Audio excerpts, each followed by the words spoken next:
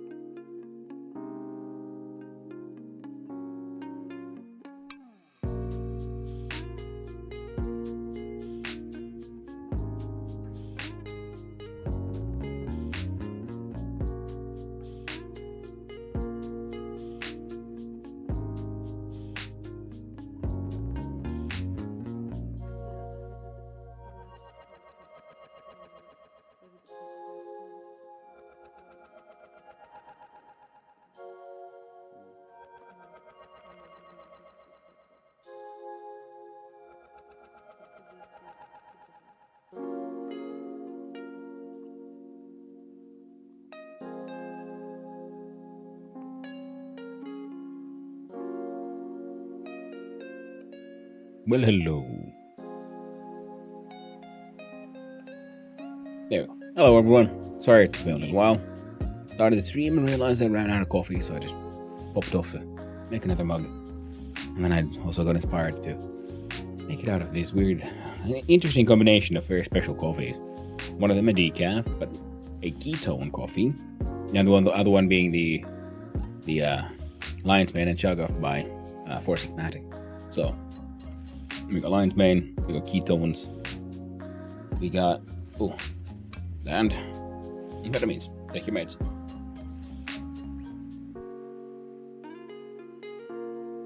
And some tea.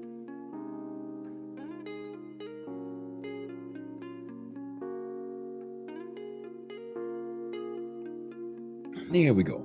So, today, we work on the homestead. Good old vintage story.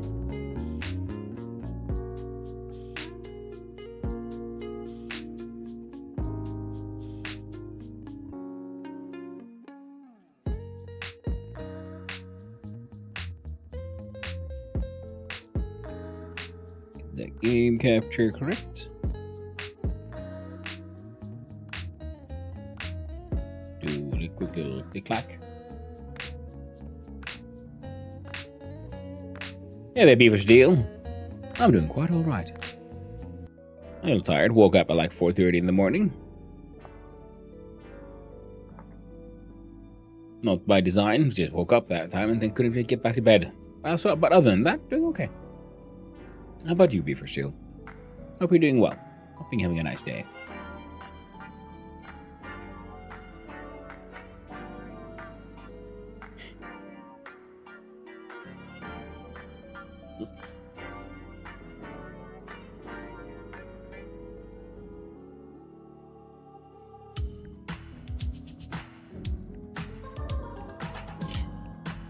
There we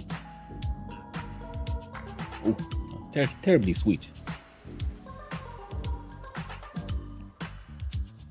And we'll greet everyone on the server.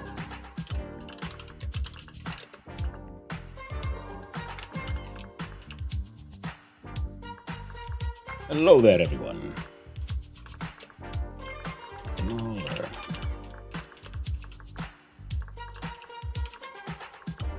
Hope you all are having a good time. So what are the plans for today? Well, number one is we need a new hammer. Because we only have the iron hammer and it is already breaking. What else do we got? Did I... Fresh for... I went off stream for a little bit, made 50 liters of blackcurrant and redcurrant wine and only 37.18 liters of the blueberry wine. Because, well, sadly, ran out of blueberries. We're going to bunch of wine here. We got some more bear pelts. Oh yeah, I encountered bears. They're in the mint pelts. We cured some red meat. I'm not sure at all what exactly has rotted here. Probably some meat. I think it was, yeah. 2.7 years put in here. 10.2 years of meat. Need more salt. We have a stack of sunflower bread and 12.8 years of jelly. I made some jam finally, some red currant jelly, and I sealed it with beeswax. Good stuff. I don't think that's very sanitary. I wouldn't happen to have any flour here ready to go. No. Oh, these were the berries. Yeah, we were berries. We got meats. We need more of our 180 days. Yeah, that'll be good. I might find more mushrooms. I have a feeling.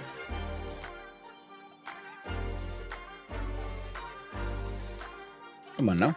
There we go.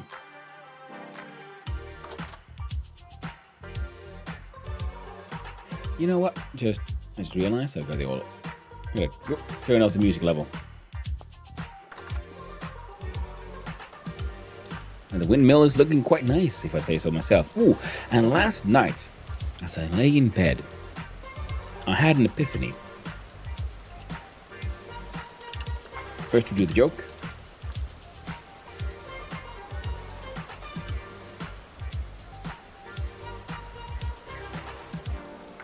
And I think I realized how some of the weirder blocks work. So we gotta experiment with that too today. No, with shingles. Oh. Doing well? Here for one of my new favorite late night streams. Boy, thank you. I've recently fallen asleep to the stream a few times, and I'm beginning to think you might be the brainwashing me with some ancient Finnish spells while I sleep. Keep having nightmares, opponent soreness, and black licorice. Ooh. Those sounds like delightful things. Why would they be nightmares? Oh, terrible, terrible things. Horrible lies coming from you. Nah. But hey, I'm glad you're enjoying yourself. I'm glad you're having a good time.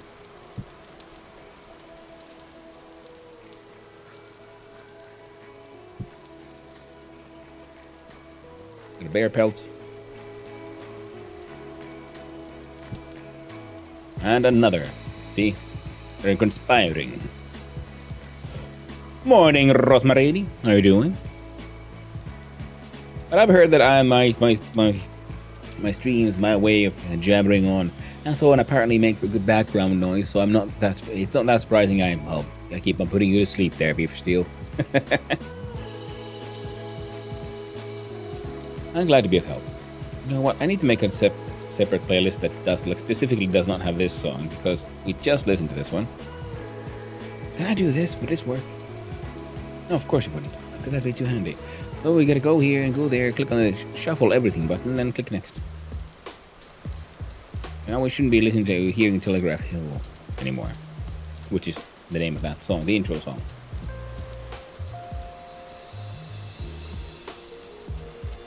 Oh. Say hi. Smiley face. So I killed 3 bears actually and sort of encountered them. Now they've been cooked. This guy is milling up some bones into bone meals. We're gonna take those out, put that in. Mill me some flour, friend. Yeah, we're gonna deal with this. I have some ideas on how to automate that a little bit.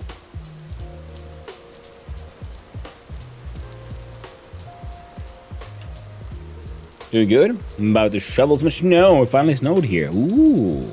Well, I'm glad we haven't really had snow here. We had like a thin dusting a couple of days ago down here in the south. I'm glad there hasn't been too much more. Because, well, it's great for plants. Freaking bone meal.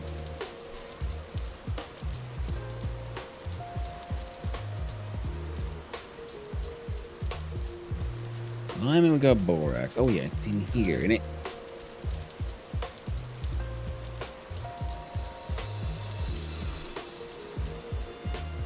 Yeah, well, that grinds away.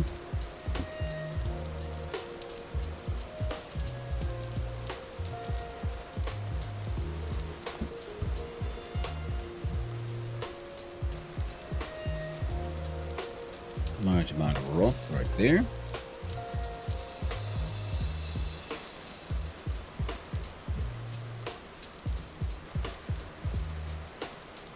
I gotta say, I'm not that much looking forward to the snow. There's just so much snow shoveling, it's annoying. And when the snow comes, I hope it, then comes with a vengeance. And we get a ton of snow. Because that's another thing that is mildly annoying. It's heavy on nitrogen. This one is heavy on phosphorus. Neither of them has K, which I do believe is for... What was that for? It's not kalium, potassium, no. If P is phosphorus, and it's for nitrogen, what's K? It's... My brain goes to like kalium or something. I'm like, I don't know if that really works that way. What did K stand for in the freaking chemical table? Yeah, potassium. I was thinking it would be potassium, but what was the... And maybe a odd one for this, but I love shoveling snow. Well, completely understandable. Some people do enjoy it. I guess it's just like how you've encountered that chore during your life. It's therapeutic. That's a good point. It does have that sort of like manual labor and then creating a sort of like change in the reality around you, which is very sort of animal level, like deeply rewarding. And yeah, that's the thing. 'Cause I remember it being potassium, yes, but I can't remember what the K stands for. Like, what is the name of the element? They speak of potassium. It's not kalium. Is it kalium or kalium? And I'm so used to. Oh well.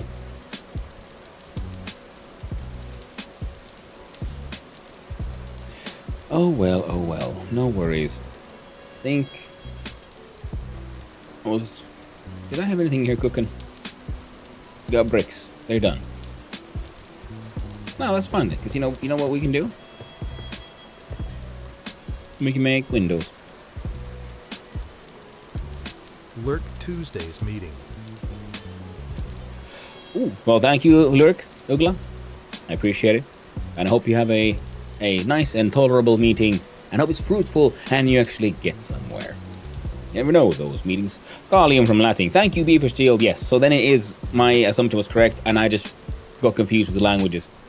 Because in Swedish and so on, and we, I can't remember what we call it in Finnish. But in Swedish, there is actually quite a lot of Latin mixed in, I've come to realize as an adult. So, we just call it kalium around here.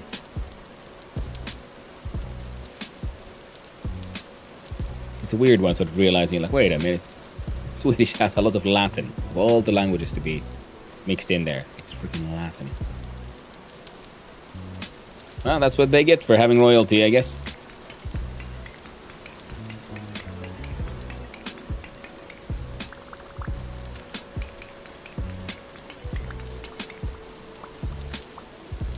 And yes, I'm Finnish, and why I speak of Swedish is because I'm a Finn Swede, so I'm a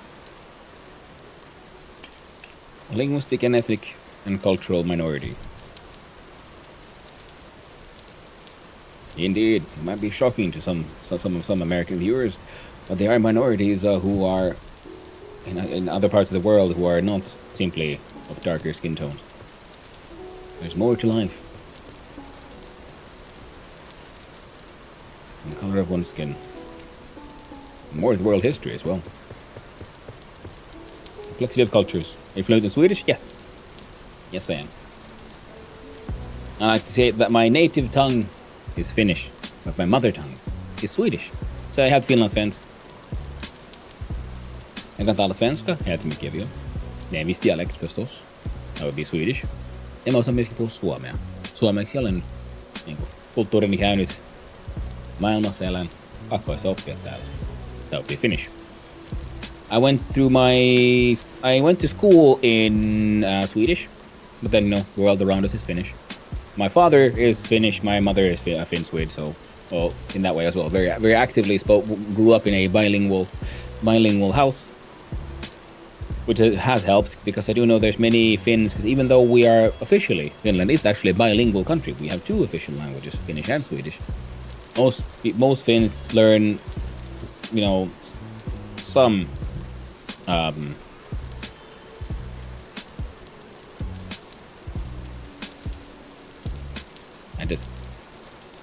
Some Swedish, but if you never get to practice a language, you don't really get the skills that much. But everyone sort of like technically learns in the school, they learn some of the grammar, and then they promptly forget, unless they have a chance through work or something else to keep practicing and learning. We have one stack of salt, and I'm gonna save that one actually, instead of making more of the salted meats. Even though I would love to salt some more meat, but not worth it. Hey, they're here. I can't speak Swedish at all. Exactly. I mean, that's the thing. But you still have to learn it in school, right? And Finnish is such an interesting sounding language. It's very satisfying to listen to. Well, I'm glad you like it. It's fun because it is very, very unique.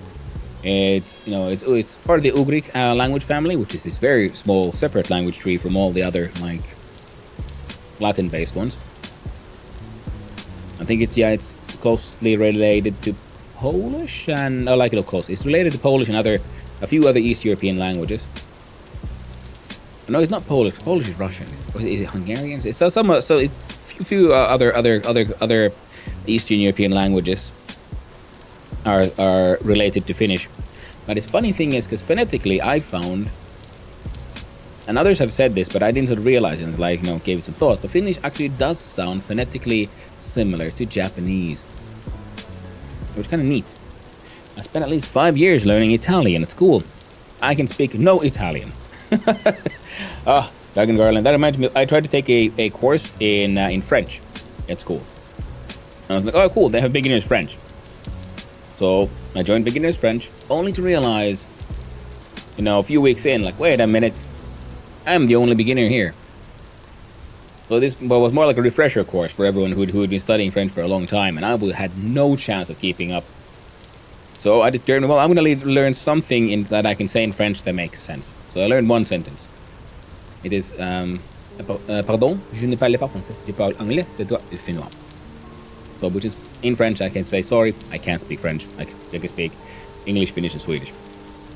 But apparently, I've heard them from some French people that it can be confusing, and people might not believe me, because apparently I spend too much time with, learning phonetics. So the accent sounds like I can speak French, because I can pronounce some of the sounds correctly enough. But that is literally all I know. Apart from escargot and sacre bleu, poisson, all the important things, Merde. But that's the thing, yeah. You gotta find someone to practice those language skills with. Now, why am I staring at these?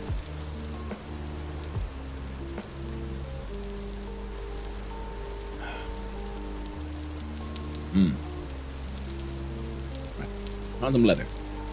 Okay.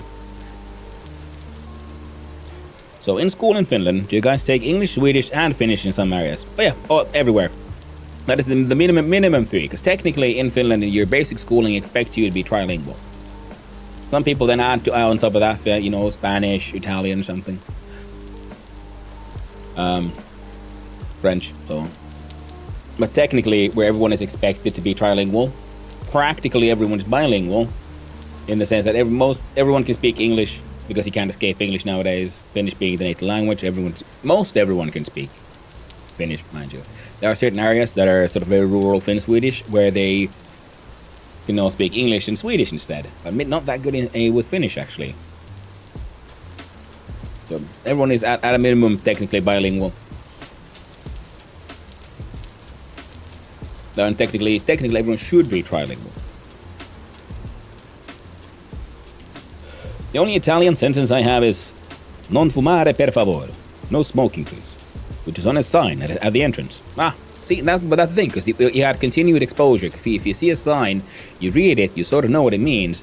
It is repeated exposure to things that makes things stick in the mind. That's why using a language, talking to someone, makes you learn the language and remember it, because you make multiple levels of memories there. You have the memories of thinking the language, of speaking the language, and physically making the noises, and so on. So there's multiple levels of detail that the body remembers, and that's why it's more easy to remember things. That's why I've noticed that, for example, if I read, say, a PIN code, and then I need, beep boop it into the machine, if I read aloud, I now have two memories. I have memories of reading it and speaking it, which enforces the memory and is more likely to make me remember writing the entire code. I now don't have to recheck, that kind of stuff.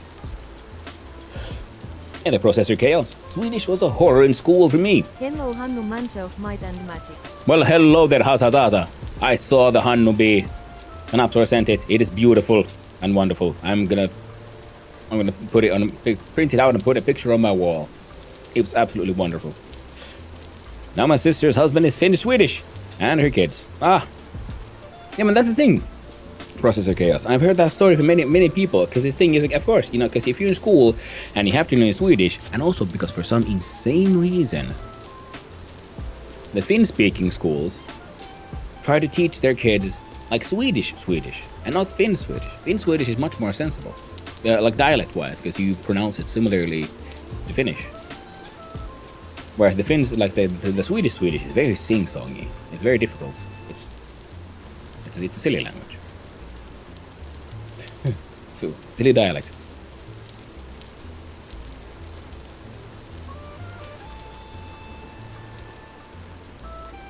But if everyone learned the Finn Swedish dialect, it'd be much more easier to learn and approach and use, even for Finns.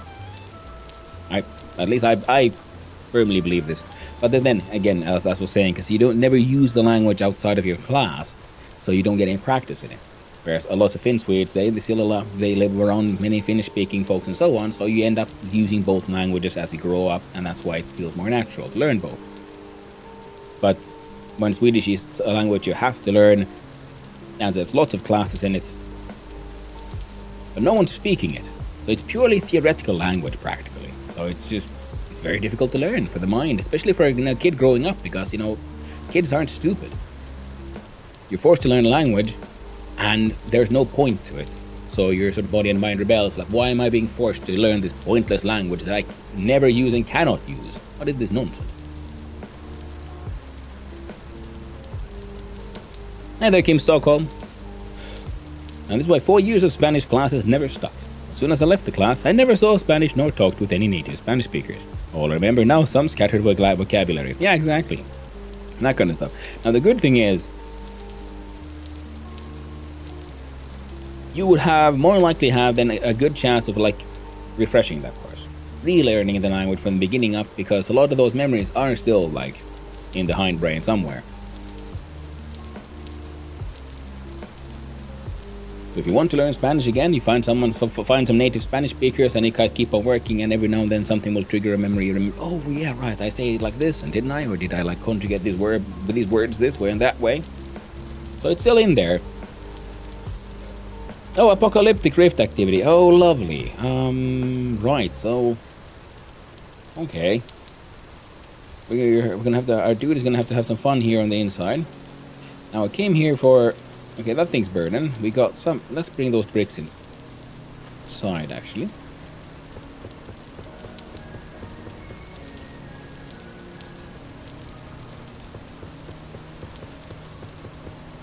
Just want to make sure we have stuff here we can work with when the night falls and when we don't want to hang out outside too much. Ooh, the quern has finished querning.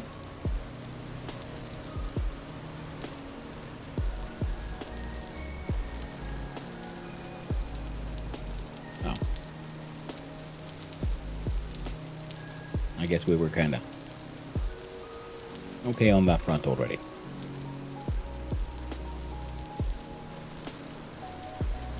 Ah, there we go.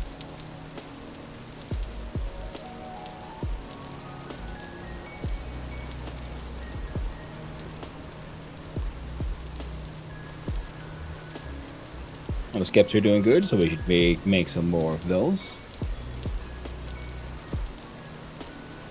But how are you doing, Game Stockholm? Hope you're doing well. It's exciting to read all the past announcements. Well, I'm glad I figured it out. So I was thinking, yeah, because I should, because there's so many different permissions in Discord, and so I have my announcements channel, and apparently I made it so no one can read any of the announcements. When I tried to make sure that no one else can post in there but me. And I'd say it's not that logically organized, because in the middle of all these random things that are do you want to allow people to post shit on your channel like this or like that or with this or with that or with this and that, and in the middle, do you allow them to read the announcement history, chat history, and then the next one, do you want them to be able to post using third-party apps and their specialized emotes and things? I'm like, none of that. But in the middle, I should have said yes to the read the message history, because, well, that's all the past announcements, isn't it? I did that when I first set up my announcements too. Hey, Depot. Hope you're doing well. But yeah. And yeah, I did that, and then I then blocked everyone from even reading my go live notifications and stuff, apparently. It should be fixed now, hopefully.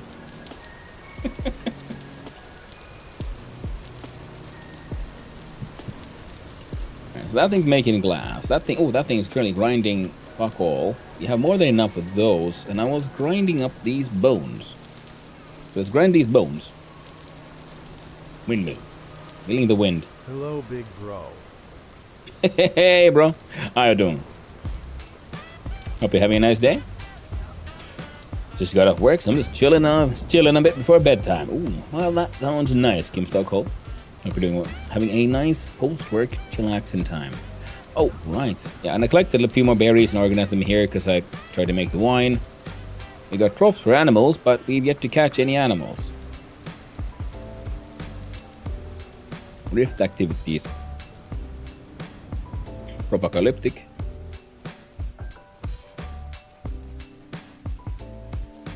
Yeah, there's rifts all over the place. Ah, that is true. I should collect all the... There really are rifts all over the place. Wow. It'll be a rough time. Let's hope the animals are still alive. Look at all them baby piggies. They have bread for me. So... Why are you all freaking out? Oh, right, because the babies are freaking out, the parents are freaking out. So before the babies were there, the parents didn't really give a shit.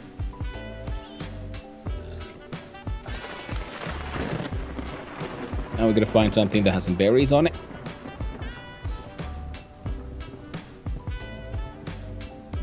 Because apparently we can't trap adult pigs in those traps. We can't trap the babies though. So we'll slowly but surely try to get the babies to move from point A to point B. These guys are just... They're just growing fast, I guess.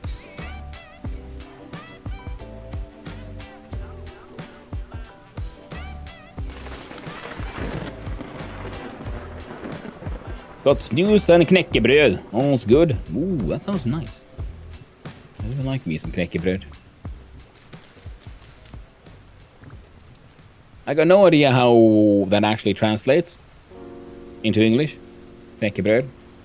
I do like the way that my older brother liked to just directly translate words into absolute nonsense. Knäckebröd into knickerbread. Because he like makes a knack sound. Because that is Swedish. That's pretty much what it means in a knäckebröd. It says like knack when you break it. Makes a little crack sound.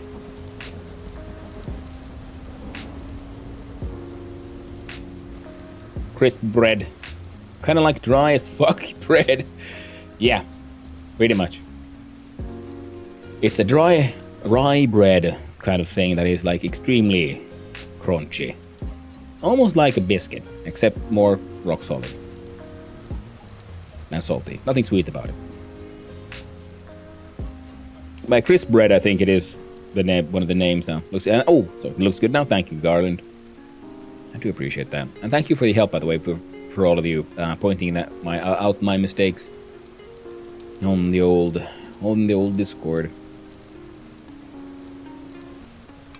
Alright, so before the night arrives, and we just started our run for today, so I'm gonna start by running to collect all the resin I've marked on the map.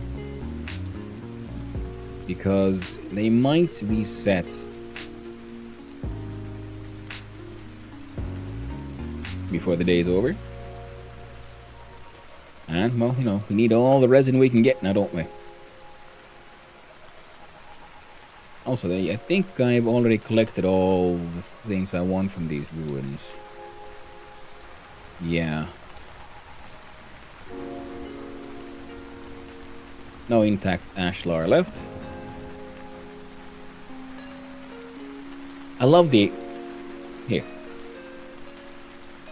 Just enjoy that rain on leaves sound. Wonderful. Absolutely wonderful.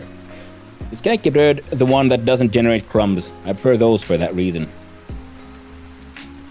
And to try making knäckebröd or something close to it, but it's really freaking hard to give rye flour here. Oh! I didn't know that. Yeah, I never made knäckebröd. I only bought mine from a store. And hapankorppu. That's knäckebröd would be in Finnish näkkileipä.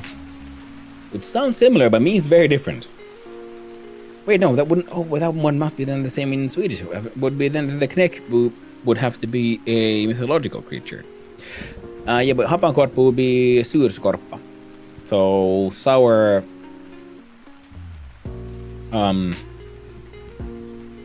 Was it tack? No.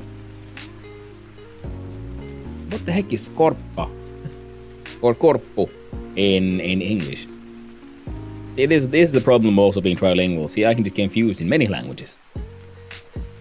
But knäckebröd in Finnish would be näkkileipä. And then I first was thinking knäckebröd would have to do with the sound of, knäck. Because many words are names of many things, especially historical things, are quite often onomatopoeia, as in like they're named by after what they sound like. But the Nakki is a Finnish mythological creature who's a bit of a like imp devil kind of thing. You know, they, if I remember correctly, they play instruments. They try to lure people into lakes to drown them, that kind of stuff. And there might be some sex myth involved as well, as there often are in the old stories. Yeah, I left these ladders here to mark this one. And why I think there's something sexy involved is because, well, there's a condom brand as well called Nakki. Very much also leaning on the water nymph kind of theory there. Yes, yeah, okay, similar like water nymph, except nymph sounds much like nicer. And Nakki is an absolute bastard of a creature. Skorpa, rusk. Knäckebröd's kind of like a big slice of crouton. Kind of, if you like. Ooh, what? There was a third one here. Wait. How about this? You said resin times 3. Okay, yeah, it's just me getting confused.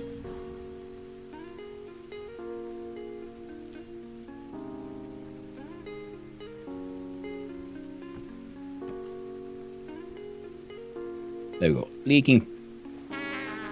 Whoa. I didn't know that would do that.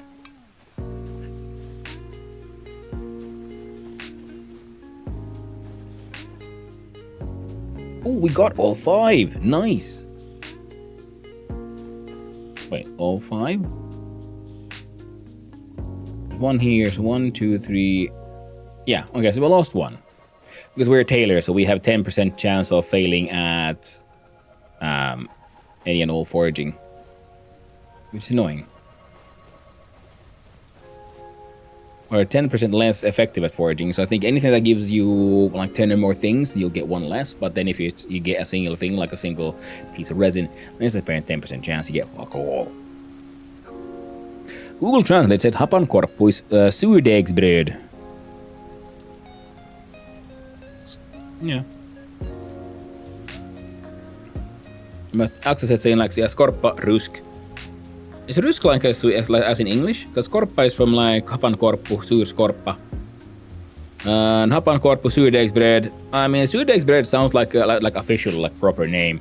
Whereas surskorpa is pretty much what people just call it. It might be that the actual proper name is, you know, freaking surdegsbröd, which would be sourdough bread. Which, now that I think about it, would make no sense. Because sourdough is, you know, it's nice and soft and fluffy, like a nice bread is supposed to be. Whereas surskorpa is essentially, again, it's like a dry flat bread. So it's like it seems like, you know, you make your like bread dough, but oh no, it's too watery. So you spread it out all nice and thin, and you just let that shit dry out, and then you like cut it into bits, and now you got like hardtack kind of thing. I'm not a baker. Sour crust. Ian, so that's a loaf. That's a bastard, that is. Why don't I give him a quick little stabby? Just a quick one. Just a wee one. Just, hello there, Mr. Poopy Pants. Let me read it. See, we got no toilet paper, but I got some stabs. Ooh, what's in here? I found a black bronze lantern inside a cave. Oh, I've been there. It looks tempting, but sadly, it's just a dead end. A sour crust. That's interesting. That is an interesting name for a thing. Ooh. And that is an interesting looking hole right there.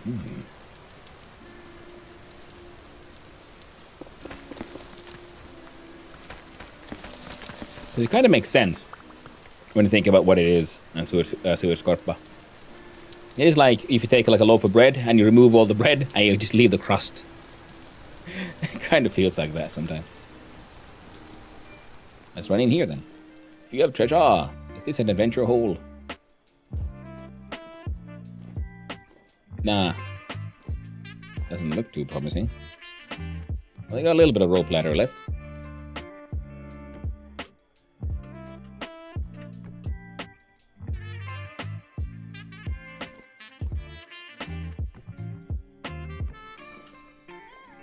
Oh yeah. Gotta keep going. Gotta keep jumping.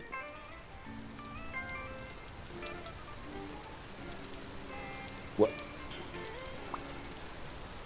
I guess that's a loaf bread comment has to do with the whole sourdough bread, sourdough loaf. Oh yeah, I guess, yeah. A nice big soft bread would be a loaf. Ooh, blueberries. I want more blueberries because I made some blueberry wine, but I didn't get a full barrel's worth, which means we have to make up the missing part. What time of the year? It's August. Oh. Downward. It's for beekeeping. Time Lord was asking about the straw dummy. I'm like, what's the point of that thing? I remember when I first built one, I was also very confused, but why? How? What's the point of this thing? But then yes, I do believe it was Blockdress who opened my eyes and told me that, well, it's used for distracting angry bees. Speaking of, I was supposed to do some beekeeping and I promptly didn't. Went on a resin adventure and now I'm collecting, well, not resin, some woad flowers. And I have more than enough. I opened the Haparkorpo page on Wiktionary and it has 4 full pages of dissensions. Is normal Finnish? Yes. For Finnish, yeah, absolutely, because it's just because the Finnish sort of like word structure is different from many others, where say in English and Swedish you add words to change meaning. You know, making things past tense, like future things, you know, like it's similar to Latin, you know, when you add things being a pre or post and so on. In Finnish, we add a preposition or a postfix. We change the word itself, which means then, in order to explain it then in English and so on, you then have to have a lot of explanations. Again, one of the funny things in how Finnish is actually surprisingly similar to Japanese, both phonetically and grammatically. It's interesting how different cultures on opposite sides of the globe have so much in common. In fact, we are both of societies that enjoy queuing.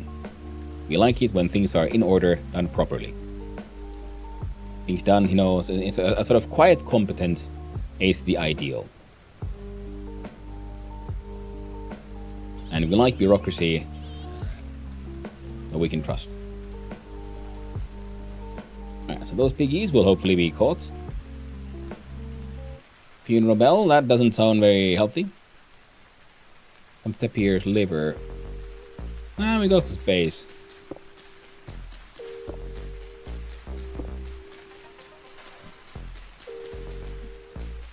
Ooh, shiitake. I was wondering, like, if this, because this tree has become increasingly more and more covered in mushrooms. If I harvest these, will they grow back?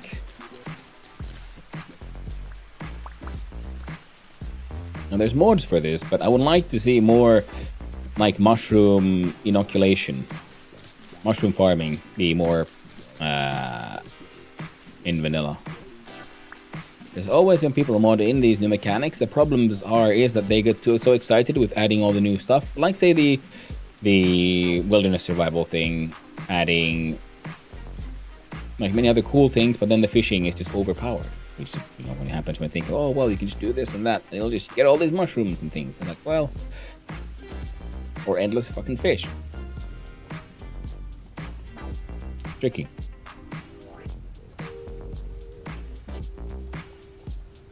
Ooh, the pink apple trees are growing. I should get rid of these dead cuttings. I'll do it eventually. Now we have some blueberry bushes and some black currant. Red currant? Black currant.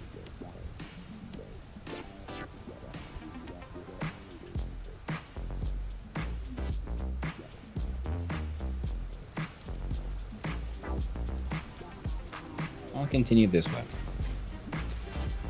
I do believe it was mentioned that there's like a mod that allows for berries to be collected by seeds, and then you plant the seeds. I think that could be a pretty neat one. Or like getting cuttings from these bushes and so on. Because the way you can just like plop down a bush and then a bush on top of a bush is very gamey. I mean, it is a game. You know, you realize that.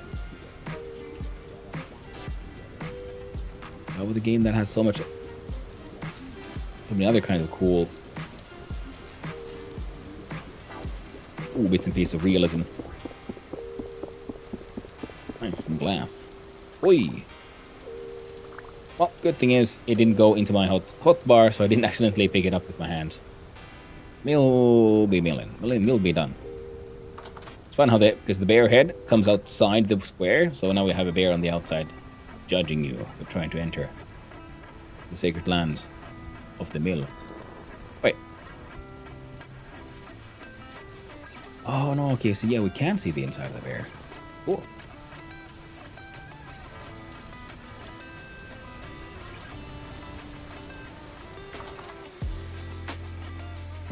And we have a bucket of water. Good, good, good, good. I'm gonna have to do something weird. Ish. But where? Well, frankly, this corner would be best. So get these two to move over here. So do the old bricks go there. We grab that one. I found some more aged crates as well, which currently I just have stuff and it's there. This thing is full of oak things, and yeah, and once we get those piggies moved to the farm, then I'll need to then also take those traps with me and check the goat hole, see if the goats have reproduced as well.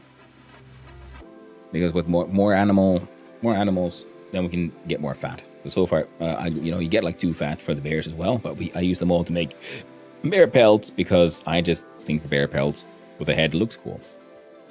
Now, of course, we could also then... Oh, we can't put it there, but I can put it here, no? Yeah. Neat. I put a wooden table. I made a wooden table because the puppy came by. Gave me an onion pie. A tasty and delicious onion. So that one's at 700 degrees Celsius. We'll just put it in there and not worry about it. Okay, now for fast. Bone meal can go there. And all of that still hasn't been harvested. All of that still haven't been harvested. So yeah, we got a whole bunch of linen. Which means, yeah, we'll be making more windmills.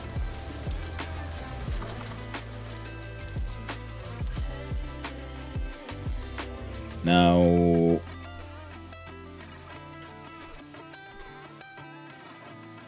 Table can go there for now.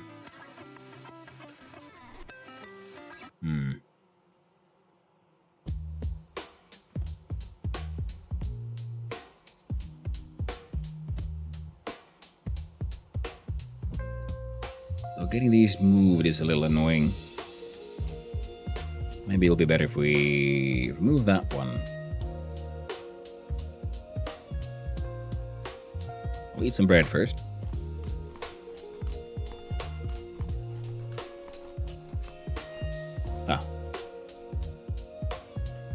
I put up a couple of candles there.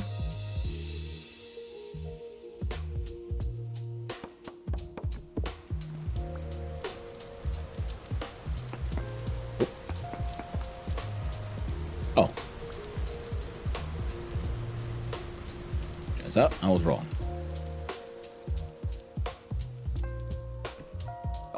Come on. There we go. So now we got infinite water for a little bit. Excellent. That makes baking a lot easier, which we need to do soon. We have...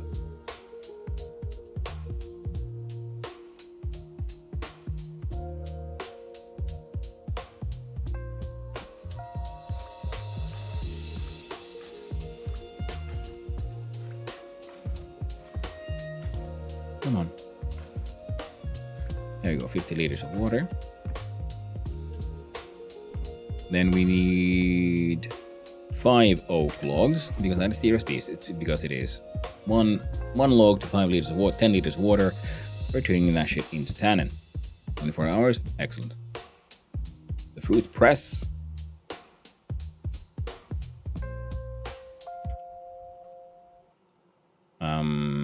0.2 liters of honey. We have 6 dark ceramic jugs.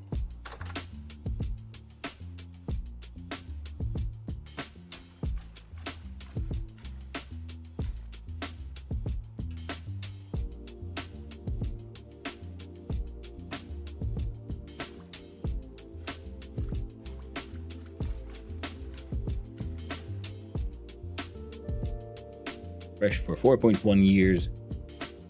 Now, can I put a jug in?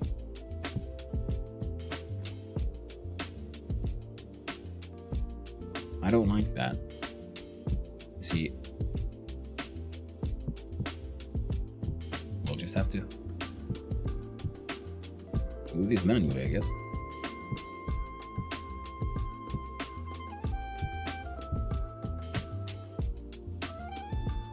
Blueberry wine. And then we got 50 and 50 liters. Many liters. Can I just... No.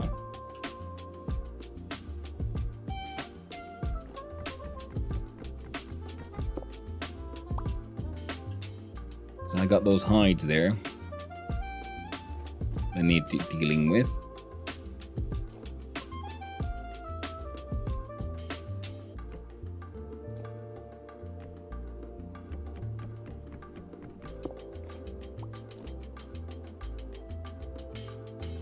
There you aren't. Wonderful.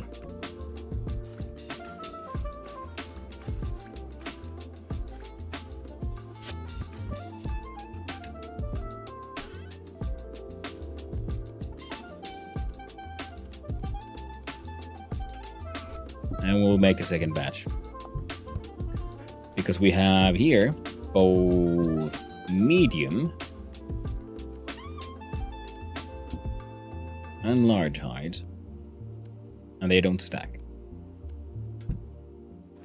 And well, actually, what I'll do is to make one of these into the frickin' super tannin, strong tannin. You guys can hang out here for now. I feel like I was doing something interesting.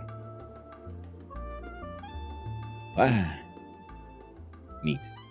Oh, this is for the whole telegram thing. That could be fun to make as an interesting plain glass slab used for display crates or just interesting slabs.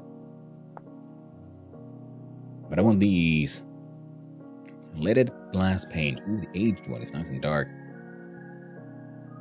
For these, I might then use the redwood, because the redwood is very pink. So I'm sort of wondering, like, what should I do with the redwood? Because we have a bunch of redwood growing around here. It's a very nice wood. But now I need to make it fit with, you know, everything that I'm building.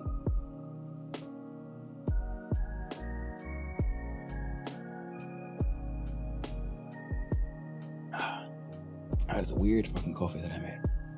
Ooh.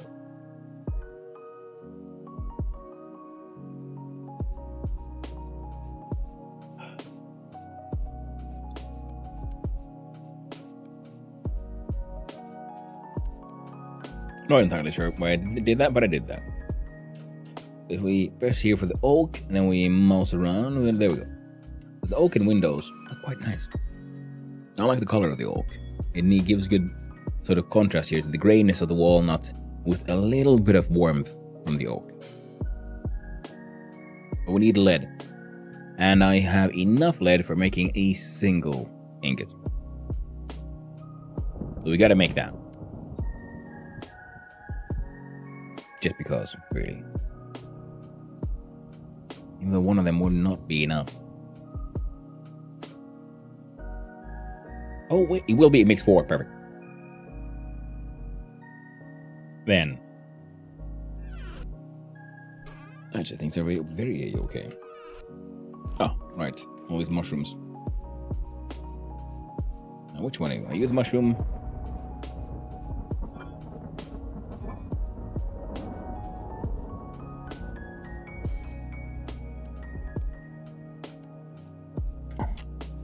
And they're all grains. You got nothing. You have salted pork.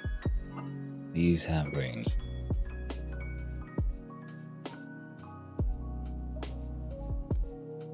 There's 2 3s. So we could put those in a food and get some, kind of get rid of them.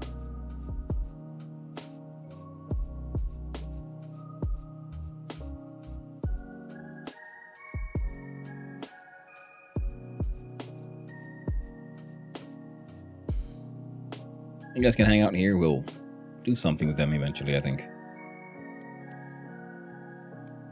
Resident has a home. Kettles has a home. King Bolit.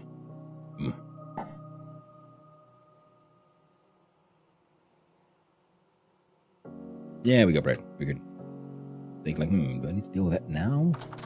Yes or no? He looks on.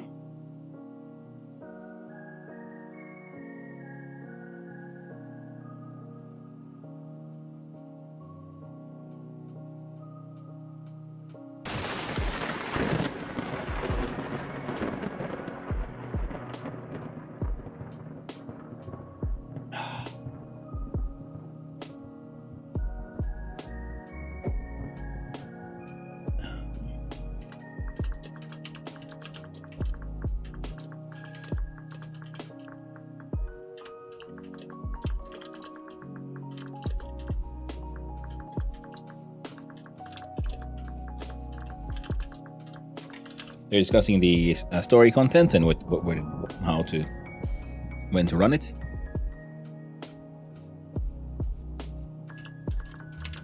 I'm saying, like, I don't really care. Everyone can do it for my part. Don't worry about me.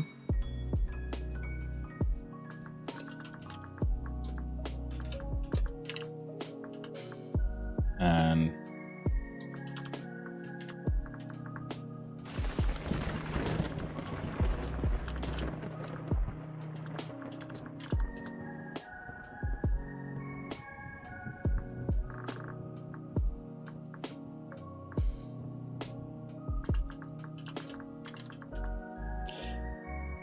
well, if the casual know those story things so he can make the call.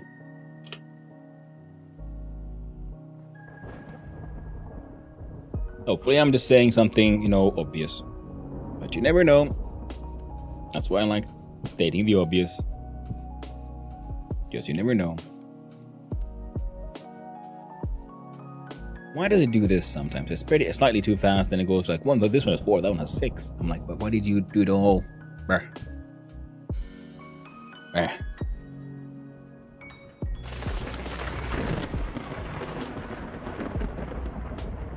Yeah, we did grab the brown coal. Then we threw it on the ground. Now that is I've been thinking about adding like more soundbite things. I'm just like having difficulty choosing what to add. At one point I found one that I found funny, but then I had it there for like one day and I realized this makes no sense. Which was just like, ooh, money. I'm like, oh, that sounds fun. But usually if someone's saying that, it's just me saying, ooh, money.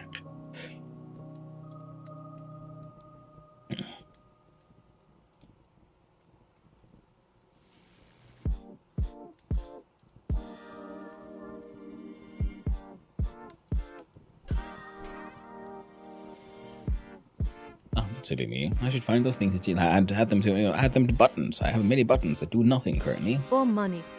Ooh, money.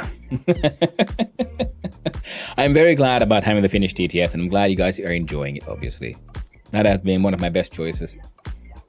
It's fun to because I just added it so that it would be possible for people to write finish.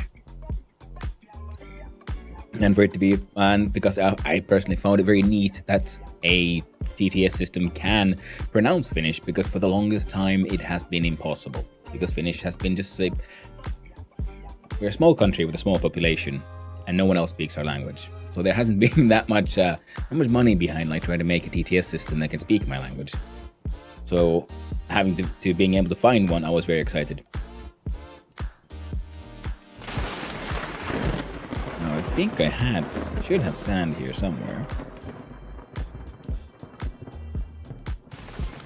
I use it all to make more raw daub.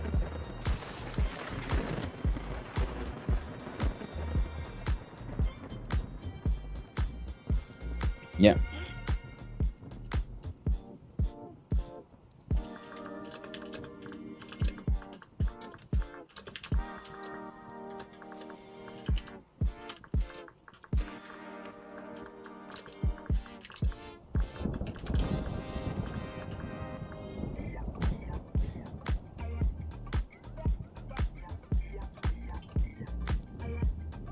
Well, hello there, I am back.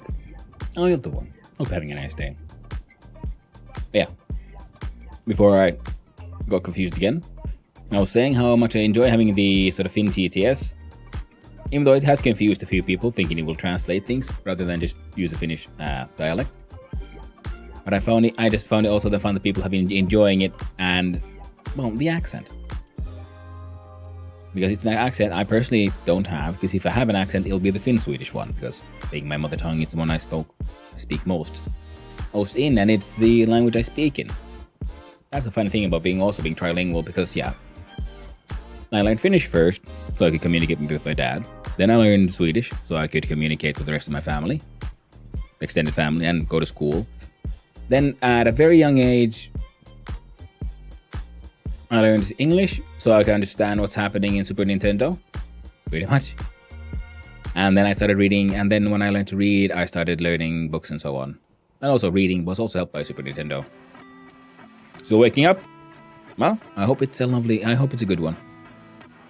Hope it goes well. But thanks to that, growing up with 3 languages, I find I count in English, which is weird.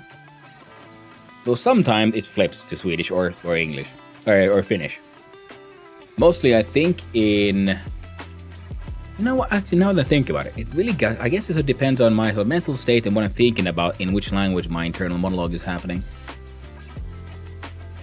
Yeah. So, yeah. I don't know if you can call it internal monologue at this point. I think it's more of internal dialogue. Oh, right, yeah. Midnight epiphanies. These need to be experimented with. I realize how these work. In the middle of the night. Oh, thank God it's still molten. See, that's annoying. This is weird, see, because sometimes things can see, it says it's super hot, and see, the temperature is going down. So, the machine can get a little confused at times.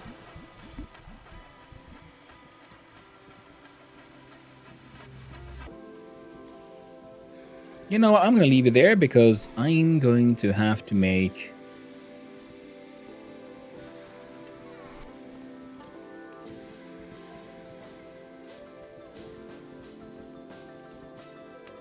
My inner dialogue is a mumble. Hey there, Knapzor. Hello there. Tramming my way to office over here. Ooh. You know what, I kind of miss trams.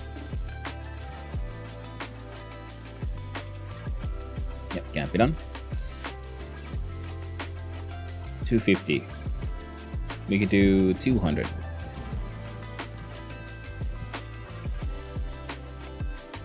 Guessing.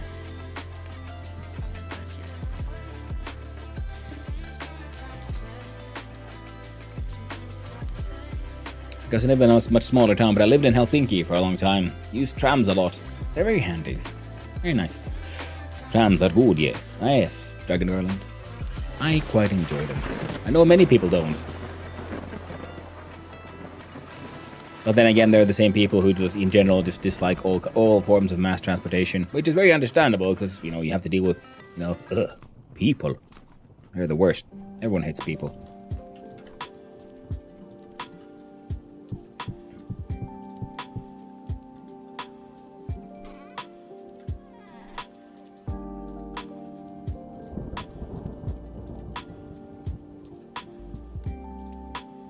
Yes. We had a hammer mold. This one is making 200 units, so we make one hammer because the iron one will probably break soon, so we'll have a backup, and then the other one will be turning into an ingot. My city has the biggest tram network. Ooh, nice. In Transport Fever 2, I was like, this is my town. It's a good town. I'm gonna get trams because trams are good. Sounds legit. Very understandable. It's one of those things that I've also learned to enjoy, because sometimes, the min-maxing, the super efficiency part of the brain is active. Like, no, we must only do the most efficient choices. And then, sometimes I learn to relax, unwind, and be like, you know what? You're going to do this thing. Why? Because it's cool and I like it.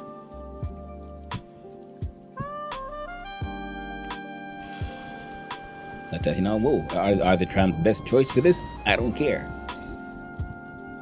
I like trams. So we should have trams.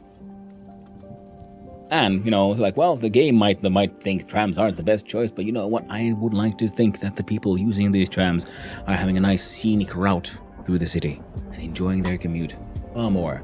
And in, subways, which might be a little more efficient by speed-wise, but you're underground in a tube rather than above ground, enjoying the view and the city.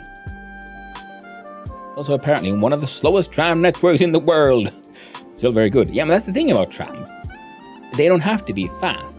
They have to be reliable.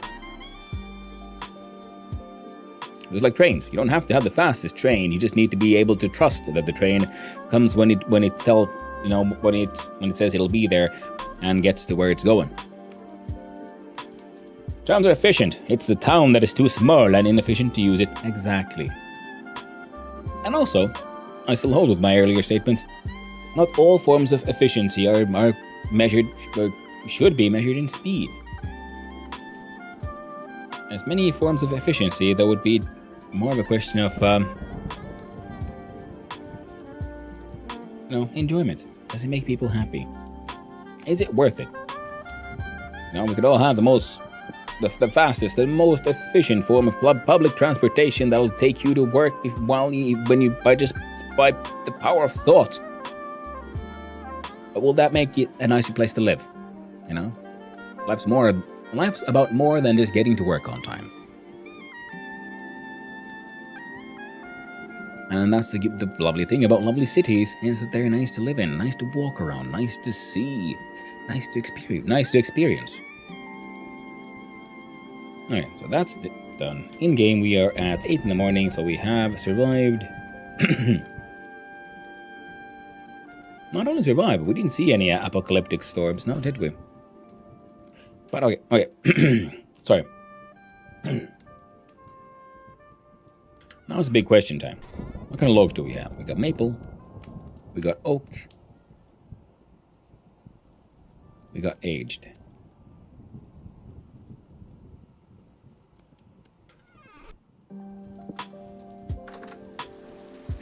And we have here walnuts. God damn you bastard. No, you don't. Die.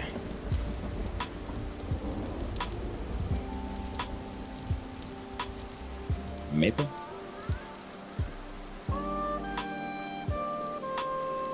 And then we're turning all these things into planks.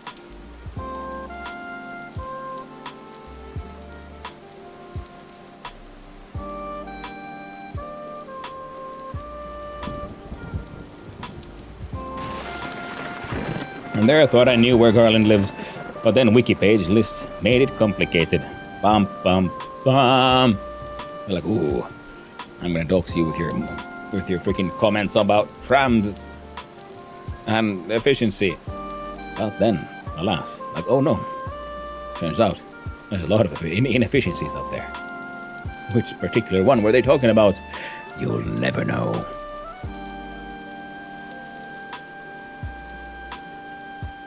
Now this piece still confuses me. These two work together, I believe. Now, the question was...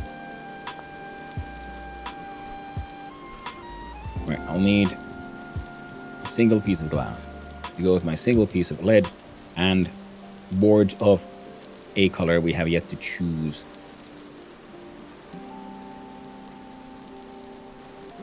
Means we don't need the saw. You guys can hang out.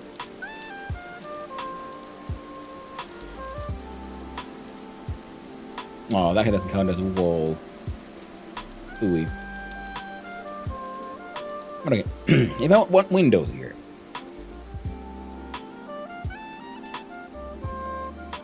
What would make a good color. So we can have aged windows, which are here. I think these look nice and dark, and they kind of like work their days. Looks like they'd fit anywhere. They are slightly red tinted here. Even the birch one actually looks nice. Nice and light. Goes with the sandstone look. Maple.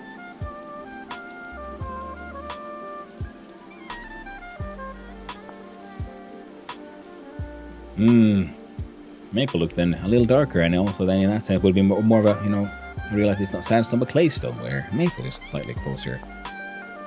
And walnut is kind of grey. Cool in many ways, but maybe not for this one. I gotta say I'm leaning towards maple. I love the oak, but that might be for the main house with the walnut.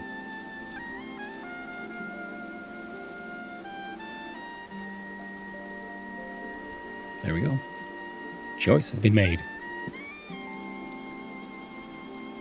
Like in Windows.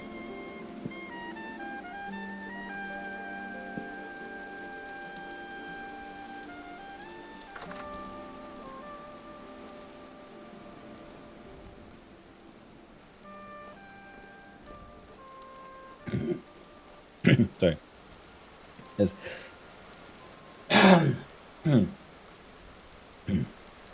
Find the one that says current largest tram system by route length. I think these was also put the distinction between tram and light train.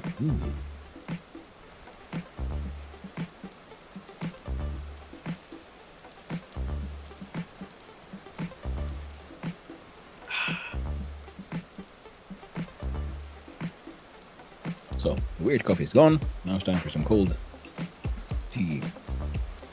Bum, bum.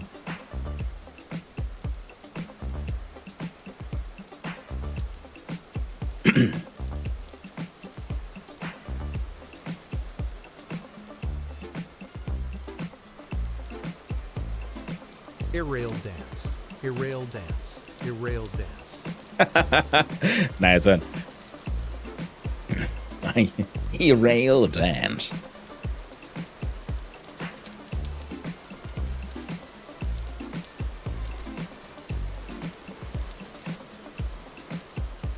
But okay, now for the experiment. Was my midnight inspiration? No. You bastard.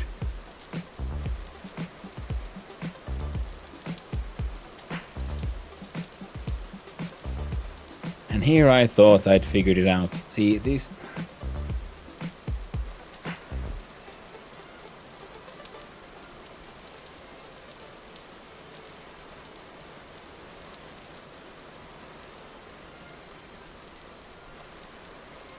This would make sense if it was in this side of the block. This way it makes no heckin' sense. Why does this thing exist? Why did you allow me to make this game?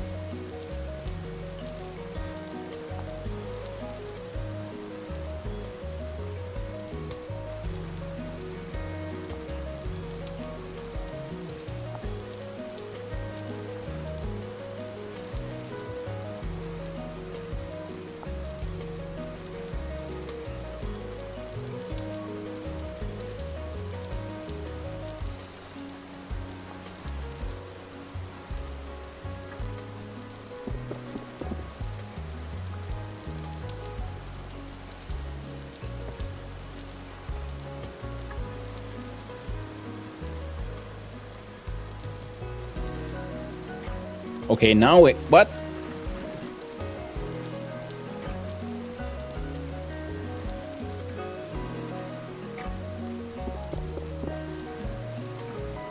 Okay.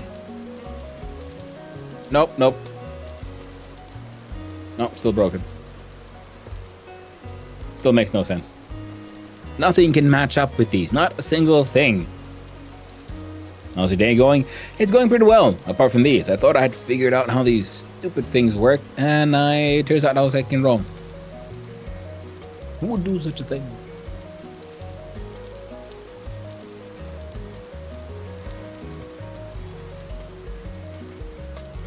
It'd be nice if you could dismantle them into tiles yet. Oh, absolutely. Yes. That is what's really annoying me the most right now. You see, this is the right one.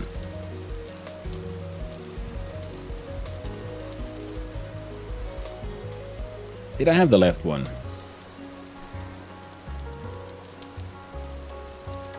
No, I got slanted roof.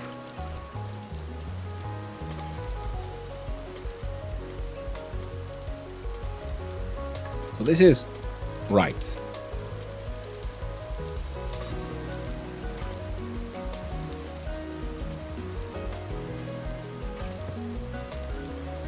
Yep, left is just... How is this left? Left of what? You fucking bastard.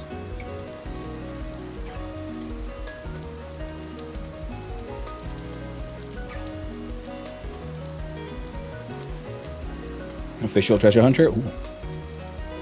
Ooh, Grom 1522. 7 stream streak. Why, thank you. I'm glad you like it here. Yeah, otherwise, I'm doing well. How about you, Aurelia? Hope you're doing well. Hope you're having a nice day. The town's tram network be much smaller in comparison. Well, hello now. Grom 1522. In comparison. But if I make a new list with like kilometer tram per capita on per town area, then maybe it could be big. That's very true. That's the benefit of living in countries with a smaller population. We can get high on many lists as long as we look at things per capita. Now... Right, I was hoping to make...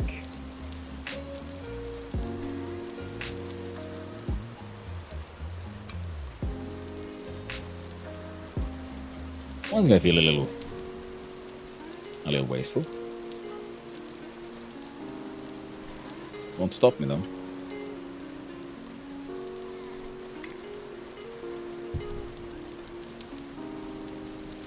I'm gonna make a wrench.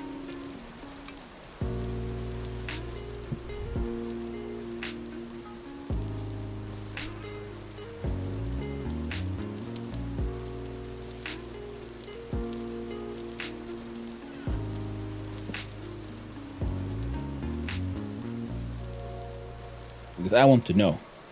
I need to know. We have the world's highest ratio of Swedes per capita. Oh my god! You won this time, Sweden. You won this time.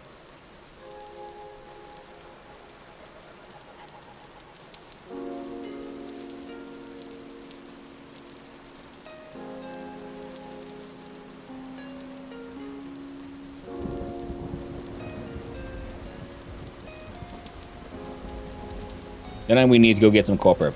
So I want to make some copper shoots. I want to have a chest that feeds into the quern, and then the quern feeds into another chest.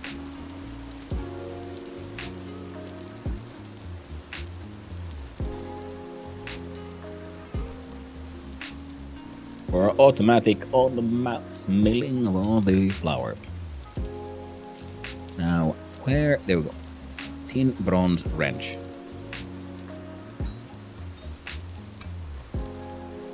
There.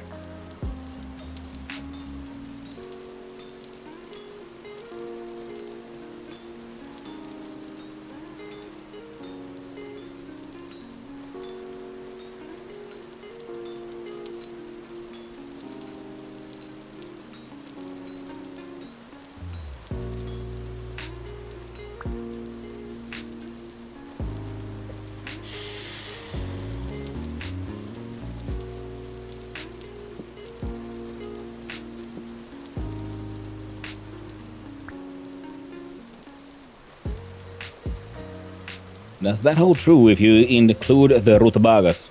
I think we'd have to do some digging to get the numbers, calculate that. Haha. Zing.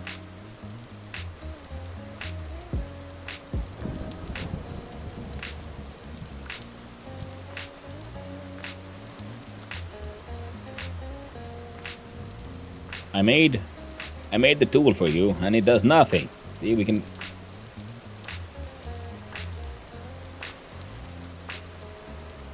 Why? Why would you do this? So what is the point? Why do you exist? Why must you offend me so with your pointless fucking existence?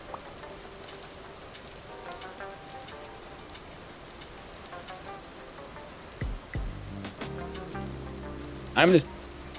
I'm getting increasingly annoyed. I try to figure out why these things exist. See, oh, cool, yeah, we can do this, but guess what? They can't go on the same fucking tile now, can they? What is... Because he can't chisel these either. Which disappointed me greatly to find out.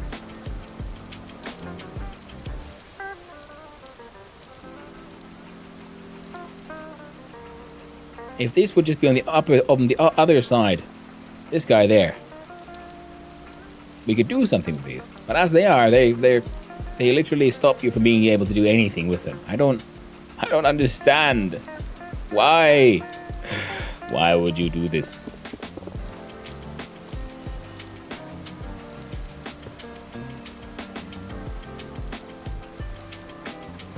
You'd think there's a lock in between, but no, they're touching. Absolutely disgusting.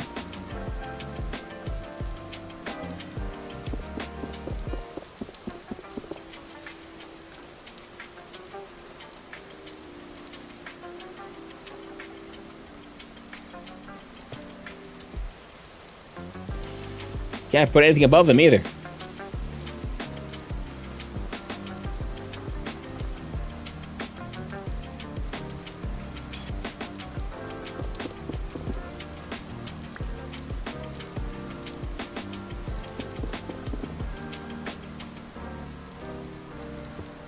I guess you could do that. I don't know why you would want to, but you can. Well, those shingles are now lost to history.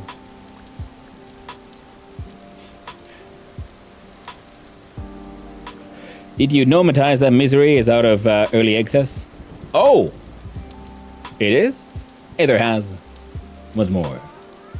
We get to the root of the issue. This actually is one nice one. That's Napsor. But no, I did not notice. Is that like, did that happen like just now? I'm gonna have to like, alt tab out now. Jump into Steam. Mias ry. Man Incorporated. Because ry is pretty much incorporated. And Mias is Finnish for man.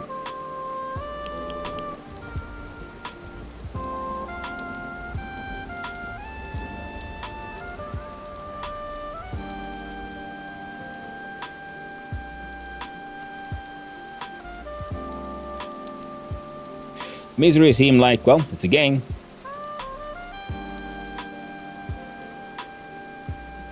Ooh, and more DF patches as well. Yeah, Misery was, I mean, it was most definitely a game, and it is very much seems like a game that is...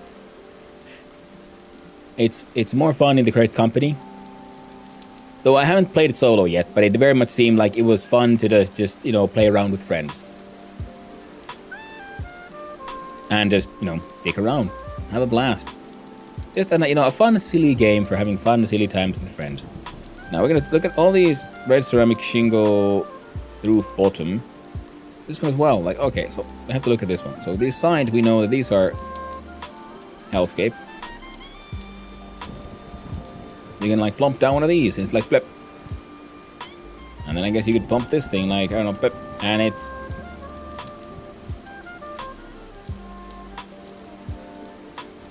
You see, you'd think, like, what if this would flipped around? But you can't, because it's a freaking cube. So this thing's other side is actually this empty space. So they would not match up. You could maybe... No, wait, no, you can't, because it's also halfway. See, there's empty space there as well. It's all stupid. Stupid. I'm angry at the fact that these things exist. Their pointlessness offends me. And I'm so happy that there's this freaking, like, destroy everything box. See, there. I just made sure that they're double destroyed. They won't return even by accident. Ooh. Creepy ogres. Ooh. There's been, there seems to be shenanigans about with that game, bro. Seems like it. Hunchback. He's the hunch stinky. Fancy rufen. Dirt too good for you. Yes. Well, I mean, I make fancy dirt as well. See, this is wattle and daub. Golden brown wattle and daub. Made with dirt, grass, sand, and clay. I make my own dirt. And then the clay is technically just fancy dirt. Burned into a ceramic form. Oh, right. I don't need you here. Whoop. Put you... there.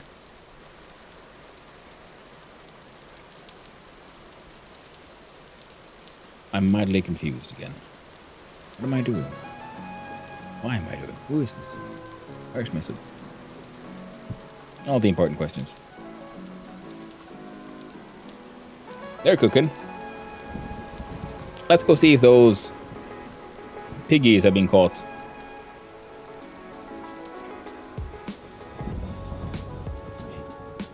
You made a house out of clay? No, but I did make the roof of his flesh. Red clay, shingles.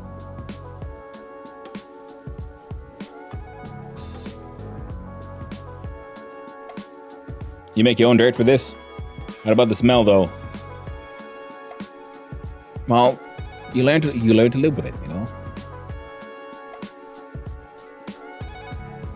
Sometimes we have to make sacrifices for beauty and art, including making our own stinky holes filled with piggies.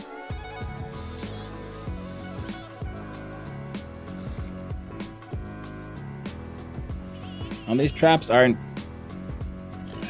Hey, no. There'll be none of that. I'm just trying to capture your babies. Getting dark again. Out with the lamps. Do they connect if you build material under them? No, because it's all extra. They're all squares, right? They're all blocks. If it's on the bottom half of a block, the top half will always remain empty. For a lot of blocks, you can then, do your own shenanigans with chiseling, and you can make a single just block like this as well.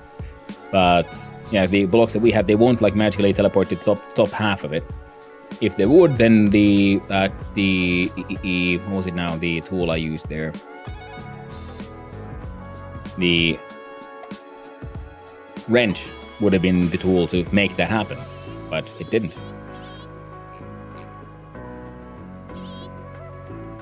Alright, black currants. Boom. We should appreciate this rare sighting of a Hazaza Gobo in another Streamski. It is true. A beautiful Haza in the wild.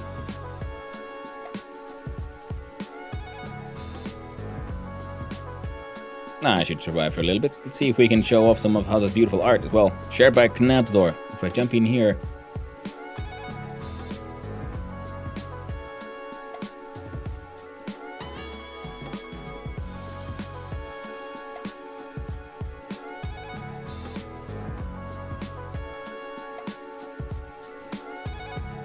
And we do...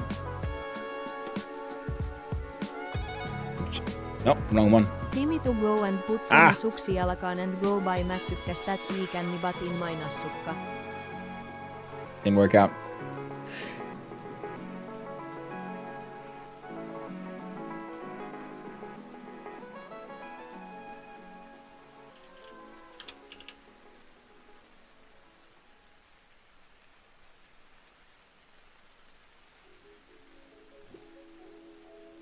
Secret message? Kinda. I wonder if I just so if I save the picture, then I try to open it. Which piece of software will Windows open? It chose GIMP.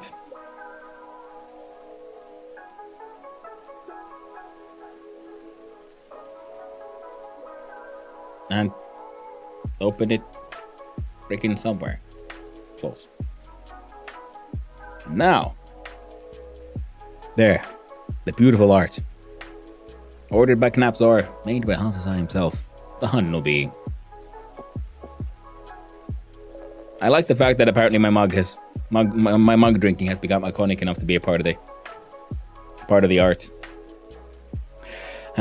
Timmy to go and put some suksi jalkaan and go buy massykkäs that I can put in my nassukkas. Well, I hope we have a good time there, Hazan. He has to go buy himself some snackery doos. Well, isn't that amazing? Isn't it beautiful? If I do... No. There we go. Freaking Honobi.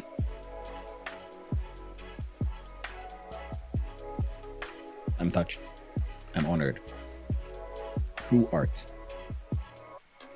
Never seen anything more beautiful in my life.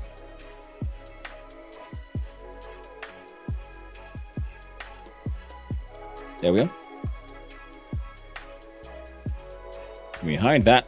We get back in the game, and gladly we were not murdered. Hanno-B has the jaw of Vekarabakkura. He does have a mightier jaw than I, that is very true. At work, bye-bye. Well, thanks for hanging out, Knapsar. I hope the work goes well, and you enjoy your lurkies. I mean, assuming you're doing some lurkies. Now, what the hell am I doing here? I came here to check out those pigs, and they're refusing to go in the trap. I'm wondering if the berries... Ooh, more berries. If I'm using the wrong kinds of berries. And I'm wondering if there's something else I could do.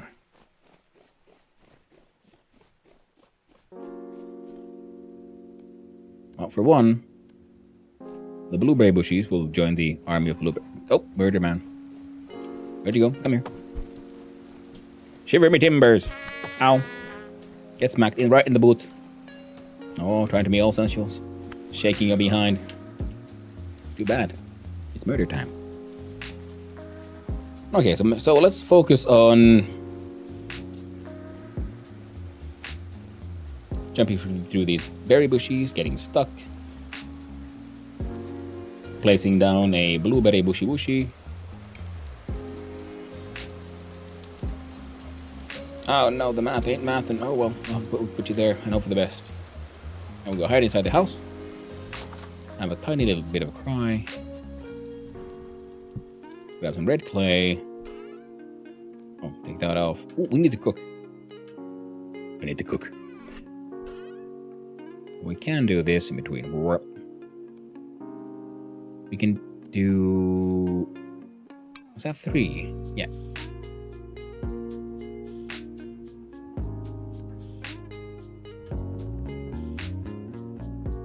And put those back there.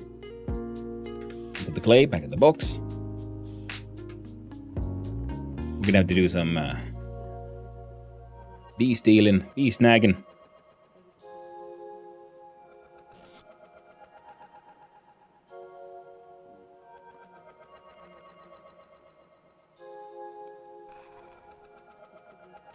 And we might as well. Aim there. No, see if we aim here. Now we can reach this point. But the water... See, if it's interactive slots, and we click even outside the windows. This is one of the things I really love about this game. What really makes this game so good is the quality of life things in just the game's like mechanical design. In like how entering a menu doesn't block me out of the actual game happenings. Usually that's what happens. The game pauses completely. Or you're locked completely out from being able to interact with it. In this one, so you put it there, and I right click here as if I want to have my... Because I have my wooden bucket active, click the water, now there's water in the bucket.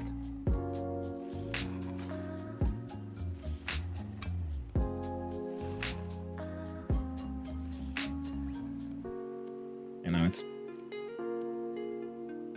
perhaps a little bit of a small thing in many ways, but then it's all just amazing to me. I freaking love it. Okay, with 2 full stacks of bread ready to go.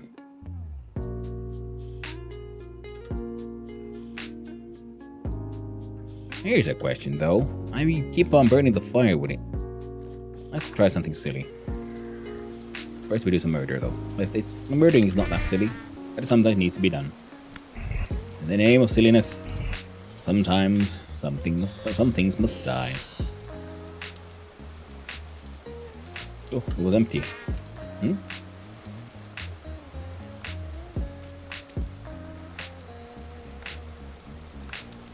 Well, can I put peat? No. Good to know.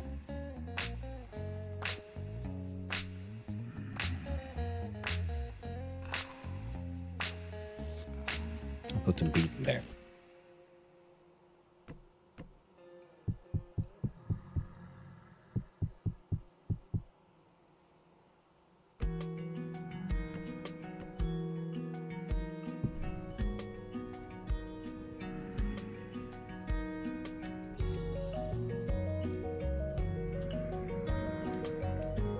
Nope. There we go. And for today's adventures, we could also hook up those two.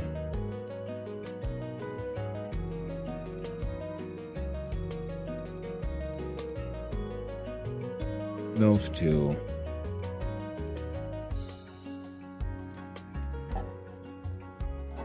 Then a ton of onions, some nippies.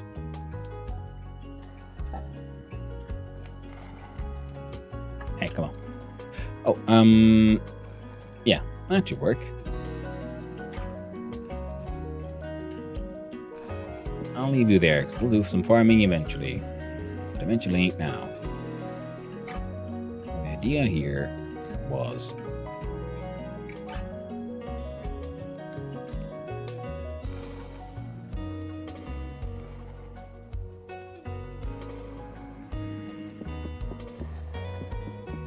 See? Heckin' magic. I'm interacting with the fire pit and I can still put the bread away. There you go. 1 set of 3 servings. And open up the inventory and we can put in peat as a fire source for the fire pits. Just because. No, you bastard.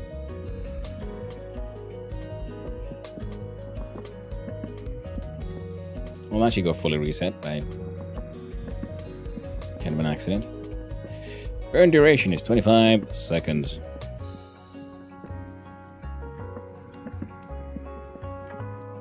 Oh, it burns 1 second longer and slightly hotter.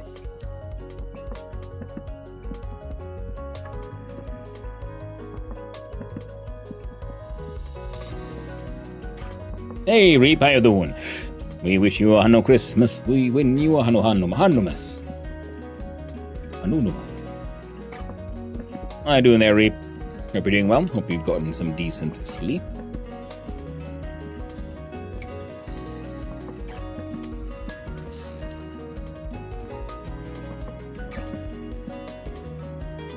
Look at all this bread. It's all half-baked.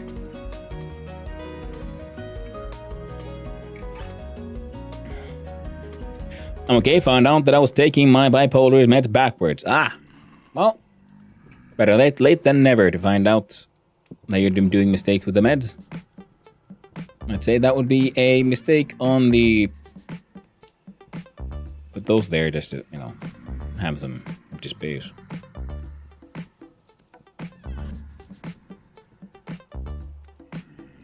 That would be a mistake on the part of either the doctors or the medicine manufacturers, if you know if it's possible to take them the wrong way around.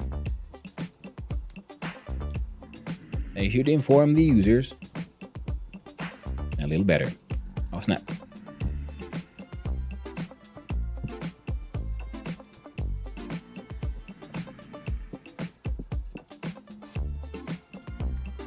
And we do that, and we do 1, 2, 3, 4. Oh, that's 6 servings.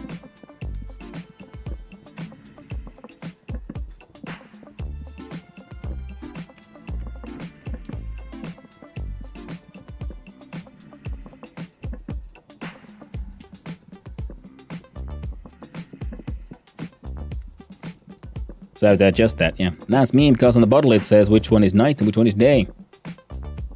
Yeah. Hey there, Perk. How you doing? Hope you're doing well, my friend. A morning to you. Morning to you as well. Let's have some ginger tea.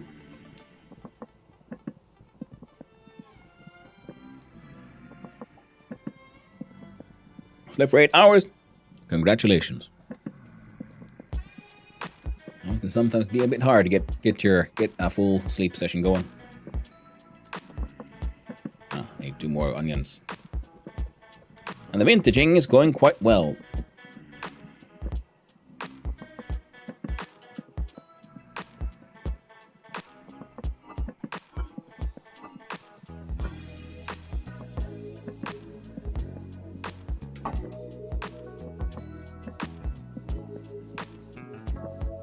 Trying to get some food done because it felt like a good idea at the time.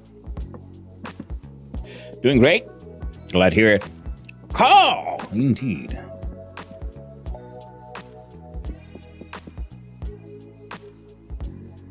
Unspeakable horrors outside the door, but inside we're baking bread. And making other tasty foods.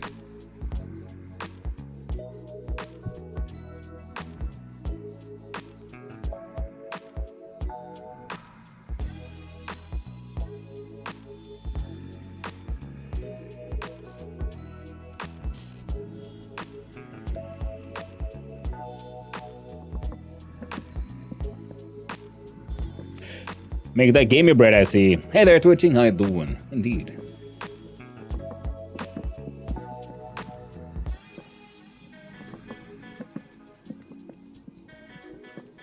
Yeah, I've ground up some bunch of flour, so I decided, you know what? Gotta make some bread, yo. Some sunflower bread. It's got fiber.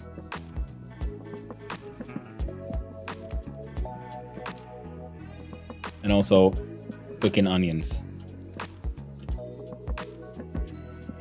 No. And we salted some meat, so we got salted pork.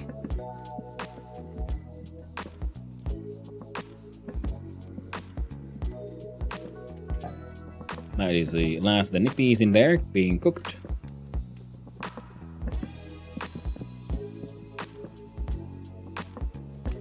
He's making it rise. You gotta dance for it. Gotta dance for it, Brad, yo. Oh, hey there, Brad. How you doing? Look at me often. You look a little loaf.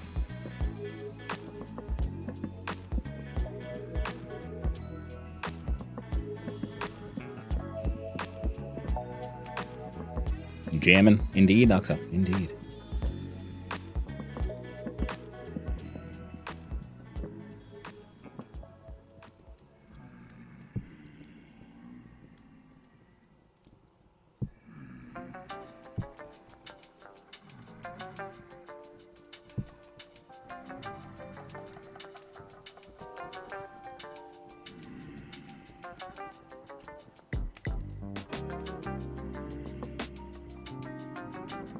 Onion carrot stew.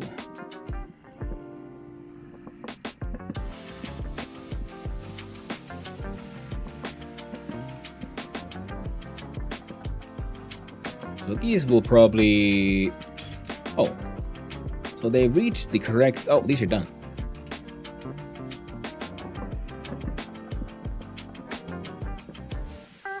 Now these shouldn't be able to bake. I think it's because they reached 200. That's why they will be baked eventually. These can't reach 200, so they shouldn't be able to bake. Unless there's something really, really weird going on. Like extra weird.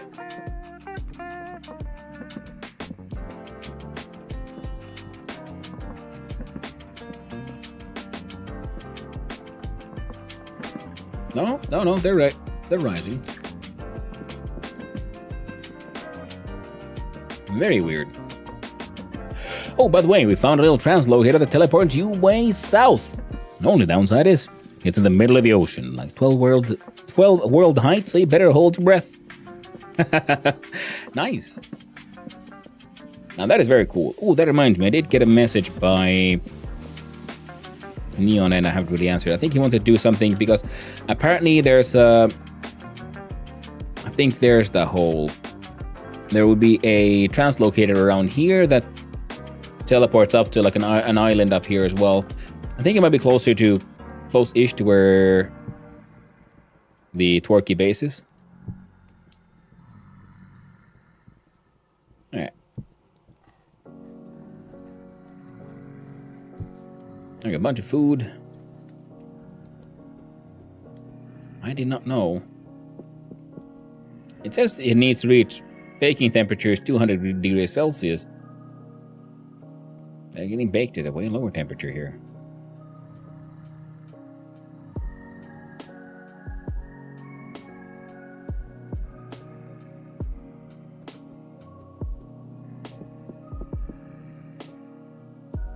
Is that intended? Hard to say.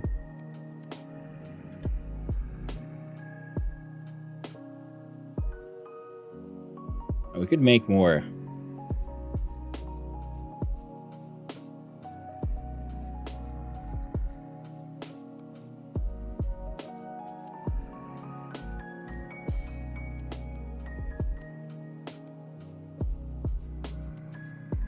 One more set of those. Yeah, they're still getting baked.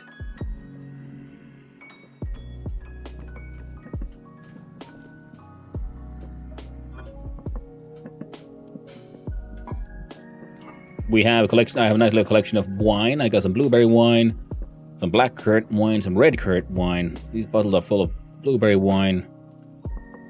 Fresh for around 4 years, so I think I'm good for wine for a little bit. That is until we finally get enough shit together and we get ready to start distilling. Ooh, they're done.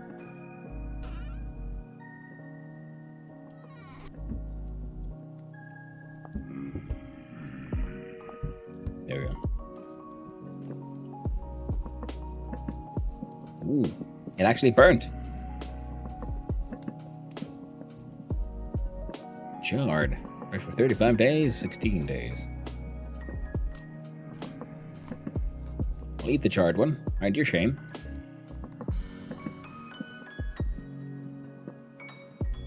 I think we're gonna need one single piece of firewood there.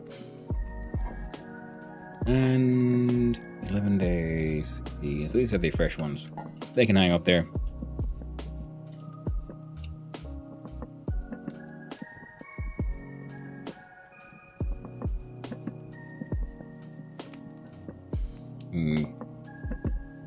Yeah.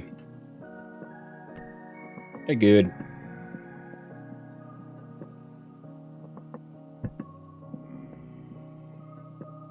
Two servings of hefty onion carrot stew. These both have 2 servings of hefty turnip tapers liver.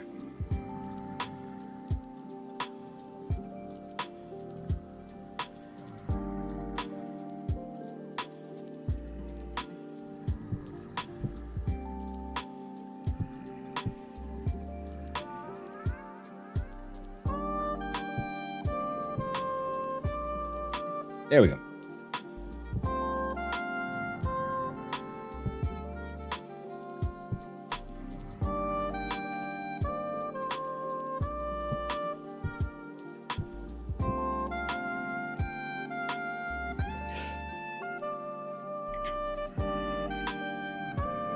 But Twerk, gotta say, that sounds like a pretty fun, the fun kind of translocator that you found there. And if we get you far enough south, you know, I might just want to join in on the adventures there. That one has 3 servings. We gotta go burn through that one. That one's 2 servings. I want to burn through that one relatively quickly as well. There, and we end go.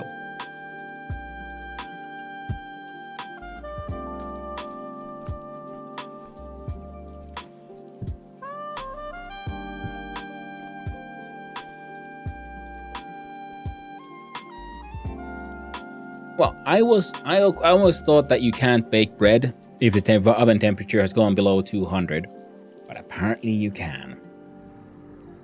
So I've been a lot more inefficient with my use of fuel than I would have needed to, apparently. And there's a ton of tin around to make huge amount of bronze. Ooh, that is very handy. And also, because if it goes like far enough south, it'll just cut off travel time. Unless you take boats, of course. So you know. It all balances out in the end. So now we have salted pork, good for 10 years.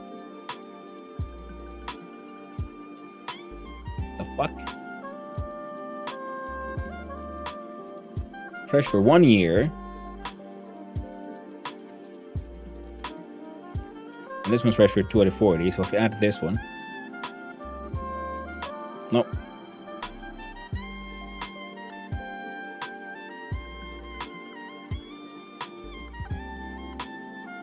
I'm very confused. Well, now we have... Okay, frankly, we have too many food things to carry around right now, so you're gonna stay here as well. There we go. Of course, we could just grab one of these. Drink a little blueberry wine. Oh, we just drank 3 liters of blueberry wine. Okay, 3 liters more. There we go. It's getting a little fuzzy.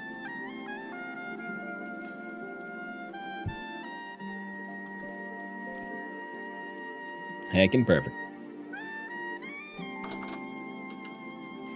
Well, now we got the courage to find these local monsters. Where you are? Where you are? Where you at? Come on. Alright, fine. There we go.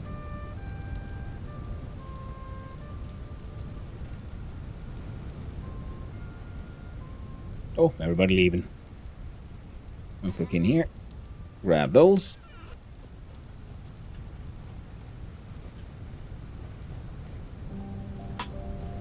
What are you doing in my garden? That ain't no place for you. Even if some of those plants are dead. It's got a little too hot, that's all. Come on, you shiver shit. Stop hiding in my sunflowers. No one need to deal with harvest them.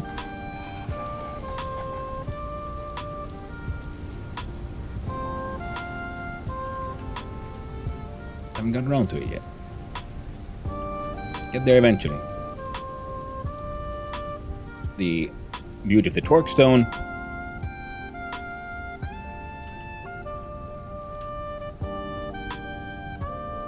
Right, ease. So we can replace 3, so we can replace...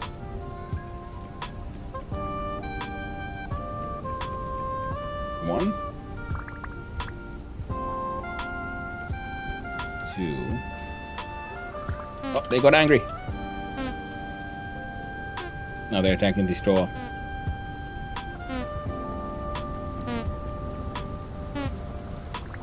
Oh, they got angry too. Better run away. And thank you, Axel, for the hydrate. I do appreciate it. Skål, bro.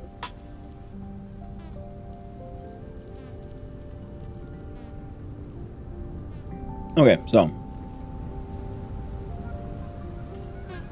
I put you there. You go there. Then I was wondering if I could just get rid of this one. Oh. Because these have this uneven top, whereas the other fence posts look much neater. So I need one more piece of...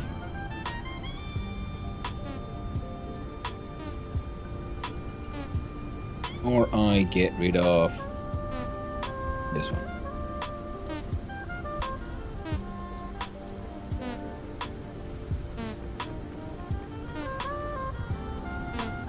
Ah! They're coming at me. You know, I've never actually made a bee-nade. You can make a bee-based grenade. You throw it, and then a swarm comes out and starts attacking things. Seems like it could be a fun thing to do at some point. How much does a full stack give? 1.6 liters.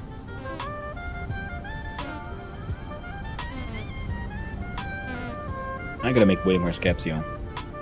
Way more. Now this is my honey jug. Go to shift. And right click. And squeeze out the honey. Score. Score indeed.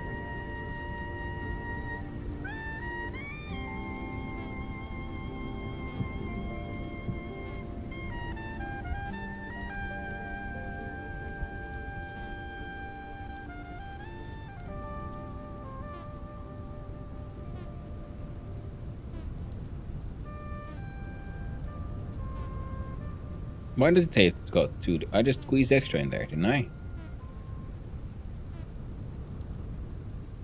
Didn't I?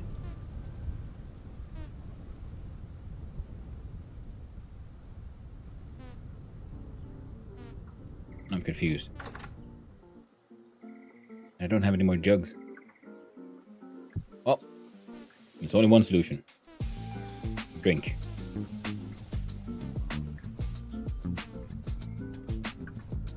Alright, it's empty now.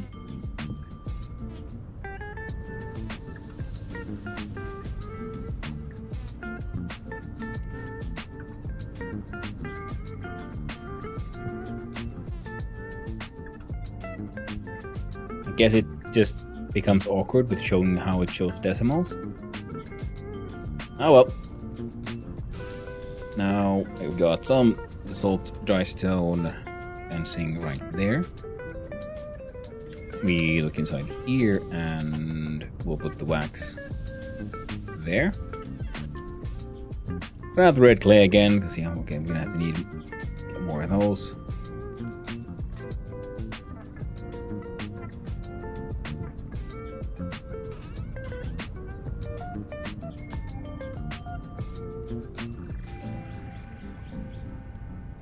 Get around to it.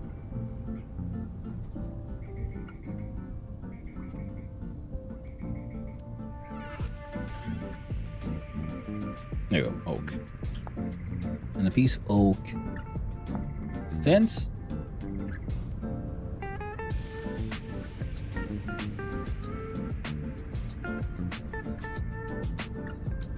Or then just one.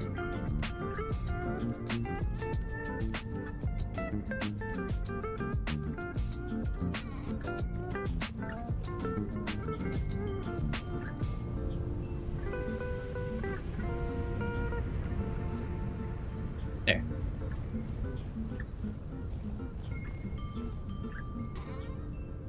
Now at some point we might then get our hands on even more, well,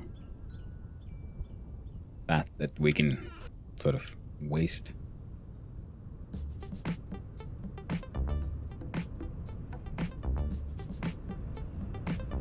That is not now. So we made the windows. Right, for mechanized industry, we want a chest up here. A chute that goes with a tube into the quern.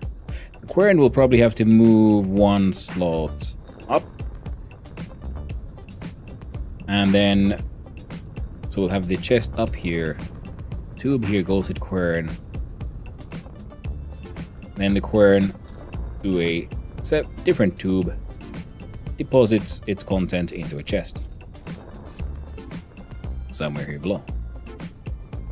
And that way you can lock down your stuff. Yeah, well, up into the chest. Things will fall down, flow into the quern, and then from the quern to the clever use of a hopper into a chest beneath it. Now, when the quern is filled out, it should start technically depositing things in all 4 directions, all the way around it, unless you put a block in the way. So we're gonna do that, but we won't put just any block. We're gonna chisel out some blocks so it looks more open than it actually is.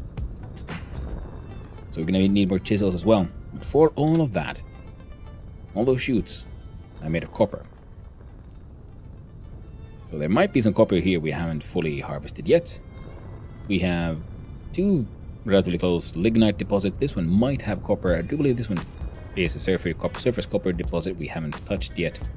I think all 3 of those might be. So we're gonna hunt down for go through those. Yeah. And we'll start. I'm also going to go through some of these death hole tunnels eventually. That guy gets to just hang out there. Mostly because it also just functions as a good reminder that, oh yeah, that's where I got the bees from, in case I F up really badly and need to, you know, reinstate the entire. This thing keeps on like getting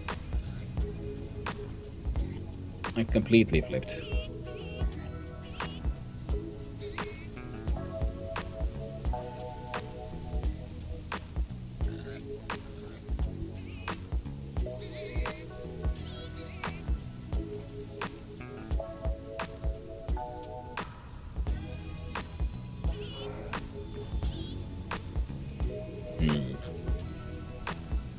We're gonna run back just quickly because I just want to do a little experiment. So one of these traps still has a black current, has fresh for 9.3 hours more. Still not capturing anything. It should be capturing those pigs as far as I know. Now, wait, I probably don't have enough reeds for it.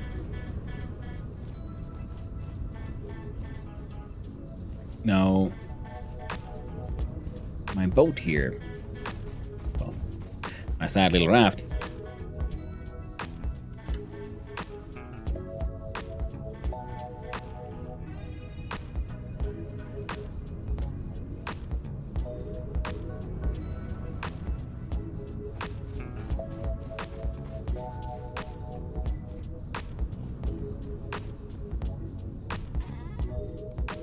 Put you in here for now.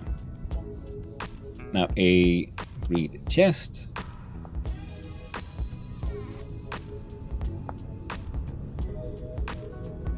When?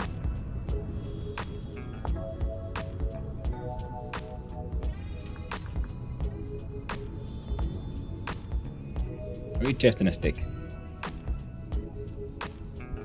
Baby animals. And smaller adults like chickens and hares. Okay, so I'm trying to catch them the wrong thing, and the big one won't catch the pig either, so we need the reed basket trap. Good to know. So I'm trying to catch the animals with the wrong goddamn thingamabob. We can get sticks on the way. And one sad carrot.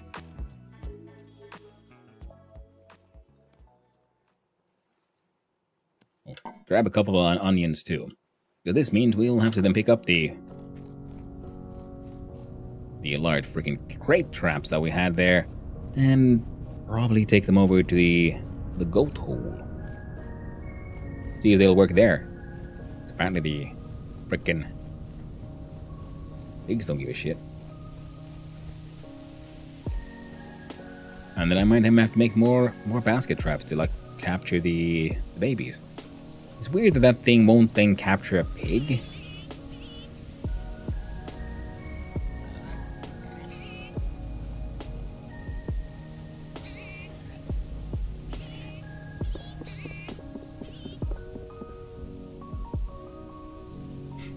Right, need that stick. Birds, branch, no, there go, branch leaves. Now we combine a reed chest, a stick.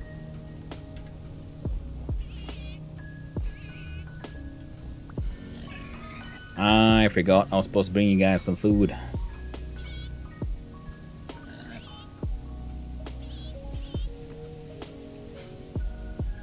Here, have a carrot. Fresh for 8 days. Very nice.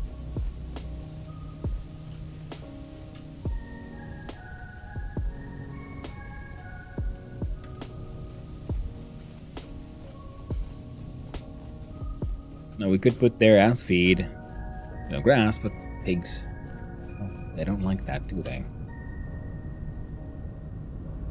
I think it might be a good idea to just... Oh, we're already this far, so let's focus on... We'll go here first, I guess.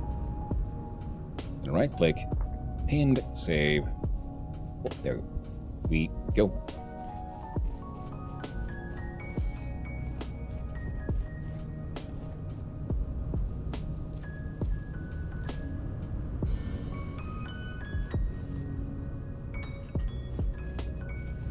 There we go. All kinds of emergency food and other things.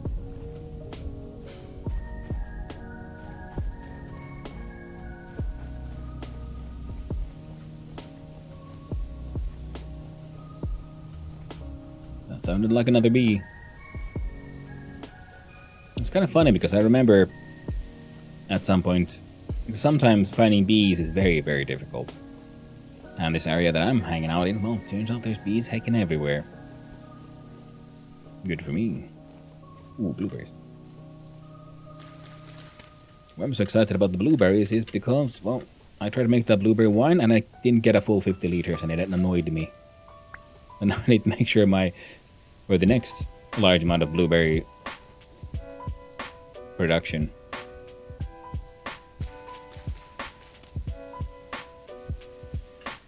I'll then have I'll have enough material. Oh my god. So we're like, oh no, I didn't like leave the freaking shovel behind, did I?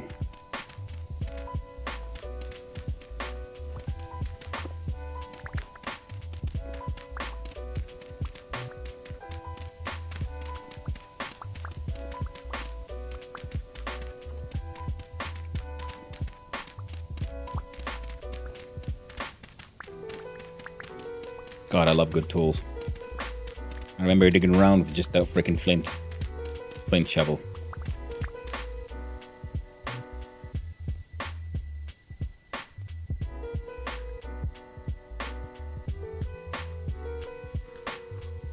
It was most annoying.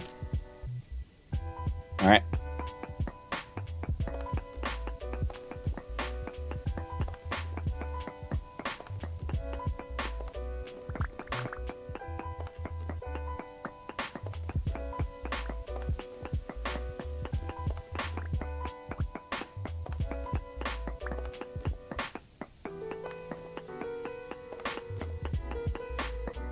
Oh, the quality is even medium. I was like fully prepared for this to be, you know, core being a surface deposit and all. Oh, that's quite alright.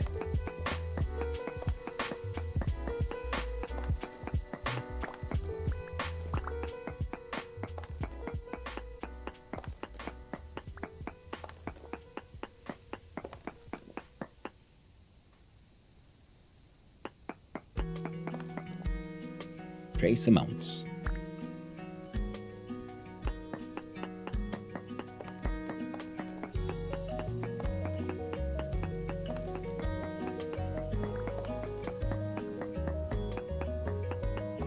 Yeah, that's what I thought. Oh.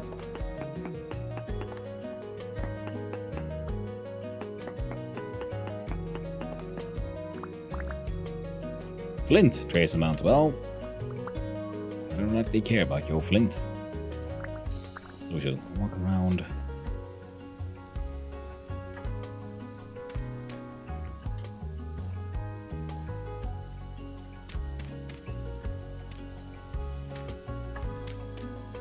There we go.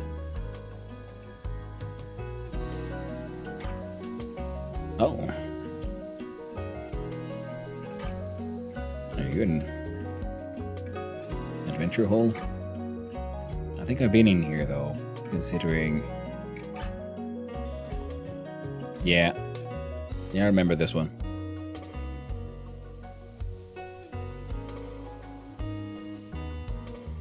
Yeah, we're gonna have to then find more tin eventually, but right now it's just more copper that we want.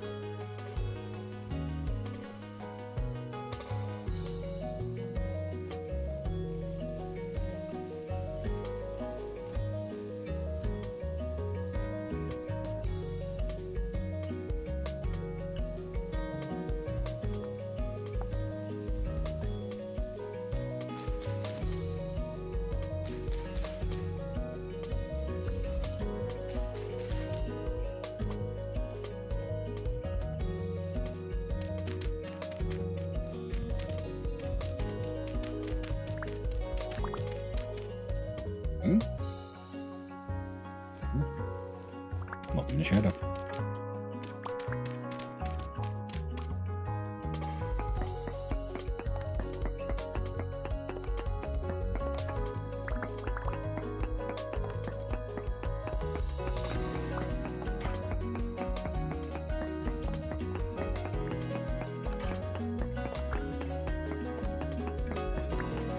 Oh well.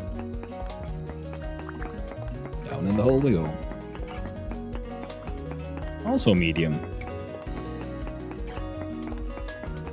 Not bad at all. No.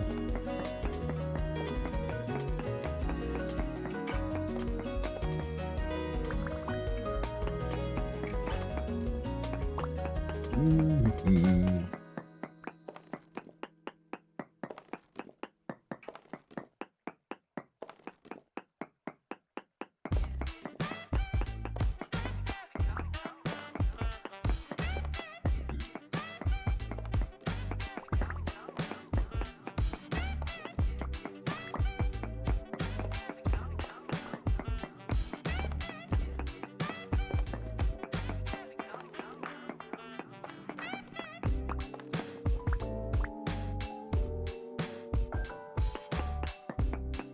We could go murder a wolf. Ah.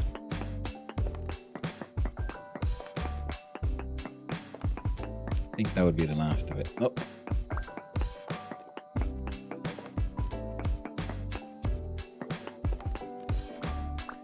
Now one of these days I'm gonna make my own like winter story run. And I'm gonna play with freaking cave-ins and instability on and everything.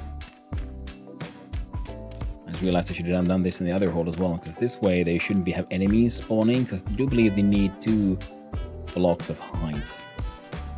So you don't need to fill up your entire thing. Just make sure there's never 2 blocks of height empty. Then again, there's not much point in hanging on to all this pointless low fertility soil. Yeah, but the point was because there's the whole cave-ins system, and I've actually never played with cave-ins. So I'm just mining along like I'm playing some you know, as Killer would call it, the baby game for babies. Like Minecraft. Alright, so these 2 have been... I can delete that one, and delete that one. So the next one that I know of would be this one.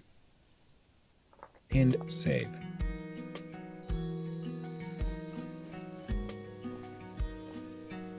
Because if nothing else, this will help me just get rid of some of these surface deposits from around my area.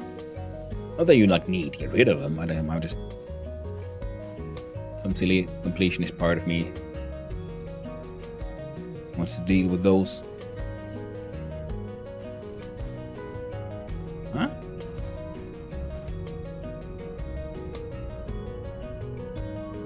This one also been pinned? No. What exactly is pinned then? Where's the map worked or something?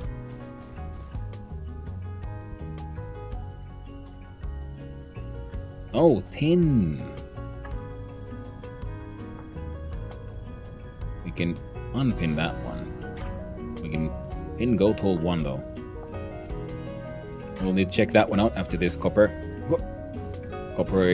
adventure. There we go. Even some flint. And birchwood leaves.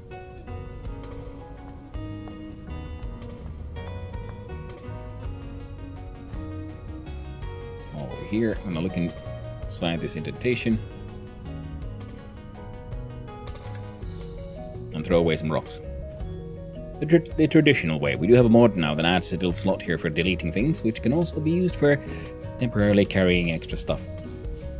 Now, the dirt that we were digging in previously, in case you haven't played this game before, you know, it floats. Sand does not. You can add even like dirt soil instability as a mod as well, as a factor in the game, where just also normal soil blocks will also cave in. It's not a good idea for a multiplayer server in the sense that it just adds a lot of computational load. Then again, as far as I've understood it, has that risk of doing that in single player games as well. But it does add a lot more challenge. And everything can and will freaking cave in. And of course makes building your traditional starter mud hut a little more tricky. Oh, sure. Hey.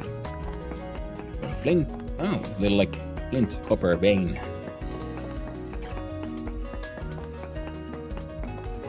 The neat part is apparently you can like extract flint from a flint node with your bare hand as well. Should if you like it.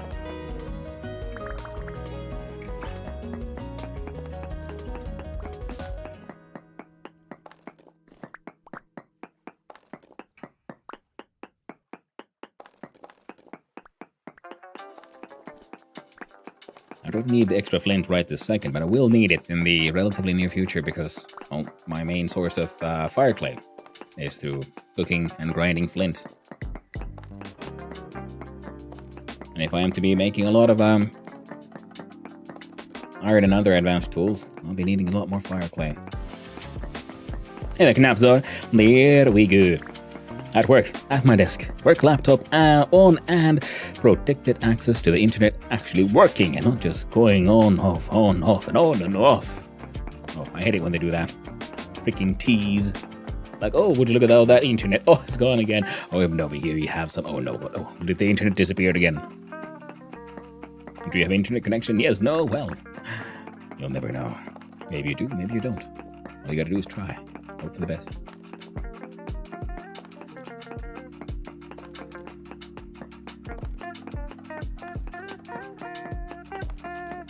I think the indication that this one seems to have more copper than the previous ones, and pretty good indication was just that there was more copper on the surface compared to some of the previous locations. And again, it might be to be imagining things.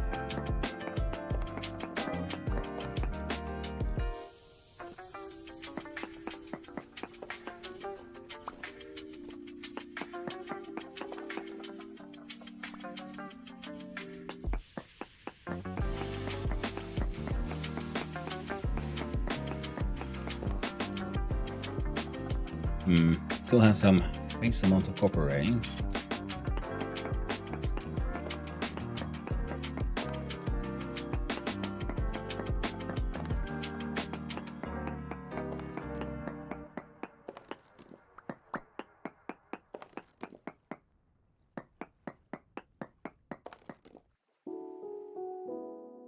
There's no ore nodes this way. That was 2, 3, 4, 5, 6. I'll be on somewhere around here.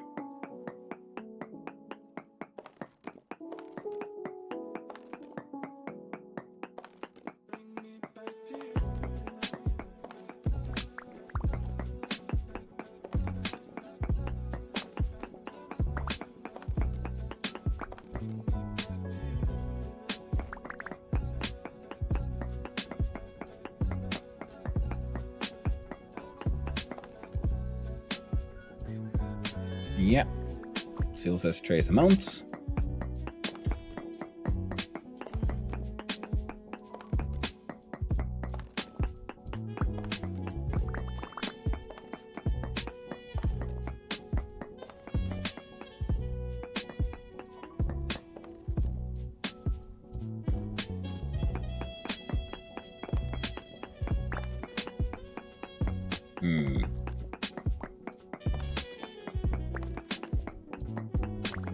Maybe going too far down, maybe higher up.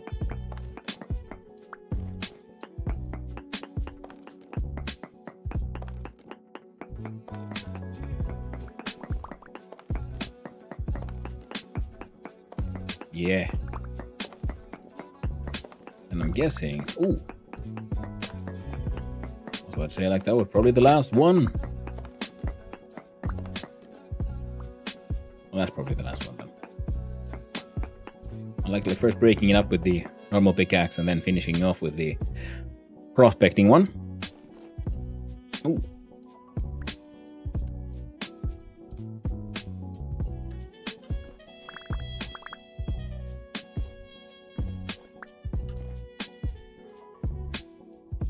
Ah.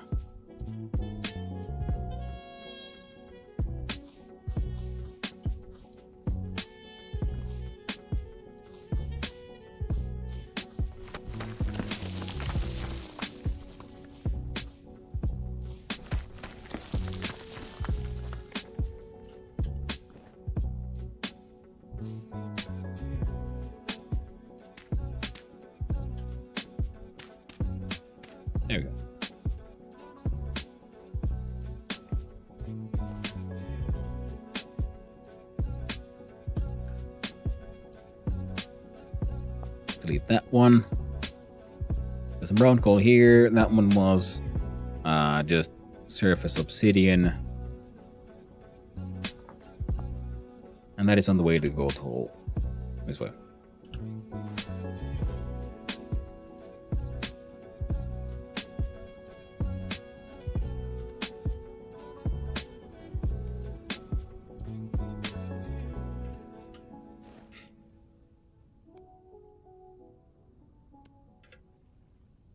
Fellow's having some hungries. Good thing we got all this excess food to get sort of rid of. Got berries. Medium chunks, medium chunks. Medium crystallized chunk.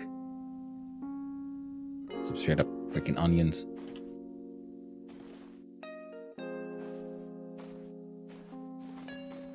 Now the crate trap can't trap pigs, but it can do goats. I wonder why. We'll find out. Is an adult pig just... I don't know. Too wily and aggressive? No, you don't. There you go. Could be. Or maybe it's balancing out from the fact that pigs without children are kind of chill. They don't really bother you if you don't bother them, kind of thing.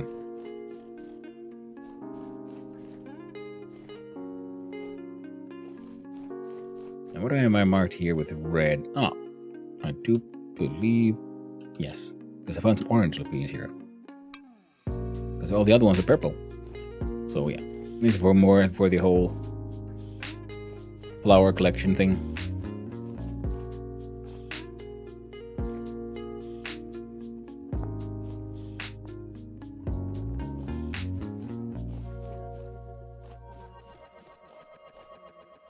I've been here looking for the...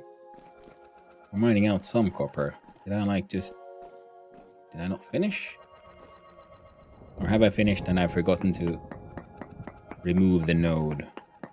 Hey! Twerks joined! Trace amounts of copper from that node. So then we'll do 1, 2, 3, 4, 6-ish. This way.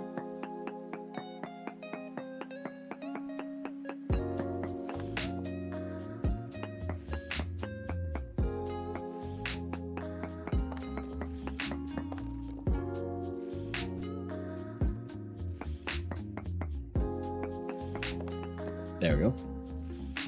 That's pretty far away and still says trace amounts.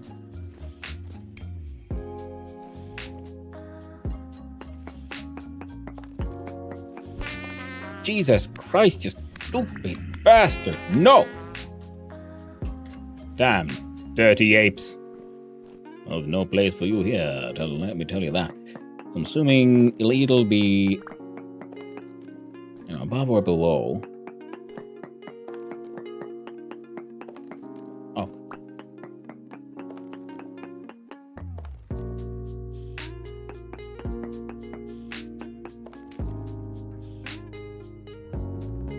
There's a small amount. Small is more than trace.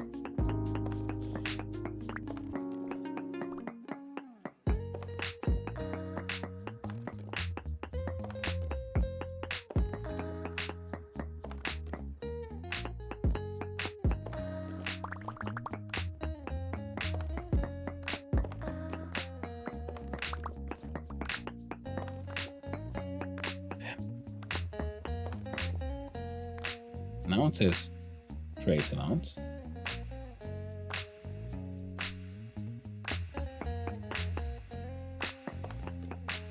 Trace amounts.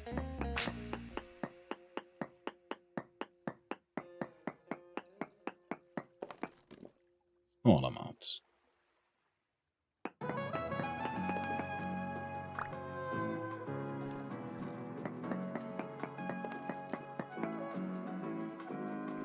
One, 2, 3, 4, 5.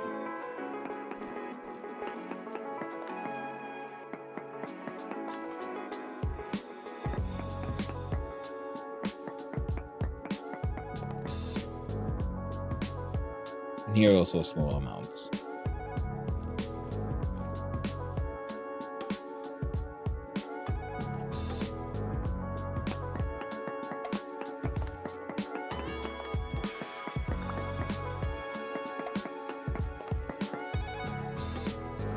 Air trace.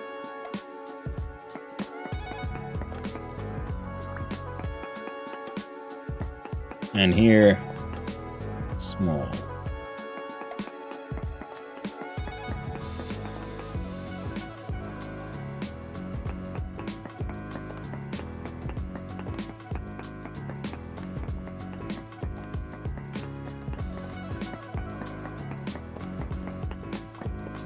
Well.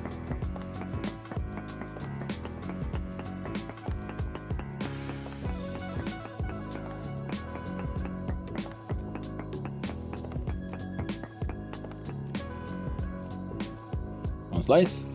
See that side, see this side, so this one.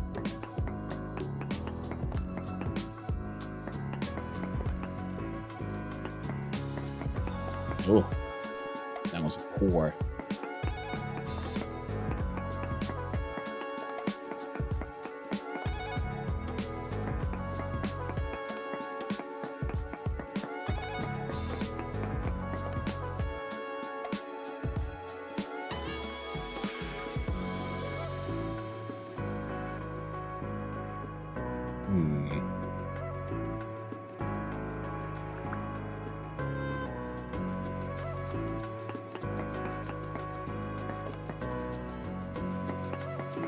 There's this trace amounts.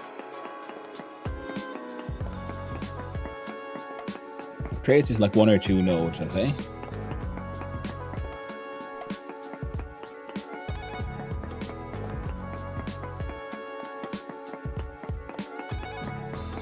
Or blocks. However you wanna put that. Okay. So I was thinking, yeah, here. This one.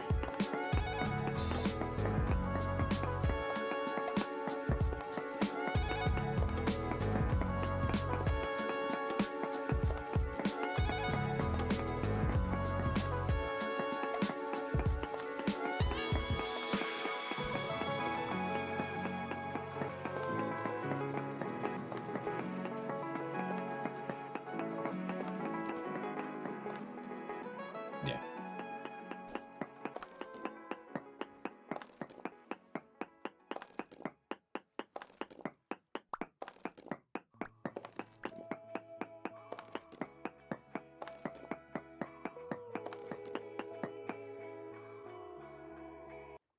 Nope.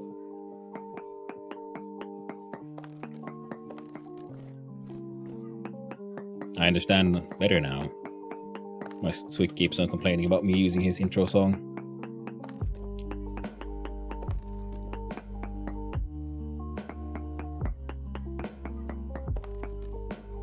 Trace amounts.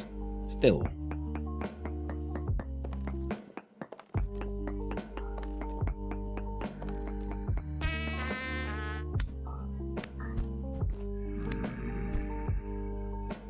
Fucking goobers.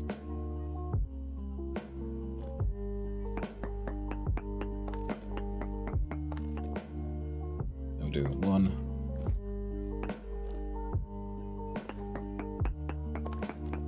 No.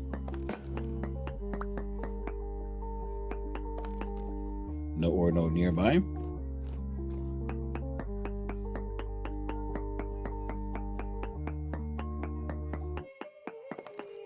Excellent. Until we're done with this place. How do we get up? We have...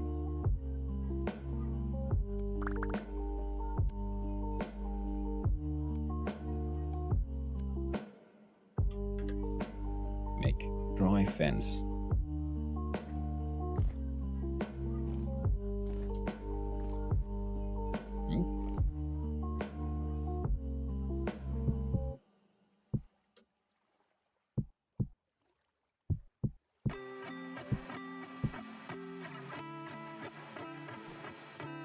There we go.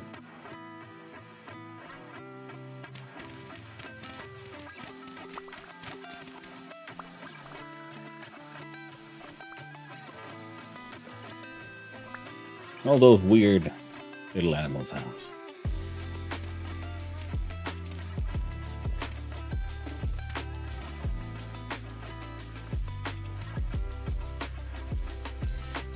Oh, cranberries.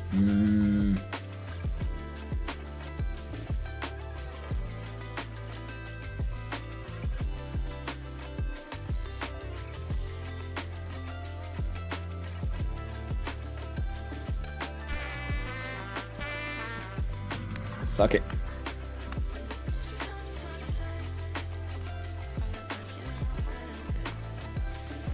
Gotta love having armor.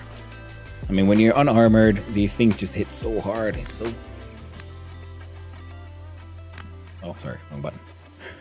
Keep on pushing the left button on the mouse when I should be pushing the right mouse button. Oh, yes. That was even a handy little tooltip right on screen. There we go. We don't have enough cranberries either. Now find more white currants, and I do know they exist around here. Delete that marker.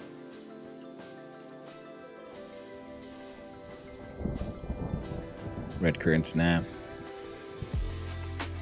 Good enough. Oh right, yeah, this is my cool stuff cave. Need to come back there with the glue.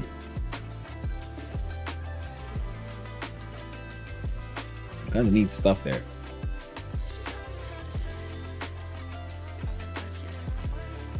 That I want to repair and bring with me.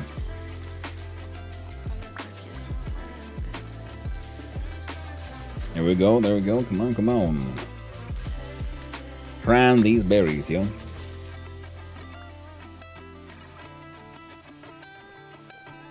There we go. Got all those lovely little thingamabobs collected. And we just run through the forest. Middle of the night. And in general, hope for the best.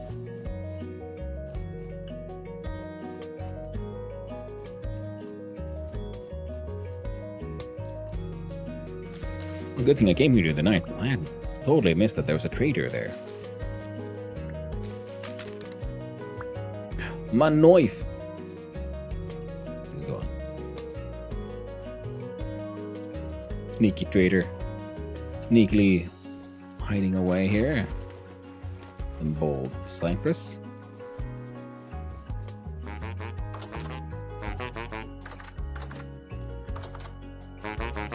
Well, hello there.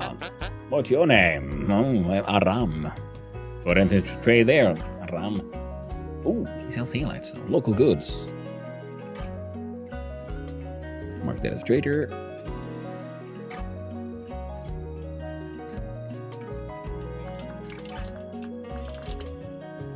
Local goods trader. Save. Clothes he would buy, merchant bracelets, cracked vessel ore, owls, treasure chest, merchant's amulets, merchant chest, merchant's hats, merchant's pants, and a cracked vessel tool. And we can't pick this up because there's a certain class that has a chance of picking these up instead of breaking them. We do not have that one. An intact owl treasure chest. Well, I usually only find ruined ones. He would sell metal parts, bismuth, zinc, parchment, sewing, but we can make those ourselves. But salt. 14 for 3 gears per.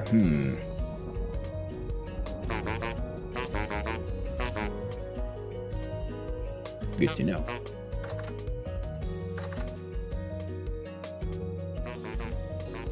Alright, let's check on those goats.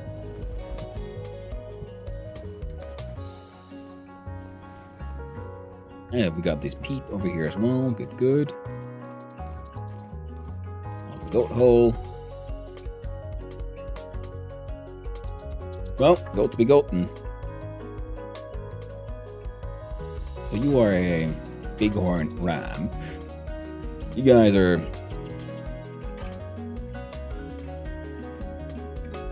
two what? Goats?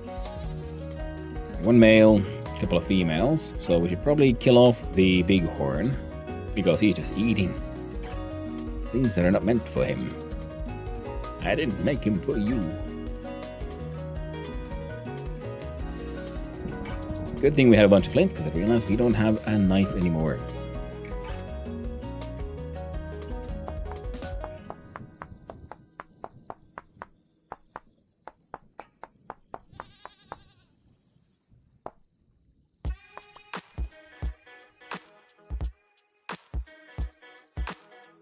Now we need a stick.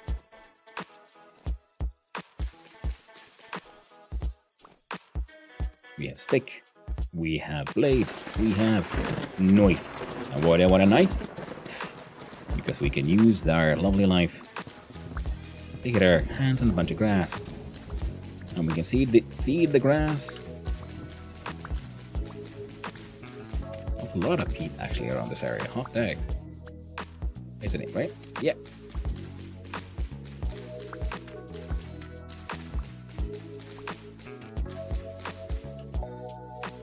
Where's the grass? There we go.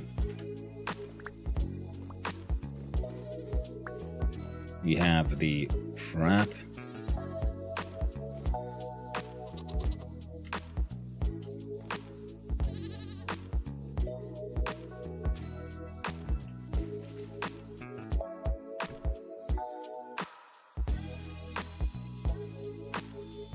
An appetizing bait, you say? I'll have some cranberries instead. Delicious.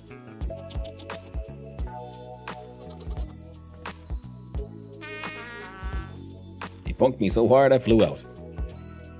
There, I have grass, you know. And come here, you big ram bastard.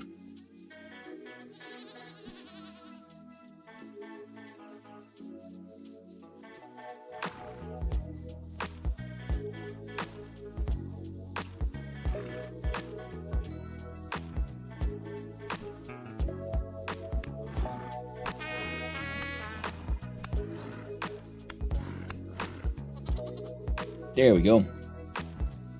Got the bugger aggro and all that.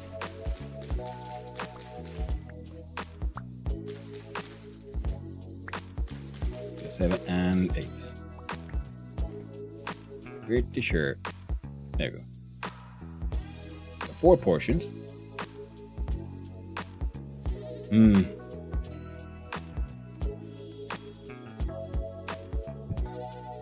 That away.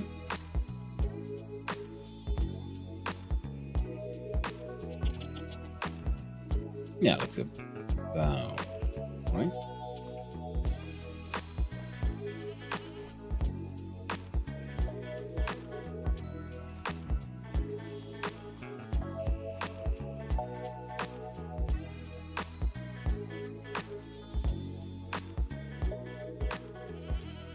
Oh.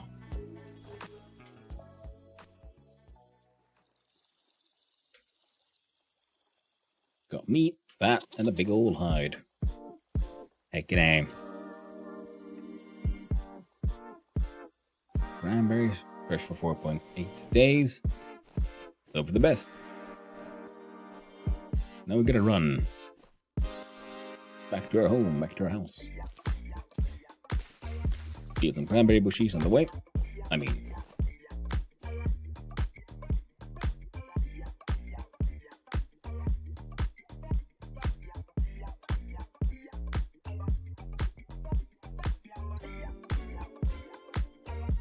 the hell?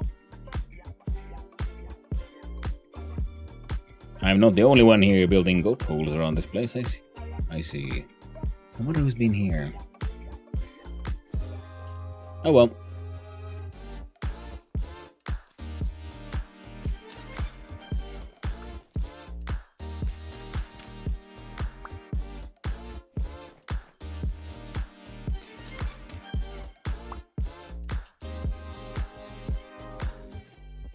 Nice.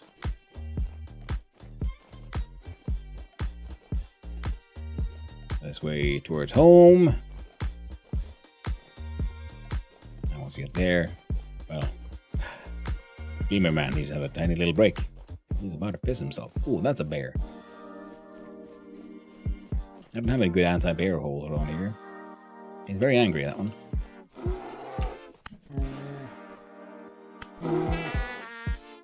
And hits pretty hard too.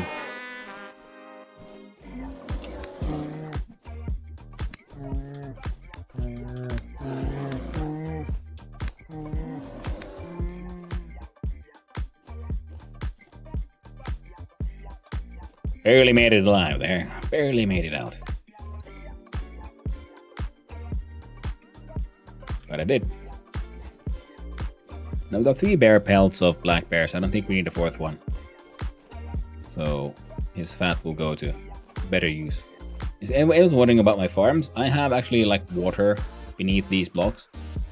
And I put these stone slabs on top of it so you can just, it's easy to walk around. Here's a good example. See, we see stone slabs, but this is what there's actually underneath it. And that way we're getting a sort of automatic irrigation. The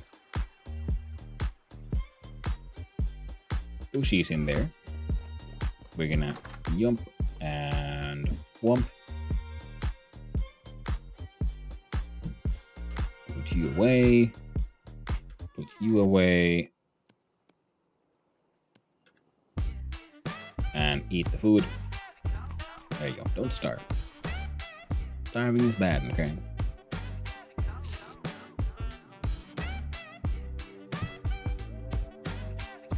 Hey there, Neranos. Glad you're enjoying the music.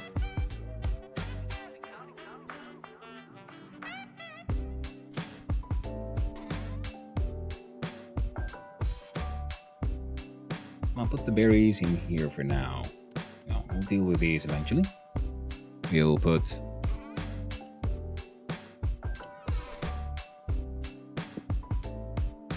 another hammer, I guess.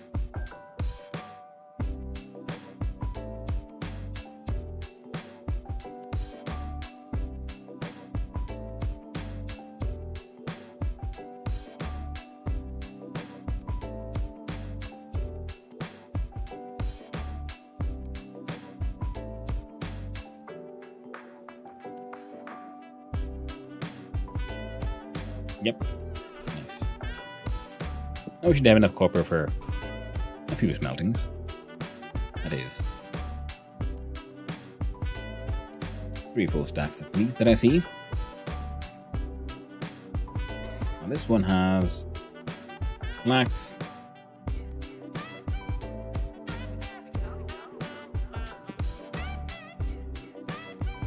Forget about these. There we go. You go there, and I'm just gonna put these in here because I really gotta go.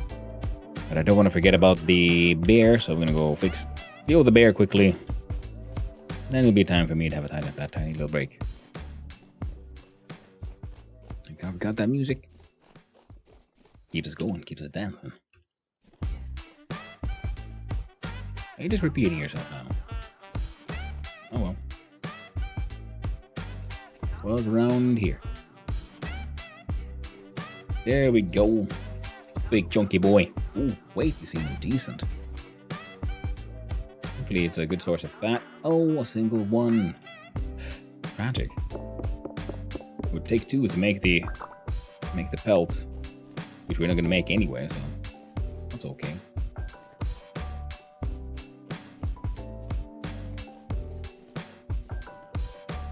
Yeah, I gotta deal with the farms soon enough.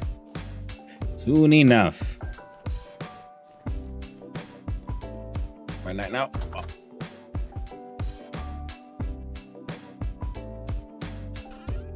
Oh, and that's perfect timing.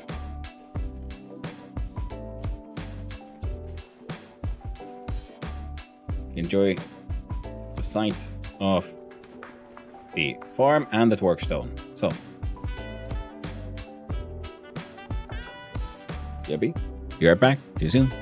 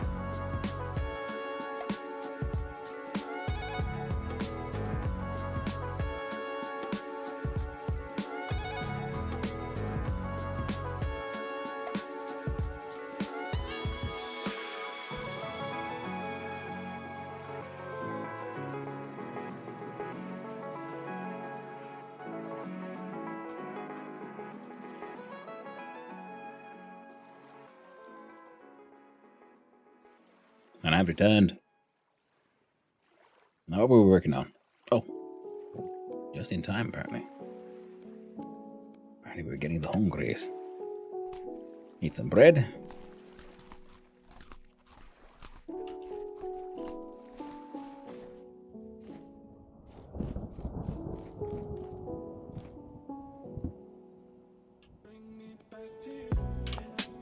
Now here it is, ingredient 4. Alright. So, can't put it there, but I can put it here.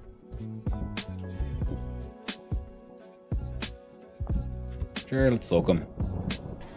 And raw bushmeat. The bushmeat, as far as I know, the only thing we can do with bushmeat is cook it. Over the fire. Cast it in the fire.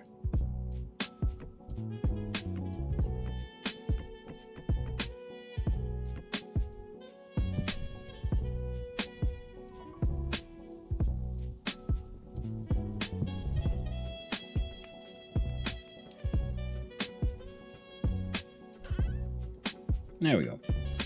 Now we have more resin and more fat, so we are getting closer and closer to being able to, for the whole mechanized industry that we're planning for today.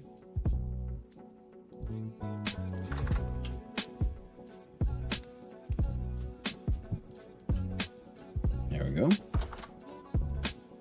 More food for our adventures. Oh, I forgot to make that. Finished that freaking longbow too now, didn't I?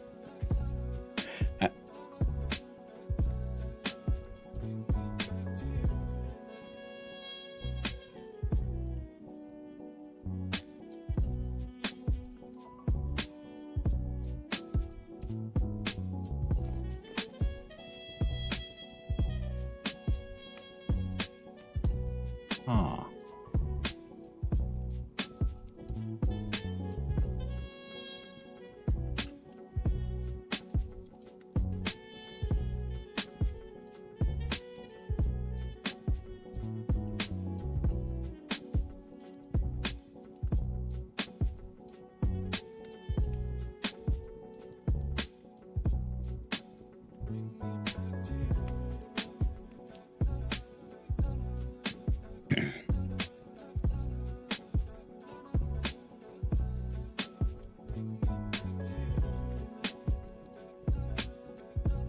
Ah, we were discussing that kind of stuff. I was just wondering, like, well, we weren't.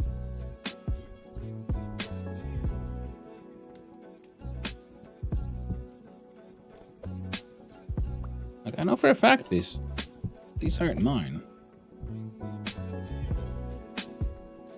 I've had 2 cooking pots. These are the 2. I don't have a third one.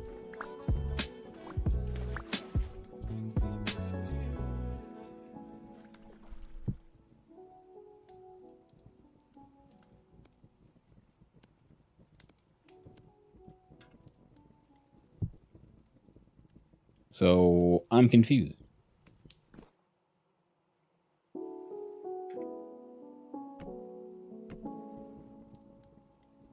I haven't claimed my land. I wouldn't want to have to do it.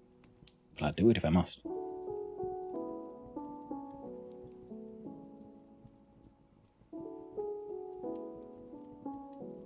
I've had.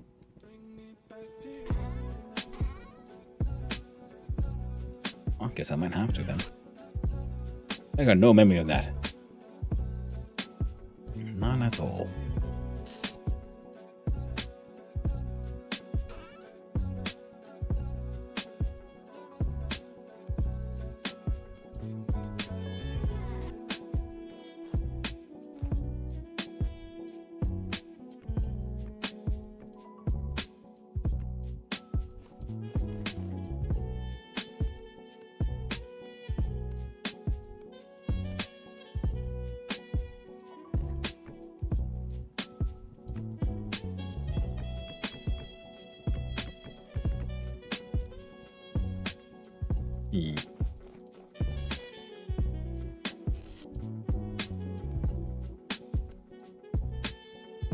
Of course, it could be that I'm just extra confused, but I think I would have remembered or seen the food there, especially when I was here hanging out and cooking, and putting all the stuff down.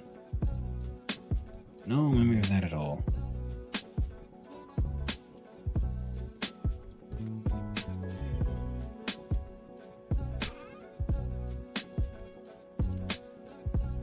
Bones there.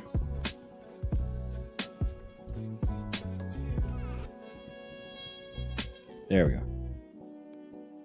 Finally done. Some bullshit bush meat.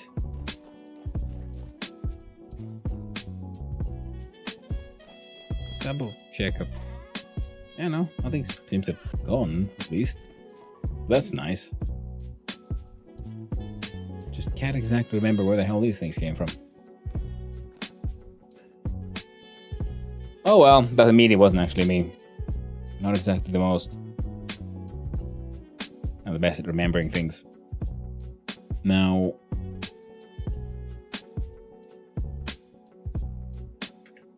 guess we could do another check on the pigs.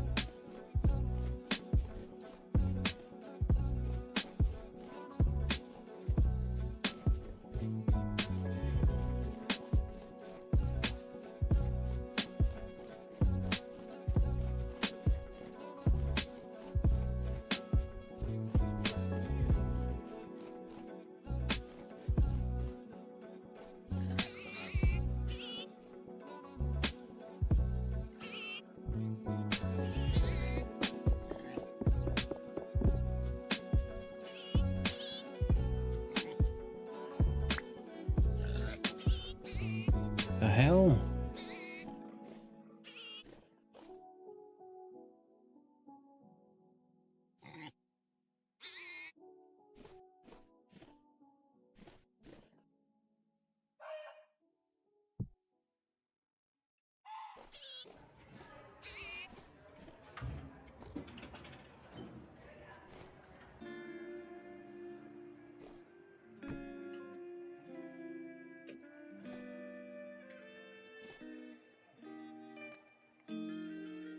There we go.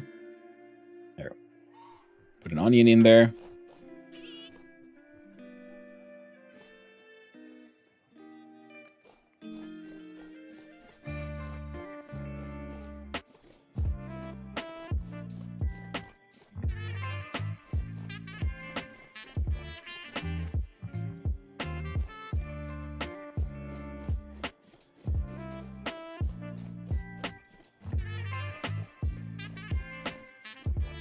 I mean, I guess it could be build just a giant freaking like canal highway thing with fences. Goes all the way there and then like just chase the pigs over here. That would be one way of doing it.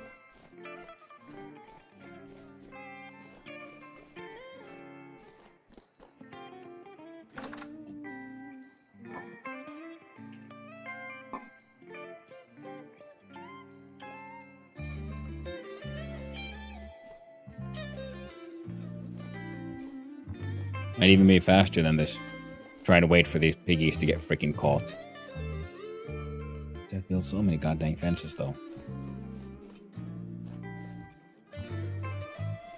Well, one last look and then we go smelting some copper.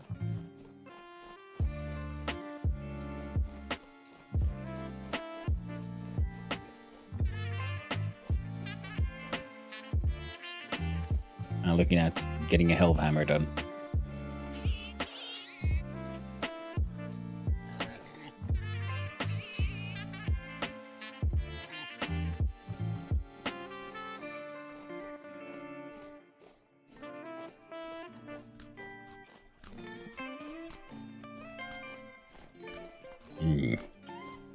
Shitty bushmeat.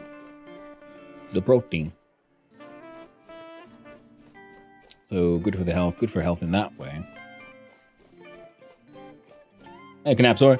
So yesterday, new DLC for the Planet Crafter was released, and I want to play that. No thinking of streaming it, but I want to play it. I started playing it a little yesterday just to see if I'm somewhat solid and stuff. Seems fine. I'm afflicted. Well, that is always a tricky part when you decide to be a streamer, dude. Like, oh, like, can I play it just for me, or should I wait so I can stream it proper? know the feeling. I suffer from the same dilemma. Now, I've been putting this off for too long, so we're gonna finally frickin' harvest this stuff.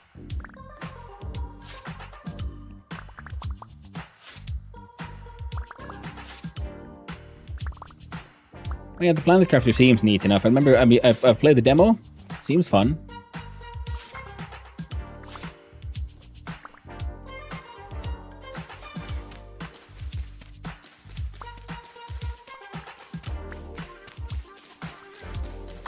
I liked how conceptually the idea of the world developing as, well, thanks to the player's action and so on.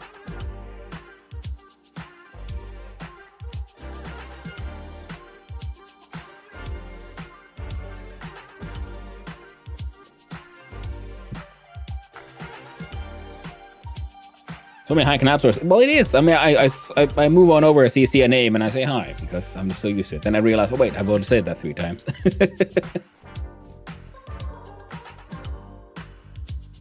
Alright. Strong on the K crop today, I guess. No nippies, no rye.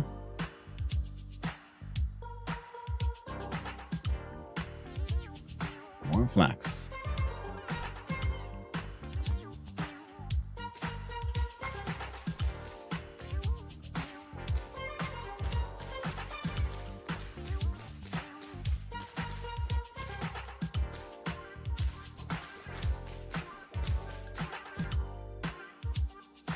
It's not like I don't want to have other stuff to stream.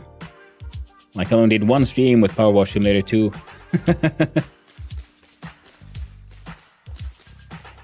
That does seem like a very sort of like chillaxing and relaxing game.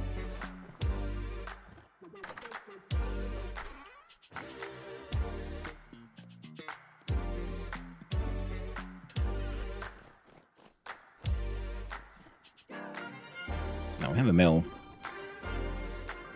Should do something.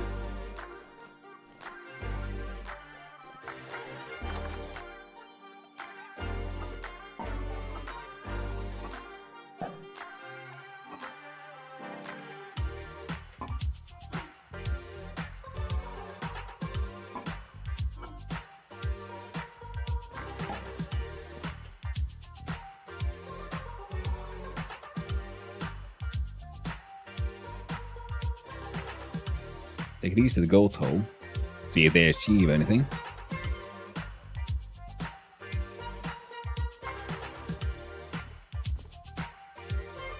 And while I'm at this... Wait. Yeah, it's getting a little late, nothing too bad.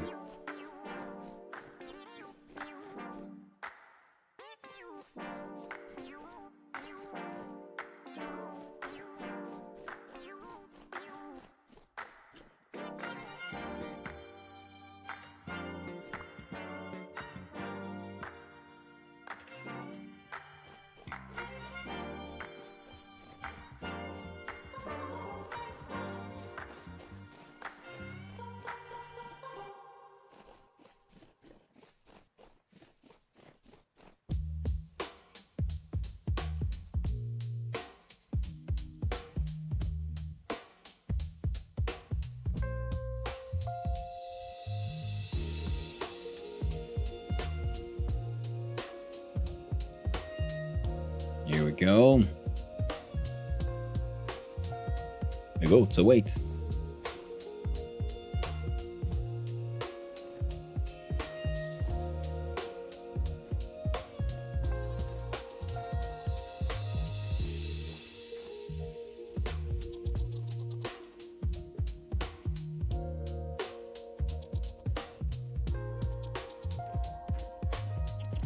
The boar has joined them.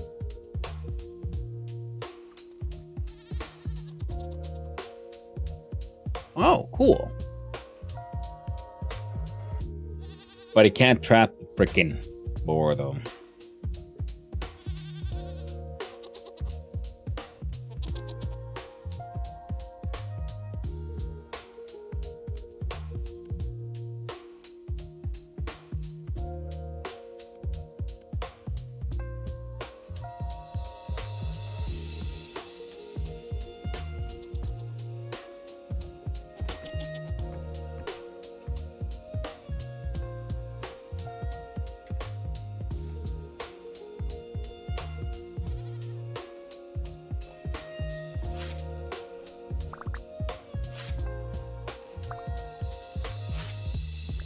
Let's collect some grass. We can make hay bales. So, and I just fill that freaking trough.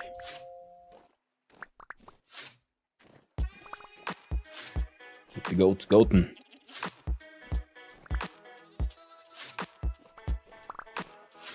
But at the same time, you know, if you want to play the game and you want to stream the game, then, you know, why not do both? In the sense that, you know, just stream it. Because, yeah, there's always games you can stream, but, you know, it's always usually ends up being a more interesting stream if it's a game that the streamer actually wants to play.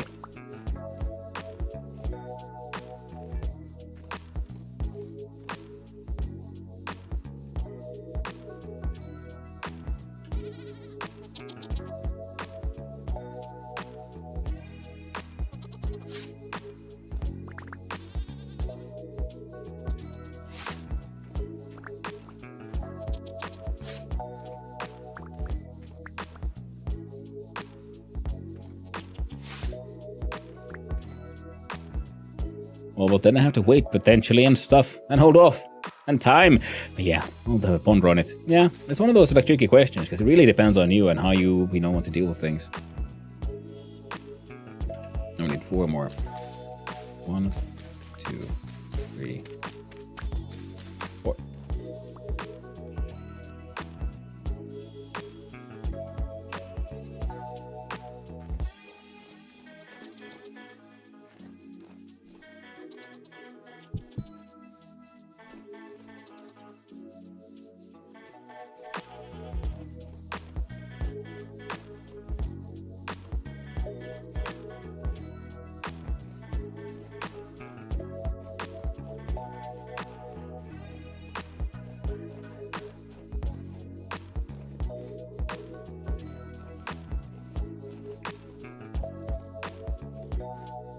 Because if you want to play the game, then play the game. If you think it'll make more interesting stream content, then maybe prioritize that. It really depends on you. I would say really. I mean, that's the same reason why, for example, I made sure to not even like get myself a copy of Stationeers because I really want to play that game. It looks exactly like my kind of game. I'm really excited about it. But if I had a copy, I don't know if I could resist. And I got other things to play and stream right now. And it's not like the game is going away.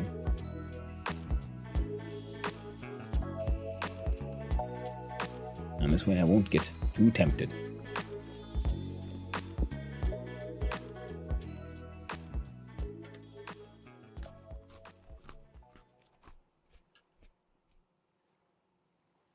There we go. Let's see.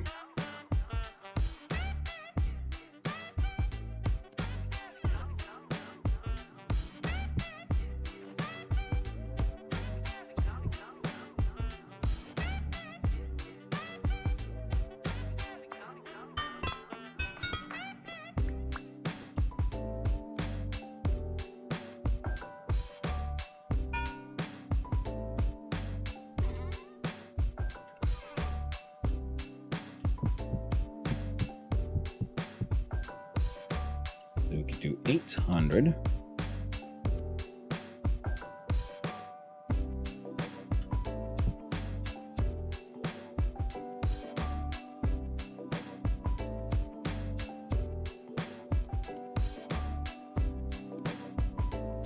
Well.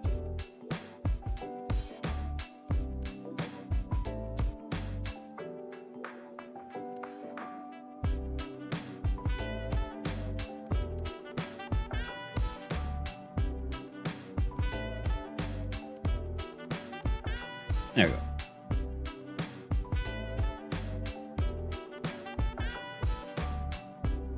I should probably make more molds.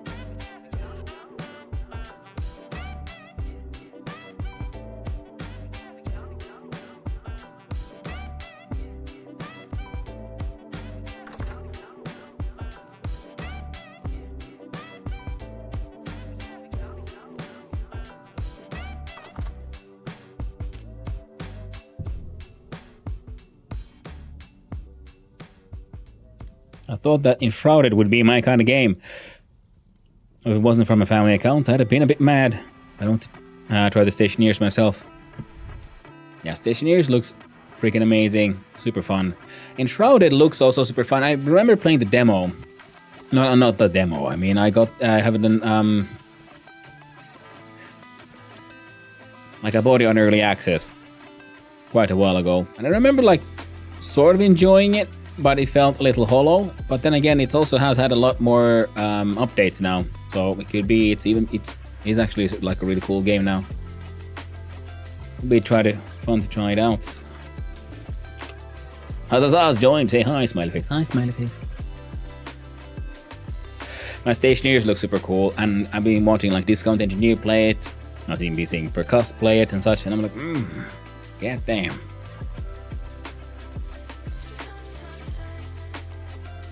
Could be worth it. Could really be worth it.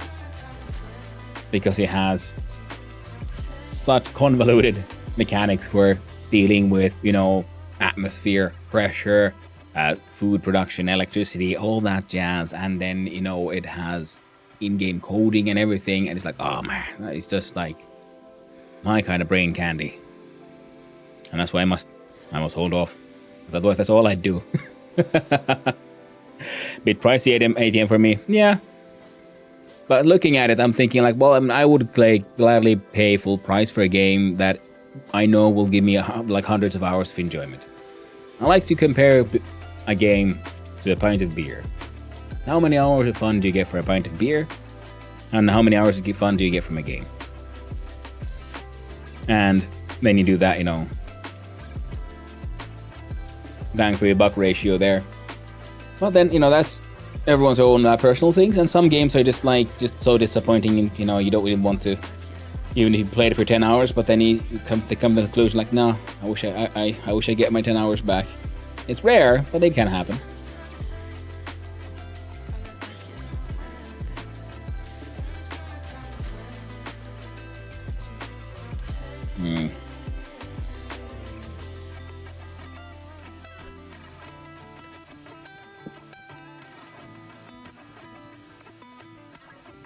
But it's a new concept for me, this type of game. There's the risk factor. Yeah, that's very true. The question is, I mean, for me, because I know I play like, do you enjoy Factorio, Satisfactory, that kind of games? Because it's there like the production chains and automation from those games, combined with like the idea of realistic survival mechanics, like in say Vintage Story here, but taken to 11. Because you're in space and you have to worry about atmosphere and stuff. And then, you know, production stuff. And of course, you know, a lot of gamified game stuff. That looks heckin' cool to me. But that, you know, again, question of personal preference. What do you like? And again, if you're not sure, again, the wonders of Twitch, find someone interesting who happens to be playing the game. And see how they fare. Are they having fun?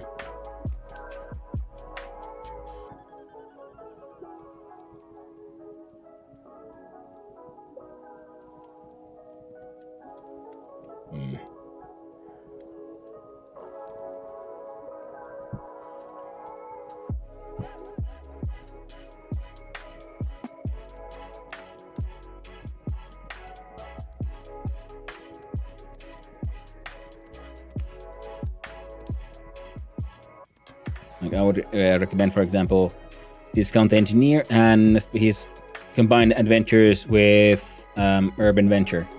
Urban plays a lot of KSP, like Kerbal Space Program. Super fun game, also. Also a good hint that, you know, if you enjoy one, you might enjoy the other.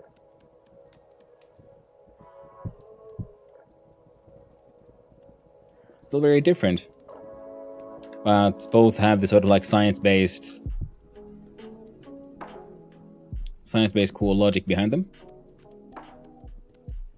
Discount has been playing the game a lot longer, and he is sort of teaching Urban as they go along, and as they build their base on simulated Mars, with this being Mars month. So I would recommend them for trying to see if they might be your kind of game. because one of them is then more experienced, Discount, who's been playing it for longer, and Urban is, you know, learning it. He seems to be having a good time doing it. It's one of the highest in the world for that one. Not for many games, but yeah, I need to catch more streamers for the game. Watch for a moment. Yeah, I mean, that's the wonders of streaming. It's sort of indirect, try it before you buy it. Watch someone else play. And that's also why it's good with Urban and Discount, because they're two slightly different kind of players.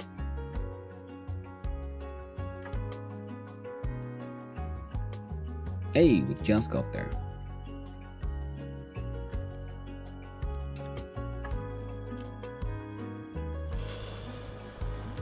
Then you get like different points of view on the game. And I do believe they have at least one member of the community also on their like multiplayer save running around. And if you have a chance of catching, say, Percuss play it. He plays a lot of vintage stories, so he's very into survival crafters, puzzle games. He also, not too long ago, got into Oxygen Not Included. Also another game that I have my eye on. I never tried it. For the longest time, I didn't really understand the game. Didn't really look like my kind of game. Until I saw fellow streamers play the game, and then it started opening up to me like, oh, now I understand the game. Now I get the point here. What is the grander puzzle we're all trying to solve? And then I started thinking like, well, might be like my kind of game after all. Yeah.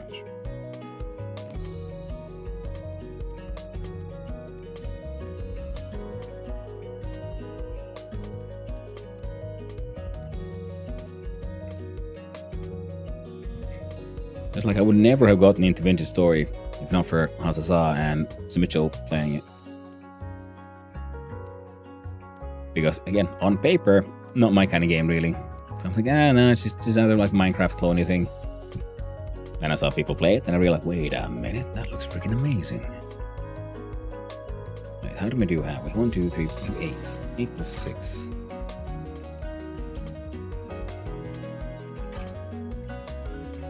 And 14.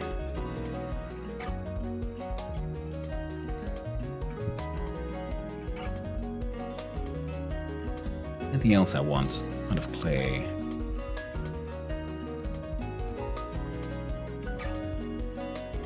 Well, not right now.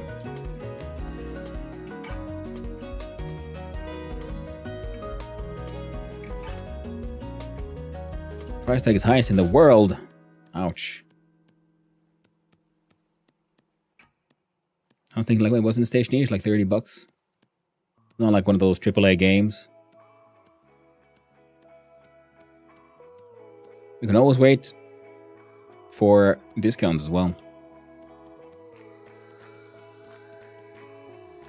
But I do also know that prices differ depending on where you are in the world.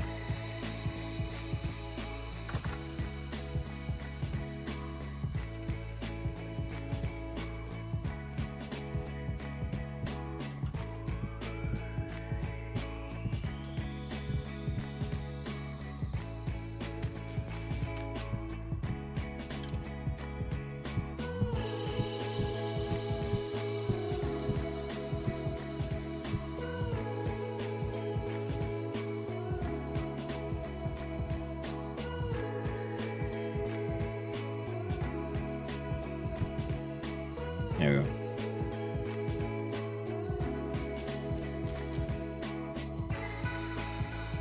Hmm?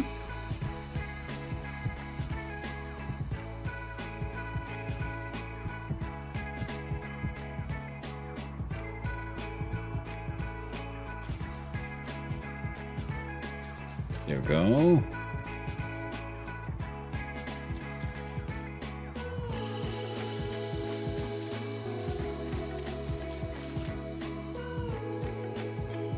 But yeah, maybe I should get it then, Stationeers. I've been pushing it off now for a little while. But maybe it's time.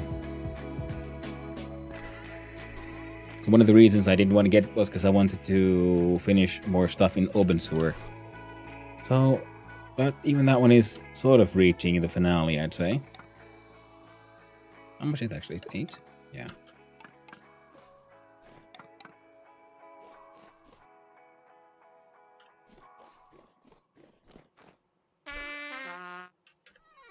Yeah, that was me running on hot metal. Not being under attack.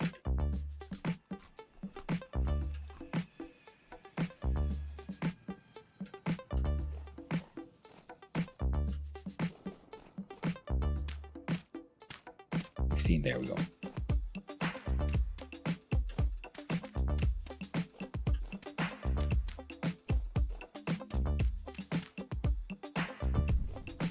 And that will make our ingot production, well, double. So we have 8 currently. We're making 8 more.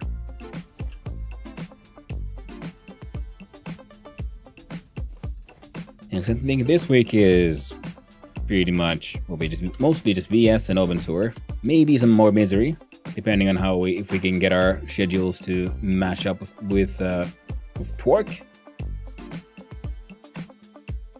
But I guess I could add in Stationeers for next week. It should be in my budget.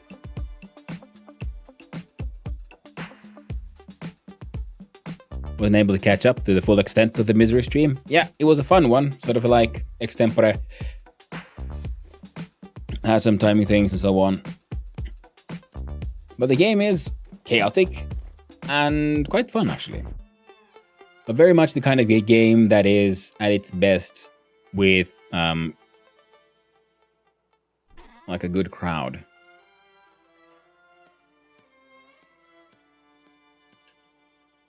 I'd say.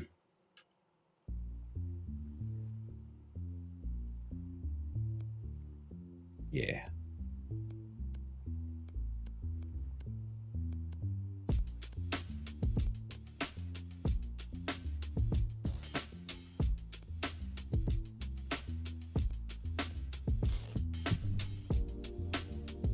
I'm feeling that with Phasmophobia. Tried to solo, it wasn't it.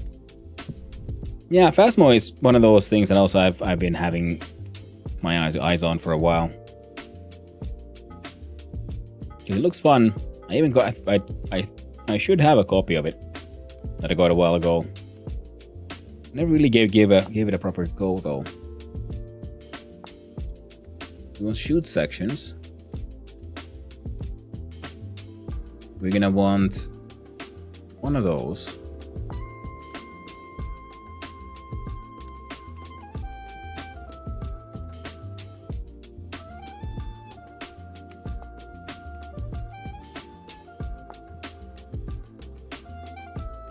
Now could be interesting to make those Archimedes screws at some point, but currently what we only really need is one elbow shoot and one hopper. With 8 we can make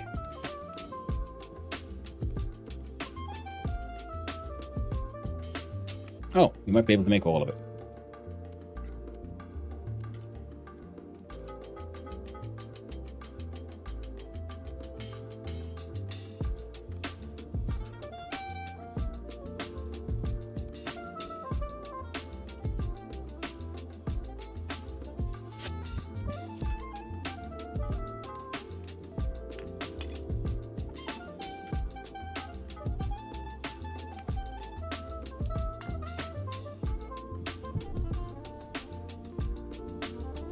I did go almost straight from a single player VS to multiplayer. Sorry. But I guess it's just like having folks around in games, even when it's just a simple hello. Yeah. I mean, this is a very nice form of multiplayer for me. You know, there's people, we can go on adventures, but there's no one that's too close. I like having some solitude in my games. Doesn't have to be too crazy, but at the same time. Yes, it is in my Finnish nature. I'd imagine priorities would change if I, for example, stream. But that is also true, I guess, yeah, because you do end up becoming more performative in the way you play. Now, I don't mind. I like being performative. You know, like try to make it a bit of a show, a bit more of a performance compared to say, Oh wait, we need more than one shoot section, by the way.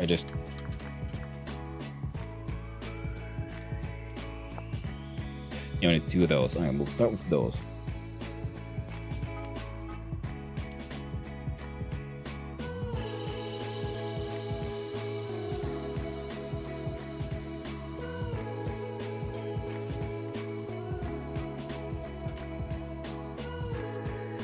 And we quickly alt tab out so we can change over from the intro again.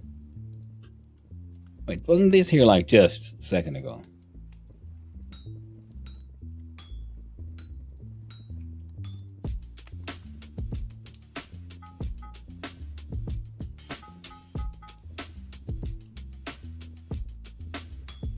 Oh well.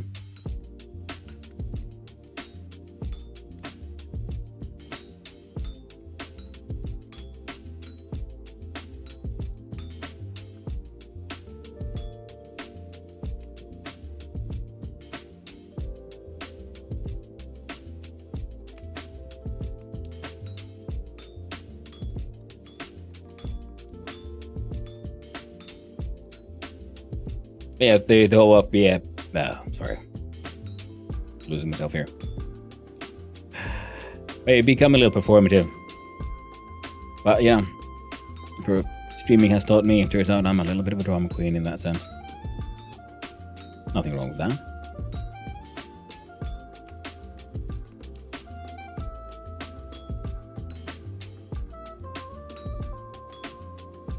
There we go. And with multiplayer, of course, in general, you know, you want to hang out with cool people, and then multiplayer, you know, as a streamer, then of course, yeah, you also have to worry about, you know, how it looks, you know, for everyone.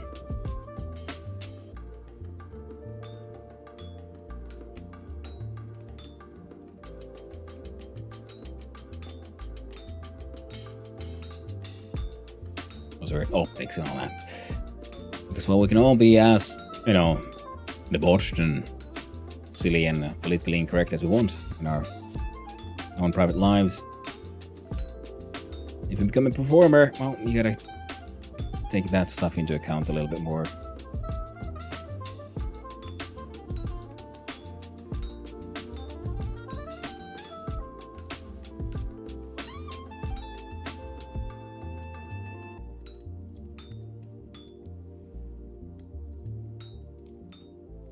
And I apologize once again for sort of having my sort of stuttering stop and start kind of speech. Yeah, I keep on losing myself a little bit here. What? Getting all confused.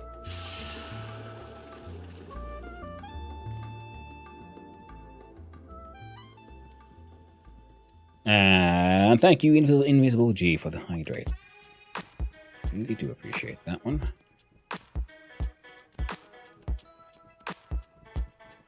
One elbow shoot, done. Thank you. You need more tea or coffee. What do you have? Well, I do have my finish that little decaf tea. I'll refill it. Fill it soon. But first, we gotta forge.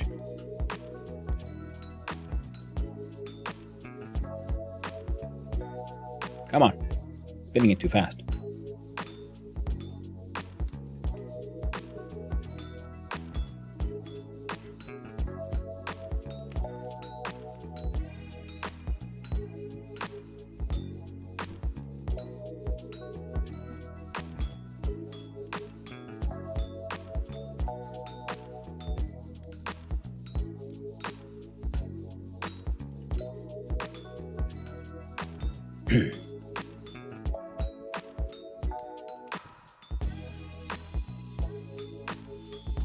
And here's, you know, silly streamer man's silly hot take kind of thing. Another benefit of streaming is for those of us who aren't always quite as social as we might appear to be to everyone else, it's the perfect excuse sometimes. Why? Oh, I'm sorry, I can't play with you. I can't play the game with you right now. Oh, there's the streamy thing. Oh, I can't. We can't behave like this because of the streamy thing. Don't always have to explain to people, like, you know what? You can be a little much, friend.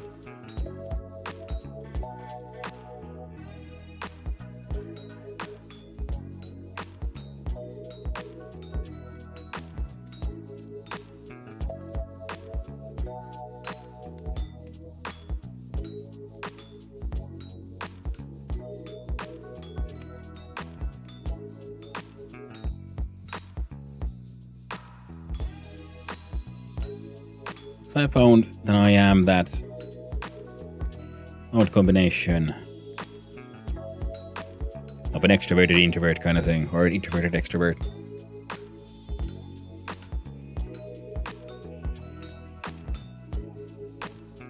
Through streaming, I found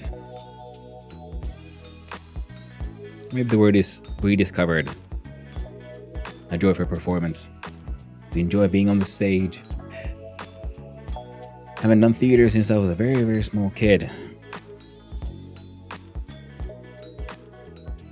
And streaming has been an interesting reminder of how much I really enjoyed that.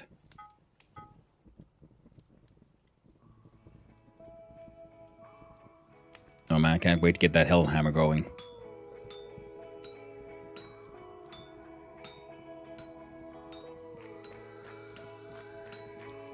Why does this game freaking music keep on looping into this stupid lunchtime? Bye bye. Ta-ta for now. Well, thank you, Knopsor, for hanging out. A pleasure as always. And I hope you have a most delicious and wonderful lunchtime.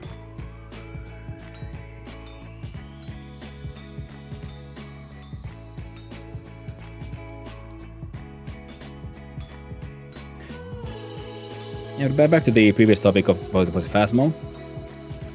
Because it looks like a fun game. It looks kind of silly. It looks like kind of dumb. It looks like it'll be very fun to like have funny shenanigans with friends. And single player, it looks, like an adequate sort of what is essentially a puzzle game. But I think a lot of the thematics and the fun story shenanigans that happen in the game do look like they lend itself more to a sort of a multiplayer experience.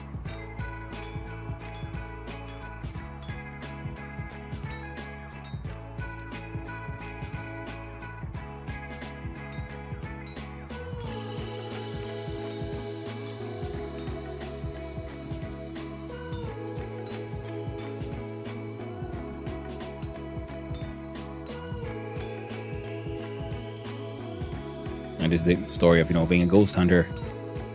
And then there's the whole, threat mechanic.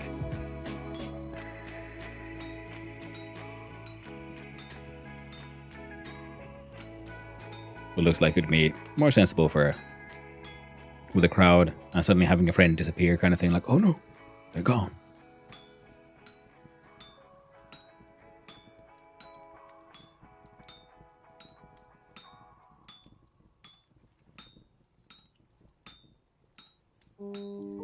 I was supposed to try to play some of it on October. It were spoopy times. But wrong one.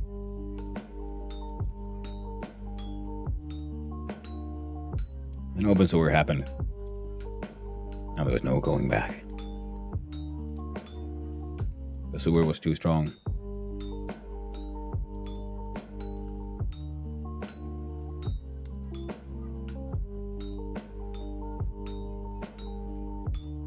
Shit. It's cooling off, weirdly enough.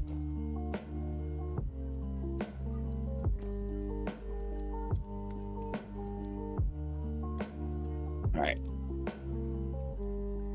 Solidified copper. Molten copper.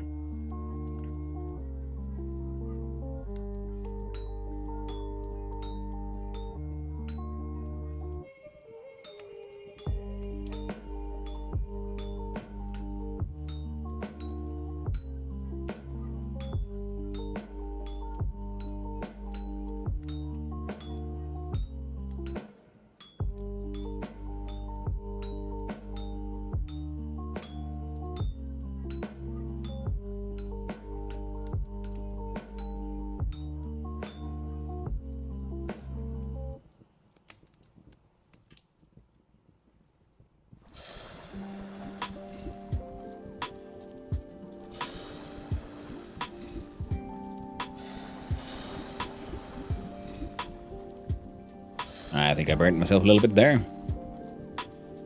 Nothing too bad, nothing too bad. Just a little scorchy on our little toesy woesies.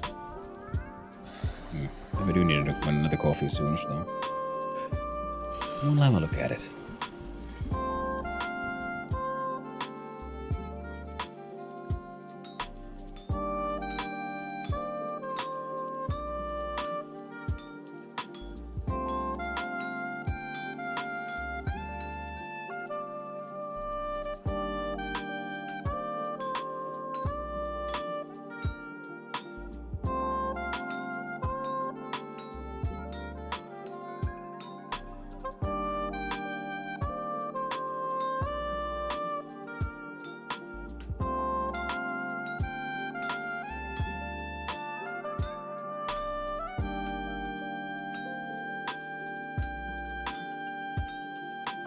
Come on.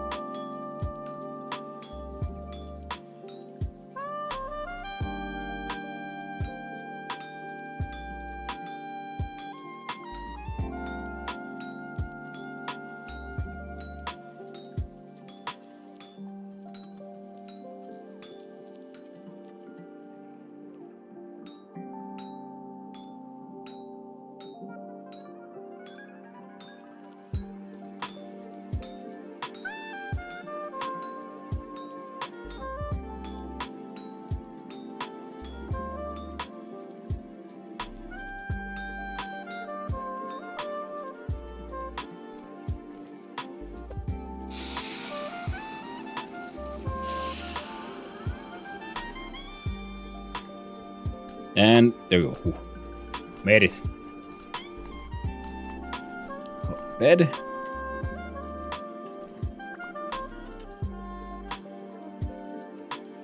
And a hopper. Excellent. Now, I do believe... Oh. Raw red meat need to go somewhere.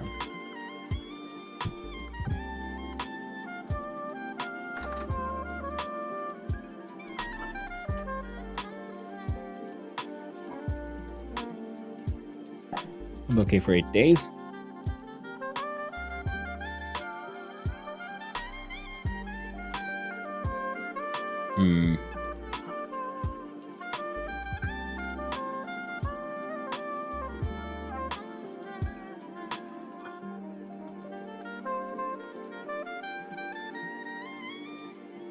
My parsnips.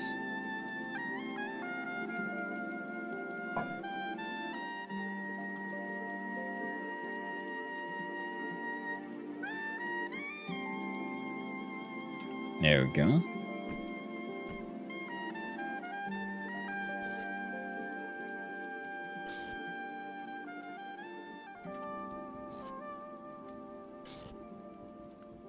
Oh, still a little warm apparently. That should hopefully be enough.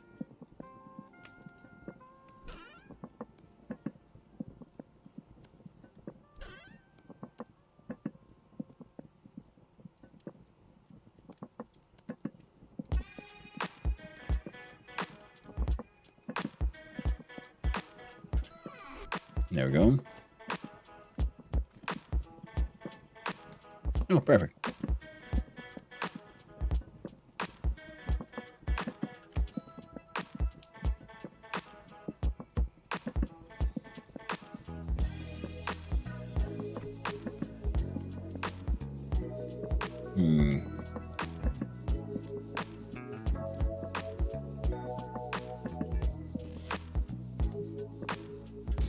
I should keep those going.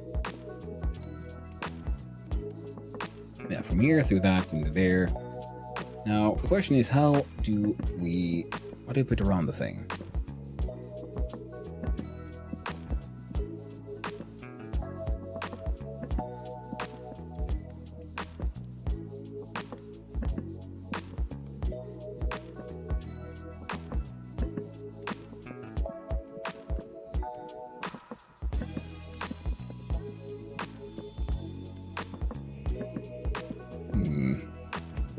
There we go.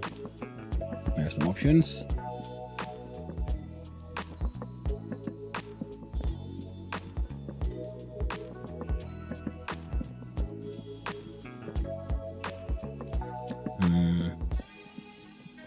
enough. That'll probably be enough.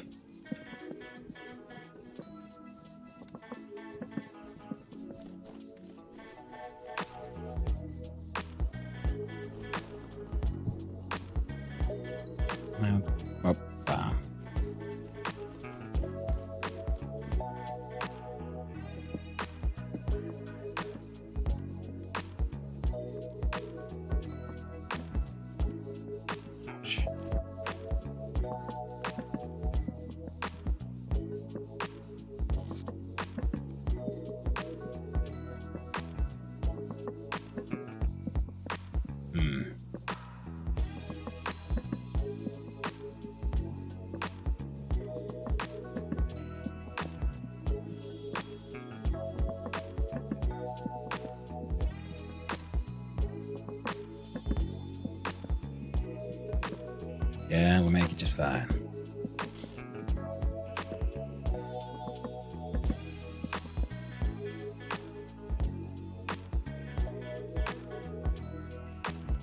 On that side, good to go. Hardened copper as well. Heckin' excellent. Want me smithing for a little bit. Then we should be. Actually, I think we should just pour out some thin bronze ingots. Probably be a good idea.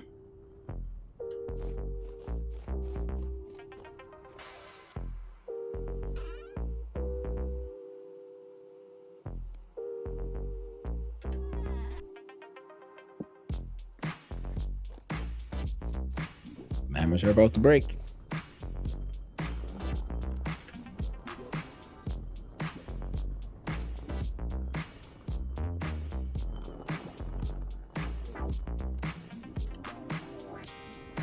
This one has an 840 from protein and 300 vegetable satiety. Take an A.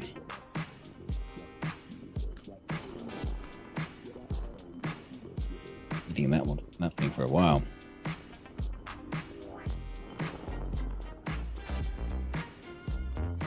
So the idea was, it'll be like our output chest. It'll be our input chest. The hopper.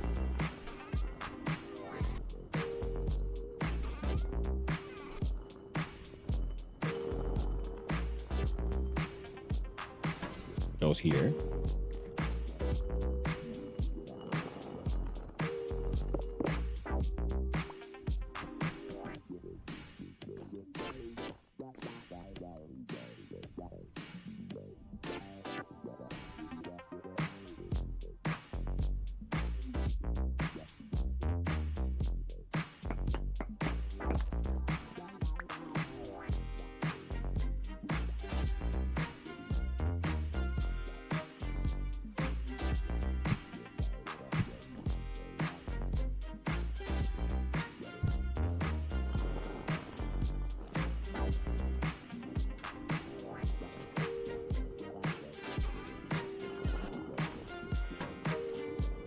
Oh.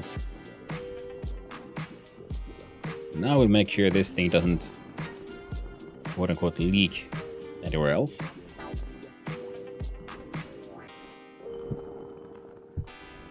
Do that by that. So now the only open path he has left is this side.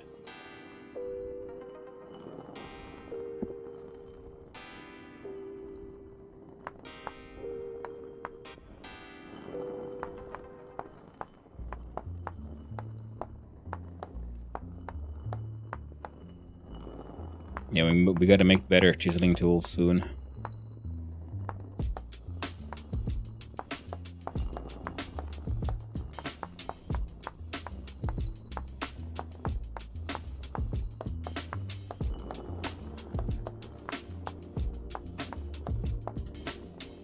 We are really getting into the whole chiseling era. What version server is running on? Just asking, because the hoppers are still broken in the crow's nest, for example. Yeah, I think it's the newest one.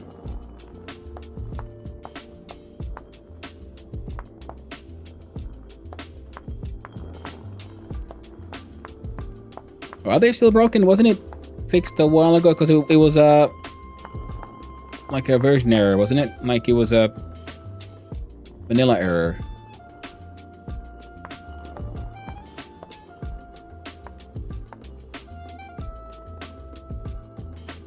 They didn't release the 1.21.6 yet. Hmm.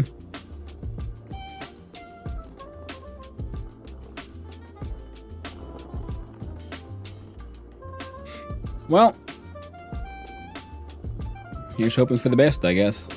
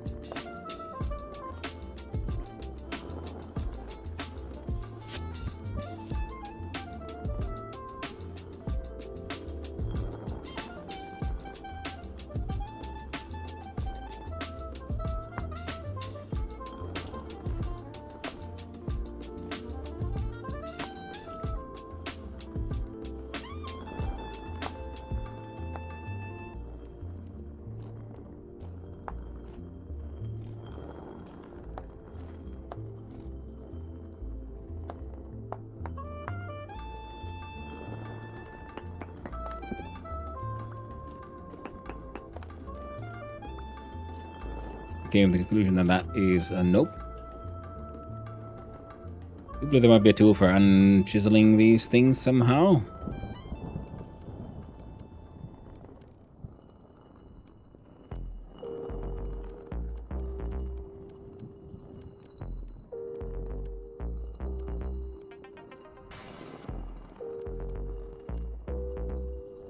I'll figure it out.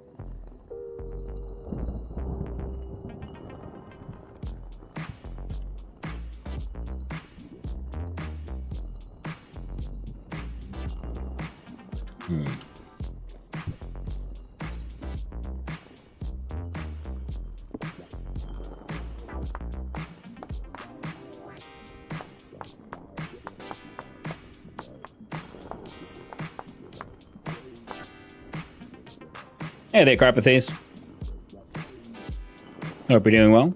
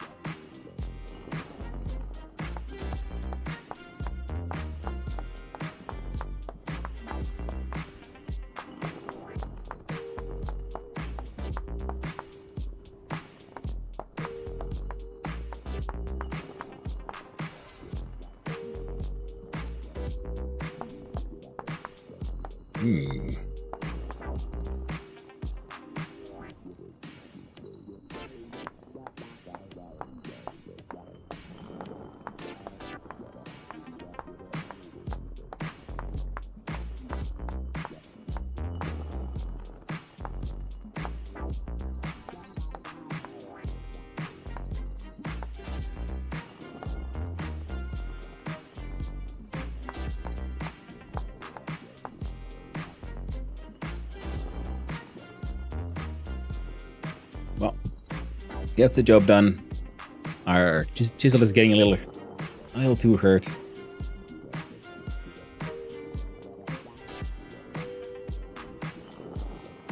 So now we get experiments. See, is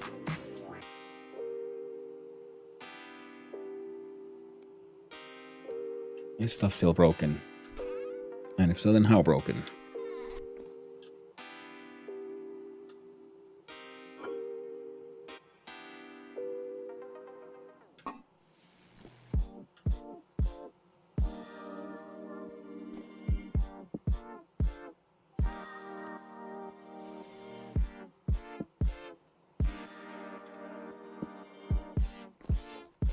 Let's go find out by grinding up some seeds.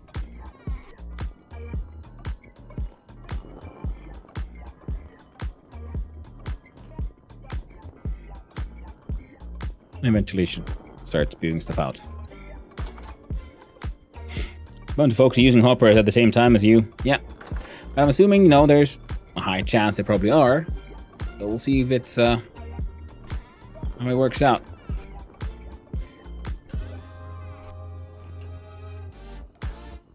I should probably left the already ground flour in here, then we would have seen it faster. Oh well. No worries.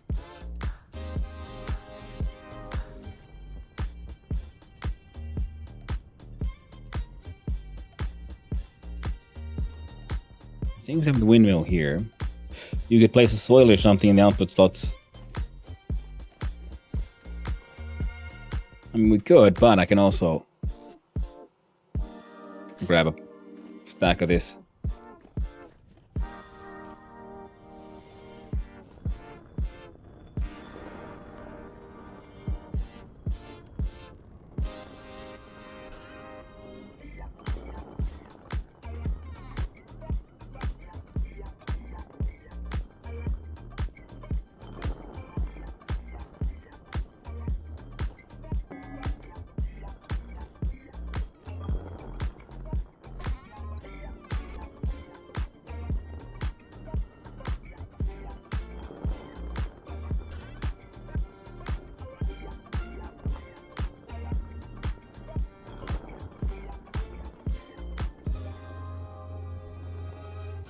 There was a make an extra.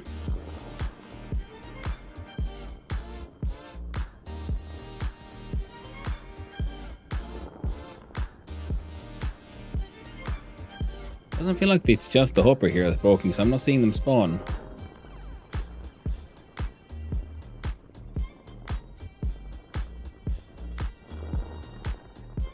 Like, what is this?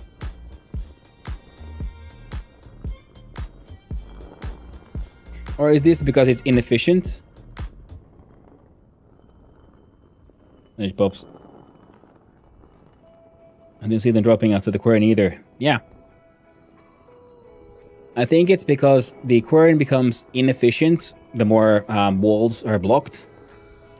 And I think this might be it, because it's not producing... It's not grabbing any extra from here, see?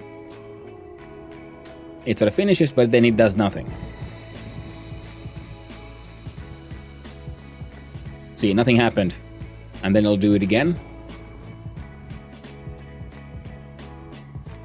Tires are blocked, so it once every 4 times. Yeah.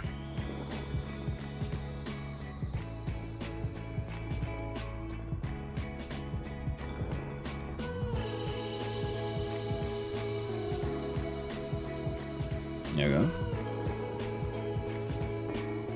Nothing's at the hopper. We got 2.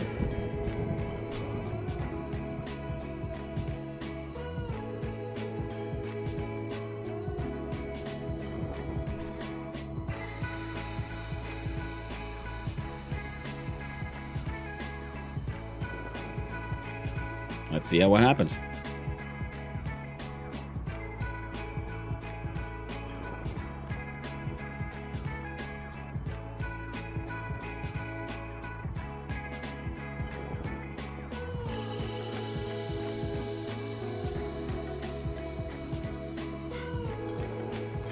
Hey there, Killer Drix. What are you grinding this morning? Hey there, Killer. Yeah, I'm just experimenting because apparently in Vintage Story there should be an issue in multiplayer servers where hoppers have a sort of shared inventory.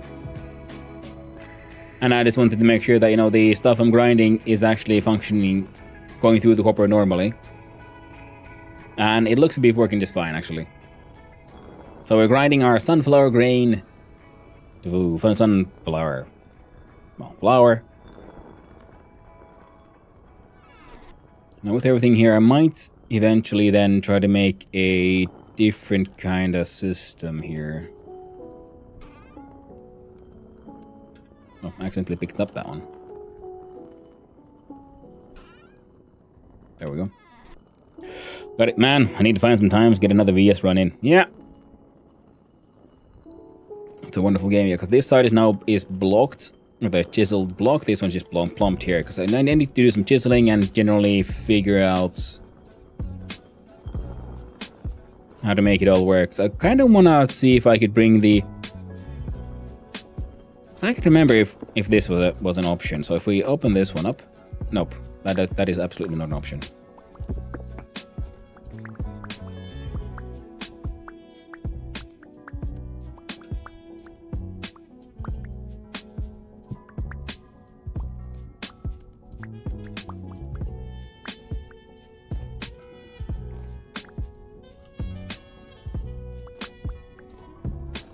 There we go.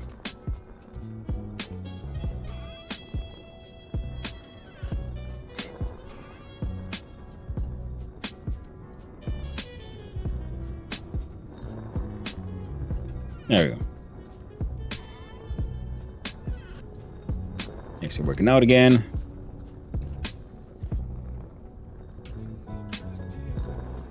Now fill out its output. So I couldn't remember if we could have an axle like going through the quern, but I guess the answer would be no.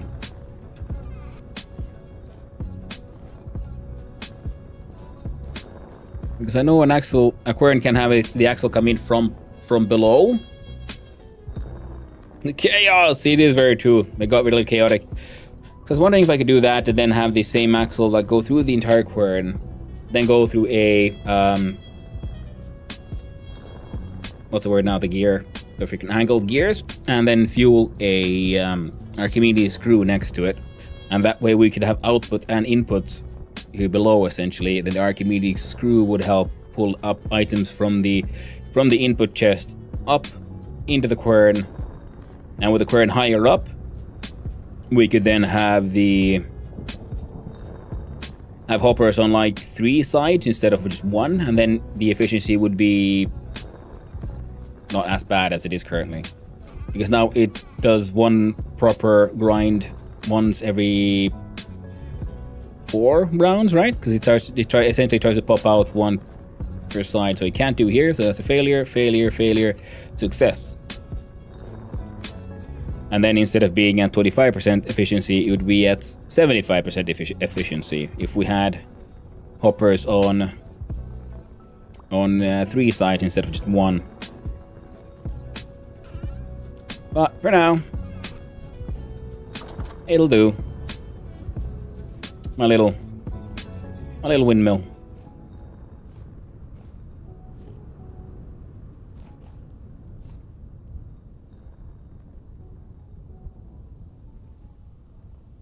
I'm quite happy with it. Might not be the most powerful, efficient windmill, but it looks fun.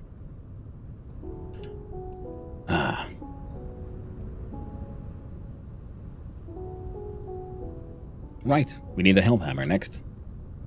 Because we have iron ore. We have everything we need to smelt the hematite.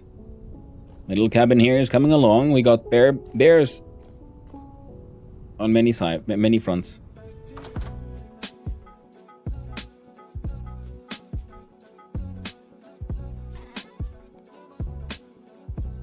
We got some copper bars. We got some cassiterite so we can make more bricks. Age polished. This is a chiseled block.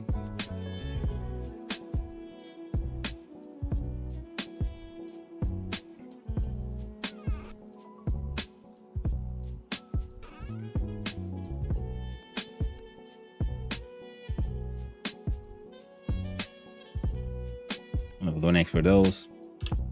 We needed these, right? Yeah, we need 1 toggle.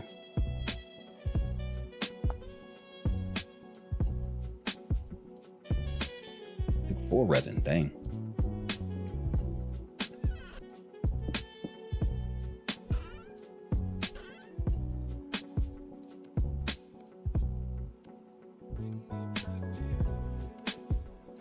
Something like that. Got a whole bunch of... Oh.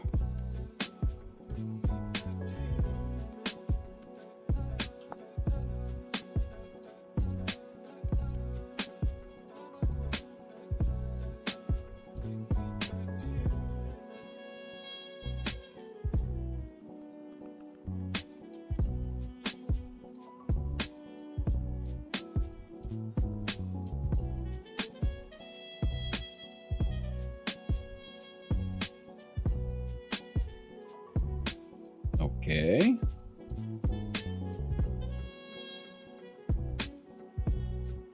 Is the hammer too damaged?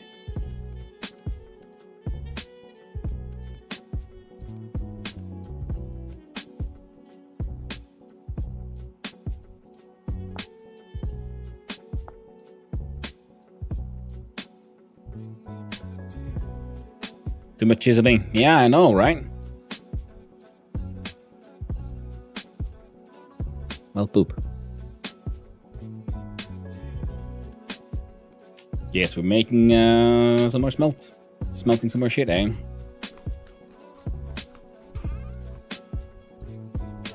So we have resin, we got the wax, we got the fats.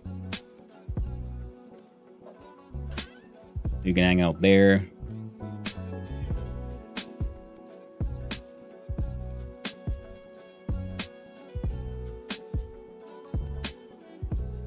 Well, we need a new hammer anyway as well, so let's see here. We got hammer mold.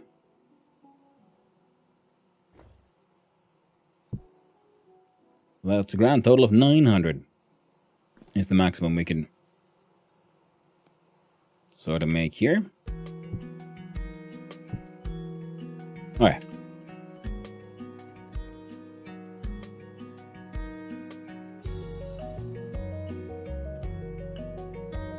$700.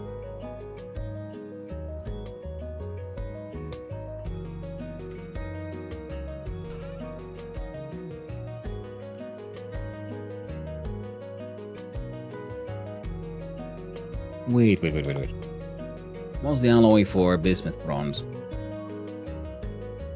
With zinc, bismuth, copper.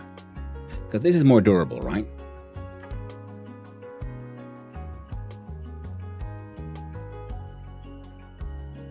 Let's see how much bismuth bronze we can make. Probably not too much at all, really.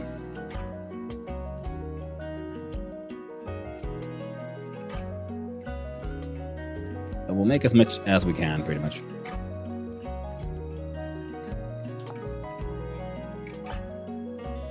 So it's 10 to 20% bismuth, 20 to 30 spheroids.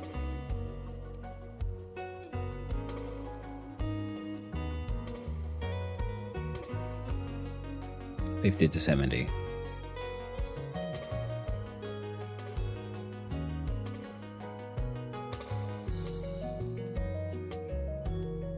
$250.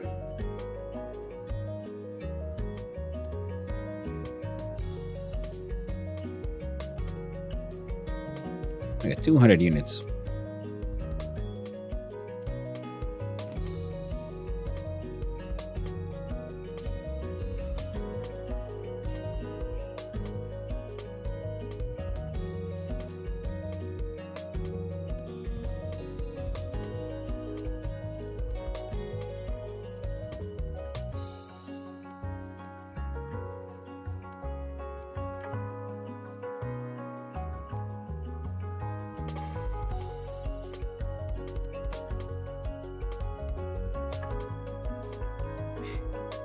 There's alloy calculator on for VS on Google. Thanks, Real TS, bro. I'll still try to do it my way. The dumb way. It's the only way I know how.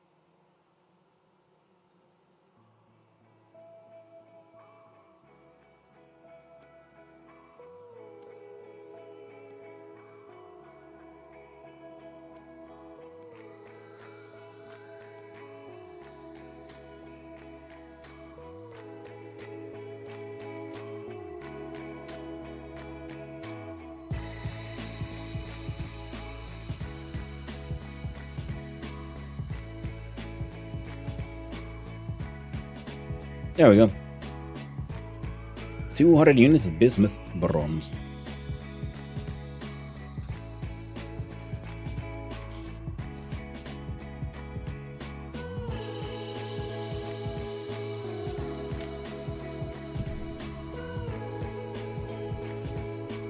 $28.84. Thanks, Berg.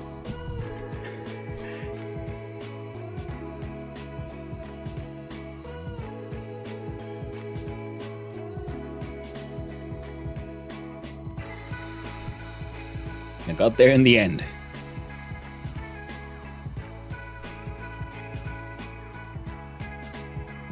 And then we'll make...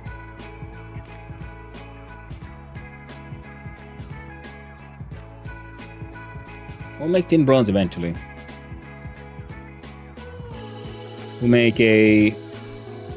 One of those becomes a hammer, and one other one goes into the mold, and then that one becomes a chisel.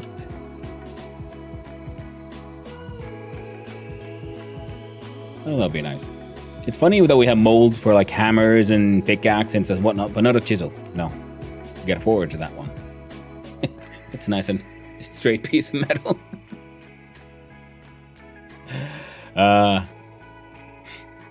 I just put ore into it until it tells me it'll make something. Well, that's sort of how I did it, Kilea. 56.84, 14.42. I fucked up cat math too early. But it's put a lot and pray that works. If not, I remove nuggets one at a time. Yeah. I do similar things, as you might have just seen.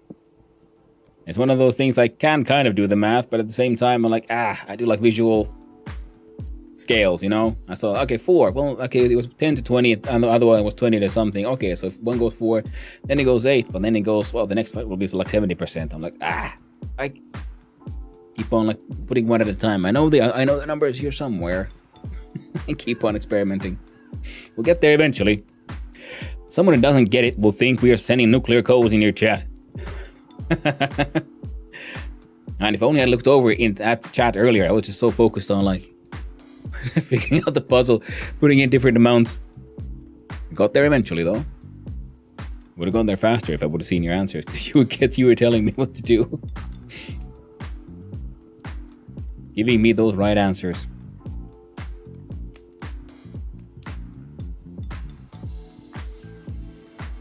Onion parsnip stew, stewed or red meat. You know what? I should probably put that one on the shelf. And grab one of these shittier ones.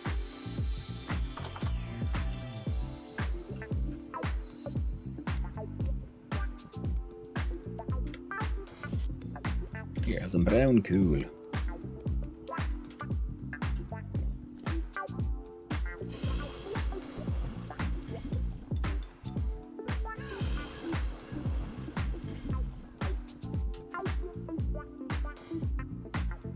I'm tempted to make more tin bronze things, but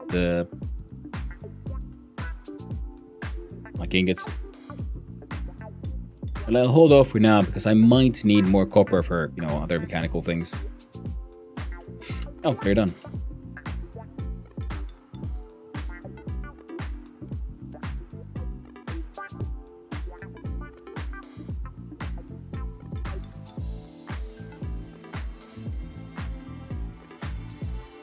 Can I like place this like the others? Ooh, I can.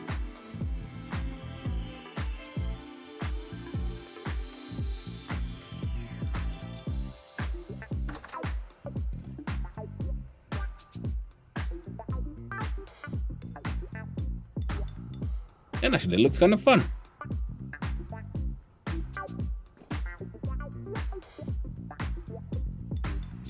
These are the oiled ones that turn into pelts. So we've got a bunch of bear pelts and one oiled one. Or one soaked black bear hide with a head. Now, I do believe the only thing we can do with this is scrape it for one of those. Because in the tooltip it looks a little, you know, a little too chaotic, but in the real world, well, it actually looks quite nice. Adds a bit more texture to it. I think we'll keep it. Copper is the iron at Valheim. Just when you think you're done with it, you're really not. That's very true, actually. That's why I made 8 more ingot molds here. Because so now we're getting ready to get into the Iron Age. Pretty much we got it, but I don't want to do all that forging by hand. Plus, it'll go through a lot of tools, whereas the Hellhammers are forever. Just like diamonds. Well, no. Diamonds are bullshit.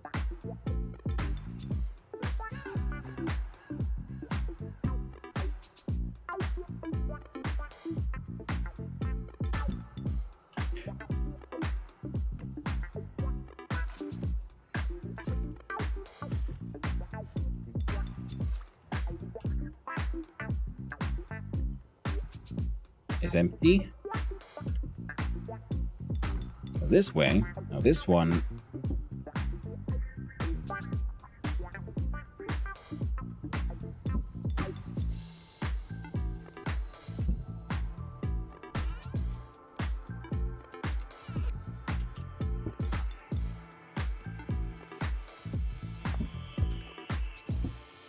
And just turn the strong tan in, they'll get prepped.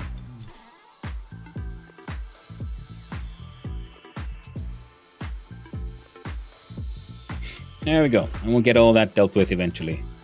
My very small temporary shack keeps on becoming increasingly cramped, and I keep on planning on building a new building, an actual house or something. And that's why the next project will be the forge area with the health hammers and everything. Waka waka waka.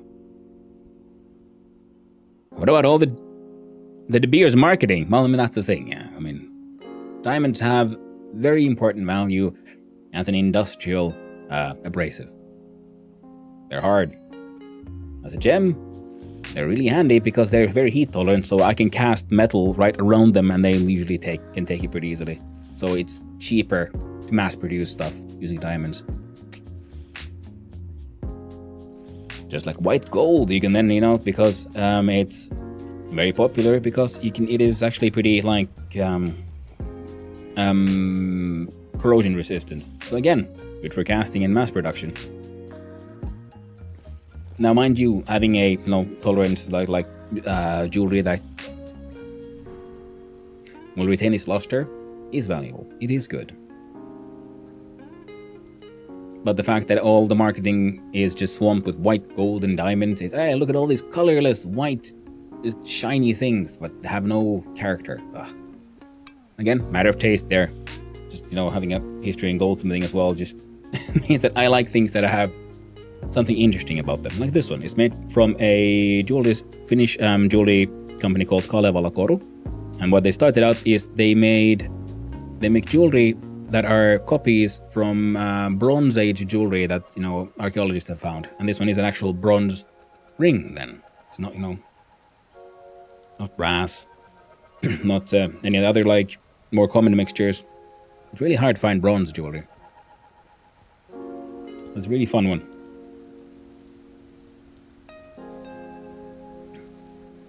And that's always with anyone who does any like artisanship or handcrafts or learns a trade. You end up becoming a little snobbish about stuff that has to do with your own trade. That's why I always try to caveat that this is just my opinion and this is just an idiot's view on things.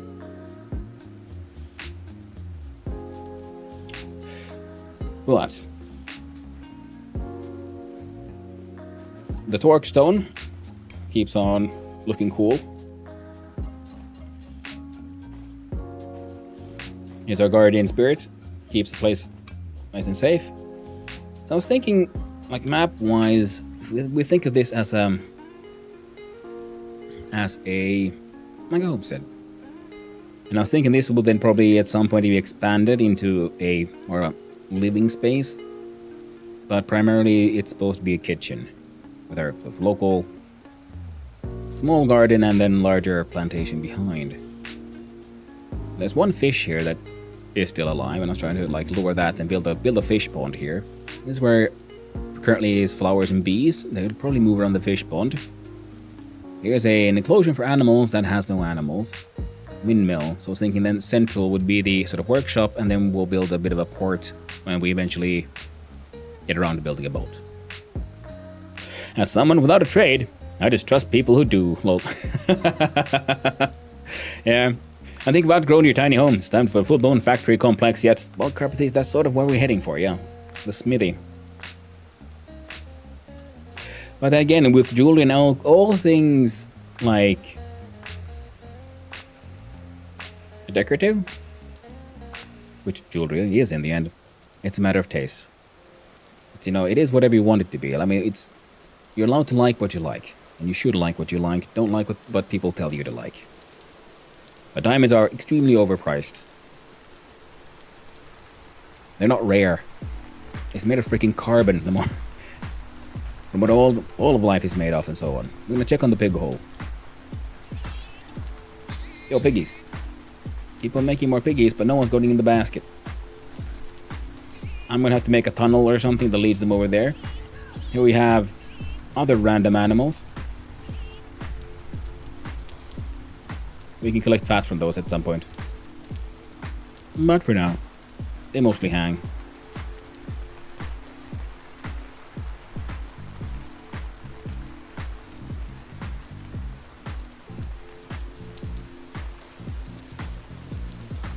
True diamonds are not rare, and are fairly straightforward and inexpensive to artificially manufacture. Exactly, and that's the thing.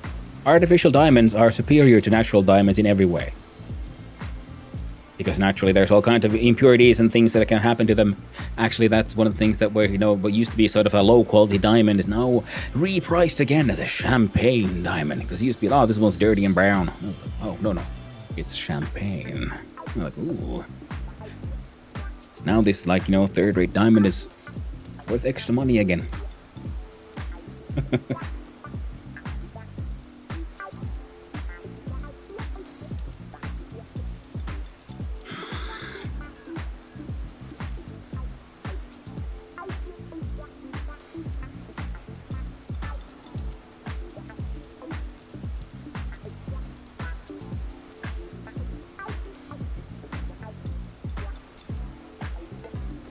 Hi, Dogo.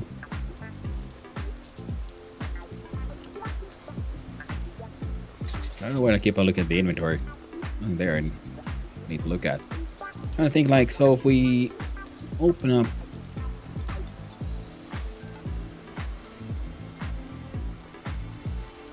Alright. Good old seats for our pants kind of design. Just gonna be making stuff and see what comes out. One of them will be, spur of the moment, realizing that these rocks are in the way.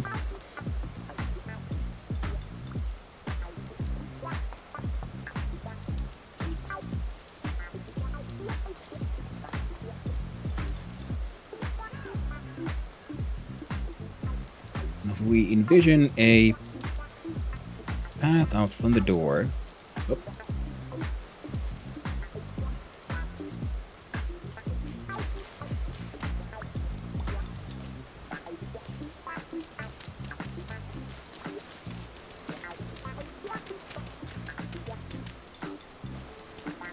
we'll have stairs down, path.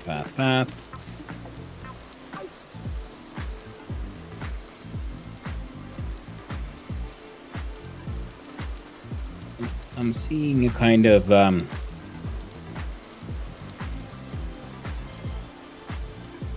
port meets smithy kind of thing here.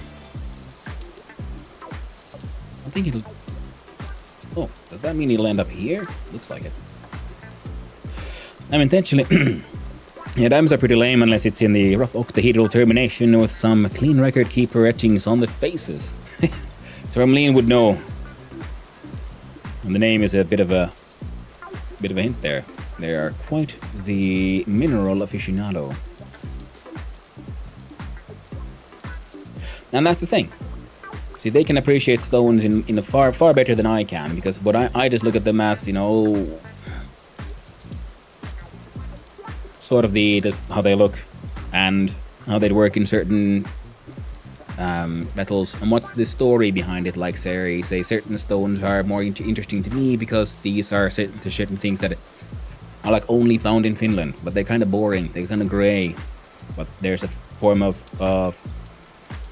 think it's hematite, so which would be an iron ore. There's not the hematite one. There's something similar. Something that's found in hematite. It has this rainbow striation usually. And usually it's black. But there's a grey version that is pretty much unique to Finland and the Nordics.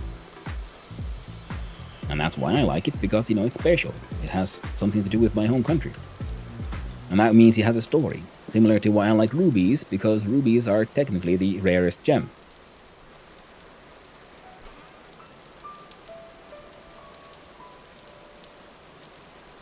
And that's like the story of why some gems are... I personally find them interesting, because there is narrative of the gem. In the end, they're rocks, you know? Or they're fancy rocks. So it is the narrative of why this is cool, and it should be a personal question. Oh, I want something like, say, you know, for you know, a wedding band, you know, white metal, white gold and diamonds. That's just what you like. That's fine. But it could be interesting. Like, there's a story behind those. Like, well, with this I made from this citrine from this place where we used to go, or something. Something like a traditional tale of, oh, well, this is where we met, and that's why I have these. That's why we have gems made of these, with like these amethysts or something. Because it has some story, some personal relation. But that is, again, how I like to design things, how I like to look at things. Everyone should have their own opinions on these things. I'm a magician, Hannu, watch it. I'm a magician, Hannu, watch. It's super cool. Vanish. Neat. But I don't have your pre-made bots, now do I? Damn, you don't have the stream elements. Nope. Wait, what am I doing? Alright, I was making a freaking path. And I got confused about things again. That's one of the things I wanted to burn for some of these rocks with. So I was thinking andesite and other things. Whoop, there we go.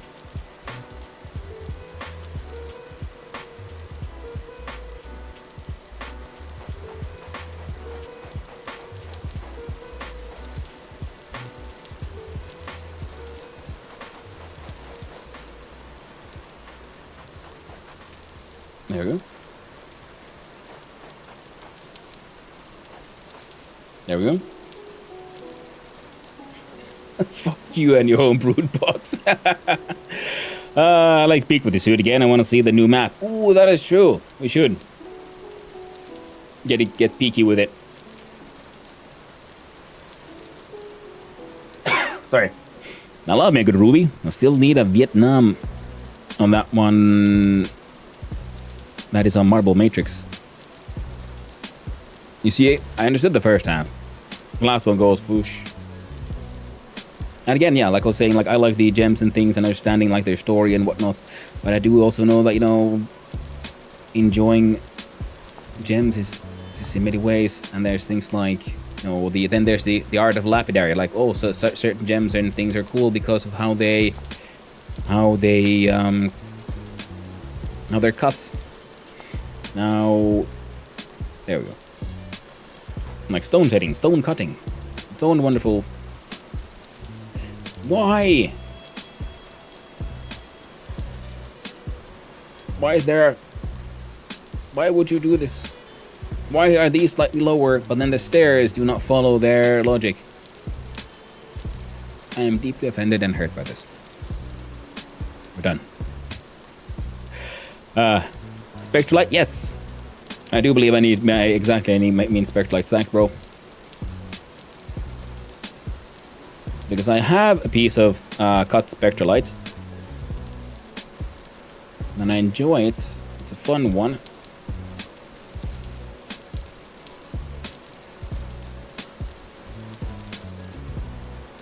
No, it already has them.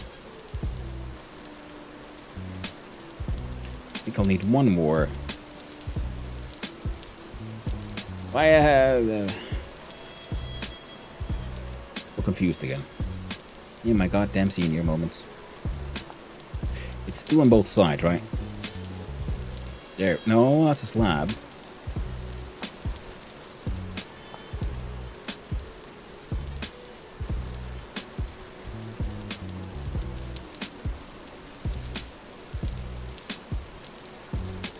maybe this will work. But then I also like amethyst and citrines and things with all of these, which are technically sort of kind of like the same gem, but depending on what the impurity is, they're colored differently. Like, you know, yellows for your citrines, purples for your amethysts, and so on. And I also like amethyst because there's a lot of amethyst mines around here. And through that as well, then they have a sort of personal touch, a story relating to, you know, your home area, where you're from.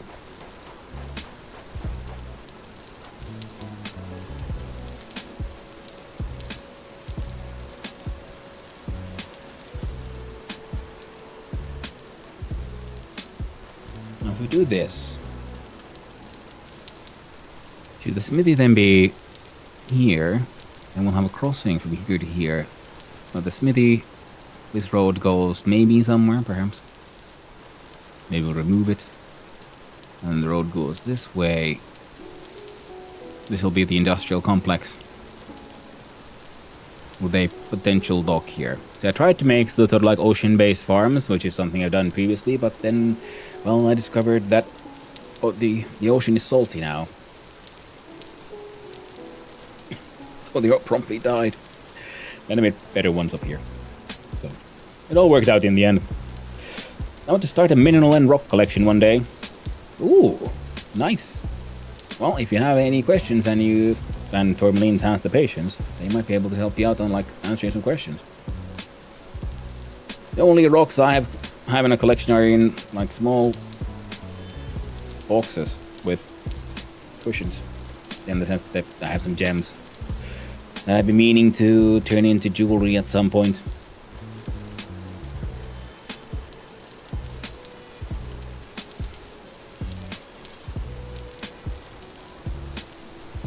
Oh, perfect. Then we'll come... Yeah. Accidentally, I mean totally intentionally sort of winning here. So then we'll come out here in front of the torque stone.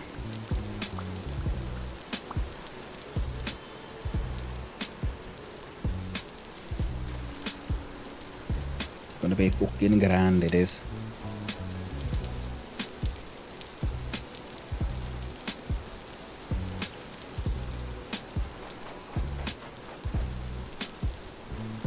Bum, bum, bum, bum, bum.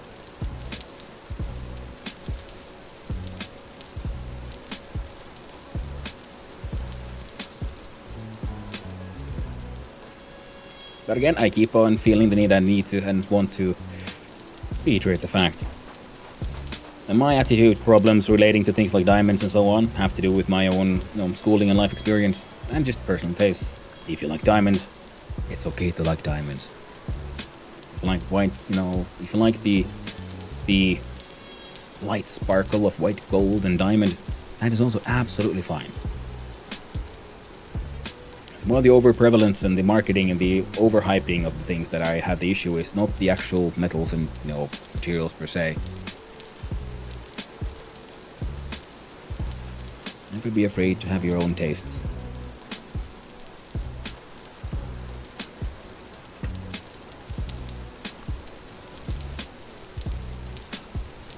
Now the question is, do I want what kind of floor? I'm thinking I might lean into the basalt factory here, so we'll have...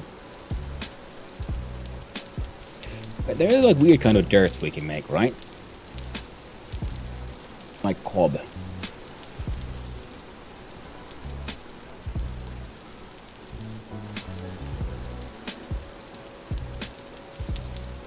Packed dirt.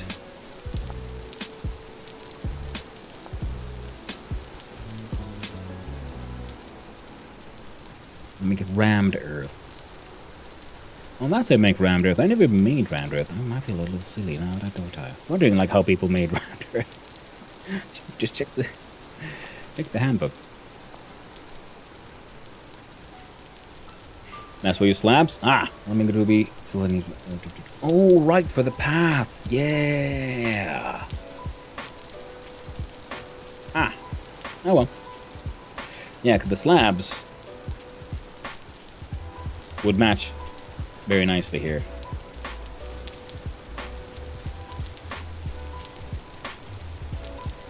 But we'll go with this for now. It'll work. And worst case scenario, because I do believe...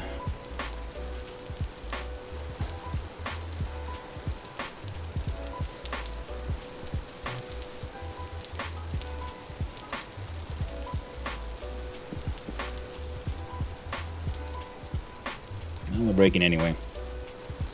Puck Pikachu. Hi, Hanu. And chat, how's it going? Hey there, Shiny Doo. How you doing?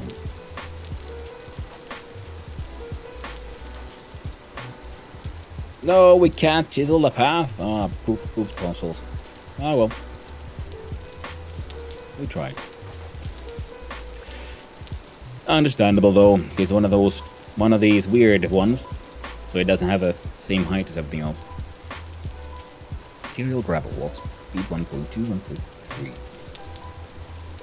Ah! Now I feel doubly dumb.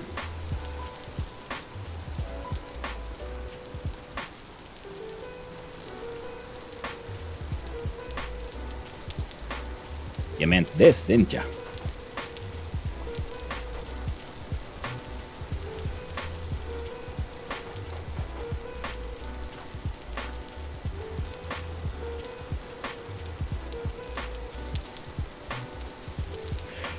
Burp.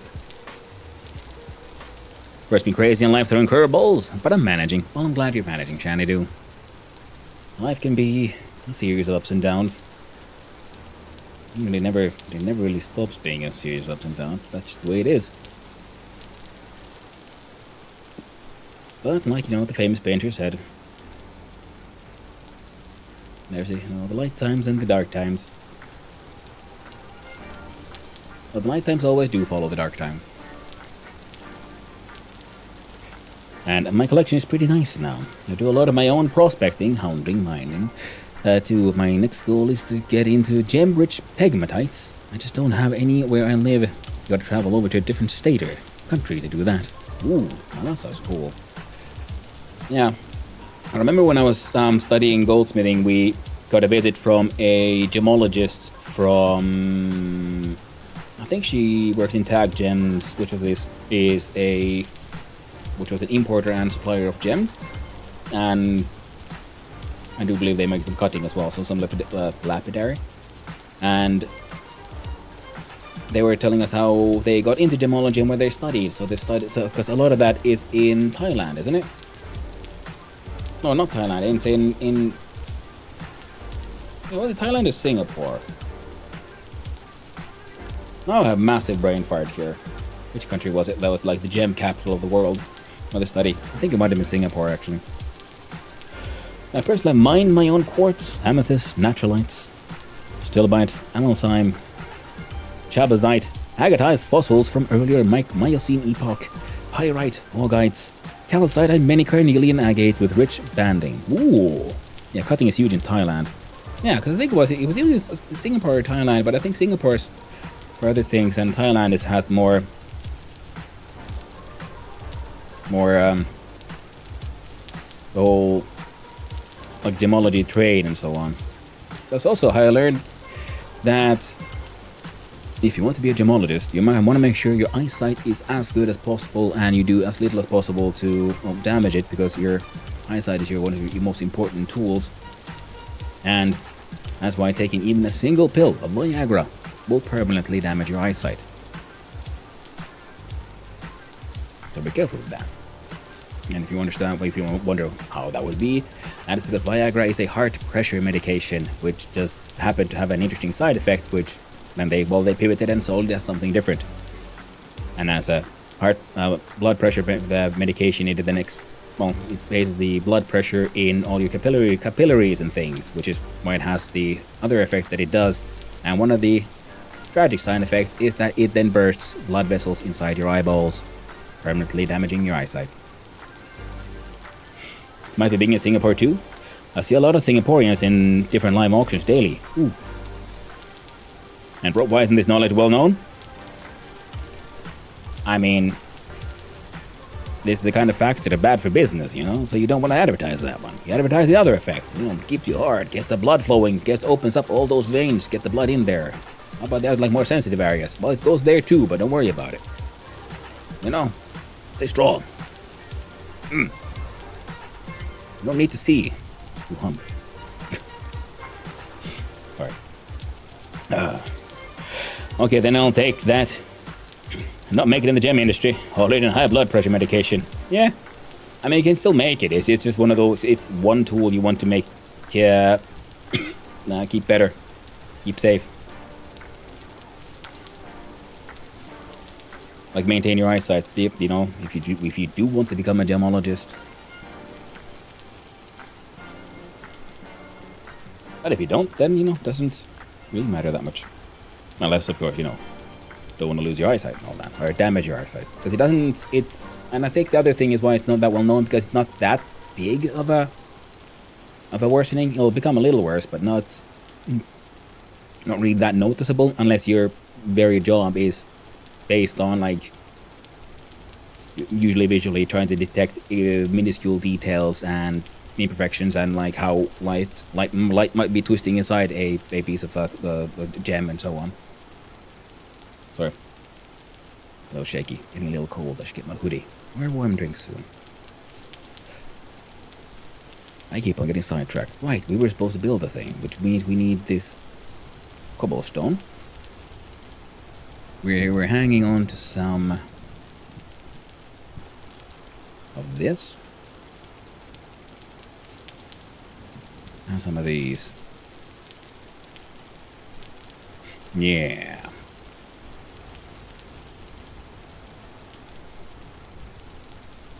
Salt sand can hang out there for now.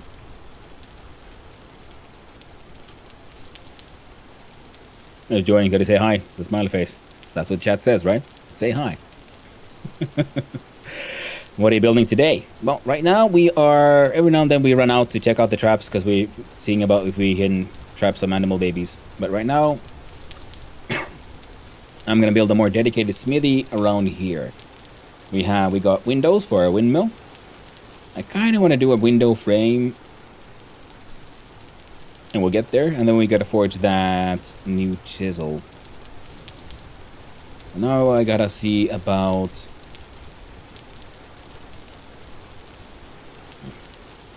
getting this smithy and place for the freaking Hellhammer planned out.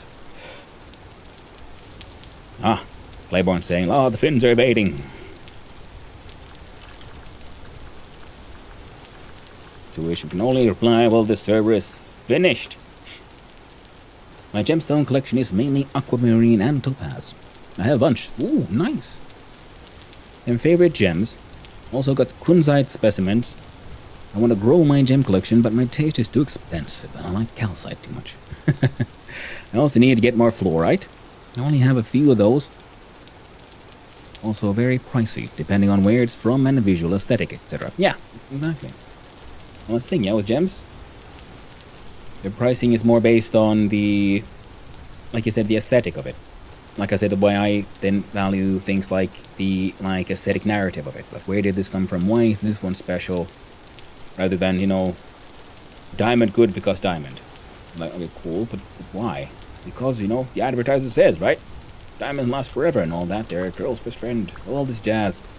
Like, okay, cool, but why that one specifically? Like, well, because the advertisement said so. Like, well, do you have a mind of your own? But if someone says, like, you know, I like diamonds, they're cool. Like, what? Awesome.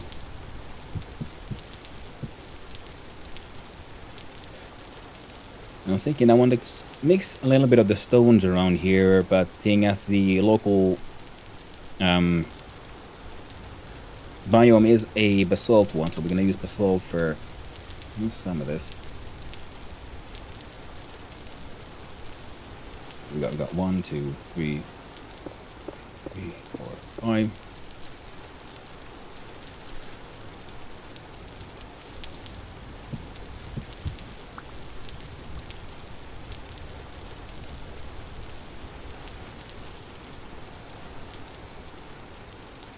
And the torque stone will be 2, 3, 4.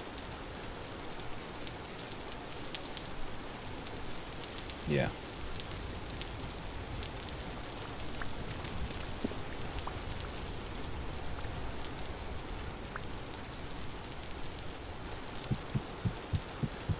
It'll be the general footprint for the entire thing, and that's why we're making it a little bigger.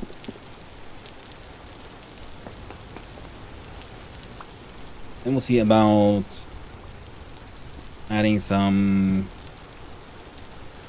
having like an outdoor, more for foraging area, or semi-outdoor, with some kind of dirt floor, I think. Just because, again, you know, I want to make it that way. Because usually a lot of the smithies, if possible, will actually have a dirt floor. Simply because, well, it's a cheap way to make something fire resistant.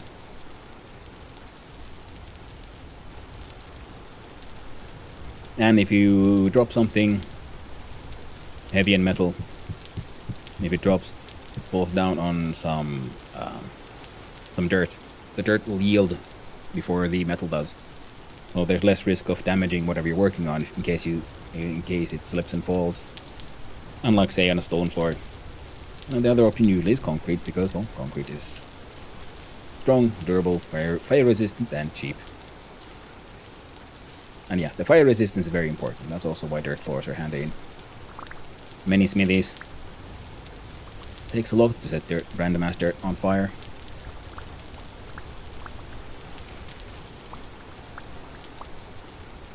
But yeah, sand floor, not so much. We'll see about the whole rammed earth thing, because I never did really anything with rammed earth, and now this server I've seen a lot of people build with rammed earth, so I'm thinking like, oh, I feel like I missed something. I'm shot. Oh, Cyborg! Hey, Puppy was here as well. Keep on like missing people.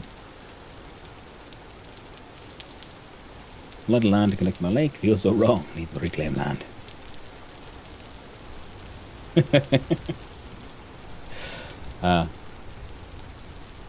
I really need to get Tanzanites too, because those are almost completely mined out now. A nice 5 to 10 gram terminated crystals go for big bucks. And are hard to find now, since if I recall, any stone that's 3 grams and up is required to be cut into faceted stone before it leaves the country. Ah! That too. The good old De Beers type of, you know, control the market.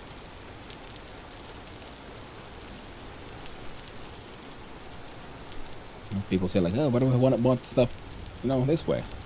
Well, the answer is too bad. This is how it works now. No, I don't. Oh, wrong one. And what? When we go down enough, low enough, we have andesite.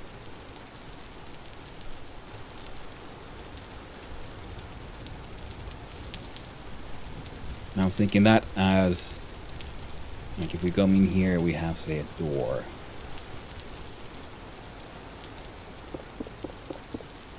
Whoop. Yeah, we gotta deal something with that murder hole. There's so many enemies keep on spawning in here, but that's kind of my quarry.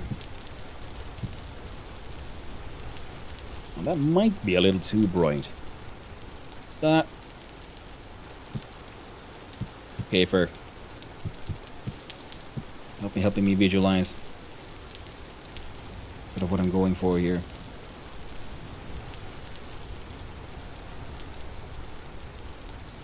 And I'm thinking like Hellhammer, we have a anvil.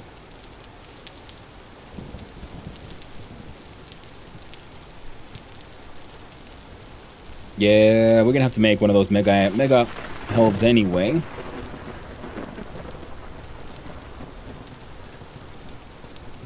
So let's say, how much space would we need? So we'd have helve is 2.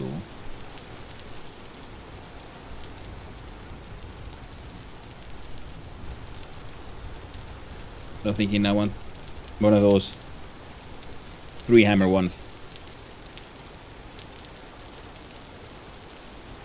At least we're gonna try to make space for one. Will it work? We'll find out. But we need enough space for one of those. And this space can continue this way, like that, and then it'll probably open up this way a little further. Which means, why am I carrying an iron hammer with me?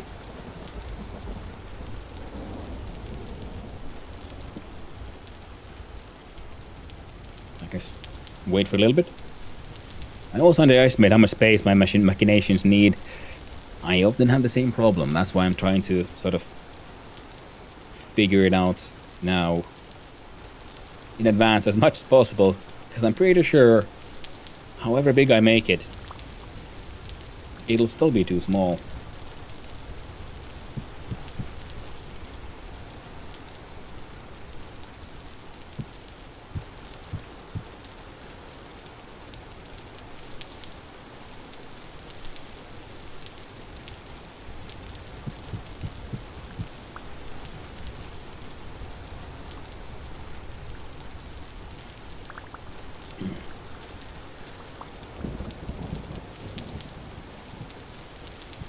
This might work, and then we'll have to build up from here as well.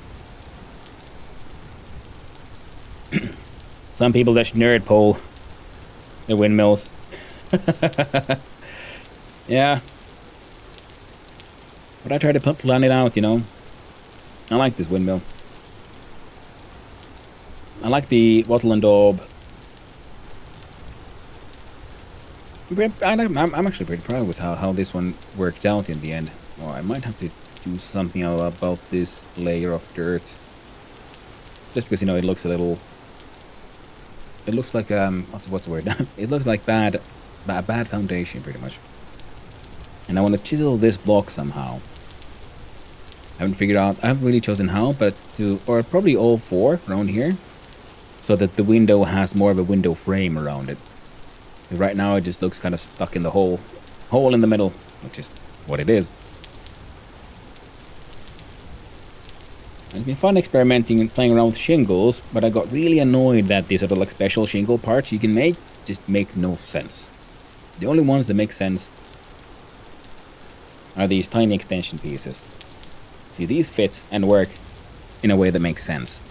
All the other bits, absolute nonsense. No point. I at least could not comprehend. What else can we make with sand? We can make fanned. Oh yeah, we'll need gravel too. Yeah, I definitely want some of that. Arid packed dirt. Soil, soil, sand, sand, soil, soil. Oh! Something like this could look good as a floor for a workshop.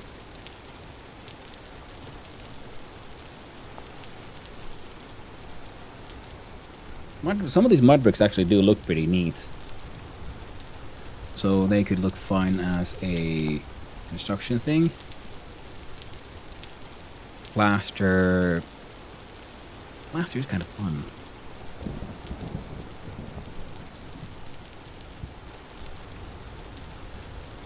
And I think I'm going to lean more into the wattle and daub this time round.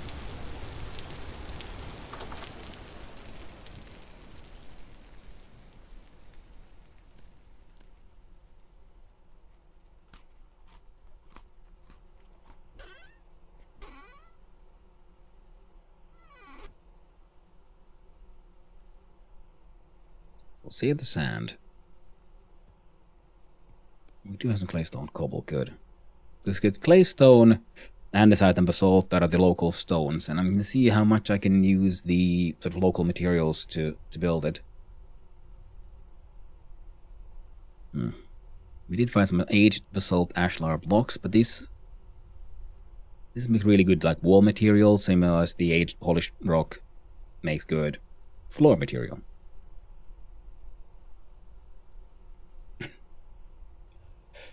Can't wait to get my ass to China.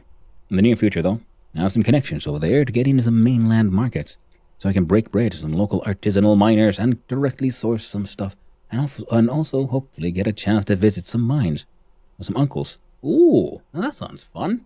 Yeah, Asia has a lot of like gem mines and things. There's cool stuff going on over there.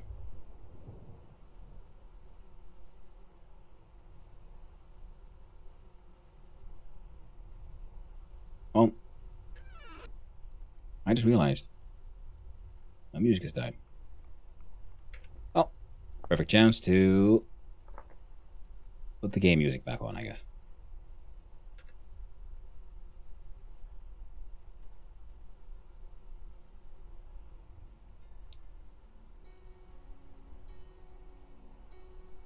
Yeah, we need to go collect some more reeds at some point. Need more bees, need more wax, need more honey, need more all kinds of shit.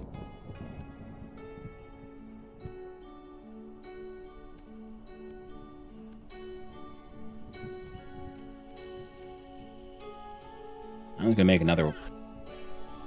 yet another trunk. Almost keep on making more trunks.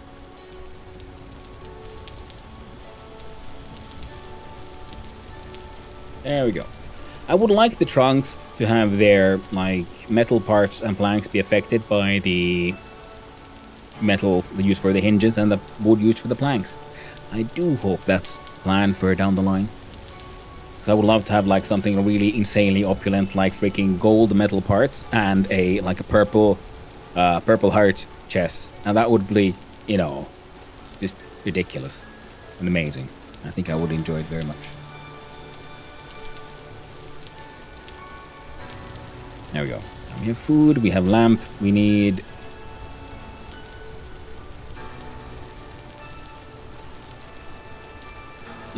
Right, lunch over. Have a great stream and see you later. Well, thanks for hanging out, Shani Doo. I appreciate it always.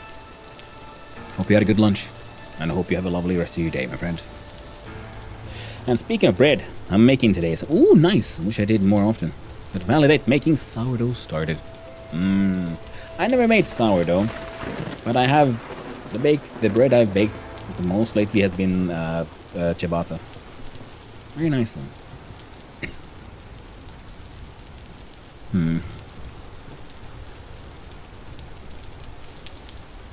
Yeah, this might expand that way, but for now I think this is an acceptable base.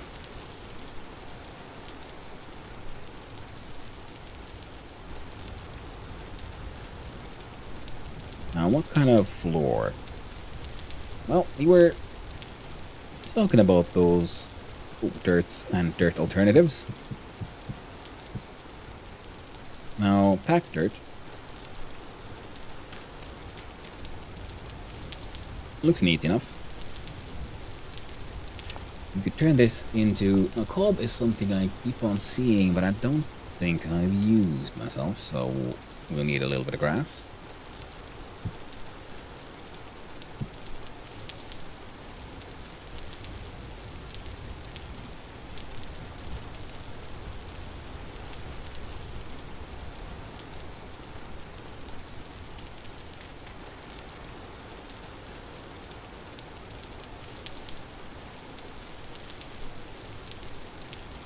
That looks fun, and I'm totally gonna use that once we get the pigs relocated. Now this will be, that's a proper like pigsty kind of floor. So not for here, but it looked more fun than I was expecting it to.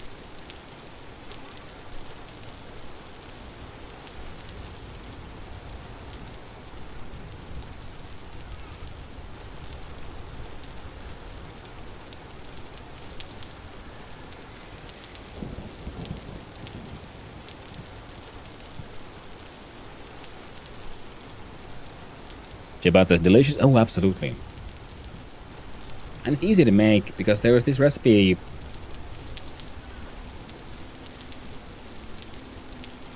As long as they keep on spawning here beneath me where there is a sort of cave, I'm okay with it. Just stay there, would you?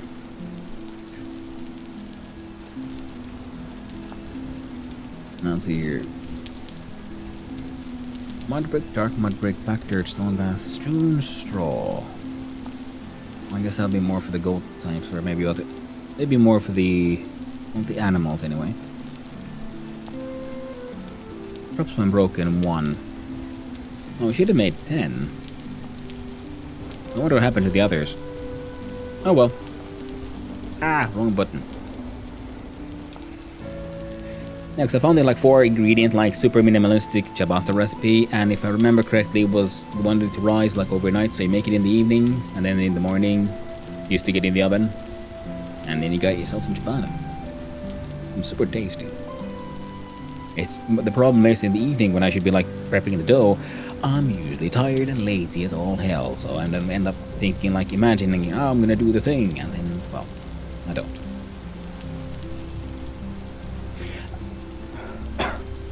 I'm just being a specific kind. Just winging it as always. You have the proportions mostly by texture now. Oh, well, see, that is skill. You obviously have skill, talent, experience. More so than I, at least. And a mud brick slab. I kind of want to make one.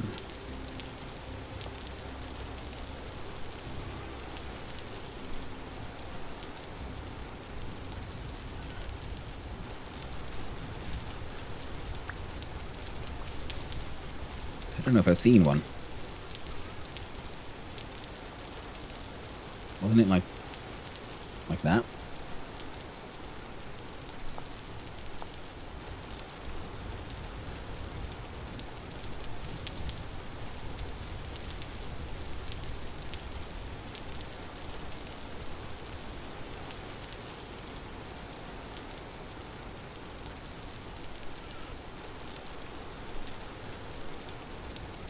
Holy butt niggas. But if it ain't goddamn Raiders, how you doing?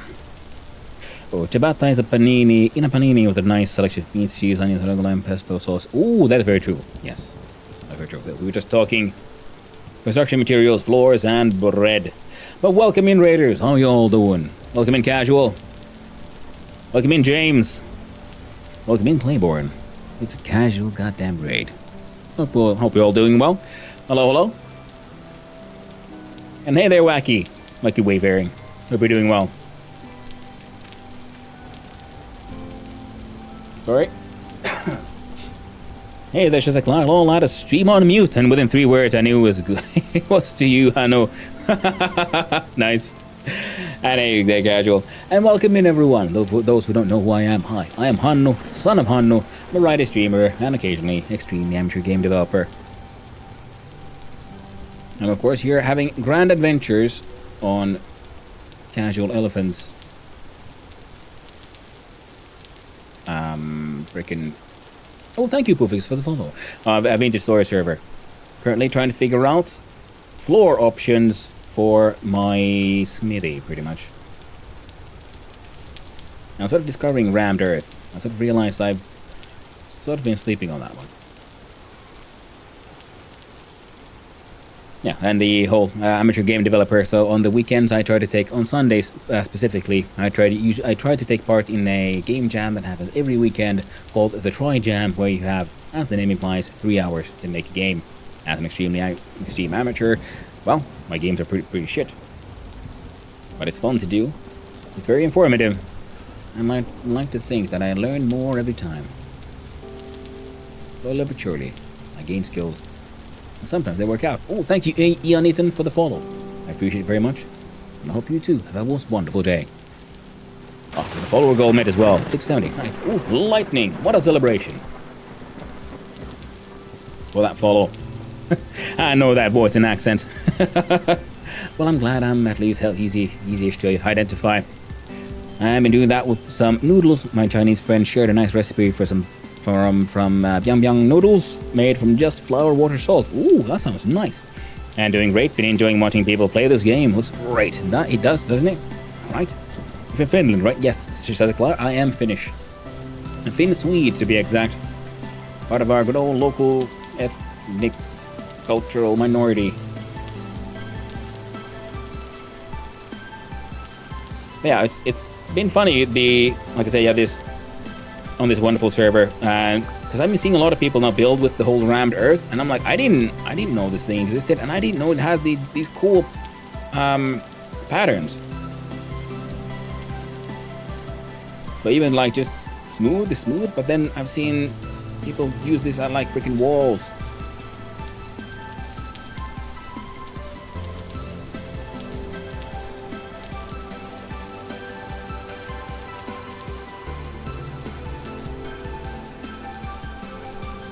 What the hell? How many iterations are there of this thing?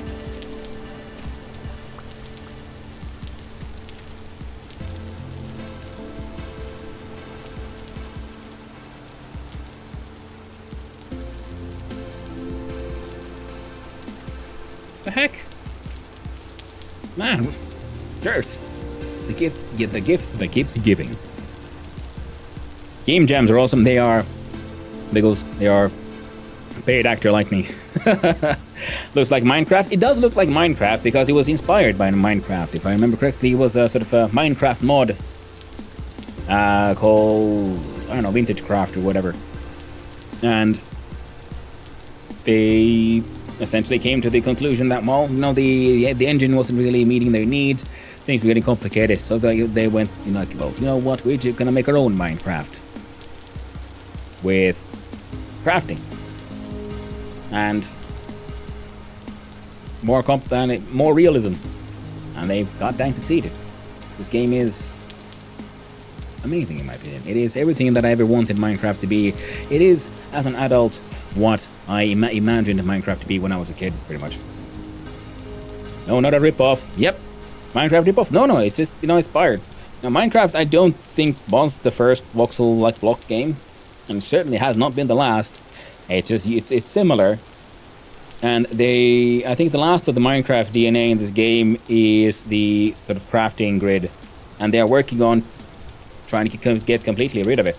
Well, more and more of the crafting is done in the world using crafting benches and like mini games and so on, and it's one of the things that I really like about this game. Now, reading for this kind of rammed earth, reading for that kind of rammed earth.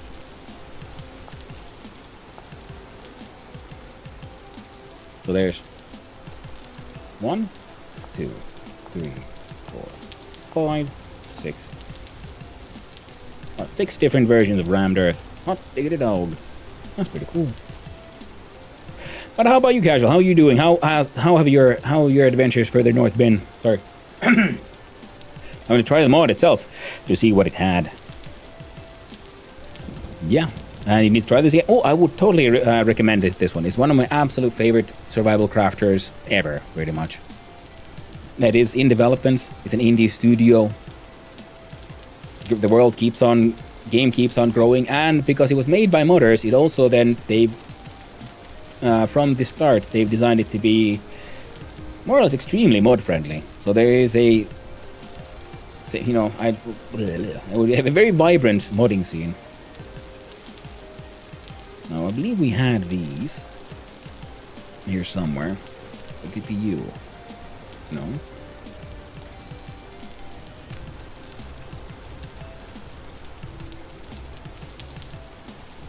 Because I've seen walls like this on this server, and I think on like the Crow's Nest, and I kept on wondering, like, what is that made of? I see this. How did people make this thing? Now I finally know. Rammed earth. And there's so many delicious death caps that spawn. Ooh. Those spicy death caps. The forbidden shroom.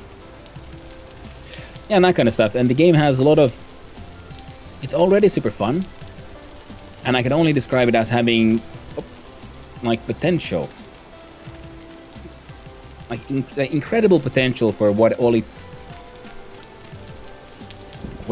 how much more it can become. Because, you know, the game is super fun. The mechanics are amazing. And one of my absolute favorite mechanics is that the blocks themselves are actually made of even smaller blocks. So using a hammer and chisel, we can make our own blocks and combine some of them. So I made this sculpture of Twerk. My Twerk stone. Using andesite, polished andesite, obsidian, and claystone. So I made a little Twerk stone.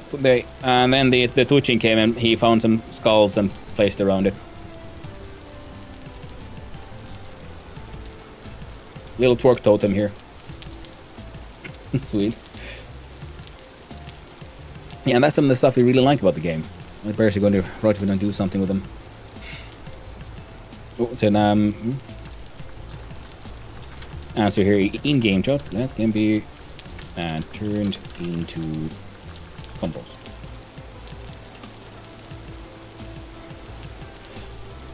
The story is that they had a mod pack and a modded server in Minecraft, but the game being Java, 12 GB RAM limit is very restrictive, so they went standalone to be able to add way more complexity. Yeah, pretty much. That is also how I've understood it. Yeah, though they had the issue of just Minecraft holding them back. The engine being, well, it's a single core. No, not single core, but like a single string. Not string, what's multi-freaking... Anyway, did one thing at a time. It was inefficient. The language was not the best. Thread, thank you, casual. Single thread. Single threaded, yes. Yeah, my native language is Finnish. My mother tongue is Swedish. So, in other words, I get confused. I forget words in multiple languages. So, thank you for your patience. Wait, damn it. You, Jesper. I'm trying to turn these back into...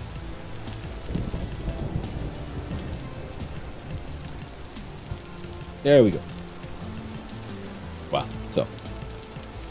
Essentially, the engine was not meeting their needs, plus then every time Minecraft did their own updates, then they had to make updates with their own mod packs, so they would match up and so on and so forth, and in the end they decided that, you know what, we could do better.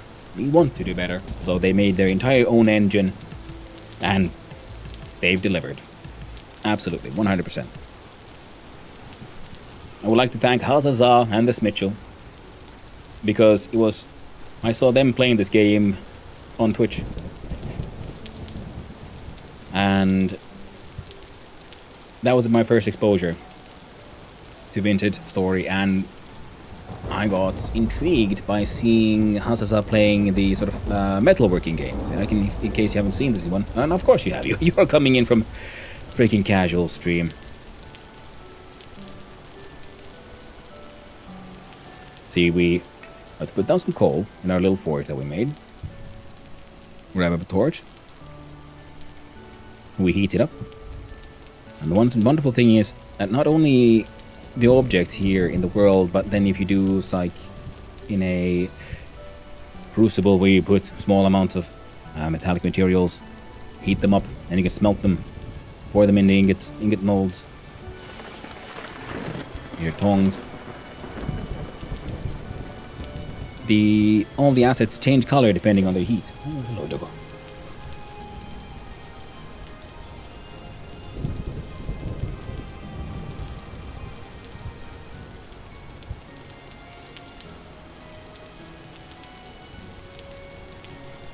Yeah.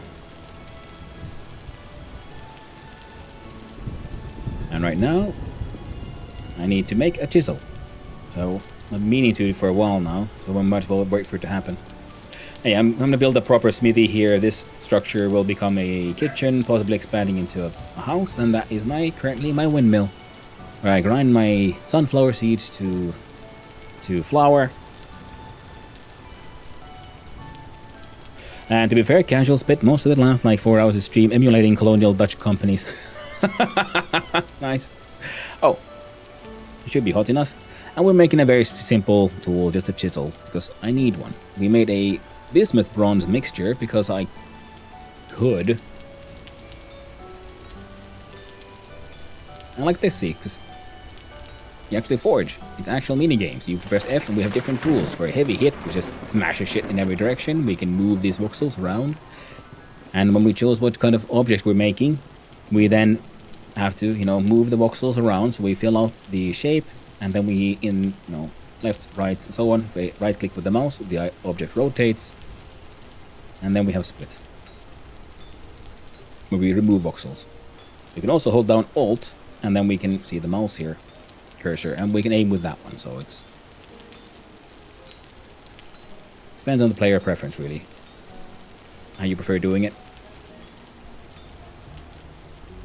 Then we remove all the excess material. And there we go, we made a chisel. But it is burning hot. God dang it, there we go.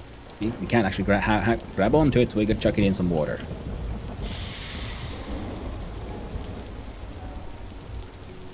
And while it does that, we'll put the stuff away. And voila! We have a bismuth bronze chisel. with the hammer in the offhand. And now we can sort of see the hammer moving. Oh, then we can chisel and make these objects of ours. And if we go close by, you might see, so press F, we have different sort of like sizes we can add or remove.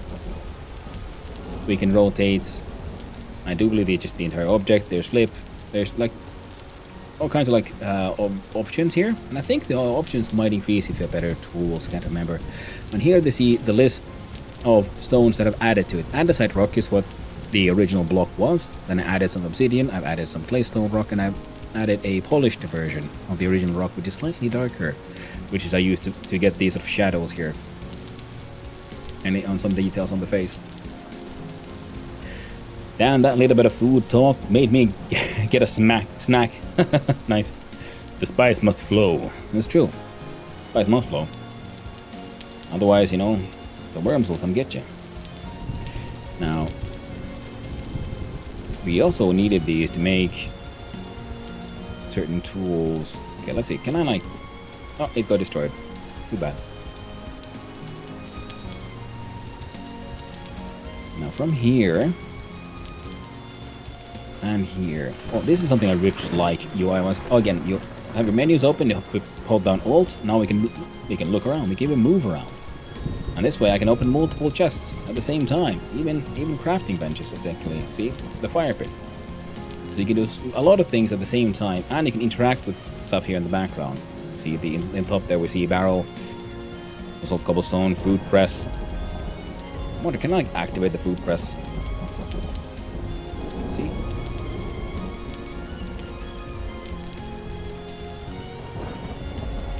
This game's UI system is really cool and really good, in my opinion. It's just a delight to play around with, and what all the things it allows you to do.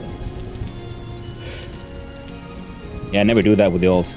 Yeah, I do it often when I have, because I'm a hoarder, so I have too much loot in many different places.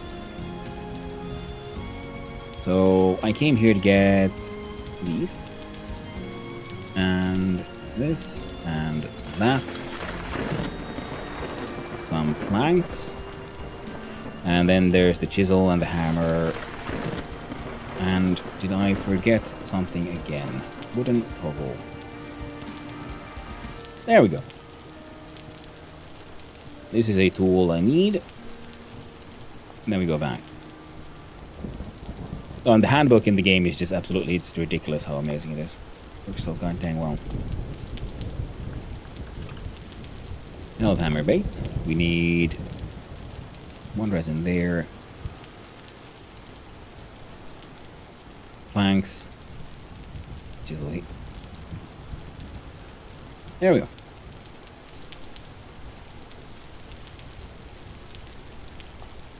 And the hammer itself is just planks and a hammerhead.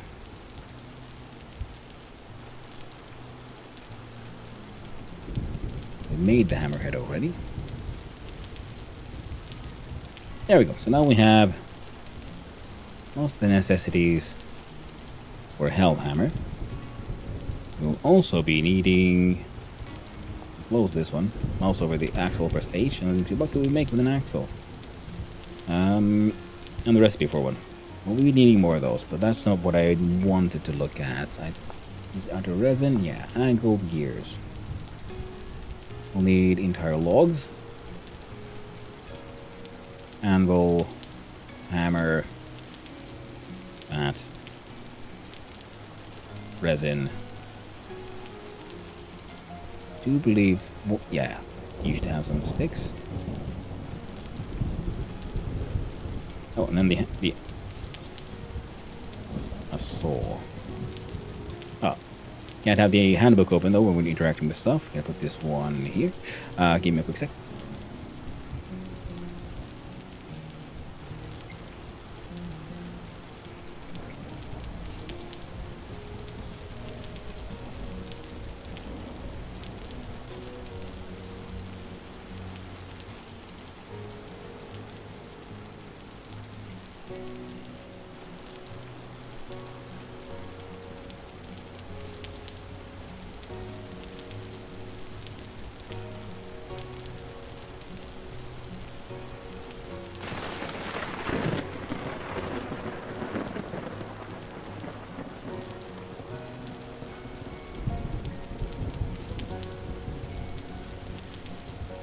And I've returned. And there's ads. Yeah, did we get the... No. Yes, we got the saw. It's in here. Now we need 2 of these. And... Yeah, we're growing hungry, but it's okay. And then we also need a windmill rotor, which is pretty much the same one except without the saw. Single one will do. We'll have another look at the whole axle production. No need to burn any more resin. The last fat goes there. Logs go here. Then put the tools down here.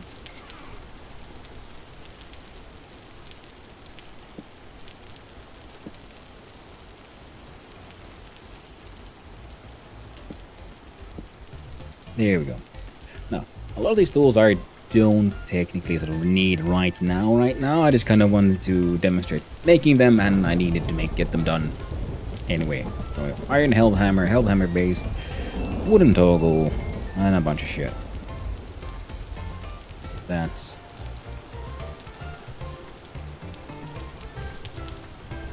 And that can actually all just wait here for when it's eventually time to start building with them. Tin bronze wrench might as well come with me if we're building stuff, and... Whoop. Womp womp.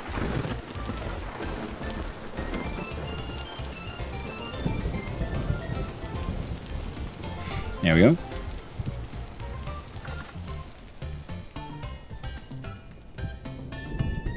My collection of food.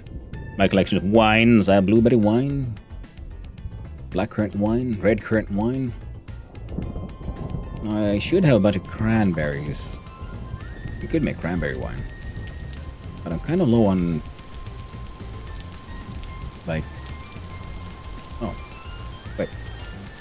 Yes. And you have to go through multiple processes to turn hides into leather. I'll enlarge this and... Yeah. Oh. And here's my blue dye, which I used to make my armor. So, I used the linen to make my linen armor. My dude's a tailor, so he can make a very special one. Extra fancy linen armor. I just dyed it blue because I could. Have we got a blank here? Now the idea was to try to figure out my smithy. And how I'm gonna build this thing.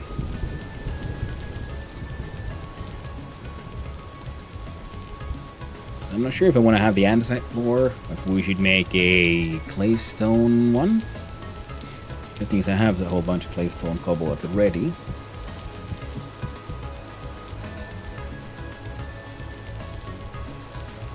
Or would it be too weird to have such a combination of these?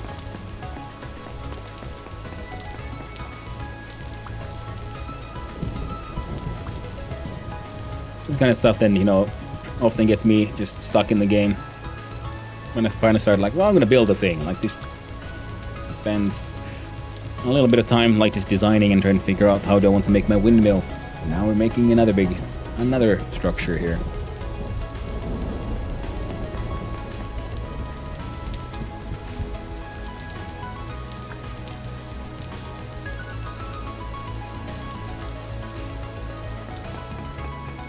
Oh, wrong one.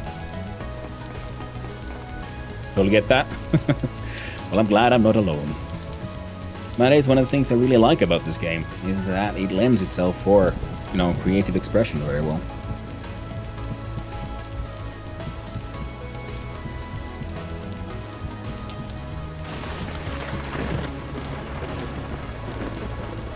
And these are the stones that are natively in the biome here, where I'm building. That's why I'm trying to use more of them.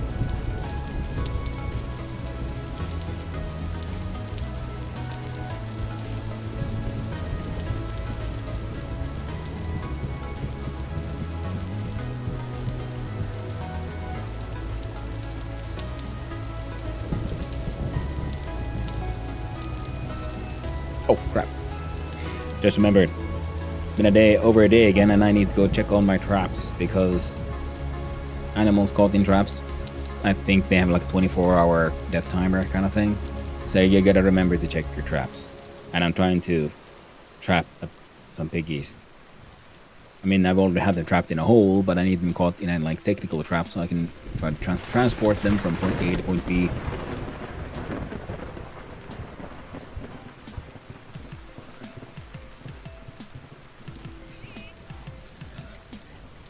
Well, there's an onion in a reed basket trap. The pig babies are... Well, they're no longer babies. So, there's that. Generation 1. It's not Generation 1, so Generation 0 would be the first ones.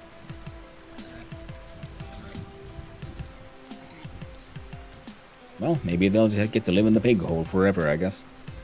Well, there is the problem of if they living in the pig hole is...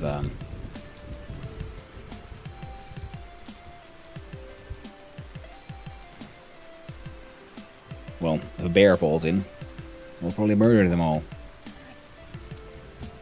And these are just animals that are sort of trapped, and I came to the conclusion that I can't actually domesticate them at all, because they don't have a, like, generation information.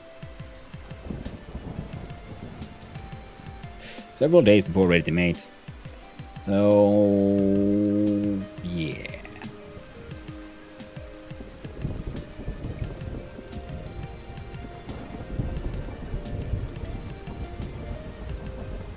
And I can't sort of unmake the trap. I guess I should bring some food for them though. And while we're here, we'll go check the other place. Maybe the other place would have caught the goats or something. I've never actually successfully caught anything in a trap yet. Animals keep on like just eating the food, not getting trapped. But that hole at least isn't that far away from the house, so I've been considering just building a sort of like big canal, lowering them over to where I have the actual fenced-in area, and then getting them to live there. Ooh, cranberry.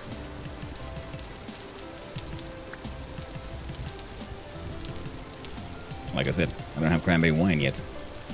I need to work on my cranberry production. Blackcurrant, I think I have way a lot of blackcurrants though.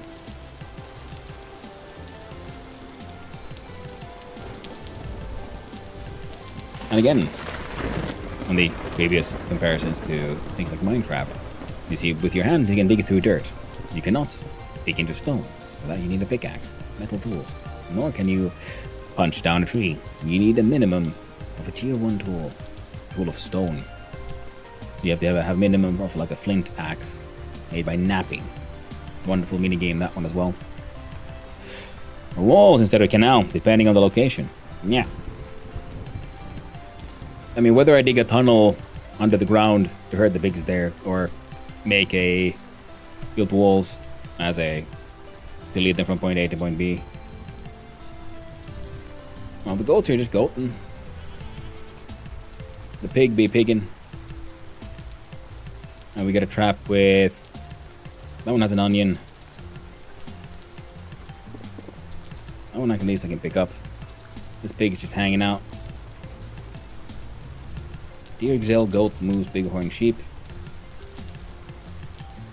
Oh, I think the goats are slightly too far away from me, so they're not doing their, like, they're not mating or anything. But I don't understand how am I supposed to get animals inside this trap. I've seen this pig sort of walked up and ate the thing. And proceeded to ignore the shit out of the trap.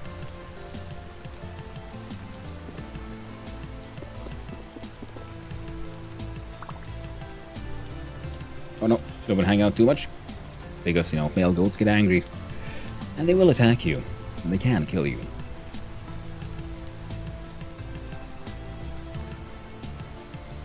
Oh well. We tried. We'll have to see about getting the goats transported somehow, eventually. I think there's someone else's. This is someone else's dug that hole there. No idea who. But it's there. A bighorn ram. It's neat because redwoods are freaking huge trees. And you could absolutely build a giant tree house on top of these. I mean, technically, I guess you could build your house on top of any tree. But it would look cooler up there.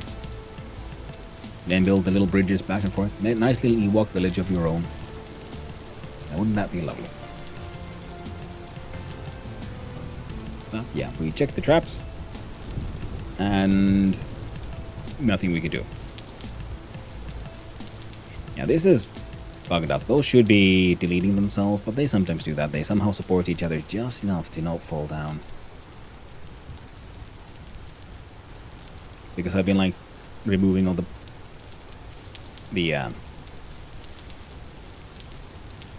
freaking leaves to harvest sticks. Oh, ah, damn! Extra dimensional horrors.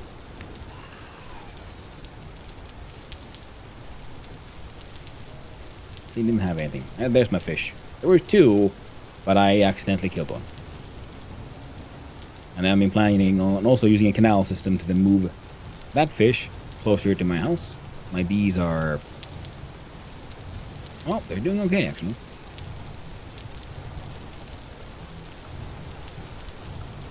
Good. Excellent. Adventure music time. We remember the fish incident. I know, Invisible Jeans. A great tragedy. Absolute horror.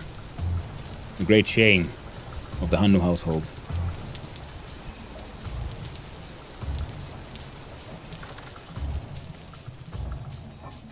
And little Johnny Fishface had to go and sleep with the fishes. Well, sleep with the bears, I guess, because he kind of drowned in air. There we go. You're not supposed to be here. So...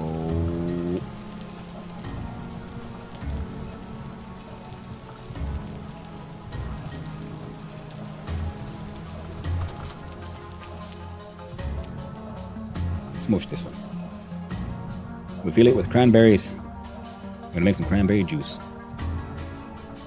Making lovely. Now I do believe we needed some sticks for this one.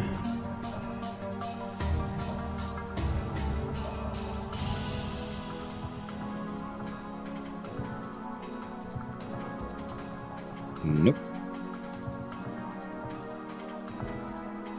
Sticks and planks are used for making a barrel.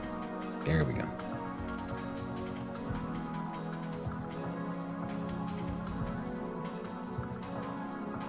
I am too blind once more. There we go.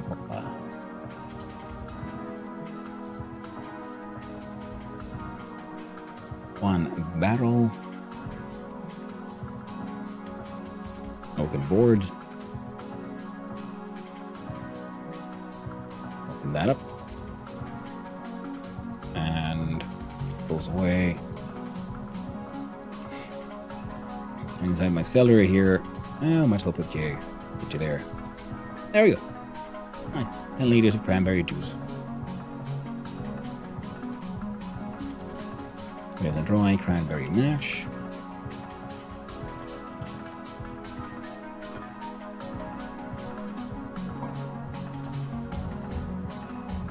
We'll make 9.69 liters.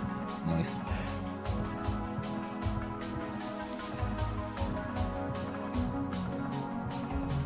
Well, this is an example of the mechanics that I really love about this game, because it has so much of sort of things happening in the world with how you collect the berries. There we go. Now it says wet cranberry mash. And from here we then... a lot of thunder going on lately. Now it's dry cranberry mash because it was properly drained into a bucket. We'll grab that. And we got some cranberry mash, which is crudely pressed fruit, not too appetizing looking. Some animals might still eat this, so you can use it as animal feed. Or, well, the lantern are offhand. And before we go adventuring, we're getting a little hungry.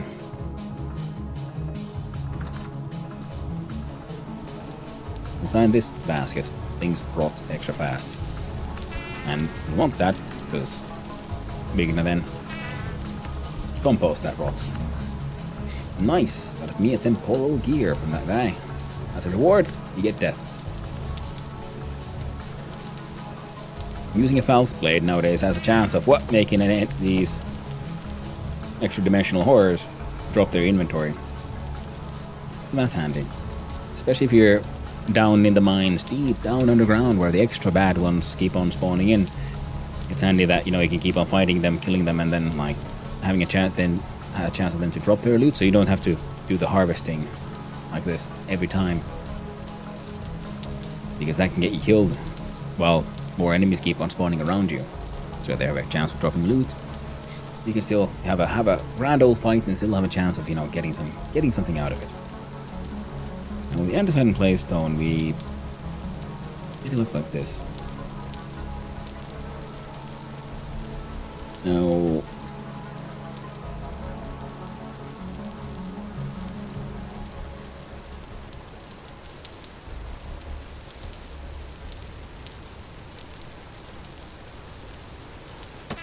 ow.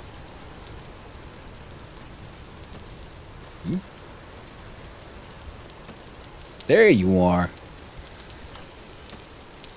Freaking meat crossbow. There you go. No, thank you. You guys can stay there. Now we did pick up one of those temporal gears. Put you there. Apparently we got a piece of string as well. Isn't that lovely?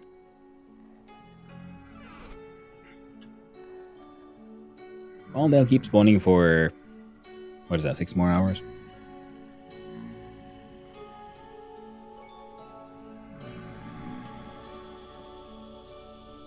Well, in the meantime, I guess we can look at our building materials. What do we have that's sort of ready to go? We have some claystone, dry stone. How was it dry stone? With ashlar blocks. Well, let's put some of that down, see what that looks like. It looks a little darker than the straight up cobblestone. We can then use maybe the... We only have 8 of these, so I'm going to save those for something extra fancy. We need to get our hands on some gravel, I think.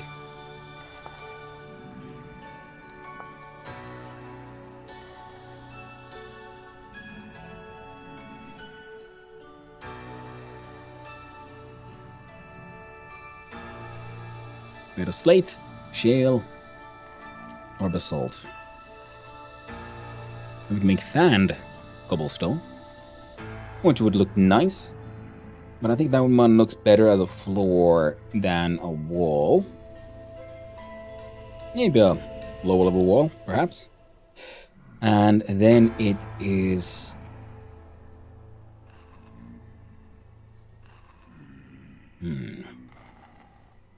What's this one? Aged claystone ashlar. That's what we're using in the windmill.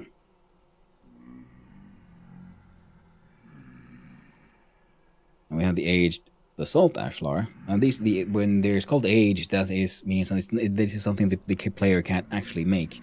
This is something you can only find in ancient ruins. That's why it's aged. And basalt,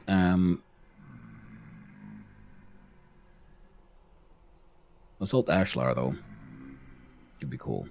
Now, ashlar is stones made of large bricks, or like, large bricks. Do you have any basalt stone? I don't actually. That's a mistake on my part. An example here, andesite rock. Press H, open that one up. So it drops and broke. So if we break a rock, you don't actually get the block, you get the stones, which we got here. Getting a rock is slightly more involved, and you can turn one of those into a polished version of itself, and you can turn that into a slab, and that can then further be cut down into ashlar blocks, which can then be crafted together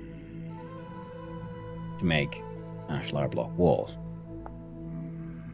Requiring mortar, though. I need to make mortar, and then we can make these fat brick walls, you know, My son, Casual Elephant Raider here. Well, thank you, Ergil. Welcome in, Raider. I do appreciate it. Ah, yes. Cloudflare has problems. That's why I can't load some website. Ah! That sucks.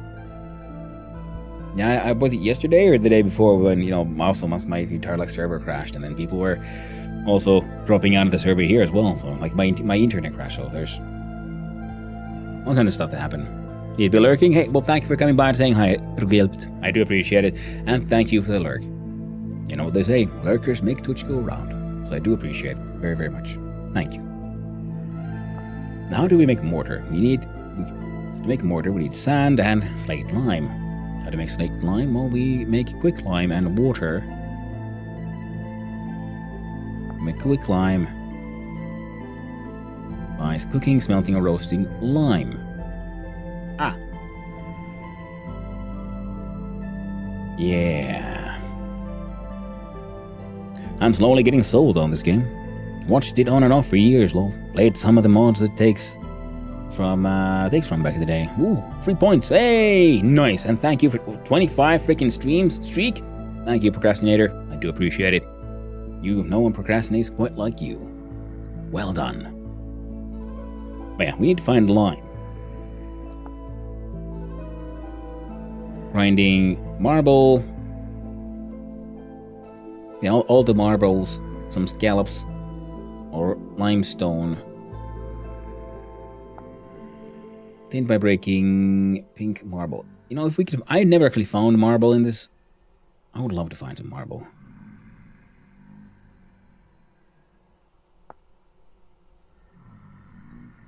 Polished pink marble.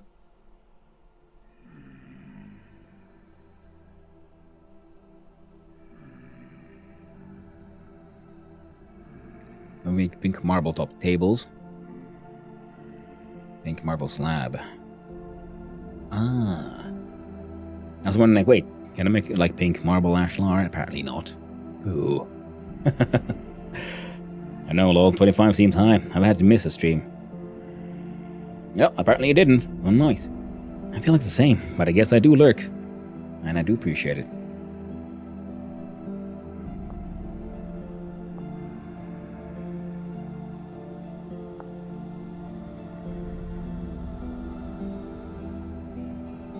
Says currently has no use.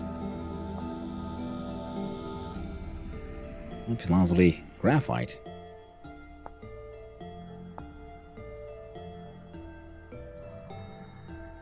Cool. Alright, see, these are some of the cool things, because they still have things like graphite and other things in the game, even though they currently don't really do anything. Which is neat, because then it allows things for, like, you know, modders to add things that would use this, or then they probably have something planned for the future. But it's neat that it already exists. Now, lapis lazuli can then actually be crushed. Uses for pigments. And their pigment can be used to write on signs, sometimes also dye cloth. Green for blue dye. But we already have some lovely blue dye we made from wood. So I'm okay with that. How goes the vintaging? Build more, craft more, build a boat. Any grand plans? Well, we've automated our windmill a little bit, and we are sort of working on making a new. God damn it! Let's hold it.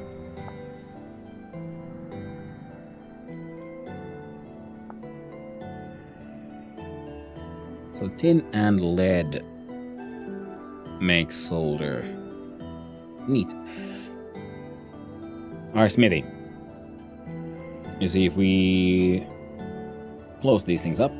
So here's our sort of kitchen that needs to expand and become a bigger house. We have plans to do things back here. We have plans to get pigs here somehow from all the way over here in the big hole. We'll figure it out. And here is where I'm trying to build the smithy. It's 2 a.m., so they're still out and about. Wilding. Those beasties.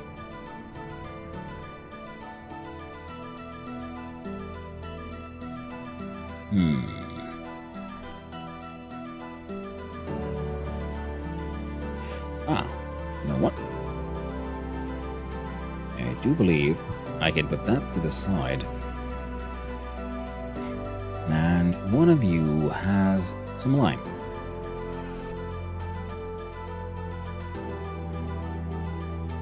Forty of these will create 20 quick lime. 2 pieces into 1. That's fine. We need as much quick lime as we can. Cooking temperature is 825 degrees Celsius. Oh, I can use peat for this. I didn't know that. Peat. Now, of course, 1 piece will not be enough. So, gotta go visit the peat towers.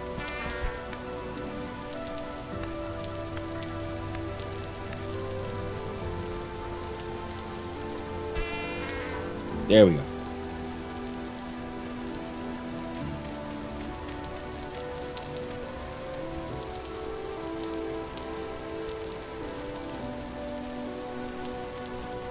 There you go. Have an entire freaking stack of peats.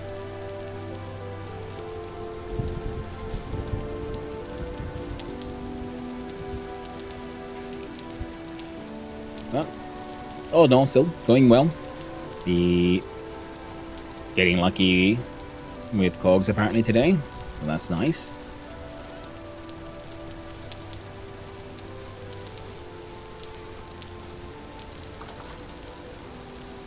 Oh, if only I'd get this lucky with money in real life. Hey, you're there, stuck in my charcoal hole. These are usually handy because as long as you don't get too close, they try to run away because both horns heavily favor ranged combat. Doesn't mean they can't do melee, but they favor range to the point. Well, they'll just run away from you usually.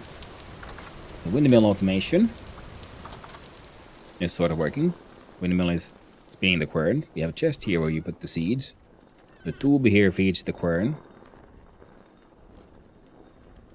The quern is, with the current setup, it's functioning at 25% efficiency, which means it needs to go through the process 4 times before it pops one out, falls into the hopper, and gets placed in the chest. So, getting us some sunflower flour. So that's working out. Windmill be millin'.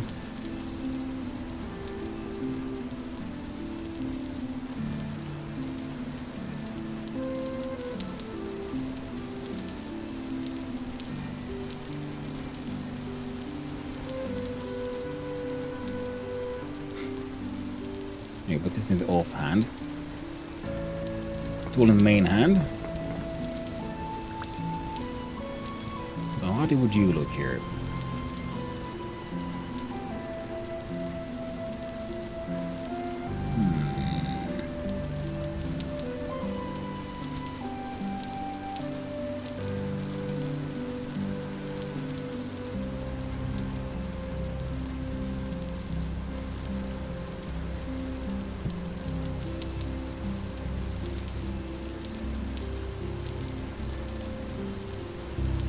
How customizable is the windmill? The parts to sit in a certain order. Yes, you have the rotor in the middle and then the wings. You add the wings there. Then the rotor will attach either to a piece of axle, like that, or directly even to a angled gears, which can then change the direction. And I believe for this one we have, one piece of axle here, pretty much. So windmill rotor is outside the tower, 1 piece of axle, then a angled gears to change direction. Axles go down and interact with our quern. So you can make the axle as long as you'd like. Yes, pretty much. Oh wow, that was close.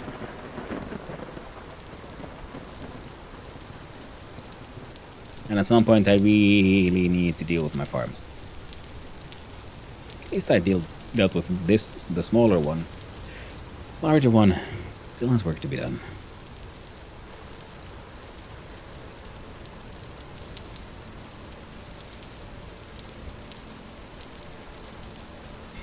How many machines run off of the axles? With the grain mill and the helve hammer and the pulverizer. Whoa!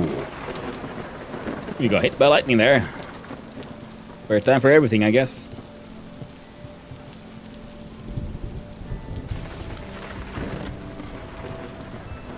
Damn.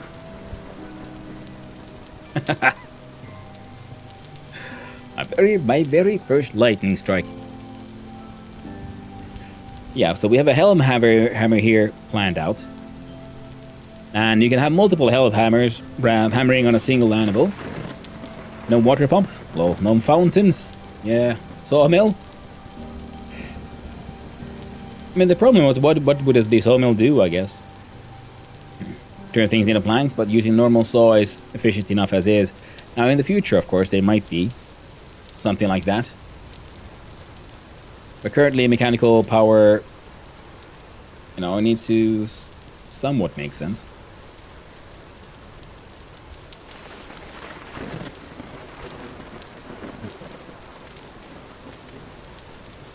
Alright, let's go. Let's go murder. There you go. There was a little bit of surface copper here. Then I'll be using this base as pretty much a quarry. Which is what I'll be doing now again.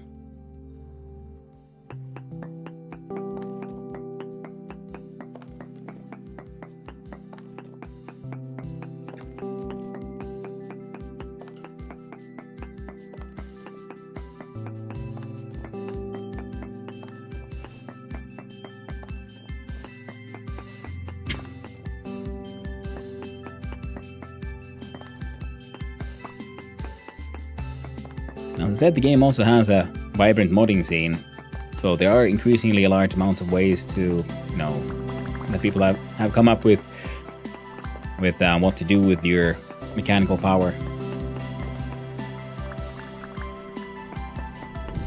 And the quern will mill your grain, it'll mill your limestone into lime, like the powder, and other things.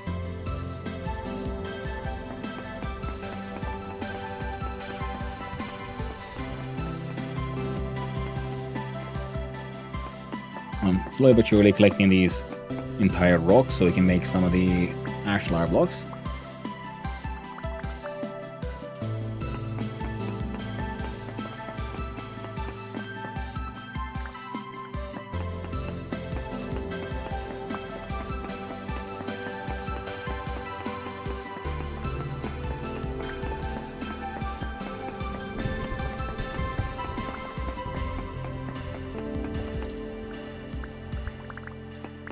And we're also getting more of the basalt rocks themselves.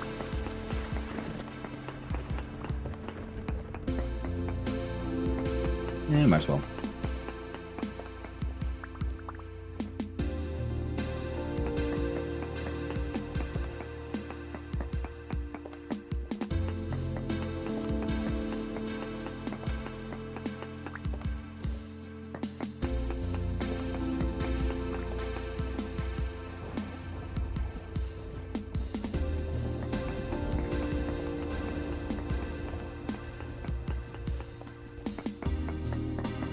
Come on.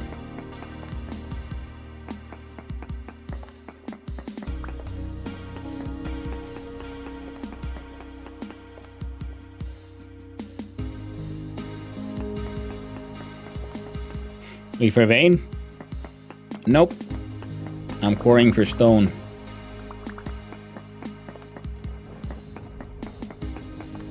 Yeah, there was some surface copper here, but we gotten rid of it. I mean, we collected all of it. Mine this place out.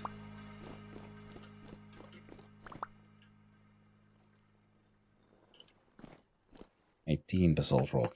Well, let's go for 20.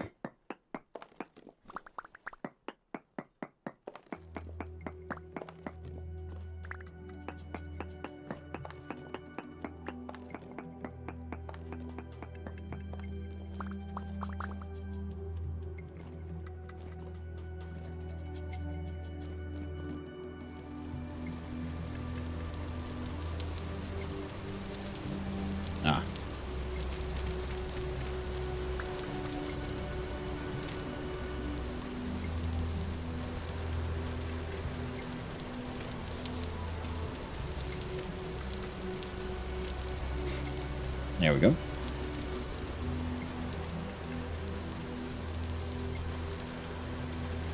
Yep.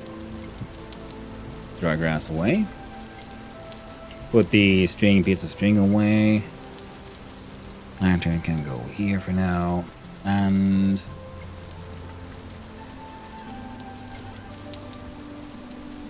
so the wooden trap.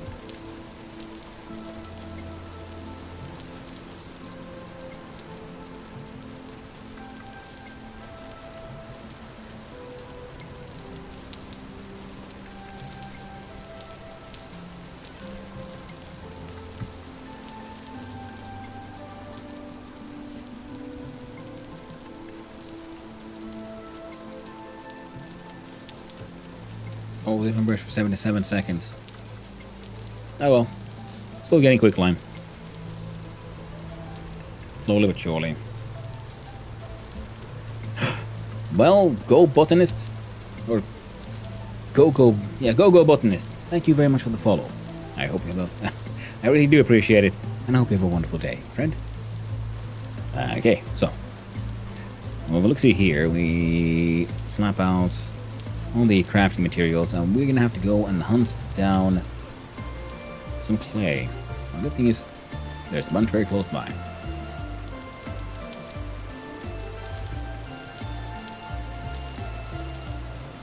Like just behind the house.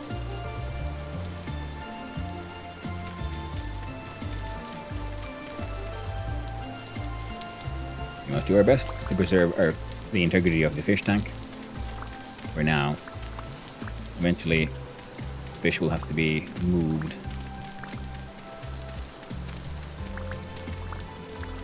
Start a new game with a buddy, and now I'm looking for copper. But I found iron veins. Oh! Yeah, it's annoying when you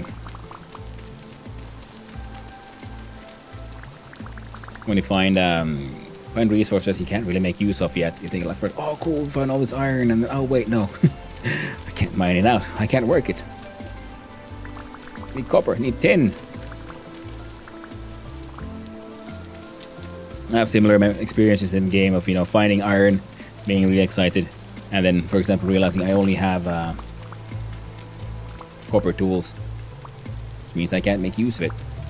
So I hadn't found any tin. Couldn't make that bronze.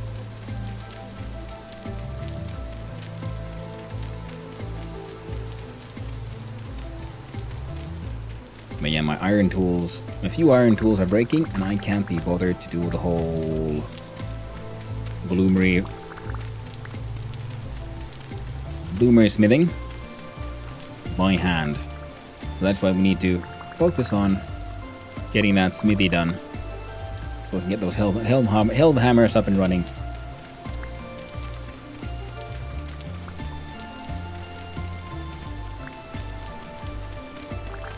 There we go. Okay, yeah. Nice. Wonderful indeed.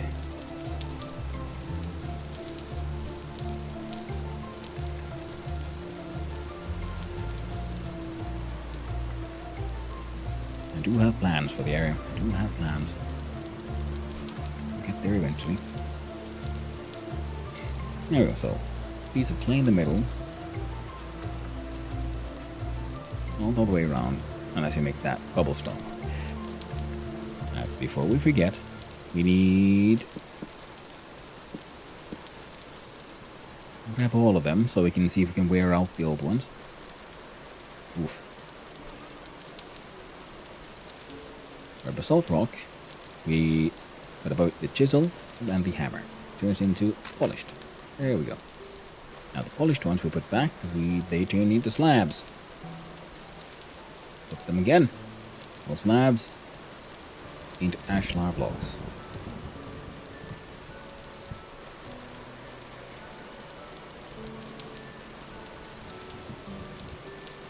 Durability of 2, so it's still kind of running. I just remembered, like, yes, that's why I was burning the... So I'm making this stuff. Only 4 more left.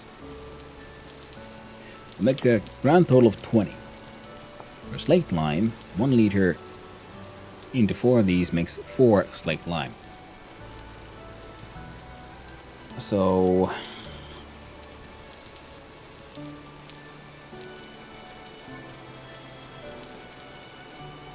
4.5 liters.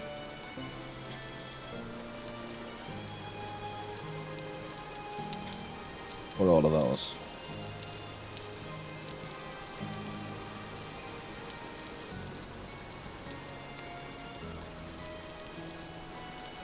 The 40.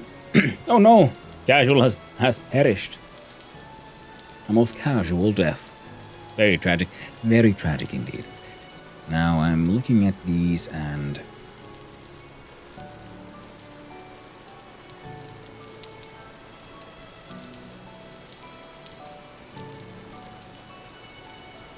yeah, it'll finish. Now where do we get 5 liters? That's the tricky part. Because a barrel holds, a bucket holds 10. So we're gonna... ah.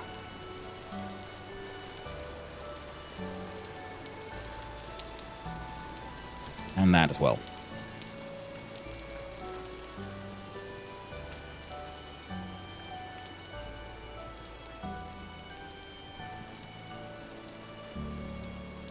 To make one more barrel again.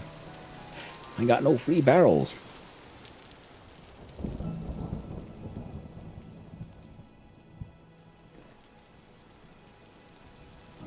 Oh well. Barrels are always useful.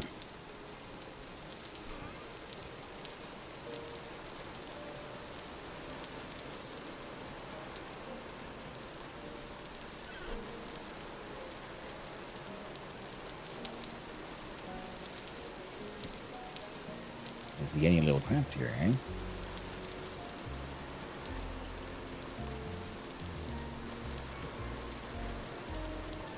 So yeah, this one holds 10 liters of water. We have 20 units of quicklime. We need 40 to turn 10 liters of water into 40 units of quicklime. So we need...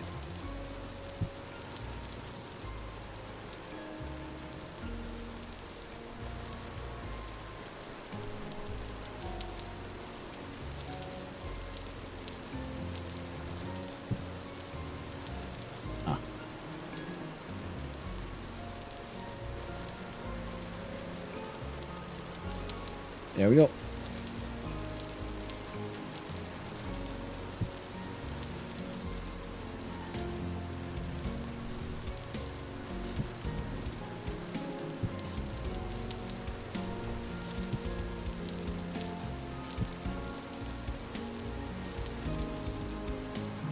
I like it. Fine. Now there's 5 liters of water. 20 liters of slaked lime. Now we do... slaked lime, for mortar, it's 1 liter to 1 sand. Only 20 units of sand, which we should have in here.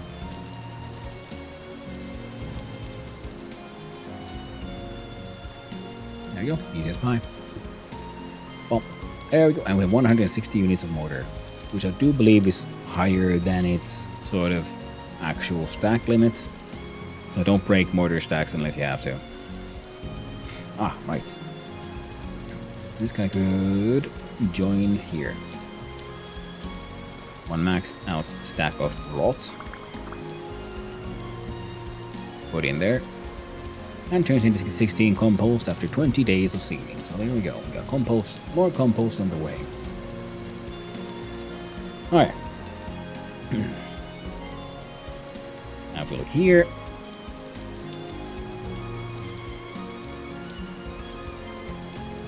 We do that.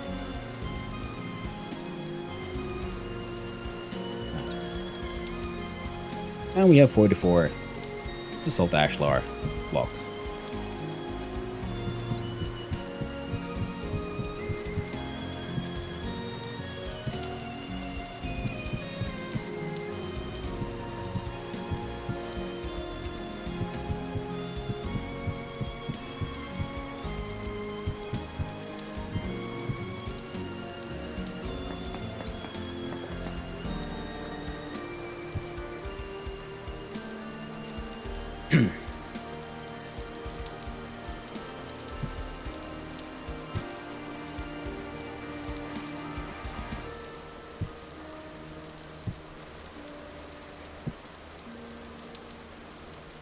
was thinking a separate door on this side as well. So this should sort of work out.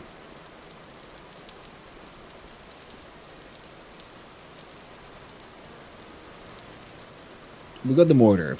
That was the tricky part.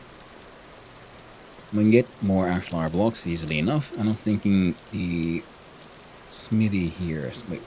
1, 2, 3, 4, 5, 6. Oh no.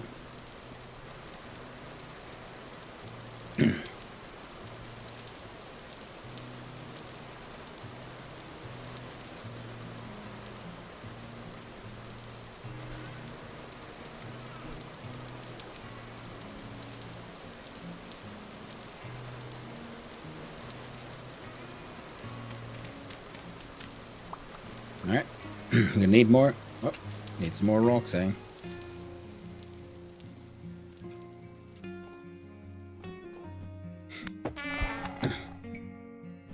There's enough space and it's dark enough and it's underground, so the enemies keep on spawning in here.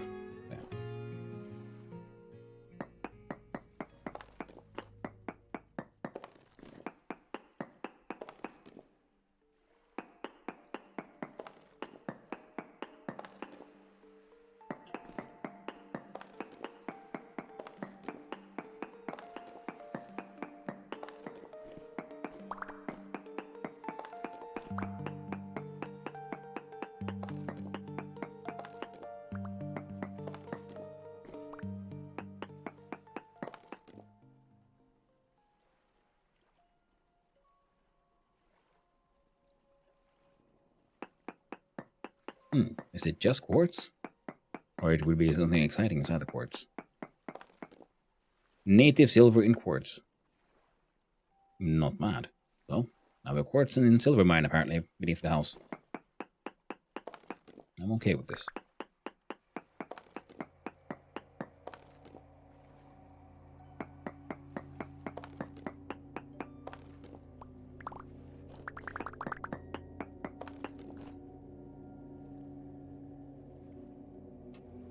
Okay, so we're gonna get rid of everything at the bottom here.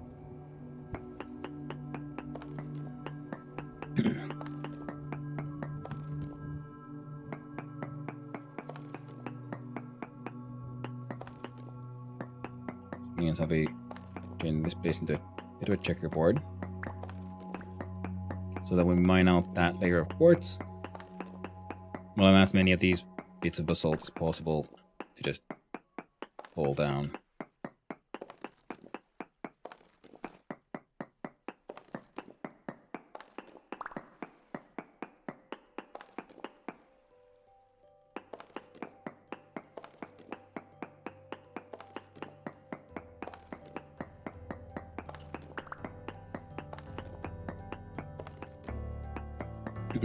Okay, come on. How much cave support is needed? Currently none. But there is a setting that allows for cave-ins to happen when the stones have instability and so on, and then you can make actual support beams. Like these from all the different woods. We have a debarked oak and a saw, and you can make a support beam, which you can then use to support the stability of the caves. But currently the default mode does not have that one active, because it does add a whole new level of complexity to the game, and one that I personally haven't really explored yet, but had been meaning to for the longest time.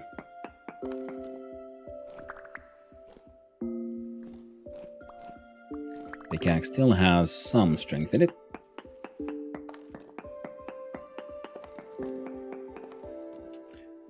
Good. I do have some rope ladders, so I shouldn't end up stranded here. And oh, we have 5 soil blocks. Better than nothing, I guess.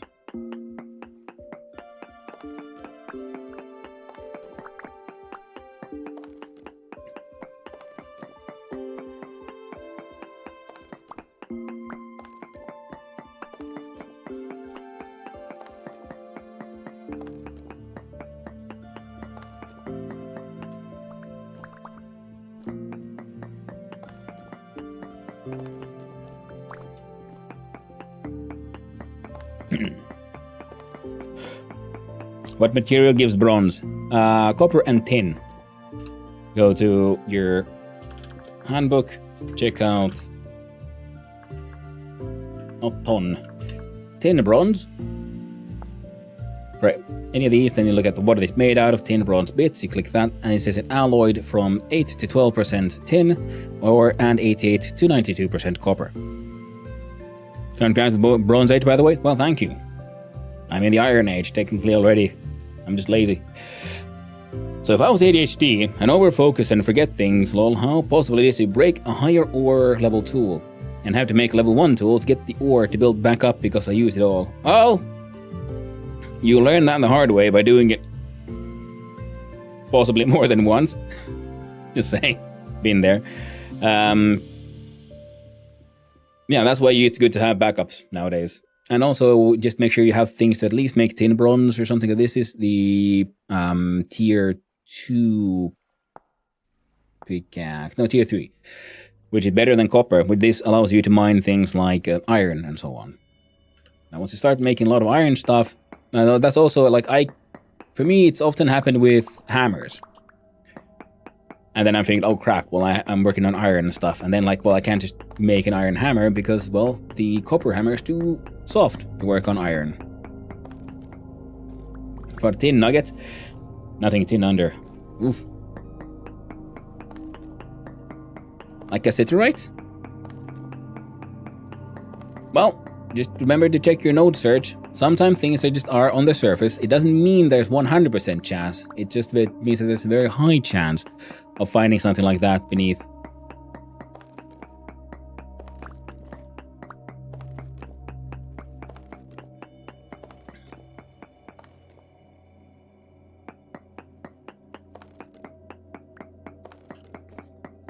Chances aren't too high to find silver, but you know, I'm hoping to. I mean, there it is.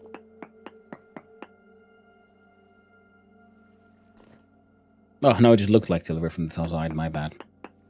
I got excited, all for nothing.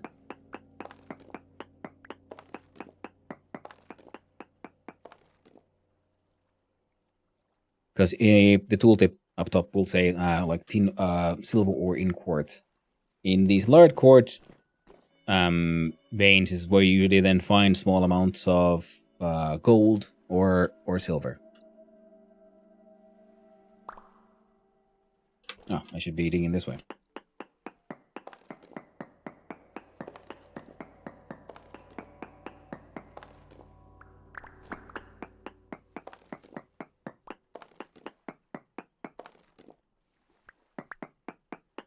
Oh, nope. Don't dig into that one. Perfect. We'll get those from beneath. Oh, the hunger, it grows. We don't have a soup bowl. What we do have are sunflower bread. Keep the miner going.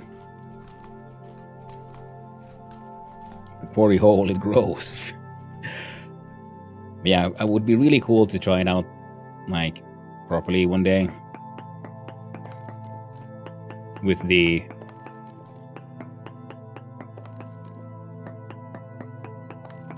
proper instability systems. Because they do seem rather cool.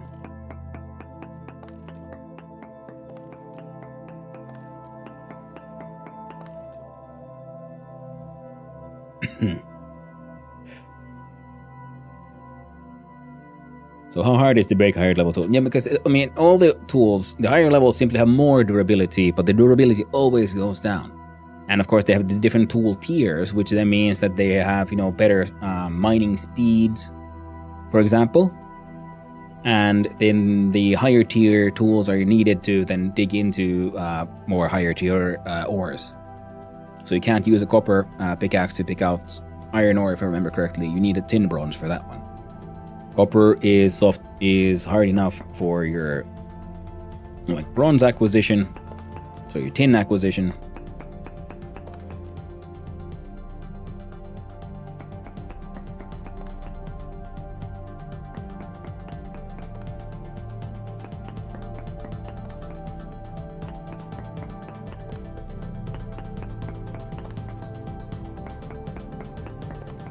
There we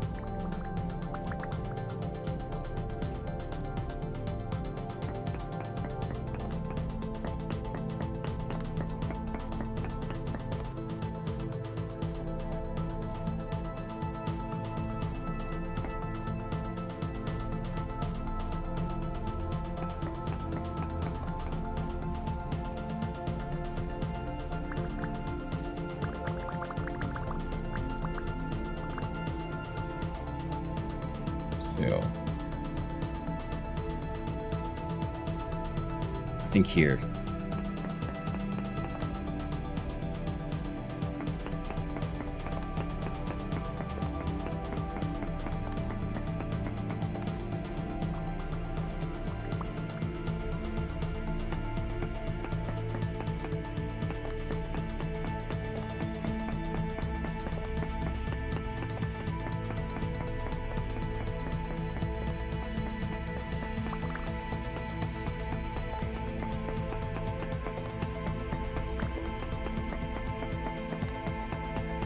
I'm mining out this layer because the few layers now I'd also made the sort of checkerboard up. Now started going into the checkerboard from the side. Now if we do the checkerboard from here as well, we should be getting a lot of these blocks beneath us as whole blocks, and we should be able to turn those into ashlar.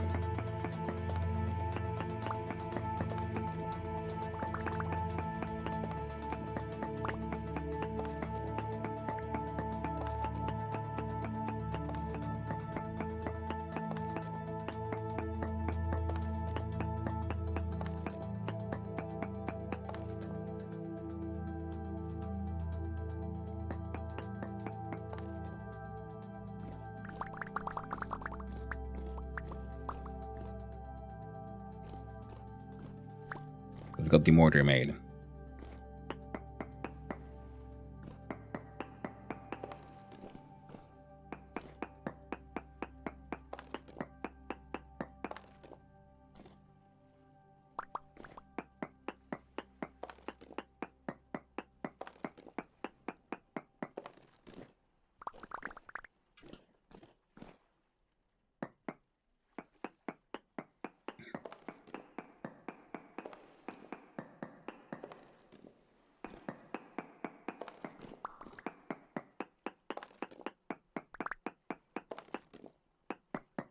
Come on.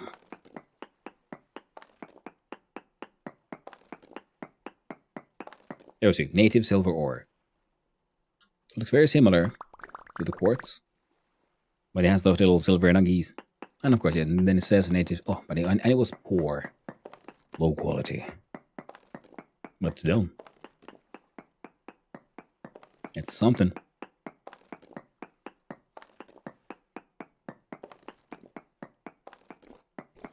And I've got the things I need to start smelting a bunch of the quartz anyway to make things like glass. I need more things like, well, lead. To make more interesting lead windows.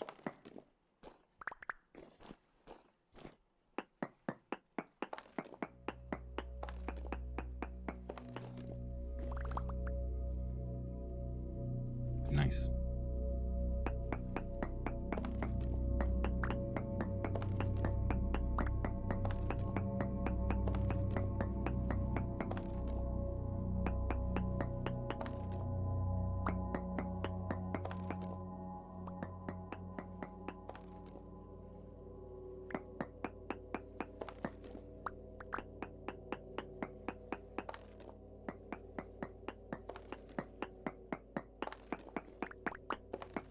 Come on.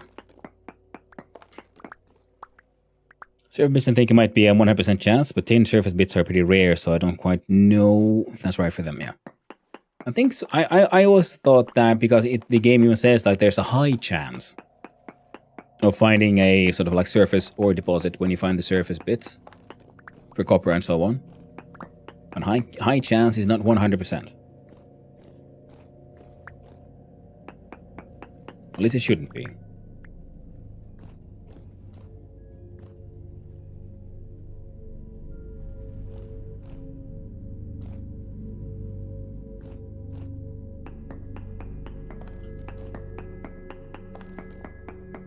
it's getting dark. Yeah. It's kind of funny because you can tell when it gets night even though you're underground. Because the light changes.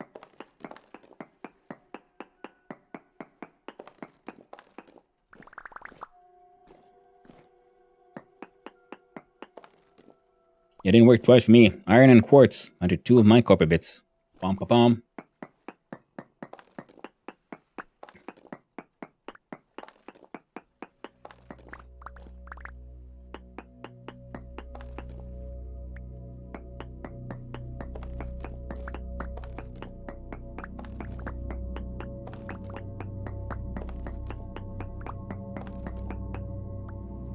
How many do we have? Oh. I've been digging. Just enjoying my quarrying, and I was really like, well, how many of these do I actually have already? I got 41. I'm like, oh well, that's a good haul. If I say so myself.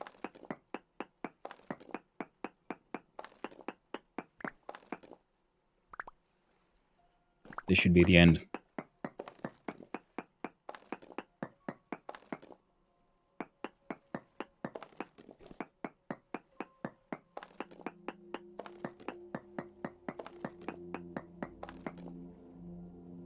Oh, only 42 points of durability left.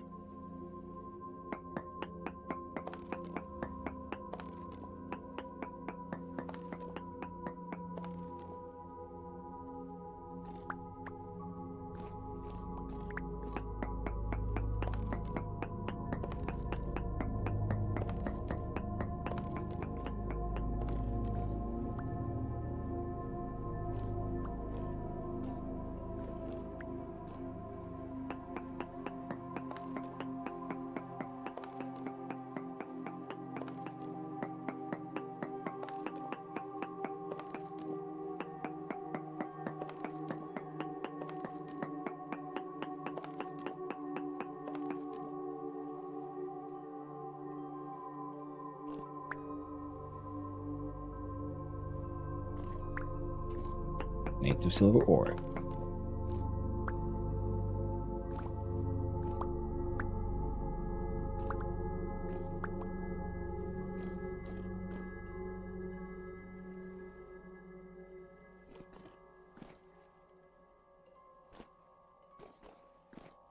All right.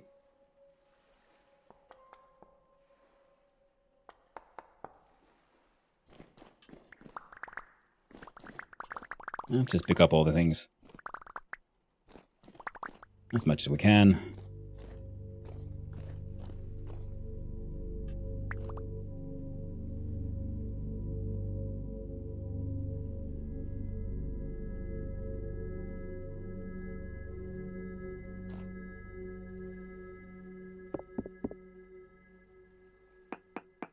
Like, yeah, for example, quartz there says, yeah, requires tool tier 3 bronze to break, so it needs a minimum of bronze.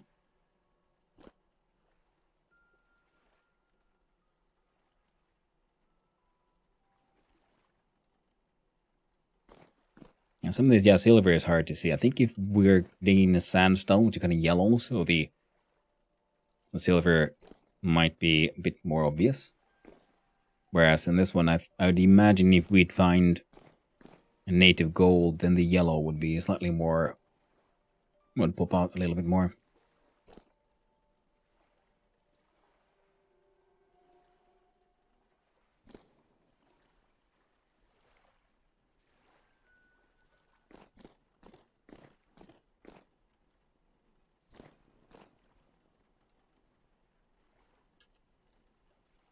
And we need to make more rope ladders. And lanterns. Need to bring one down here to the quarry. Oh. Oh. Hail.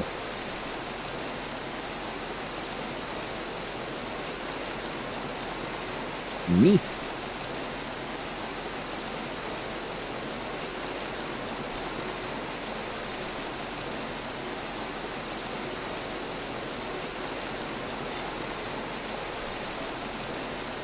So need bronze to pickaxe to the hematite. I'm pretty sure that yes. We can double check. Let's see. Hematite.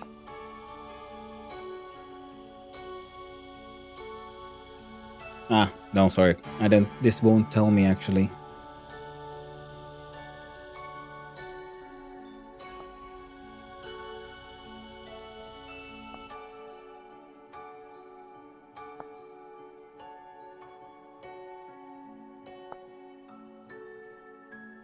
But I think you need a bronze one.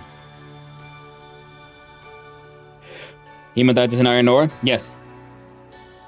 But he's wondering, does he need a tin bronze pickaxe in order to mine out the iron ore? And I was thinking, I think you do.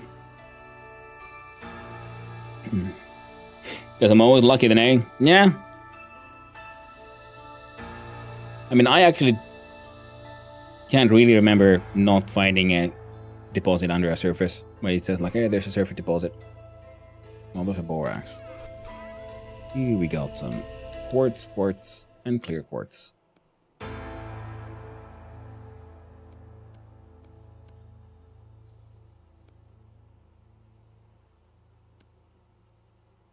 Well, almost enough for a silver bar. Only almost. And we need 2 of them.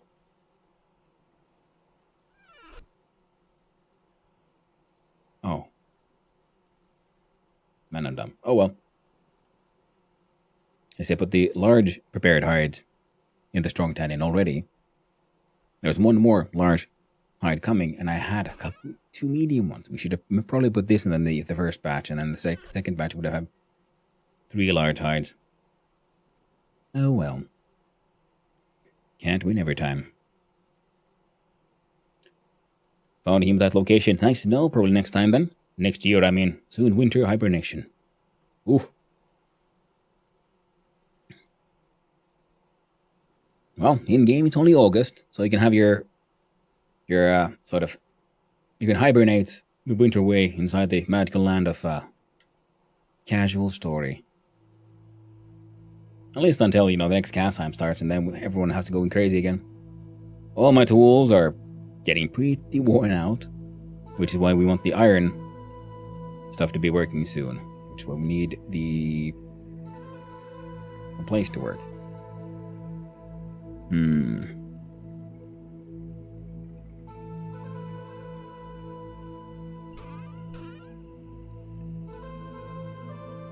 we only have the 5 wooden axles. So that'll leave us the minimum height. So then we'll need at least a few more. I might have to make a mega janky, kind of shitty hell hammer to begin with.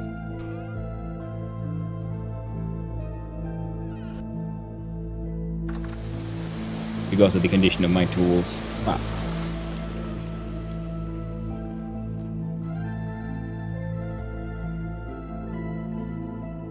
Well.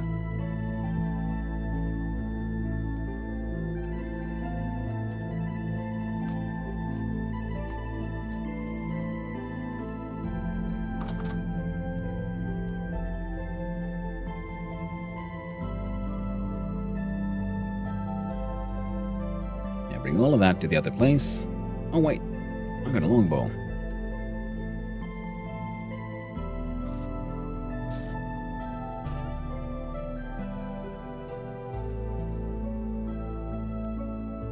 One stick with us,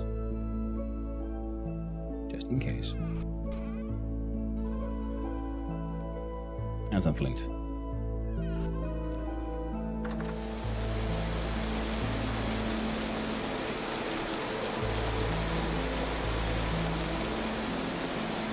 You can stand, hang out there as well, yes? Yes. Oh, and these 3.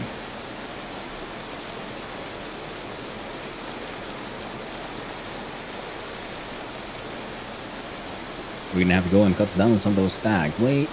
Seeing as we're going to the pig hole, we might as well bring some food for the piggies. That's what we have all that flax seed for. To get the pigs all flaxed out. In here, yeah? Yeah.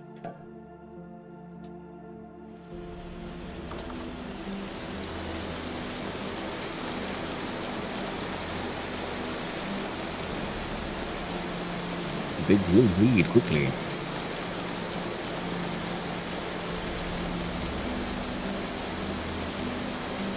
Your preferred style of finding ore veins? Well, the prospecting pick really is the way to go. I just run around and take samples that are an acceptable distance from each other.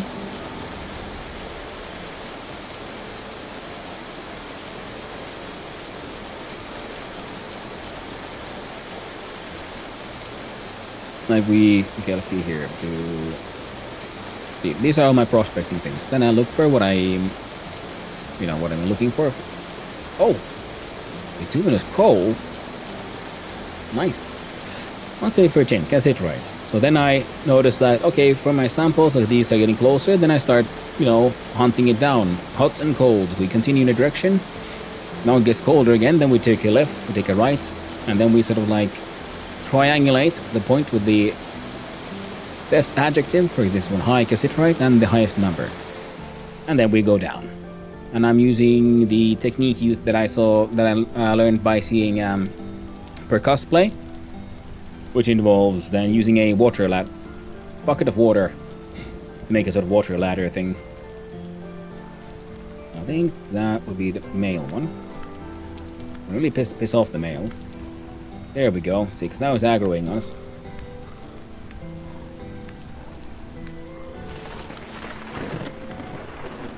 And then he'll die. Well, the rest of you are actually kind of pointless. See about getting all of you. I don't want to go in there.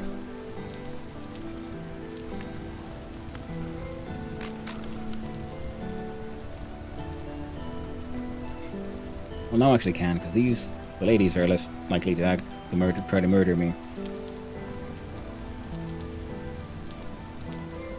Okay. There we go. We'll cut them apart. Creature weight is marked as good. Hopefully they'll have some fat on them. Ooh, too fat. Oh, lovely. Cassiterite is 10. Well, going for a search tonight. Yep. The handbook is actually really good, and it's worth checking out. Because there's some elements have multiple ores that produce it. For example, hematite and magnetite are both iron.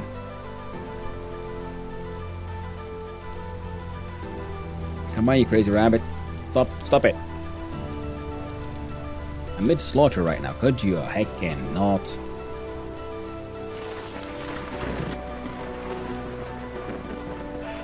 I'm checking out all things all the time. Then I want you and ask you to death while working. Hey man, no worries. Glad to help. I'll gladly answer any questions. Oh, we've got some more antlers. That's nice. A dead hare. Killed by player, son of Hun. Good job. Please, stop, you little bastard. You're male. Well, maybe we'll just leave you there. I never tried rabbit farming.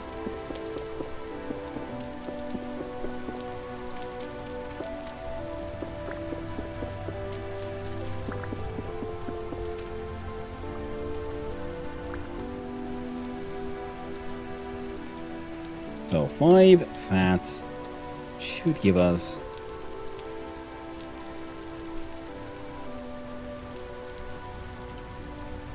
about 10 more.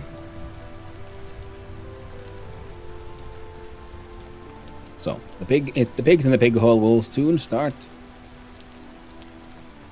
aggressive inbreeding. Now what you want to do is separate the older generations always from the future generations, because was it generation 5 or 3 when they become tame, and you can start like leading them around using a rope and so on. Casual to right? Yes. And tier 2 bronze pick would be worth though. It just has to be an alloy. Yeah, it has to be an alloy, yeah, because otherwise if you find bismuth and zinc, then you can make a bismuth bronze pickaxe. So you have options.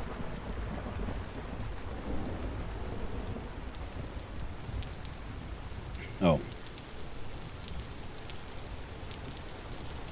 Gonna lurk, have to start work. Well, thank you for hanging out, T-Rex. I do appreciate it. And thank you for the lurk. And I hope you have a good day at work while you lurk. Hope you're doing well, Hanu. How goes it? Well, hey there, Blackthorn. Doing good, doing good. A lot of these.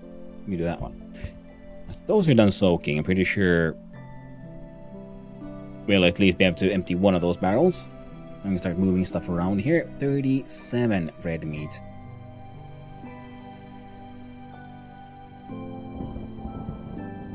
Alright, you gotta cook, I guess.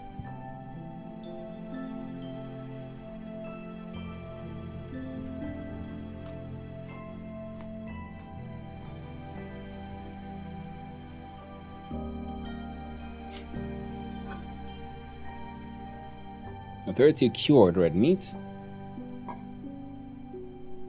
Inside here, put the flax. And hope you're doing well, Blackthorn. Hope you're doing good as well.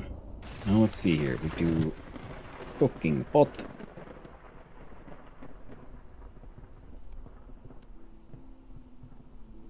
Six serving of hefty red meat stew. Nothing but meat. Meat with meat. The side serving of meat. We could do this though.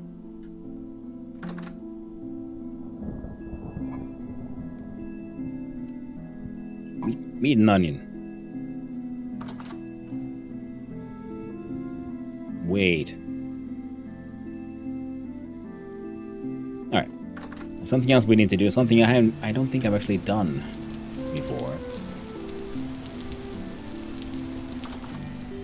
Which will include me mucking about with this guy. A bench. A table.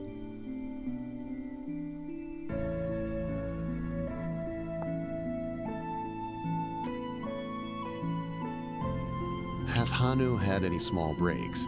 Hey there, Gimpetat. I had a break a little while ago. But I guess I could have a small break soonish. Yeah, to back, thanks. My meetings have subsided now, and I can sneak in some casual story here and there. Ooh, lovely, Blackthorn. Glad to hear it. And I can have a small break soon. I'm gonna look at pies. So we need to make dough, 4 portions of fillings. Pickled soybeans, raw poultry, or red meat. Pickled soybeans. Place your dough on a table to create the bottom crust of your pie. Add your fillings 1 portion at a time until you've filled your pie. Optionally, add a top crust and adjust the pattern to your liking. Preheat your oven with firewood and then insert. 10. Smug son of 10 boned. Nice, Igla. Alright, we have to make pie. Study 1440 to 4,480 from grain and protein. Okay. So we can do that thing with mostly pies and mostly all of that. Now I need to know. We do flour, do water.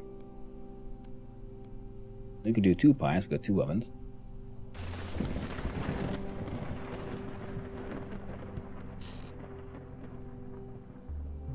Pie.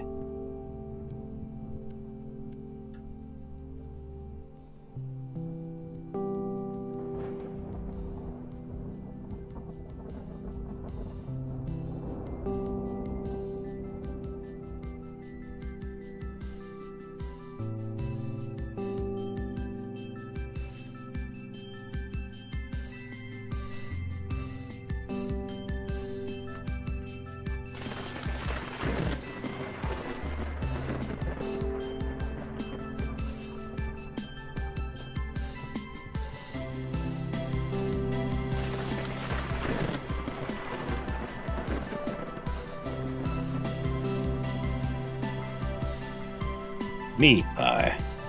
Grain 960 sides, protein 3,360. Hot diggity dog, man. Hot diggity dog. We need to cook now. Hey, there's Mitchell. How you doing? Nice pie. It is, isn't it? Very seasonal. I shouldn't lurk in VS streams. It makes me want to change my entire day. I know the feeling.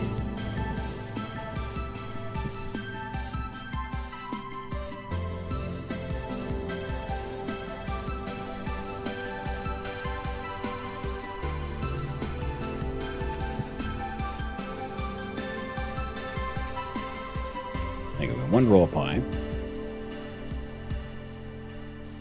Now we need to make more.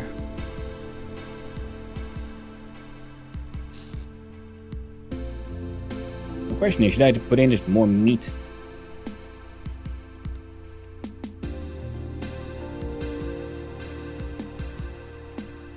No, why not? Already completely filled pie.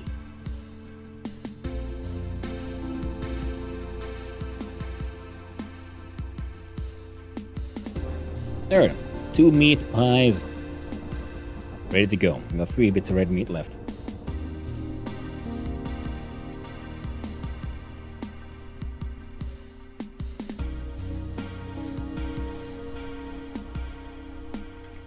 Ah.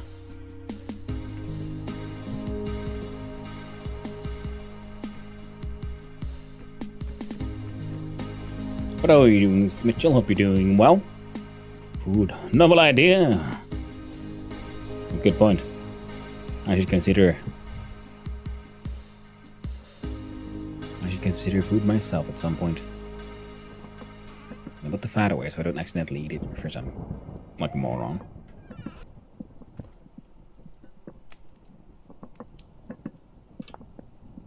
Now we can do red meat soup. Spoiled funeral bell. I love there's a recipe for this. 1 slot of stock, water. 1 to 3 slots of vegetables. 1 slot of protein. Oh!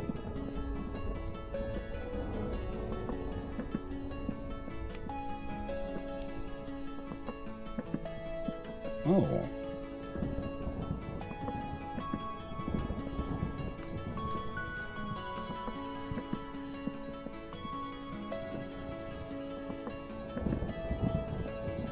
These pies are done.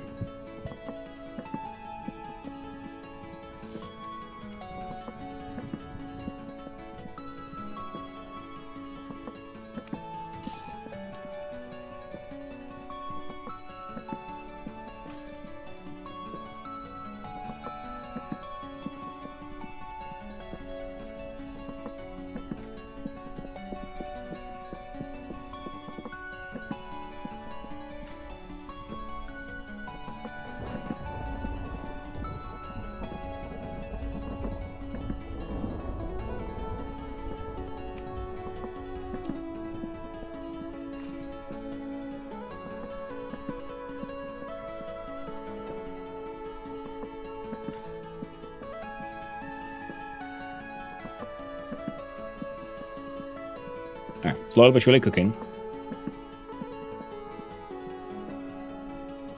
The pies are fresh now for 16 days.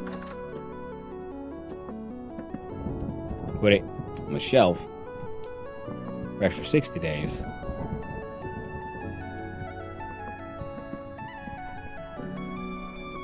Fresh for 60 days there as well. Nice.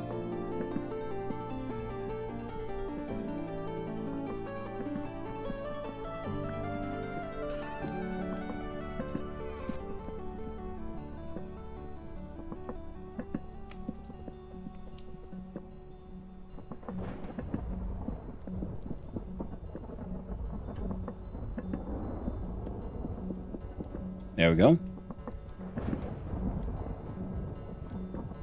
I see. I forgot how long it takes to cook that much red meat. Hungry.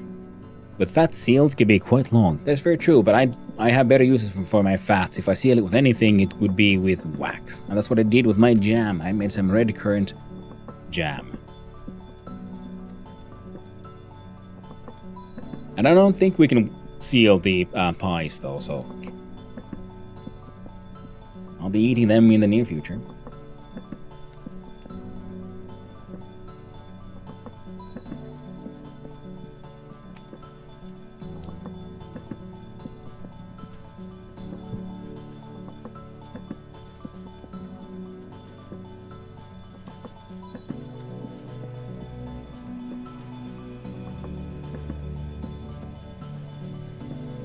Oh, right.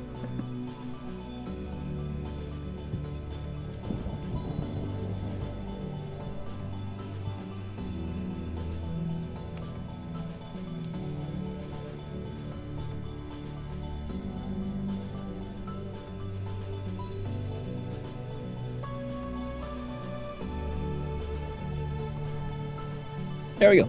3 servings of onion soup, stewed red meat, scorching our bread.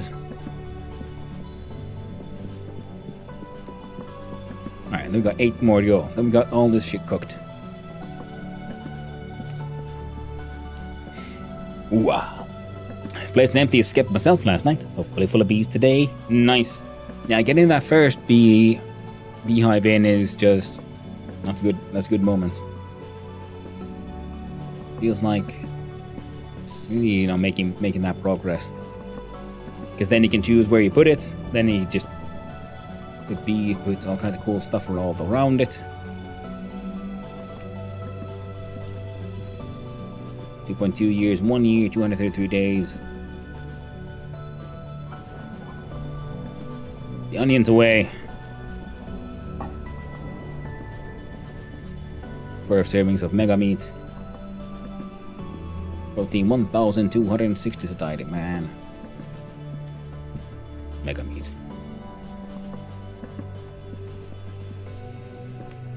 Part baked, part baked.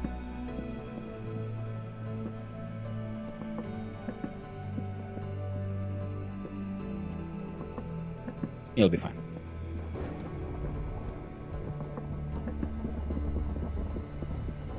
There we go.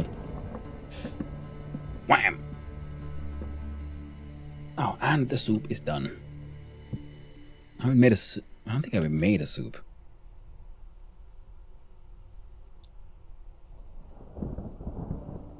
Neat.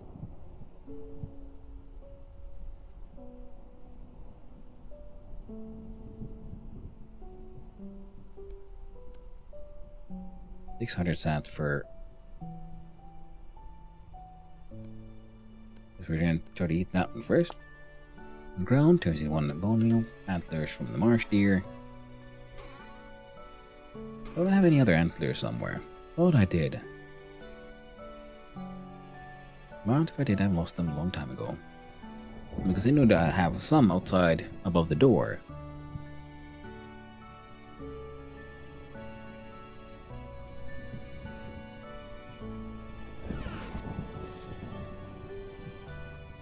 Sunflower flower.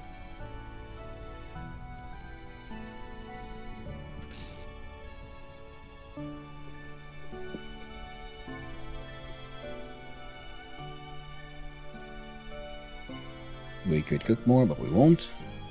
That's dealt with. That's all dealt with.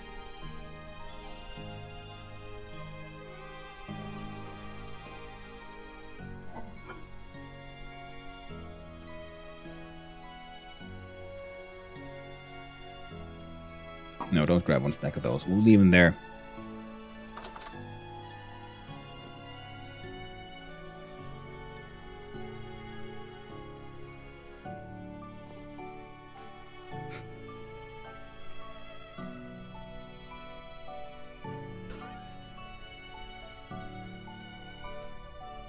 Our bones, that will be ground down eventually.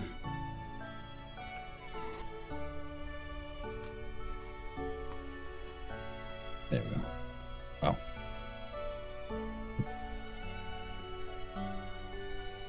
Wow.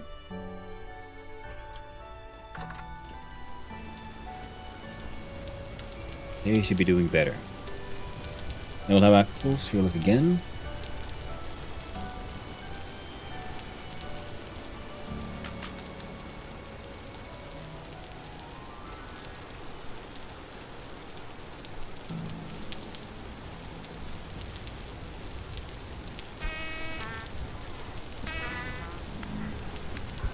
Deep drifter.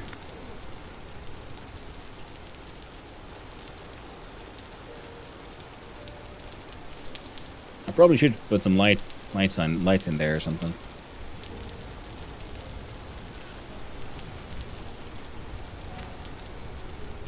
There you go.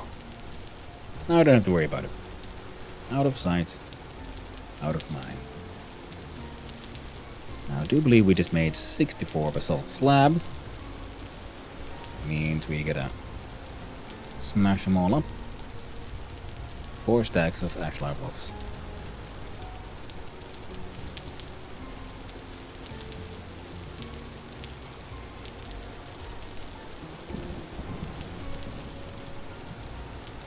And some mortar.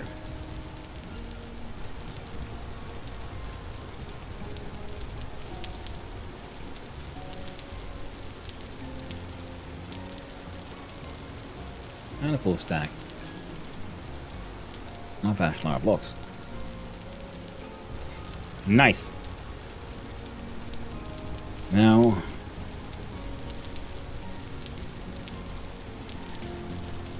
we have these in the corner.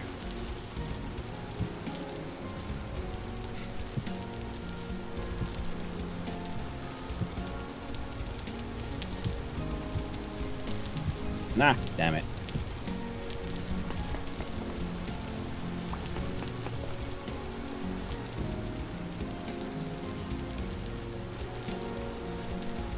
So a room height of 3. Then we'll have our first little roof.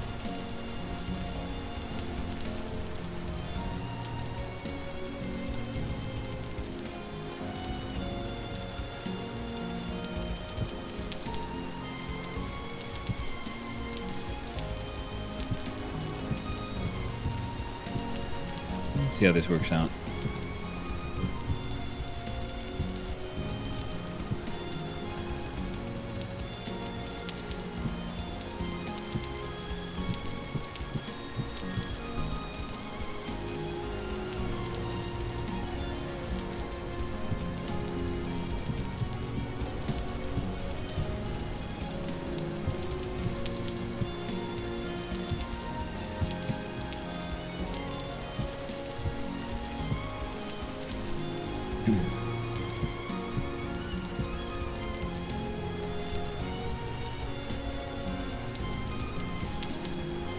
I think we're gonna have to make some more red clay shingles too, so because what we're using for the other roof, so I would tie this place in a little bit better.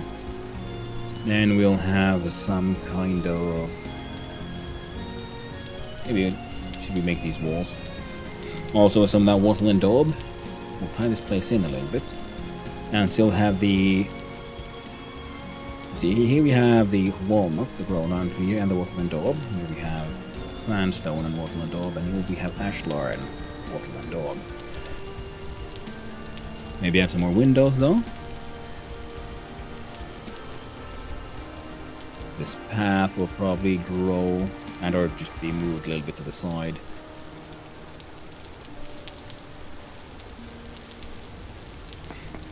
This door should be bigger. I would find something was used in white stones. Yeah. Limestones, there's marble, there's lots of white or light stones to be found. I would like to find some myself, just to, add some variety to the build.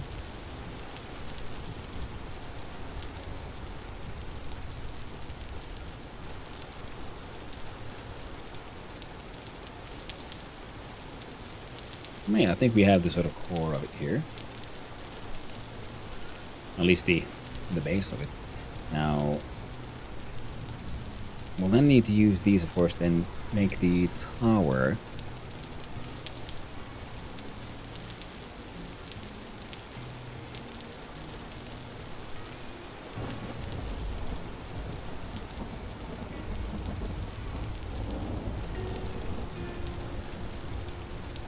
See if this is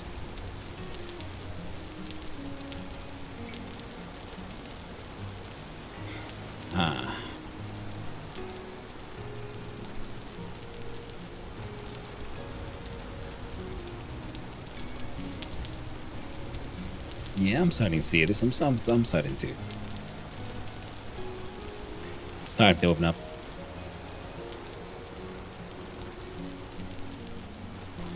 Now, if we look here at here,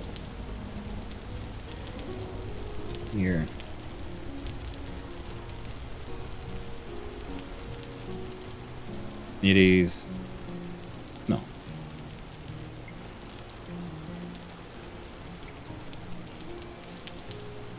How many fats was it? 5. Where do I keep on picking up this stupid grass from, though?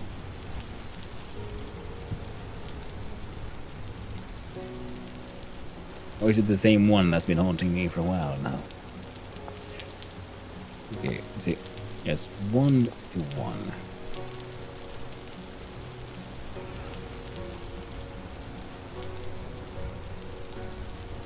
Okay, in game we're at 13.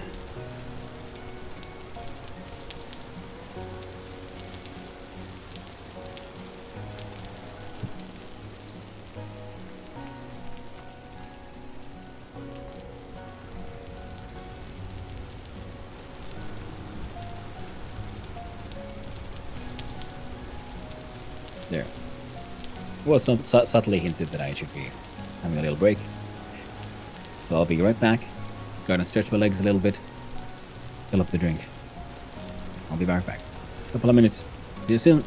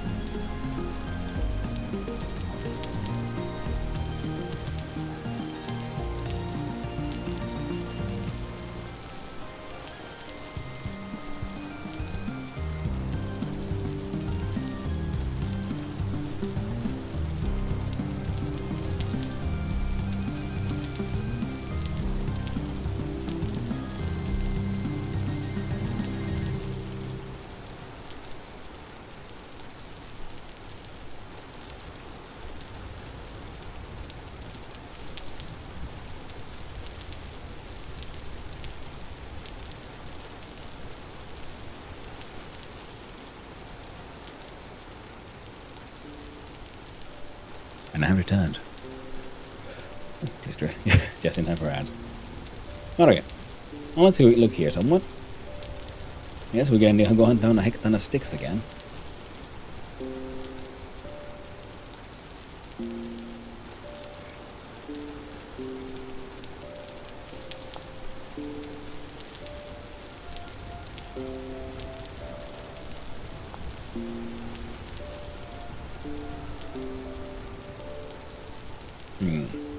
Now this could also be interesting to see.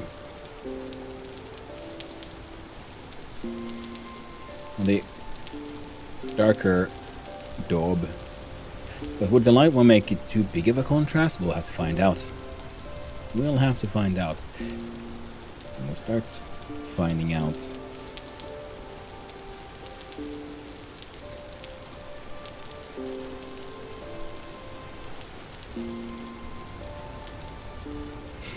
By placing some stuff down.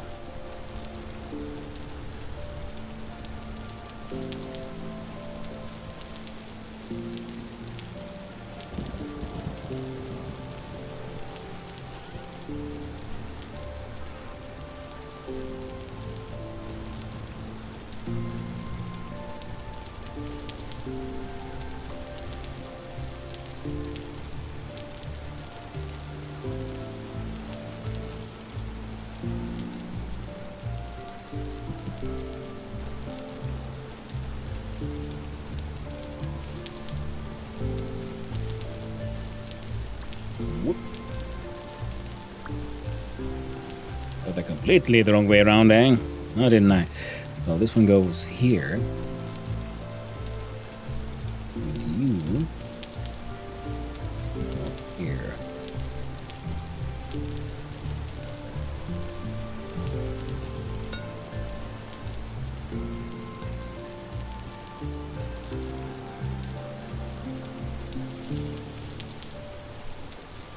Alright, so this wall needs to move out by 1 at a minimum.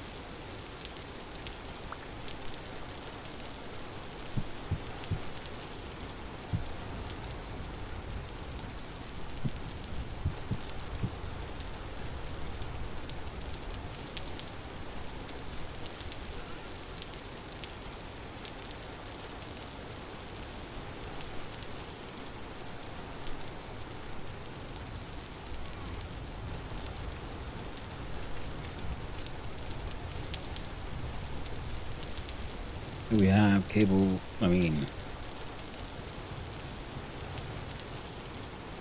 axles will be going through here.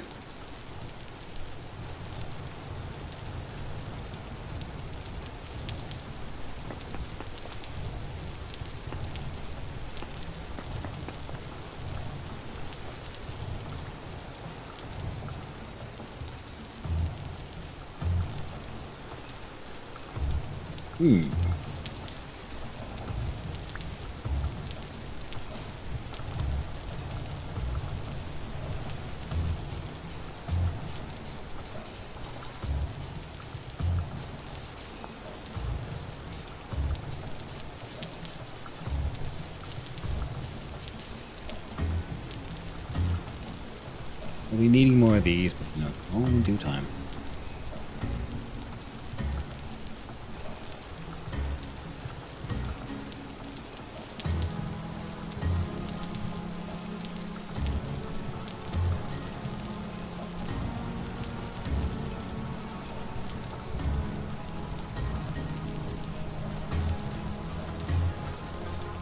And with the links on here.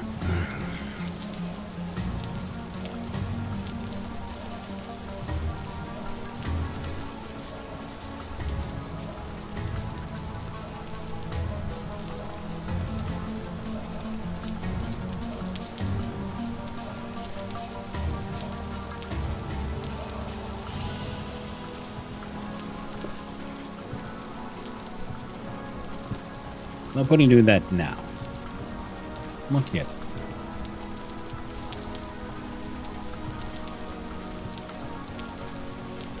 Did we have any more of the... Yes. Salt cobble.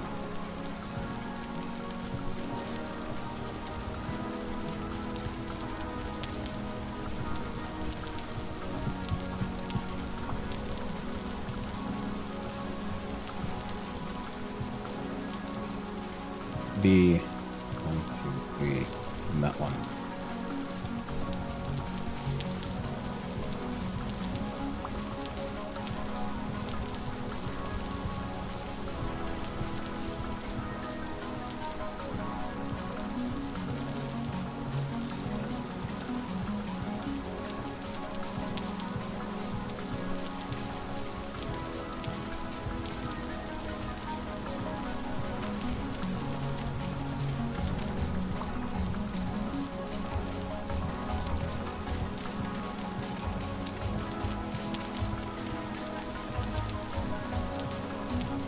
Maybe this will be more visually distinct.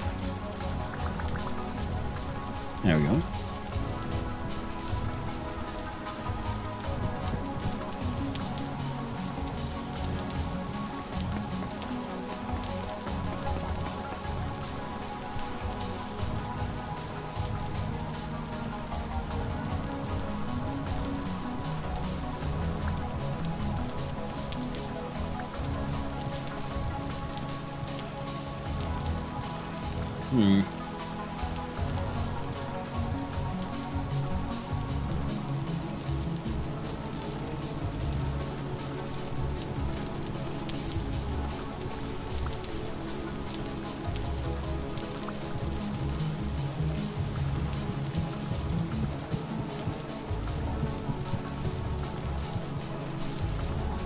This will make the eventual complicated windmill space.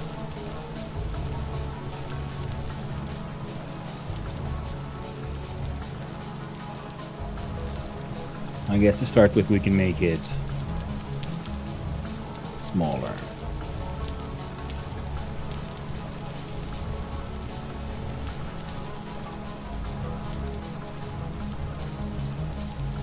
Yeah, to make the big one we need way more resin than we do, so yeah, we're gonna make it more basic windmill.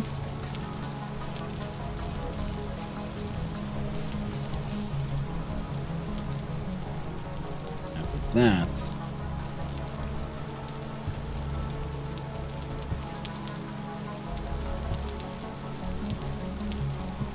that will do.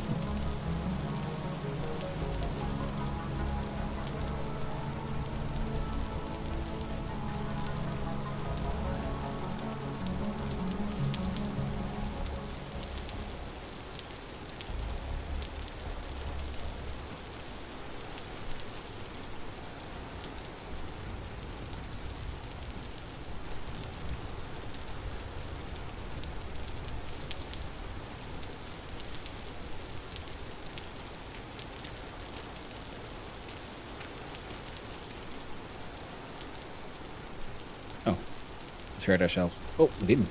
Nice. Everything went better than expected.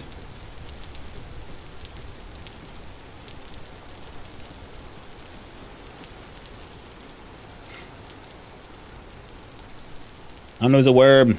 I approve. Oh no, Reaper. A worm. A worm, you say? I call you a liar. I am no worm.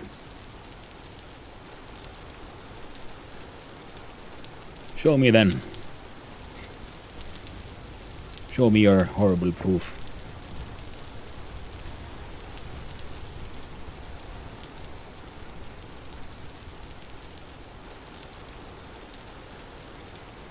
Sitting writhing on the cement on a hot day after a rain. That proves nothing. Who doesn't do some occasional writhing, eh? Hmm? Telling me you never writhed yourself?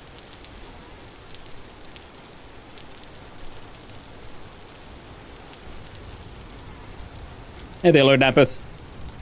It's going all right. I'm sort of like trying to plan out the sort of smithy here. With my limited resources, so that I can move out from my shack. The windmill has come along quite nicely. It'll be fun to figure out a better way to get it some nicer lighting. Never riot a day in my goddamn life. So you say. So you say.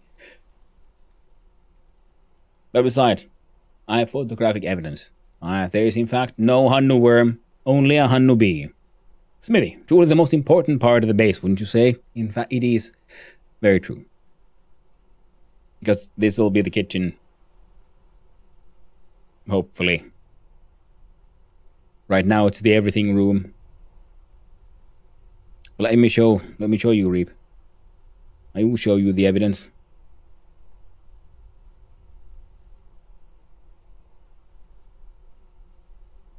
I will show you proof. There's no Hannu worm, only the Hannu bee.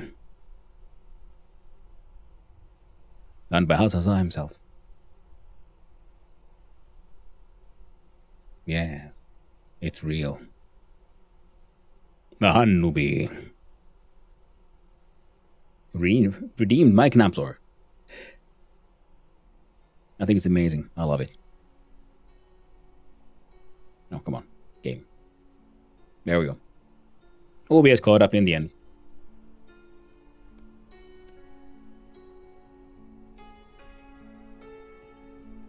Well, the stinger coming up between the cheeks is concerning.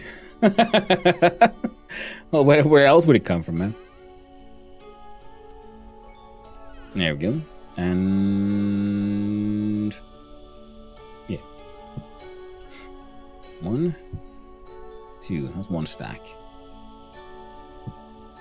1, 2. Let's do stack.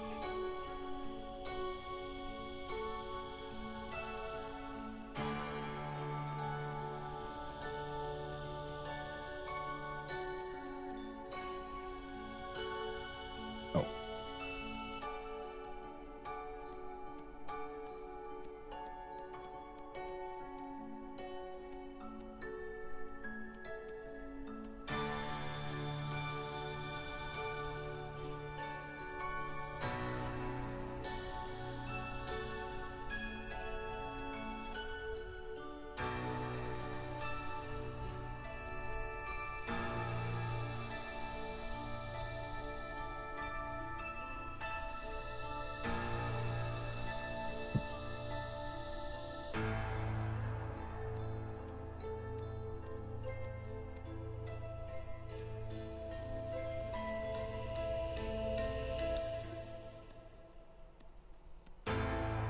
Come on. Beep boop. Beep. Damn it.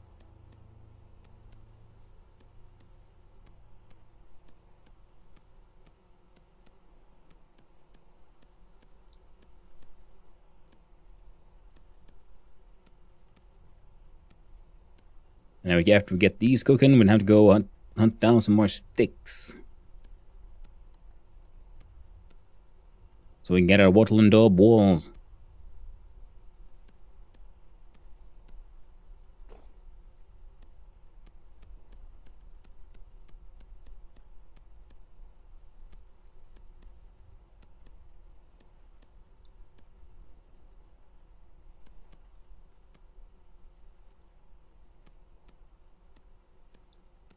I'm not gonna know. You gotta work hard.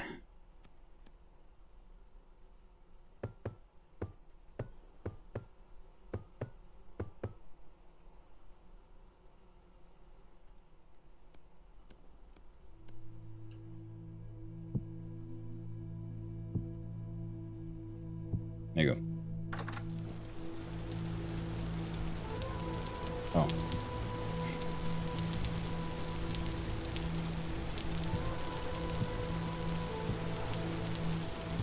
Got about those. Here we go.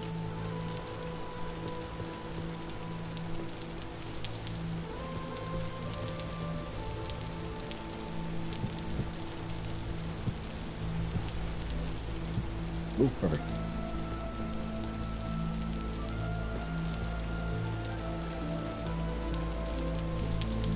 What?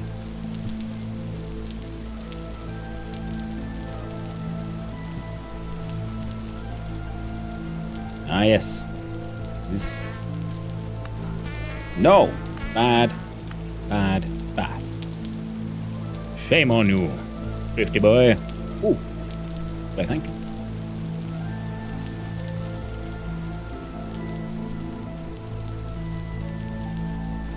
I guess I can take a couple of smacks for a nice little gearing. No, did anyone have some sticks? That's all we got. Ouch.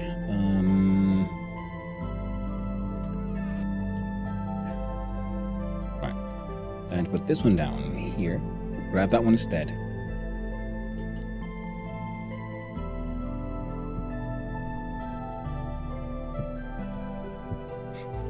That bear can hang out there, and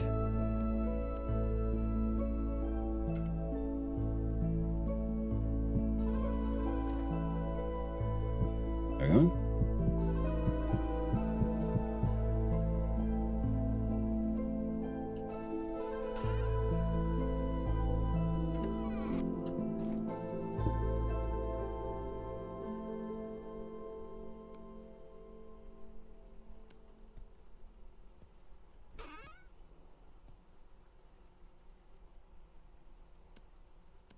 There we go.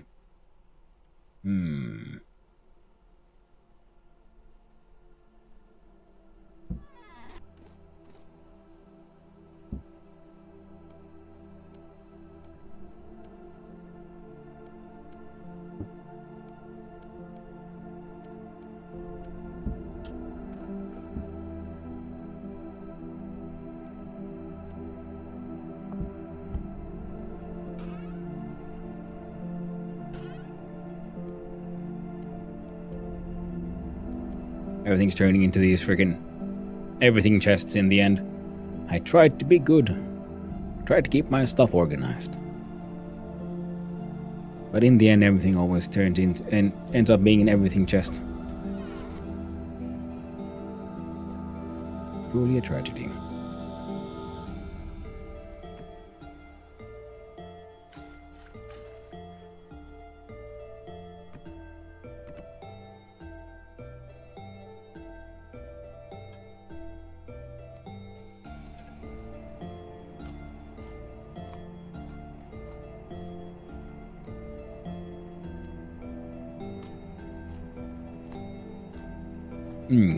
Delicious onion soup. Now we go steak hunting. Bring with us some dirt.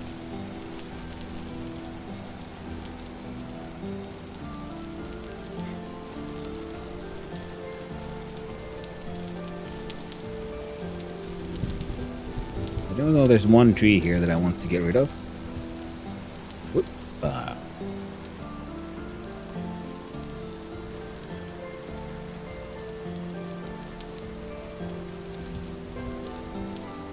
Let's see if I can find it.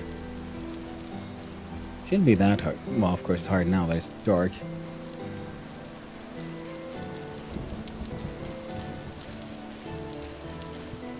Stick maxing.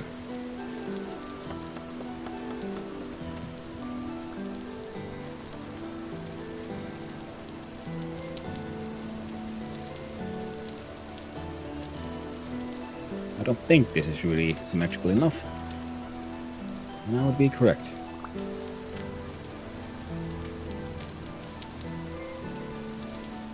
Nowhere near symmetrical enough to be a wonderful little crater.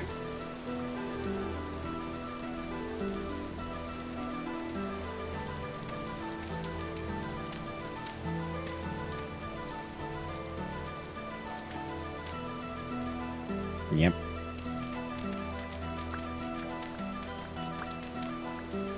Might be close, but it is not our target. Should be able to get this one down though.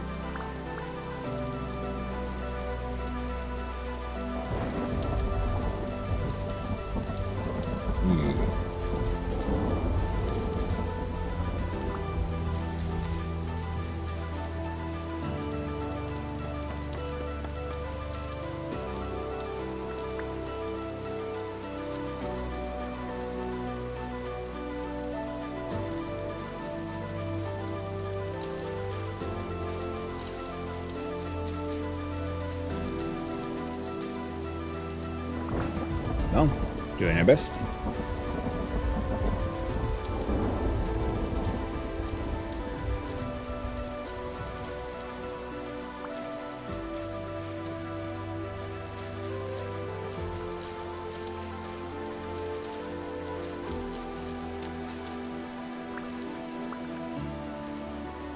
Yeah, 43 sticks. That's good. But not enough. Need more.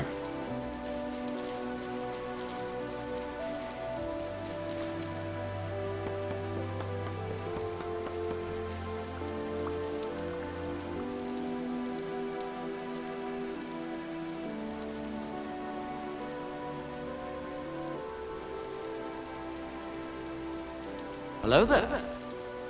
Well, hello there, Anthak. How you doing? Hope you're having a nice day, friend. I'm here doing my best to stick max so we can get our lovely walls done. Stop shrimping, streamer man. Oh shit. Thank you. And for the hydrate. Cheers, my friend.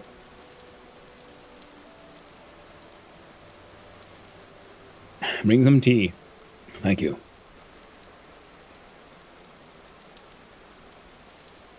Wow. Yeah, I heard there was some issues with like Cloudflare, wasn't it, today? Sort of randomly making conversation hearing that there's apparently then a whole bunch of services globally that are now getting hit by the negative signs of focusing everything on a single. Just make it, put it all in the cloud. Let's run the entire internet and everyone's services off of a single computer. It'll be amazing, trust me, bro. We'll save so much money.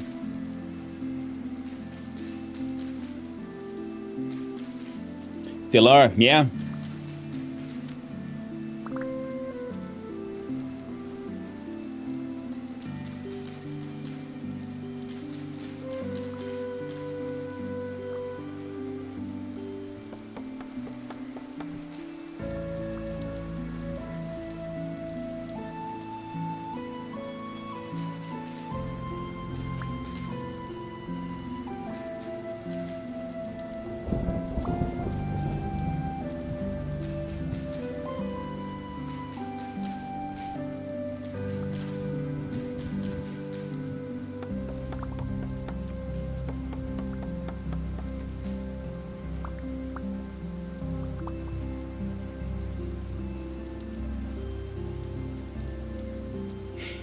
What do you mean issues? You promised this will always be online. Exactly.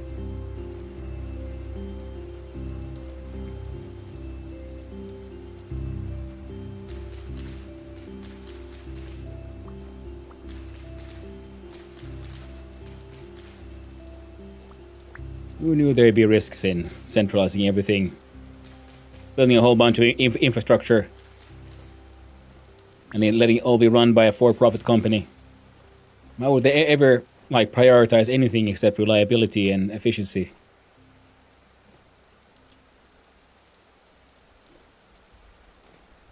It's not like they'd be doing bad calls and cutting costs, prioritizing the mythical shareholder.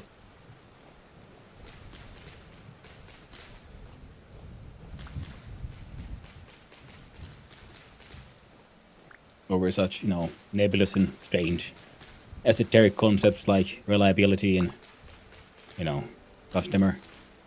And who is this customer even? There's shareholders to worry about.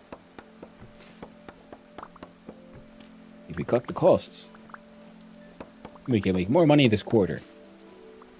What about the next one? That doesn't matter. That's that quarter's problem. Right now, I can maximize profits for the next 5 minutes.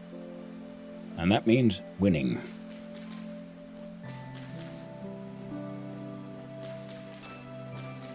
No profits like short-term profits.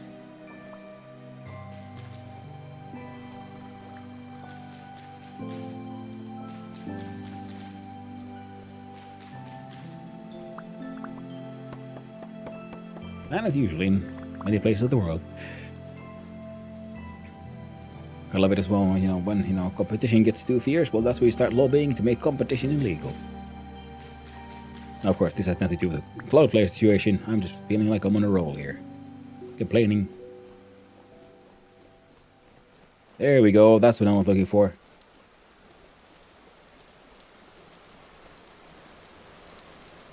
Freaking mystery cloud.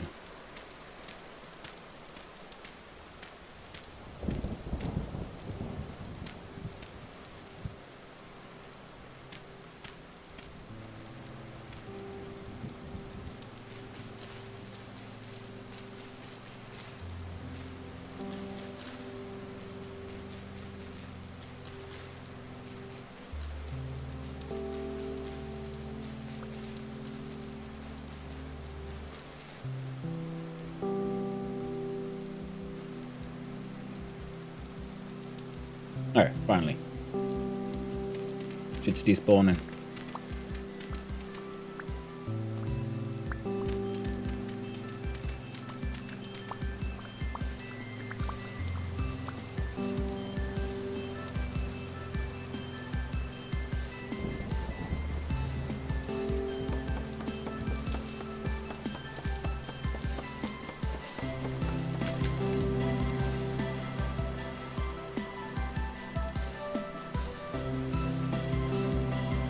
Alright. Back to the Stone Age.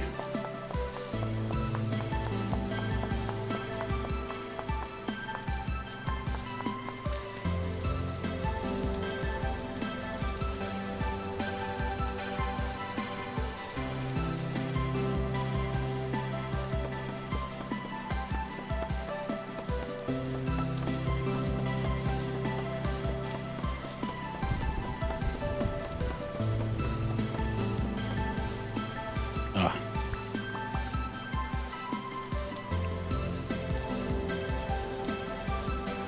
Nothing quite like having to deal with lesser tools to make you really appreciate the good ones.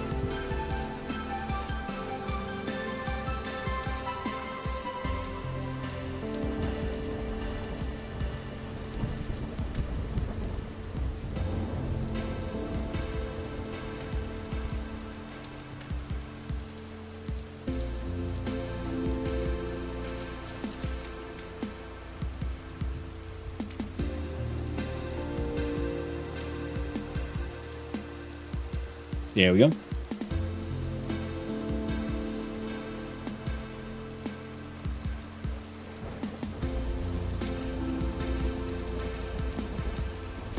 There we go. Come on, come on.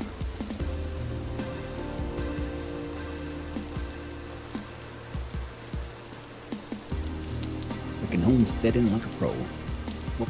And eat.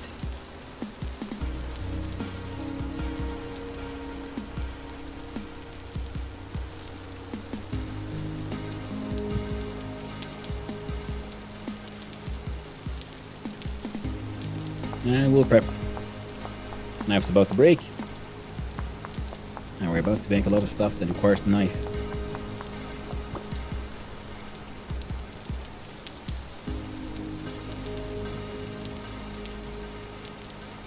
And maybe we do this. That. And we make 60 of these.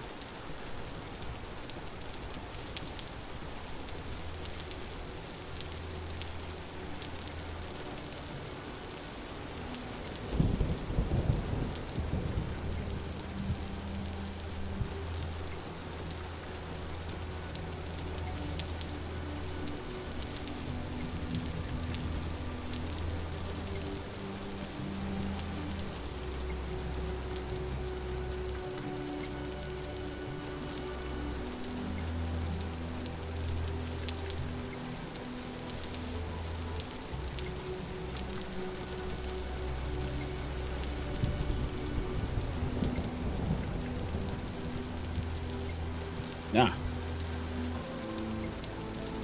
I see. There we go. Frickin' ashlar.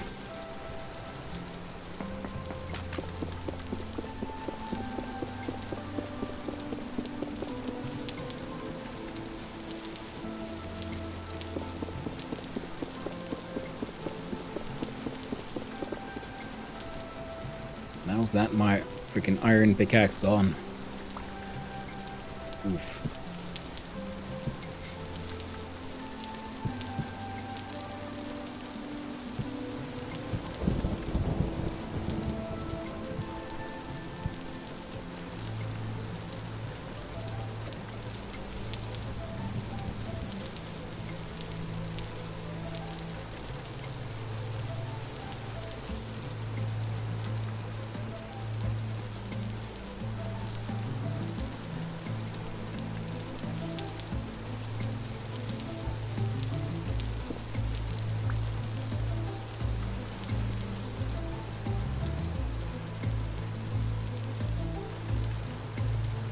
Oh.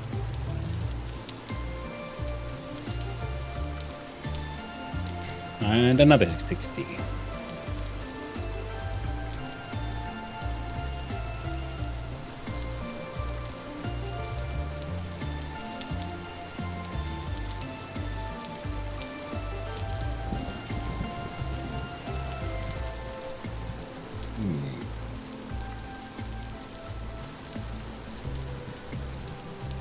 Yep, that'll work.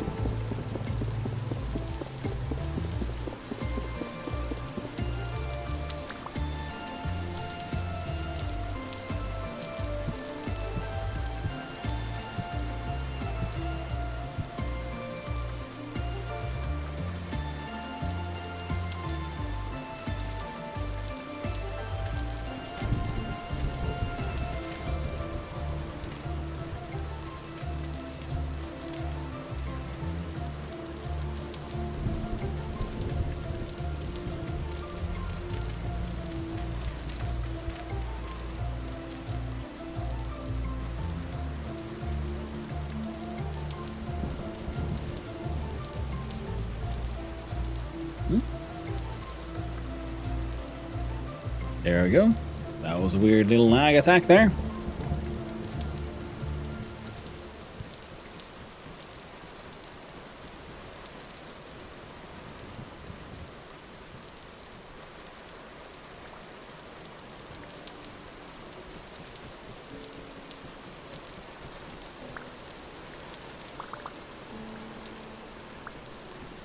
I just remembered.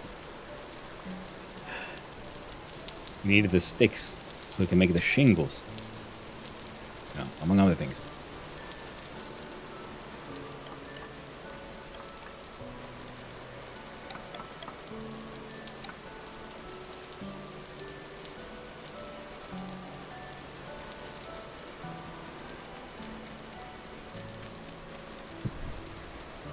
And here we go. Let's. There we go.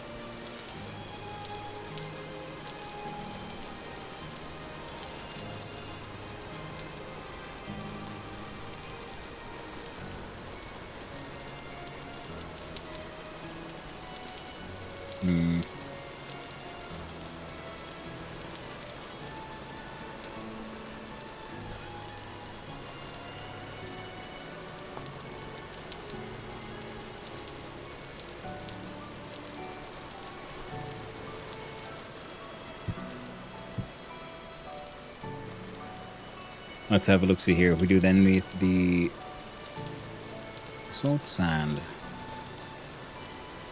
revert soil, clay.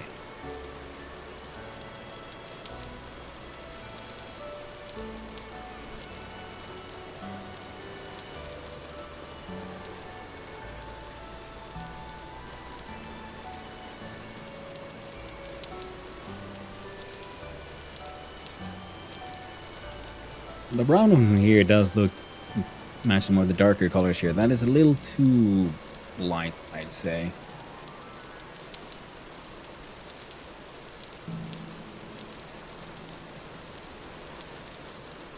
Yeah. Alright. Now we need more ladders.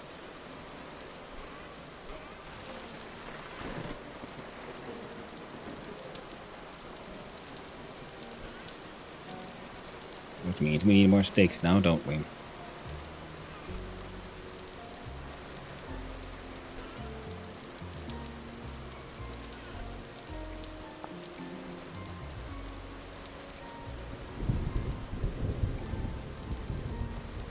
Ooh, or sticks and planks.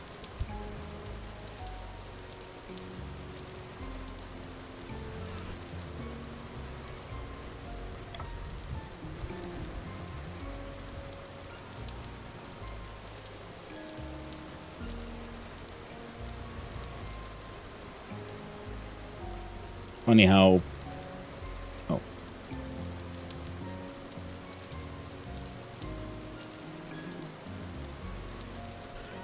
Planks becomes the sort of a less rare resource compared to things like sticks.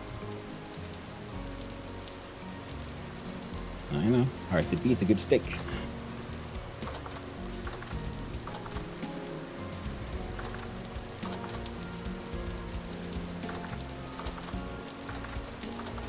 Somehow I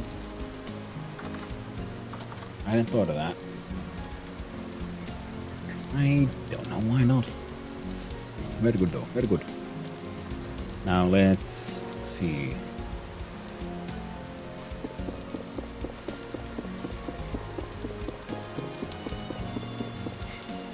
You know what? That'll do. We can just jump. And we do this one and this one, and what we do here is place those there. Oh.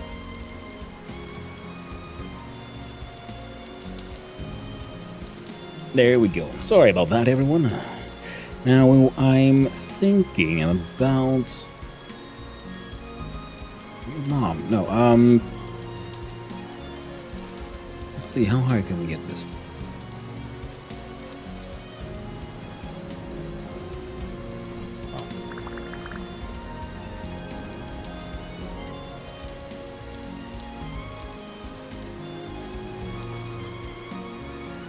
Oh yeah, then we need stick for... Yeah. Oh well.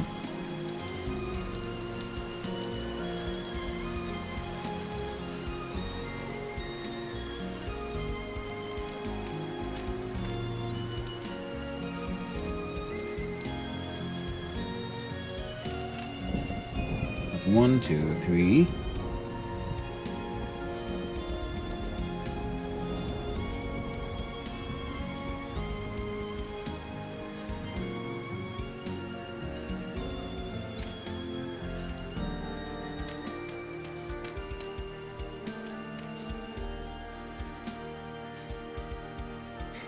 Let's see here. 1, 2, 3.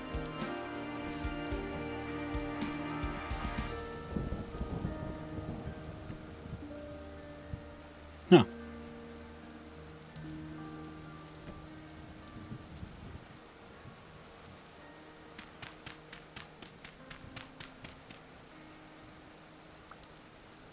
Let's see. Oh.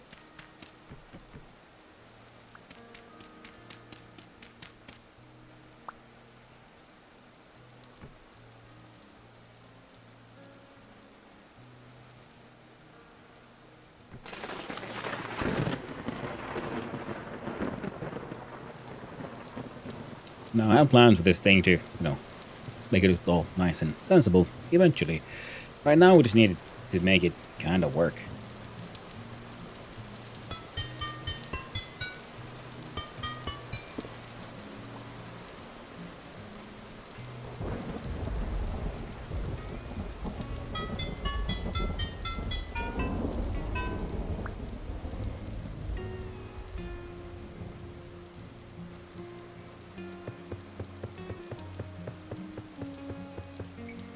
We need to get her. Grab these.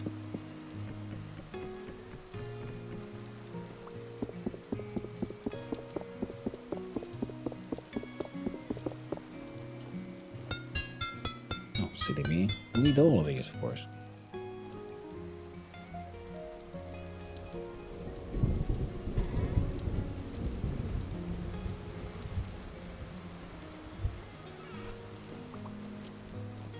Leave all the logs there for now.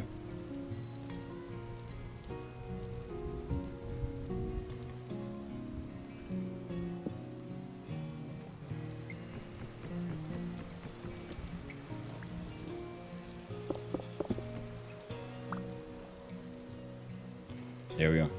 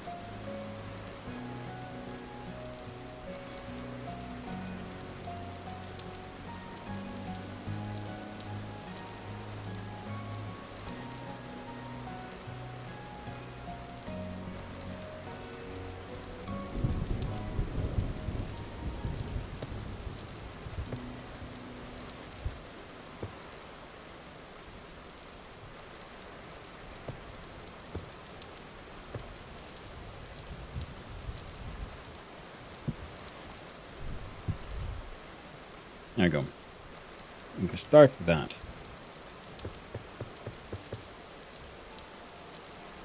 Should slowly help us get some of our tools back.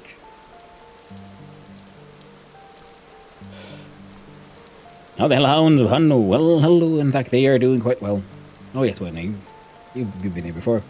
They'll be fine for a little while longer, but soon I might have to go and have a little bit of a break and go walk the doggies. But fear not, my friends, I will be back shortly. The shenanigans will continue.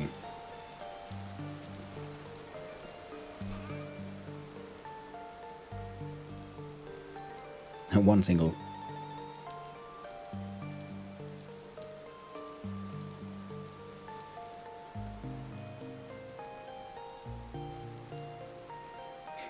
Shingle, a piece of a shingle roof. There we go.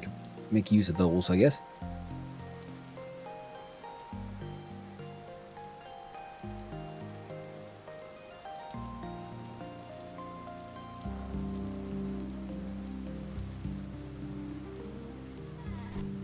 Frankly, we're gonna need more chests.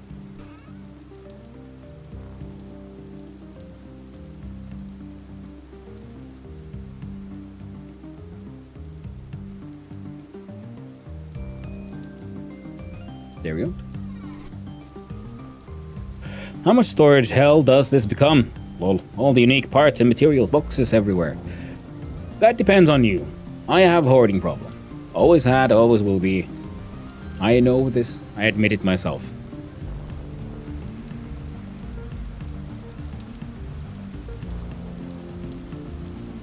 But you don't have to be as much of a hoarding hell as me. And plus there's the crates, which can hold a large amount of a single kind of item, so all your stone piles could be inside crates.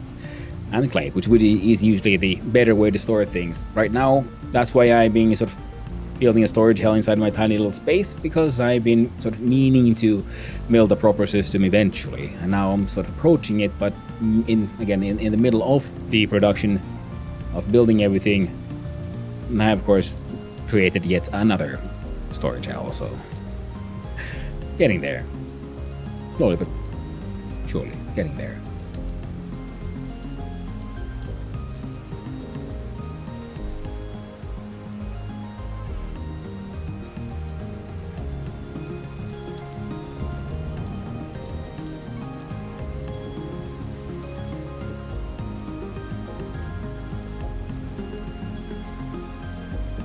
There we go.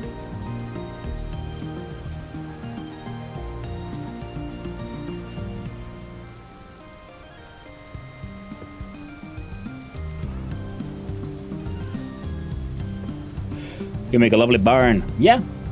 TLDR is no solution is temporary and all temporary solutions are permanent. Shush you. Well, none of that truth business here. Not in my house.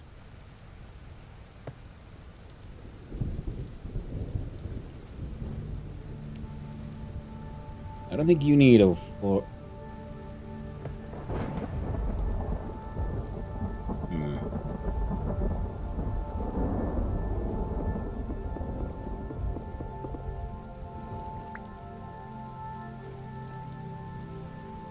No, wait.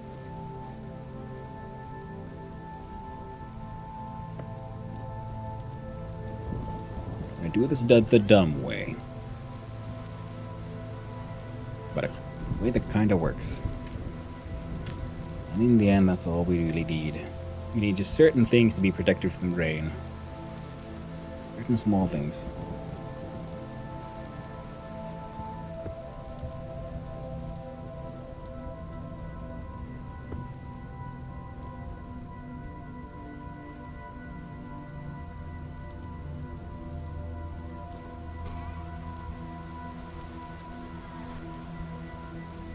I don't even know if these actually do need to be protected from rain, but I'm assuming so. Assuming as much. Now, what did we have? Hematite nuggies and some charcoal and brown coal.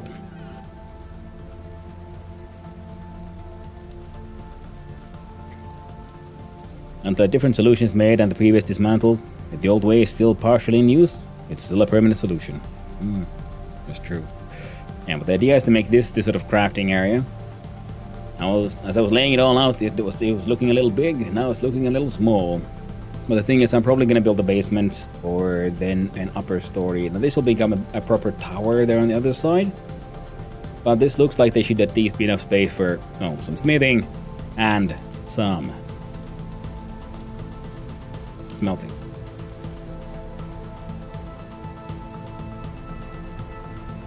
I will need a hammer. Might as well burn through the iron hammer.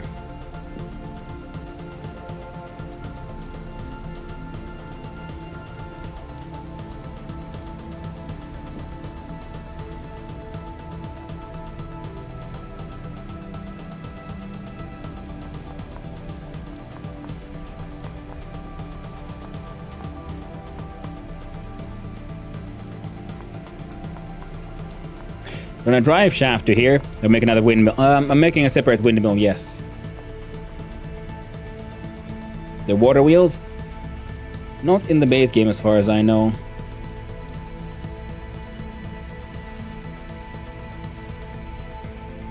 Wait, do these guys mix?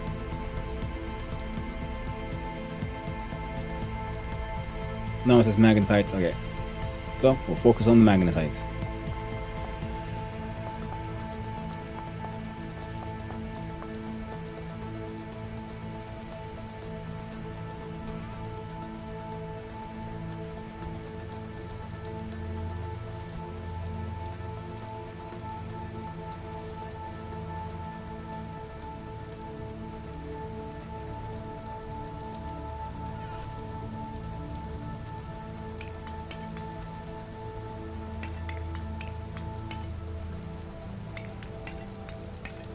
There we go. Now they'll take a while to get done.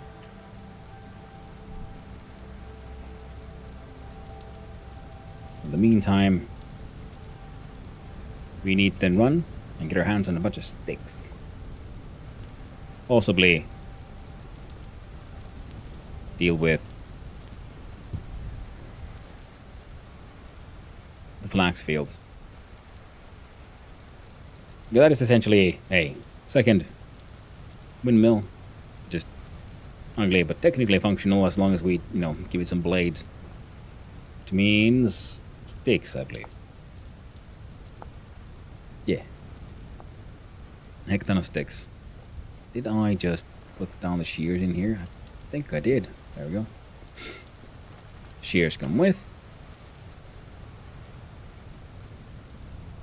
As does that low for soil. Let's get more sticks, y'all.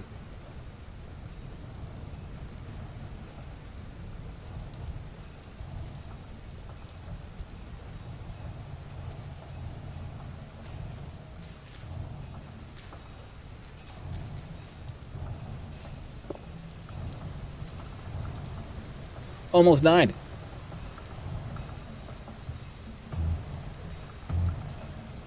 In my hunger for sticks, I did not look ahead while I was running. Oh no, it's the monkey man.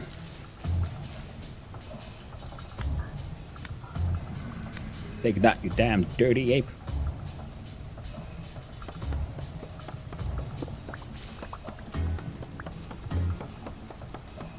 There we go. Whoa, hey.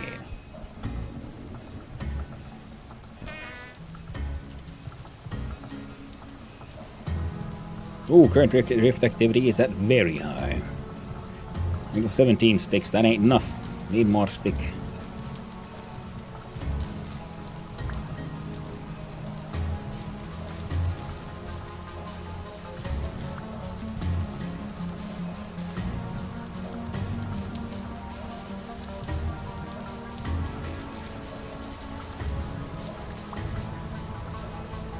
Come on, Stick Master 5000, here we go.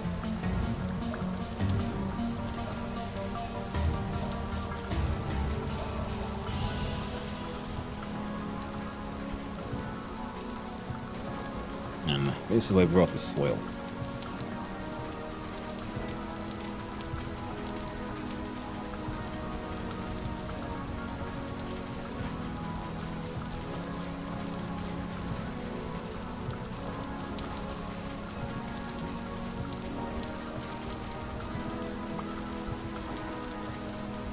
There we go.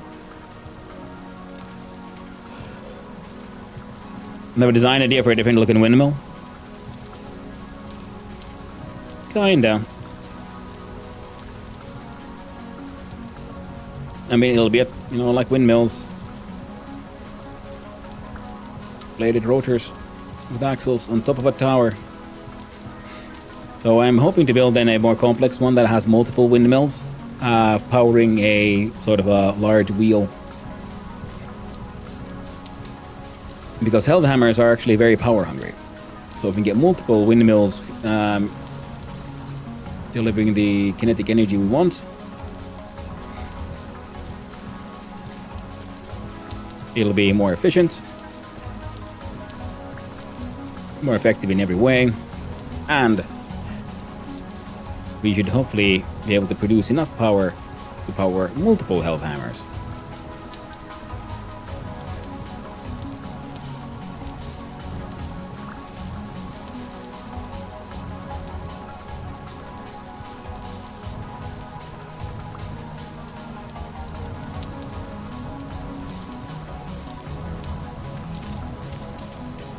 That's sort of the hope here.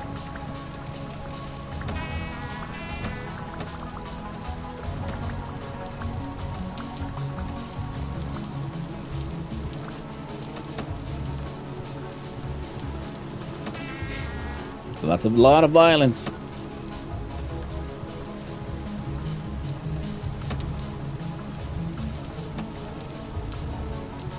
Time for me to run. And jam this thing into just a pile of sticks too. Oh, yeah.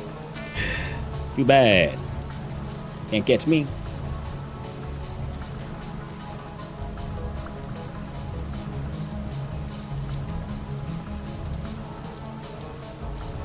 But ultimately, yeah, I'm hoping to build a larger tower that then has windmills on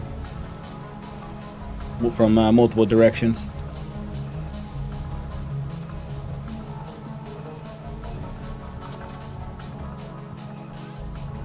Now we'll see.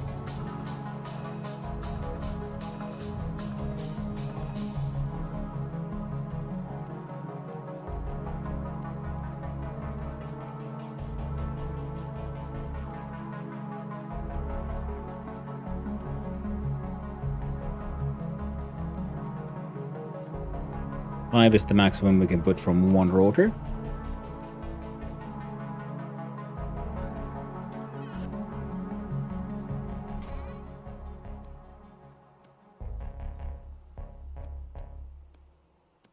Oh, looks like we finished our soup.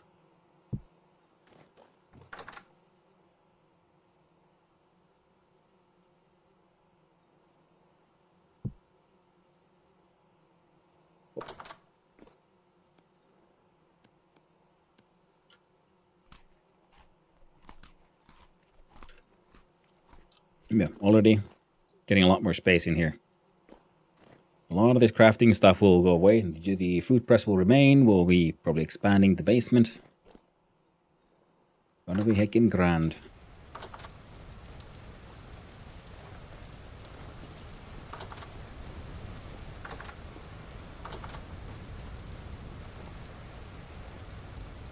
But still, it's just a single piece.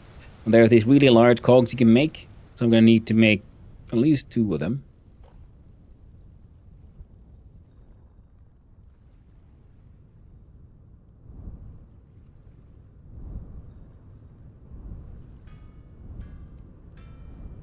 Ah, yes. The sweet sound of the Bunkmaster 3000.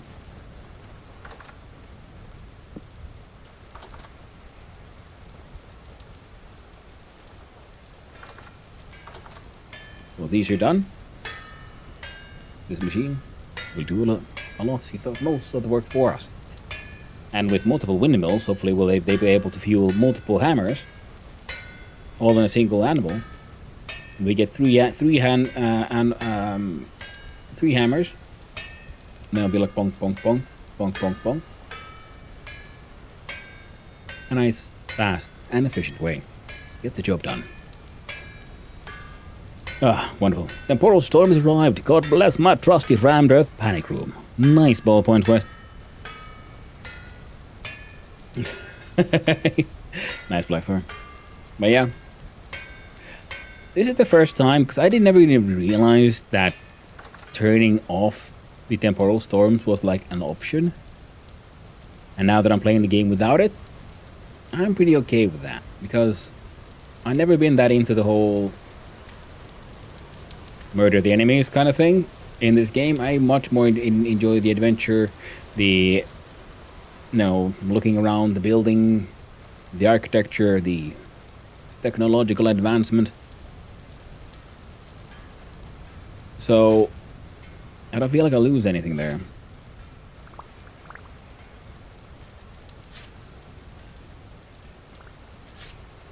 Because usually when it's time for the temporal storms, I do exactly like Bull's Point West there says. I just go in a panic room, do other things. Wait it out. So I was like, well, why have it then if I'm just going to wait it out? But that again is me. What I heard is that we miss some items or their frequency due to the lack of storms.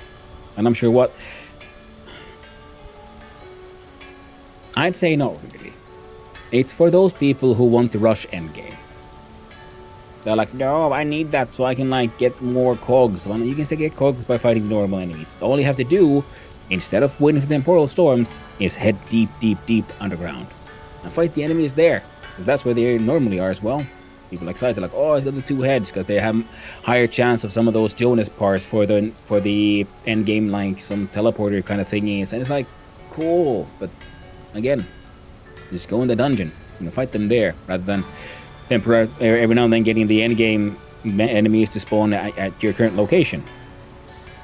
Bellhead drops same stuff. Yeah, exactly, that kind of stuff. Yeah, there's bellheads, and the 2-headed beasties also spawn at the top of the really low levels, as do something else. Well, we're still Shivers, Vanilla. I can't remember. But yeah,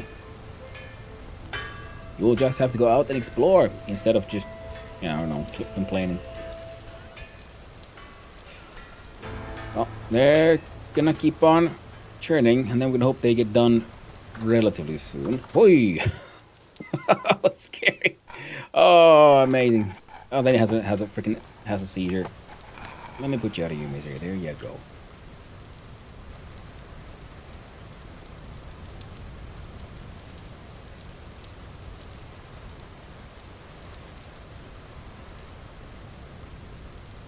No, I kind of want the blueberry bush to remain.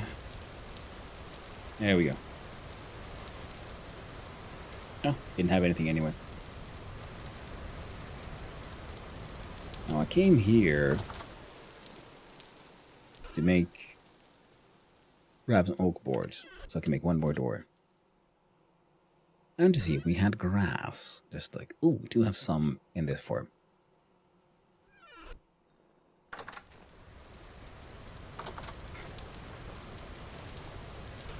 Here we had the basalt sand.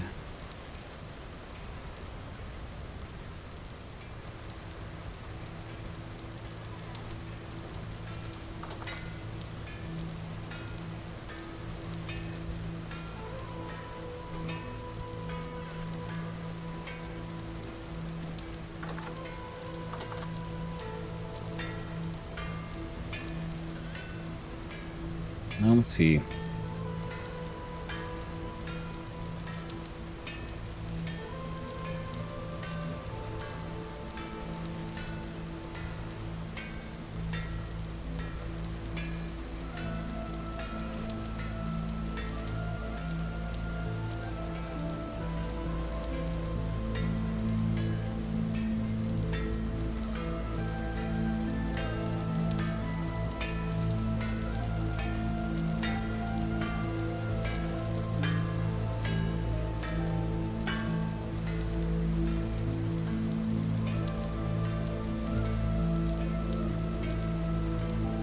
I think the darker brown goes better with the black.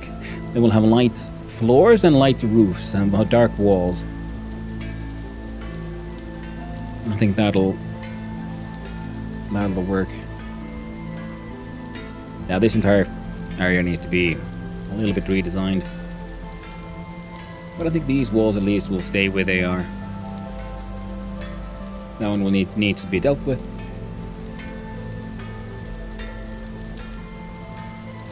And then we'll hope that the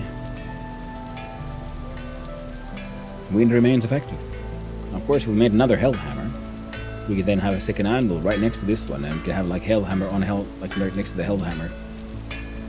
Because the axle does continue from here. But I kind of prefer having like one anvil with just multiple Hellhammers on the same one. And that's me.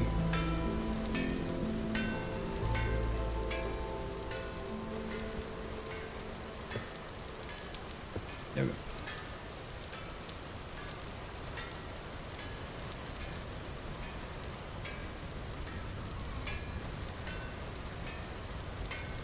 Damn, gotta walk the dog soon. So let's hope these... Can't remember for how long these guys will be cooking. I was hoping we could then like just snag them out immediately and throw them on the anvil.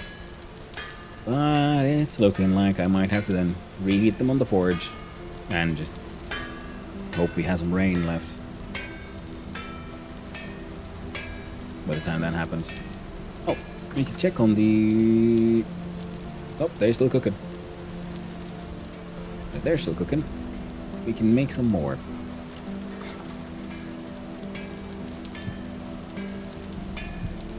stack. That's 2 stack.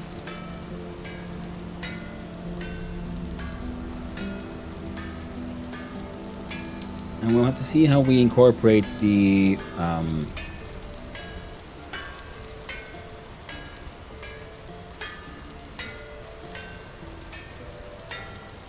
what's his face now?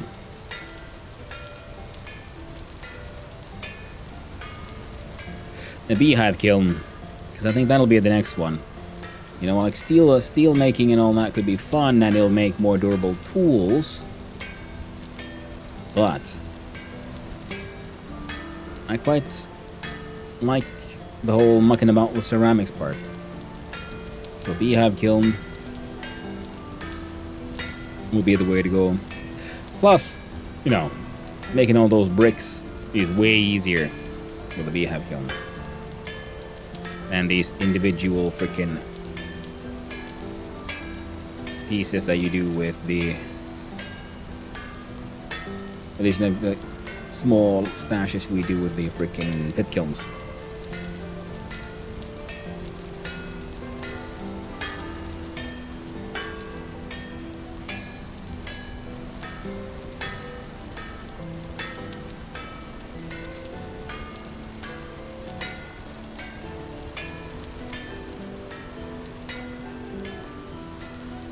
And steel production in general does require higher level, like bricks. The very basic fire brick won't be quite enough.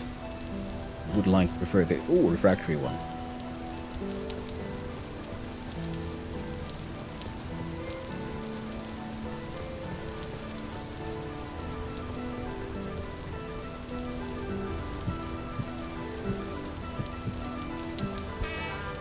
Nope. Nope. Sir? Sir. Thank you.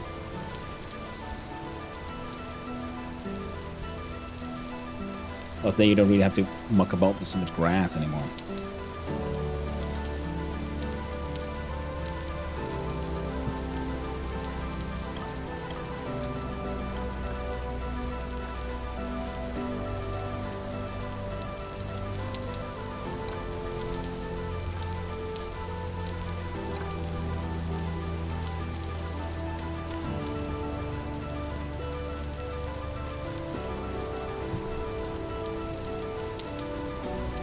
It would be nice to be able to produce things a little bit more en masse.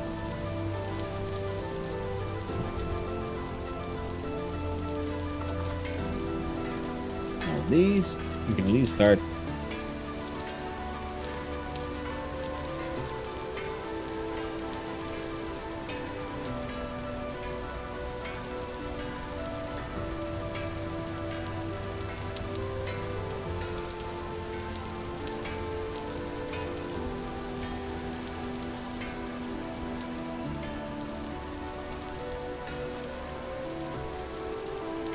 Start working on the roofs a little bit. Oh no! Wind is dying. Of course it is. Now speeding up, maybe. Wondering, like, would it be better to, like, just dash off now? Walk the dogs. Quick 15-20 minutes.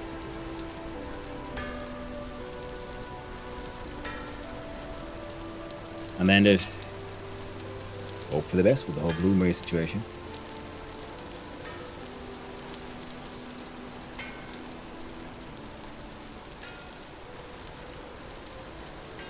Yeah, this wall, I also realized, can't be like this, because I do want, you know, some light in here, some windows. Might be doing a large wall kind of window, so we'll have most of actually reserved for these two. Maybe around here, then this giant freaking glass wall. Oh, that will require quite a large investment in lead.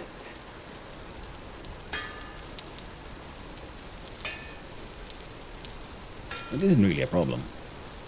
We just have to go hunting, don't we? Now if we look here, I do believe galena is lead. How we found.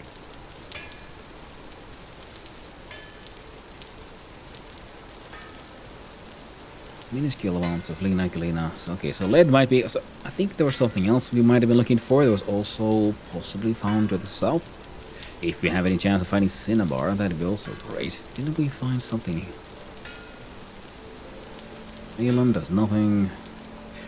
This is our tin, but we sort of mined it out, but it might be more around here. Ooh, thank you, super strong, big tough guy, for the follow. I really do appreciate it, and I hope you have a wonderful day, friend. So I'm looking at here at my galeen. No, yeah, look at the galeen already. Well, something else. Yeah, the not cassiteroids. There you go, the cinnabar. Very poor. 0.07, 0.12, 0.05.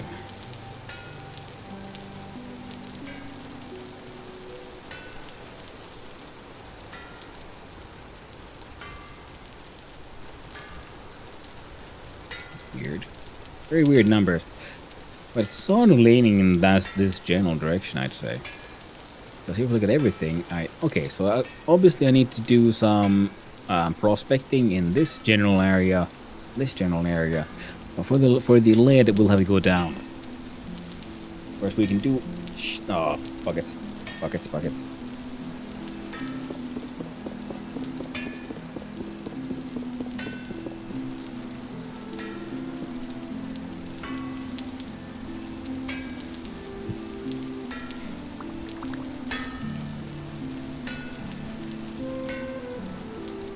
Come on, wind. Help me. No problem. I enjoyed watching the VOD of you playing Open Sewer. Oh, you did? Nice. I'll be playing some more Open Sewer tomorrow again. I'm glad you liked it. It's a super fun game, isn't it? Very interesting.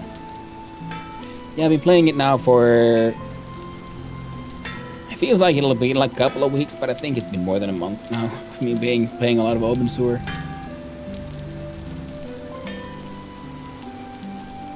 Automation! Indeed, Carpathes. Very slow. It's not sad and tragic automation, but technically automation. Technically we're getting there. It's not that well, but we're kind of getting there.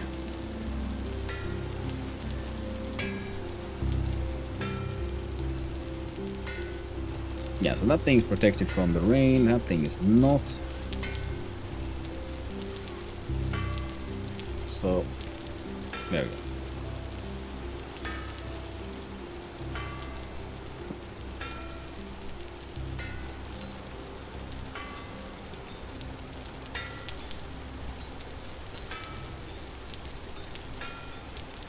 I feel like the whole removing crap stuff, I'm faster than the automation hammer, so we can do.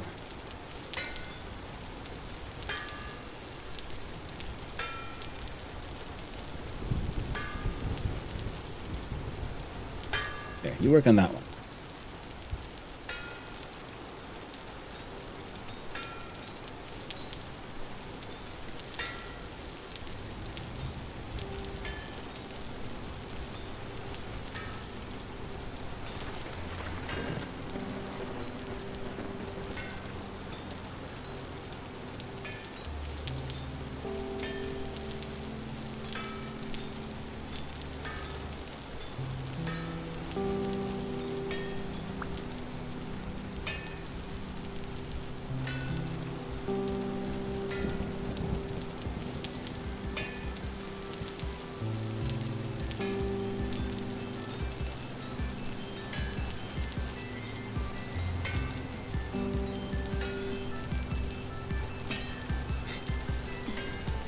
The current hammer I'm wielding is not doing me the best.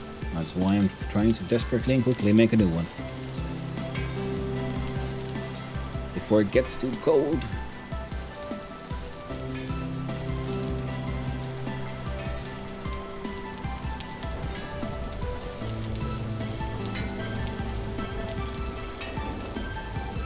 Excellent.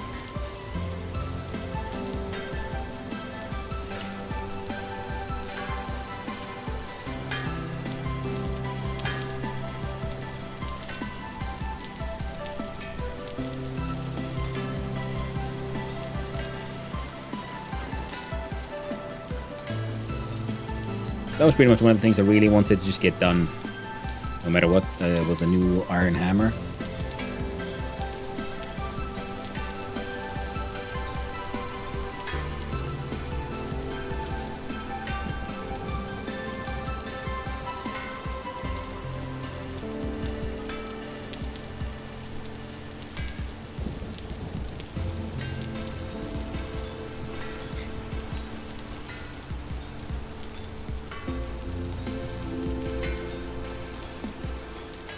Hopefully it won't take too long, and then I can make one more helm hammer.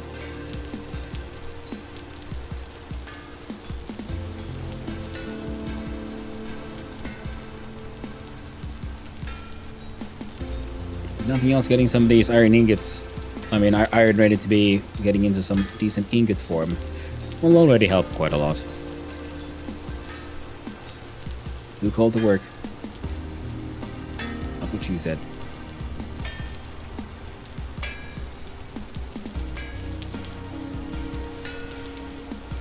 Iron boom.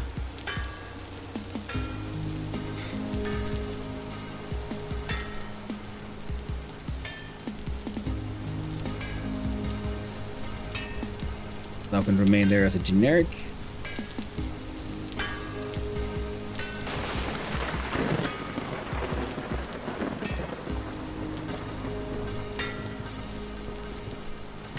Yeah.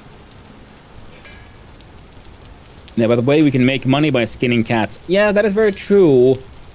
But I've decided that cats are friend in my game. Please, besides, skinning cats just isn't that much money compared to scamming. I have paperwork at level 10.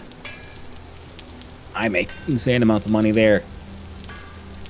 If I want to sell stuff to people, I don't know, I can make watches. I can make other crafts that are worth more for less effort. But the biggest problem is just vendors, the amount of money vendors have, really, more than anything.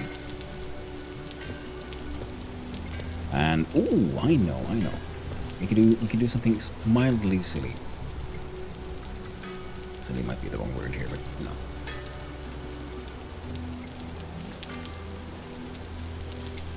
Let's do it this way. Now put these in here. We're gonna make.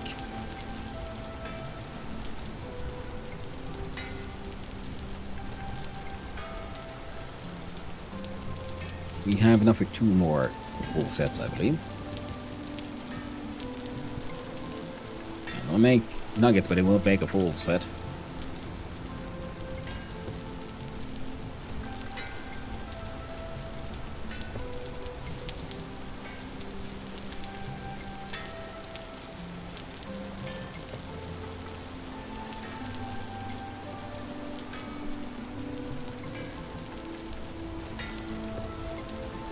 It's cool how you remove the impurities and shape it. I know, right? I love the sort of level of like lovely detail and how the crafting in this game works in general. I've said it before, I'll say it again. I can love it.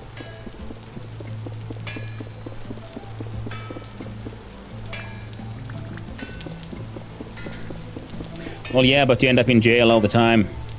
But for there's really not even a reason right now. Yeah, exactly. Because yeah, you can and I might end up in jail all the time, but it doesn't really, free food, place to sleep, it's not bad. Jail is hardly a punishment.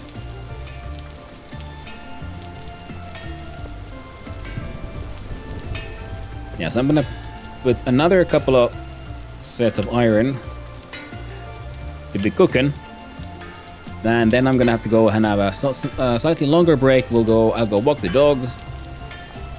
We'll get a hand break out from the way, and then while I'm walking the dogs, all of this stuff should be cooking.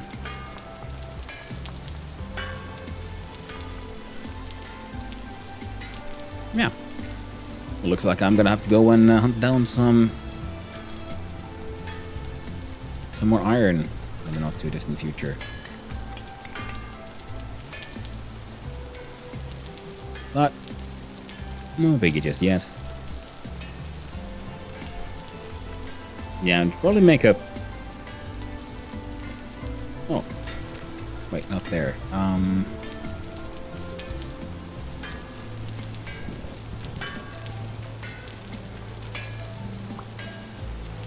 There.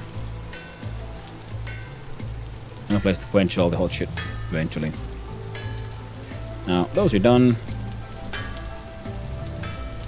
Good, no harm cats. So occasionally remind my cat that she would make a wonderful hat. Oh yes, emotional violence against the pets is absolutely fine. Because ultimately they can't talk, so it's best. Random emotional violence and bad words against pets because yeah. They don't actually know what you're talking about, so it doesn't count. You're not actually being that cruel. Where's the...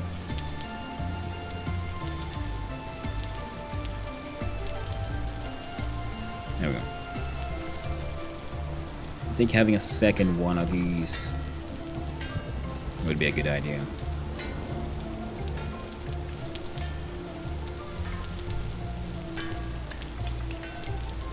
There.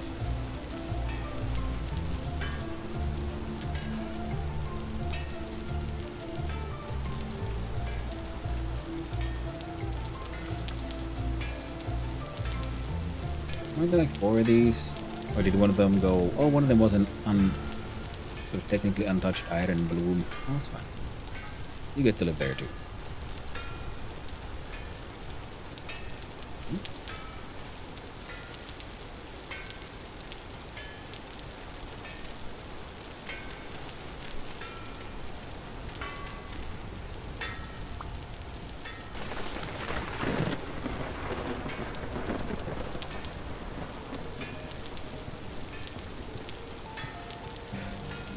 I'm more of a dog guy alone.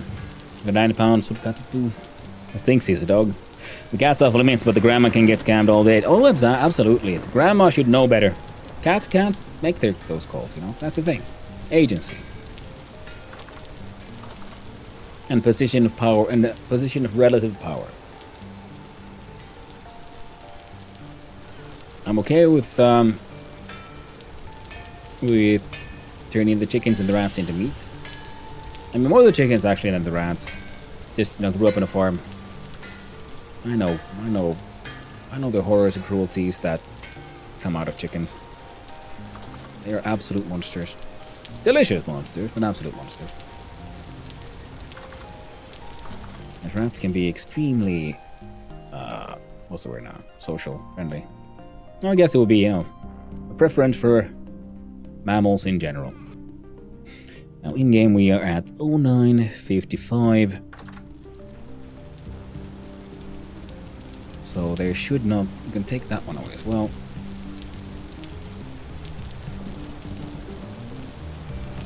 There you go. A cool little twerk stone. Alright, windmills. So this tower will be taller and it will have multiple windmills. And we'll have giant wheels to centralize that power and then spread it out into the wonders of modern technology. Because there are gears, there is power shifting, there is torque in this game. That's good sight, good view here. There you go. Now, how are there water wheels? Sadly, no, because water doesn't have a flow. The water wheel wouldn't work, really. It has a flow when it like goes from a source block and it pours, kind of like flow downhill, but it doesn't per se have currents. Which is a shame. It would be really cool, but I'm glad they at least have windmills. And if you can make a water wheel, but it requires like falling water, that is something I guess they could work on in the game. But then that is, again, something you could automate a bit too much. In the sense that, in this one with windmills, you're still reliant on the environment, on the wind. Ah, if I hang out here, I might get murdered by lightning. Oh well, we'll have to hope for the best. If he dies, he dies. So, with BRB text doesn't cover the windmills. Excellent. So, yeah, I'll be walking the doggos. I'll be right back. Steam. I do believe they're working on steam power. Yes, that is the sort of thing what they're planning on pushing next. Which would make sense, again, because the water wheels would require rivers, flowing water, and as far as I know how the water is simulated in the game, it would not make sense for them to, like, rewrite everything to make flowing water thing. Whereas cooking, boiling, steam power is something you can do, and is something as far as I know is in the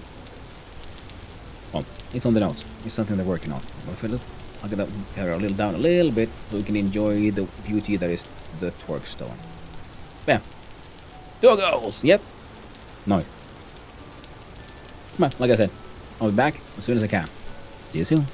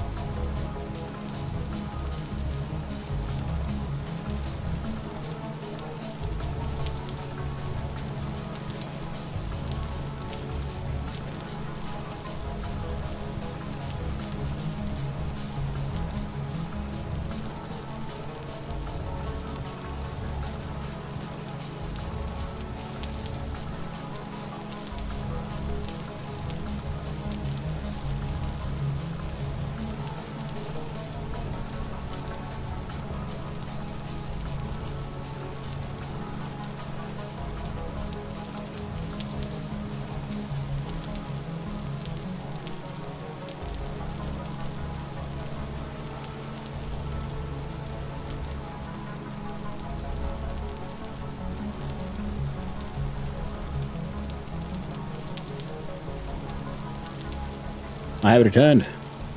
Those are walked.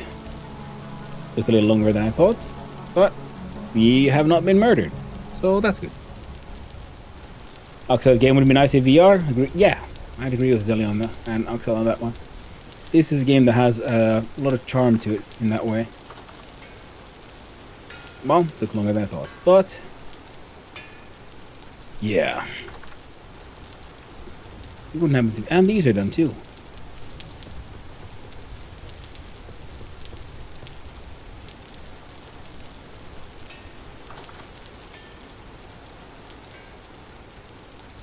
So, oh,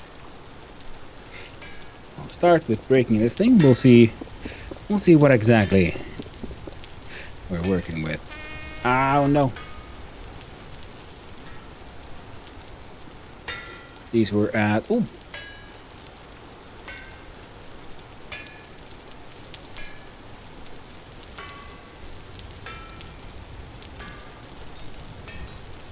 These aren't either hot enough to be worked with for a little bit.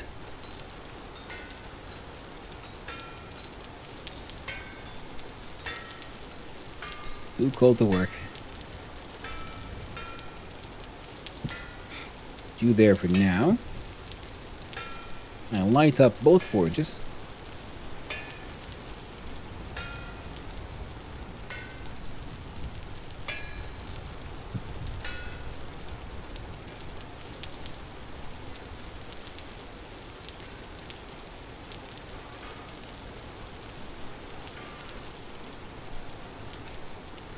And while stuff heats up, just put slightly more, a little bit more roof.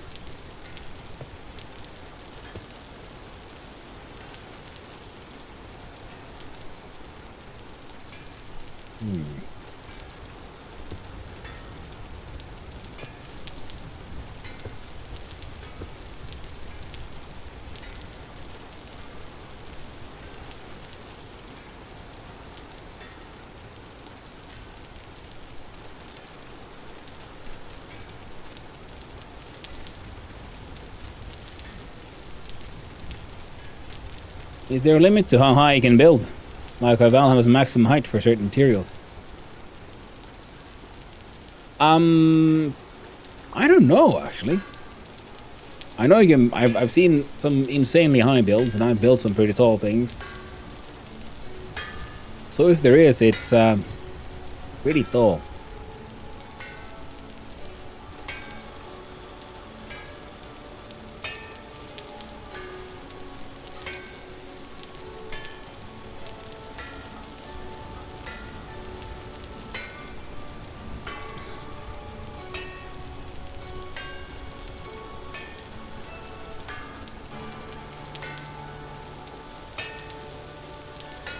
Okay, you do you.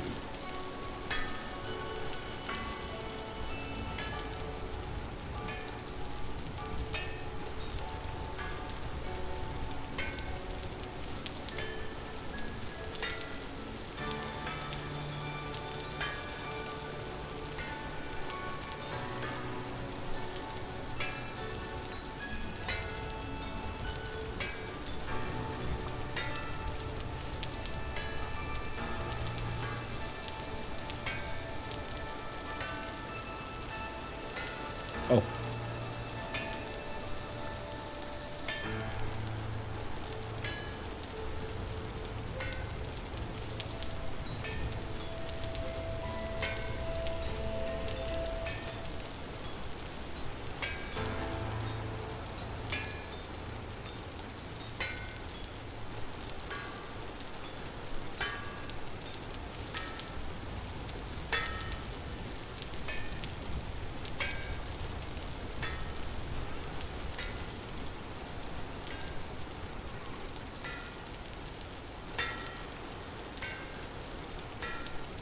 There we go.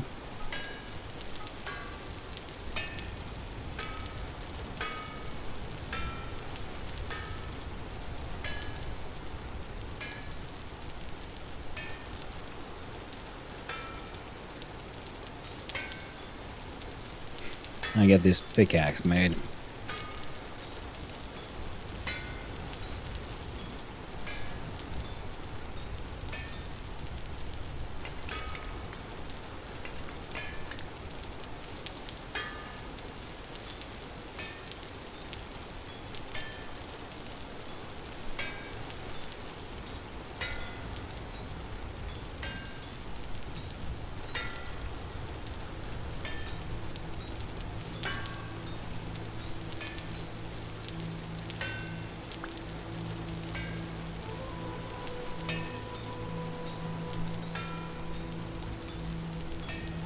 then probably a...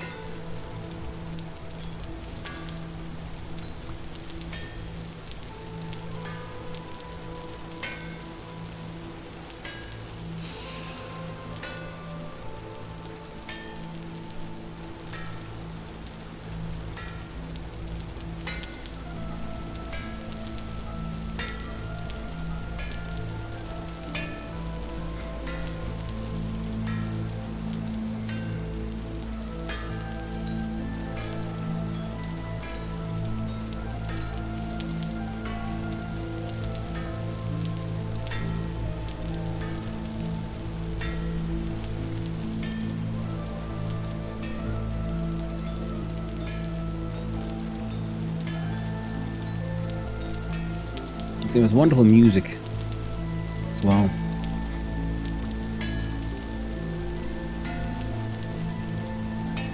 Delightful ambiance.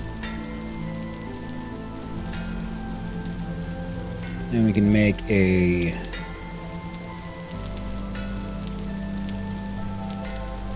iron shovel.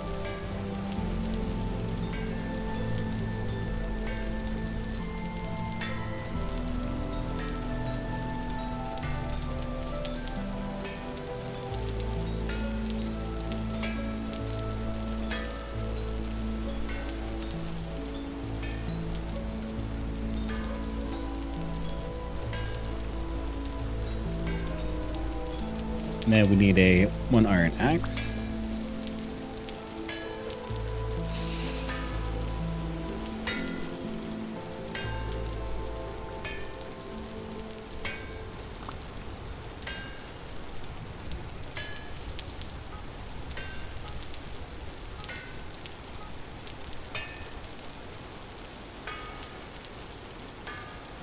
Fellow's getting a little hungry.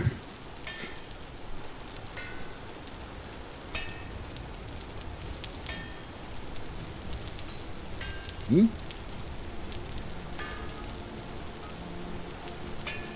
There we go.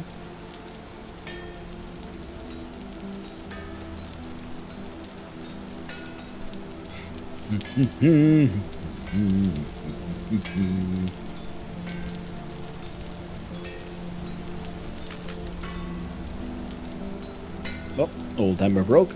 Glad I started by finding the time.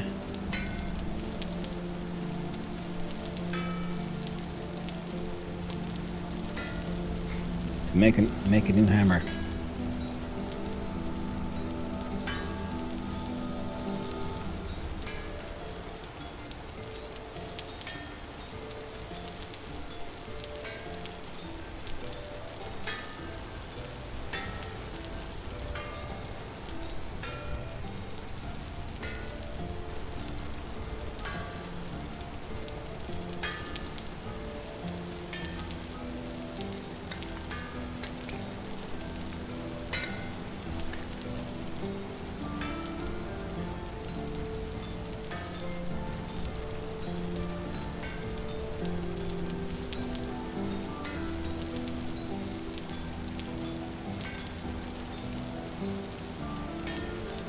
Bum bum bum bum bum bum.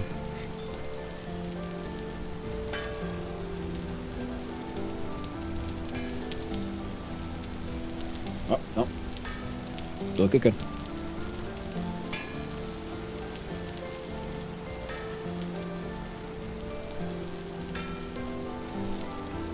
Sounds good. Sounds good. There we go, this one.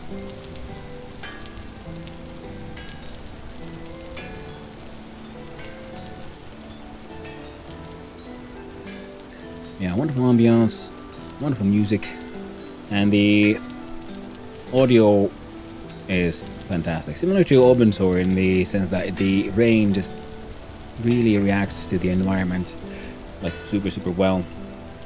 Oh, I should probably put one of the cooler ones. Oh well. Now we're gonna make another Hellhammer head.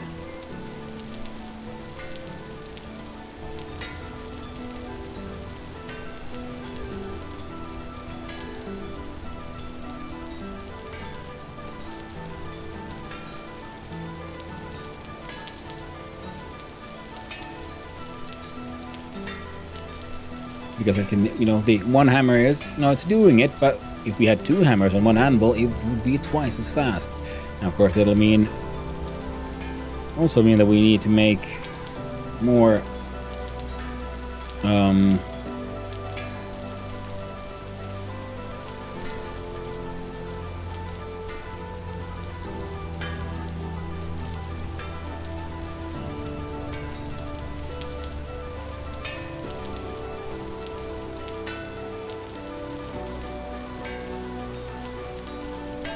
we can help the machine. There you go.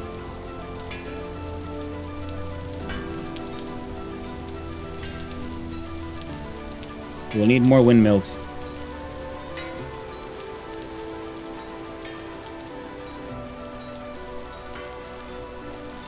The good thing is we got more than enough flax for all of it.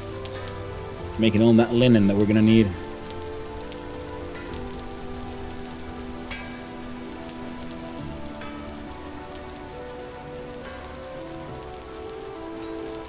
I think we're gonna have to do this one ourselves.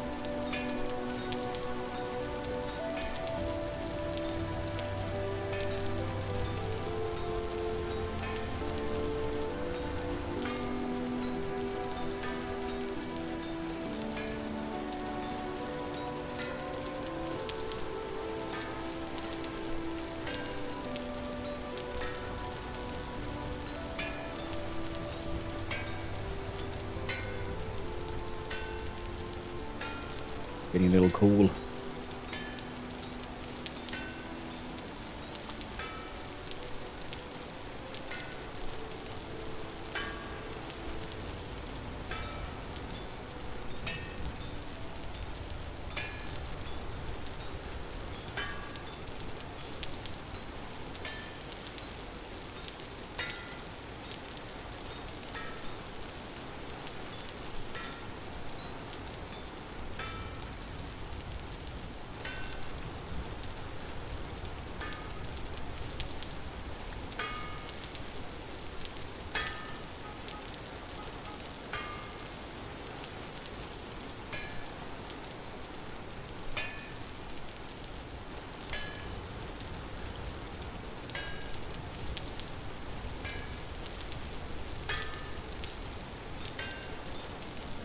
Right.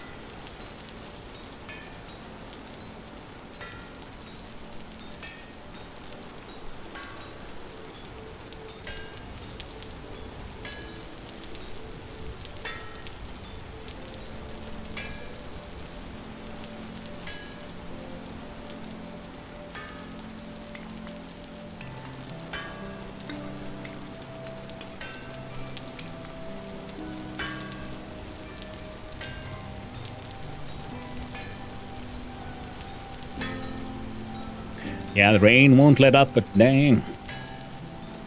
Wind shear will, apparently. Come on, windmill. Help me out.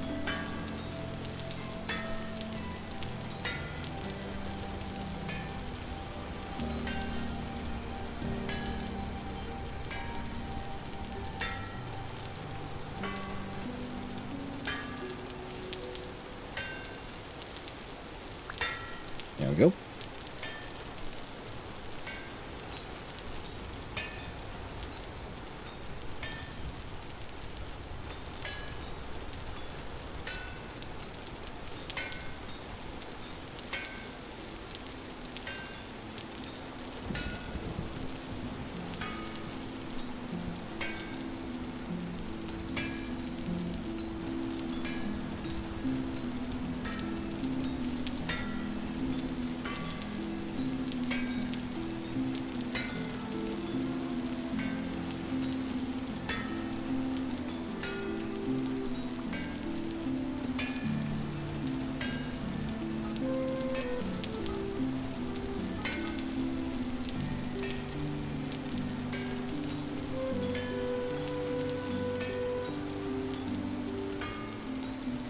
Boom, boom, boom, boom, boom, boom.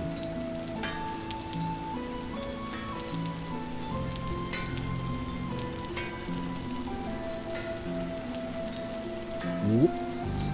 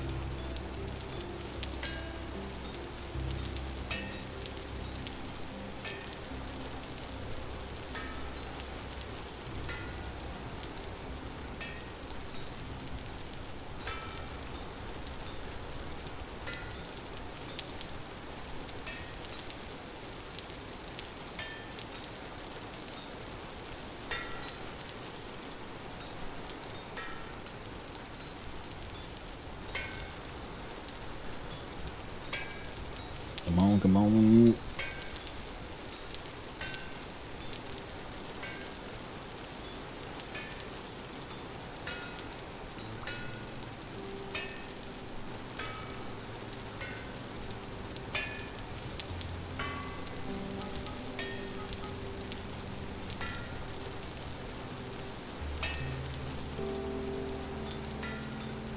If we're done with these, there's still that one freaking smelter thing that we haven't even opened up yet.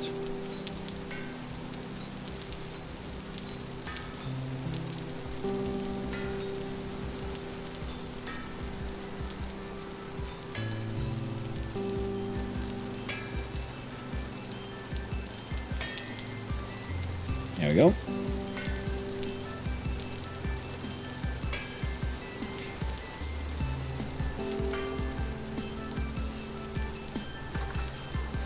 I do just getting a little hungry.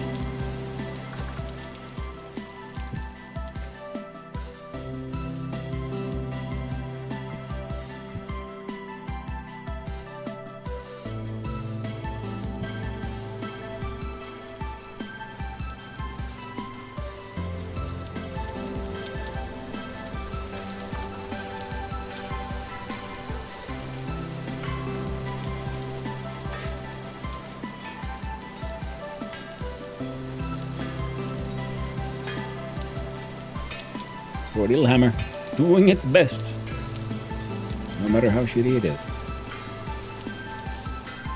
God damn you, hammer! I know you can swing.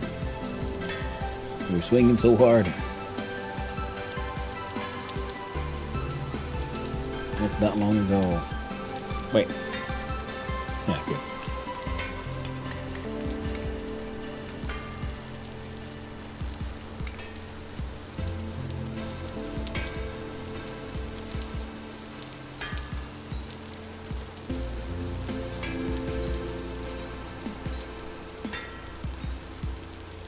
Boom, boom.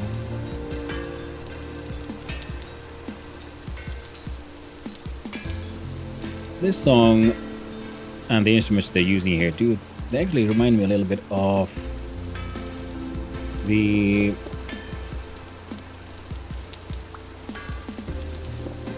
oh no, what was it called now? Tunic. Had a similar sound and vibe. Some of their songs.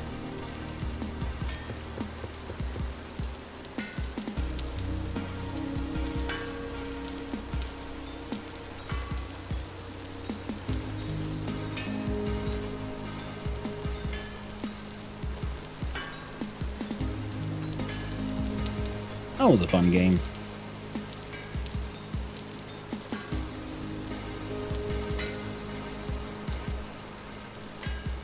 Partially.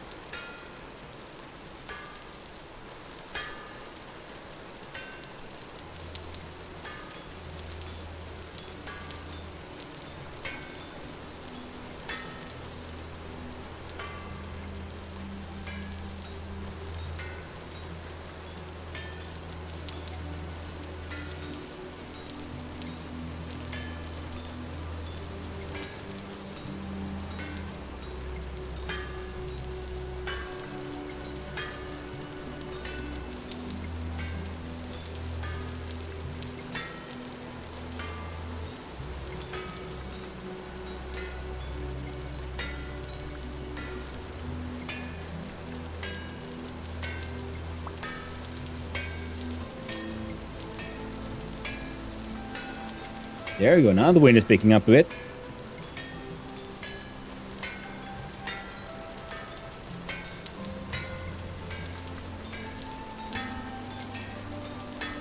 I would be surprised by the time we're done with this one, it's already done with its thing.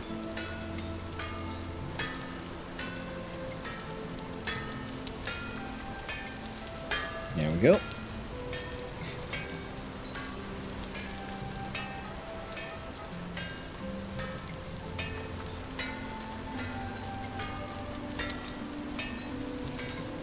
Finally. At least the wind didn't die down completely. It just slowed down a lot because it can also do that. Disappear all together. And that's when, you know, that's when you get sad.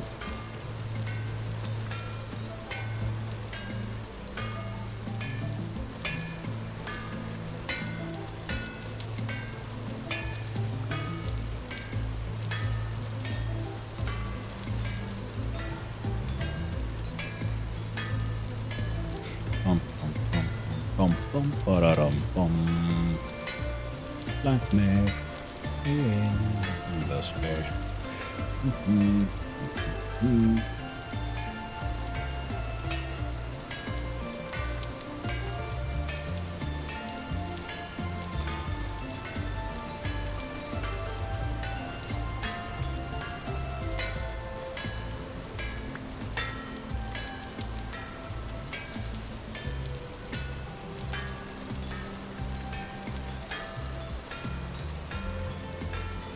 I don't think we need to put in any more coal though.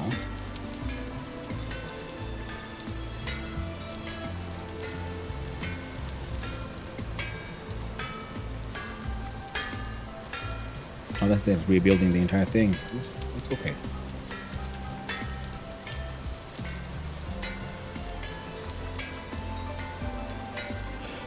Excellent forging, sir. Well, thank you, King of Space. How you doing? Hope you're having a good day. How did the adventures with potion craft continue? Did you make a lot of money? Did you make cool potions?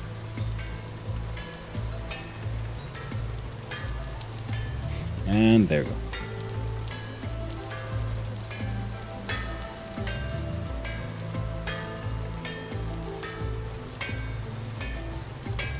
Alright, I'm gonna ignore that thing now.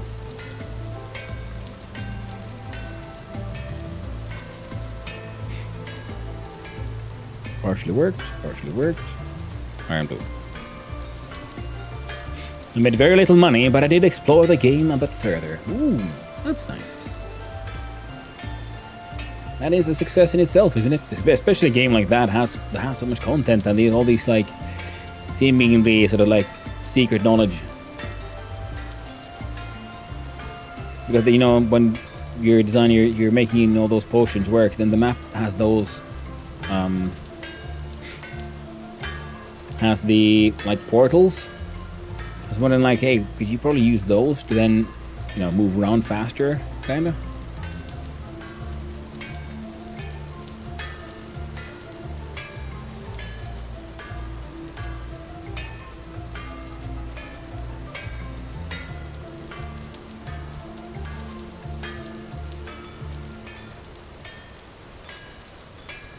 Once you know what place connects to where, how all the mechanisms work, and you can figure out how to save up even more money and resources in making all the potions work.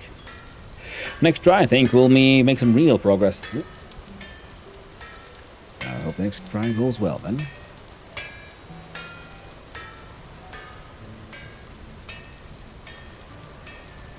There. See one iron bloom here.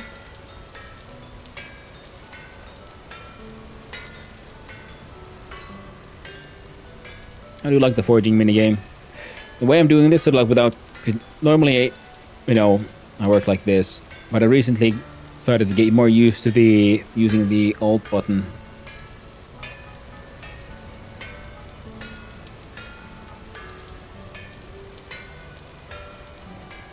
I see.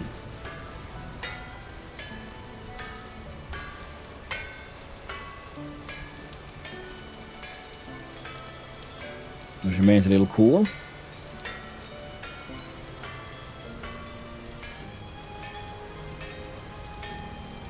Now this one needs to get priority.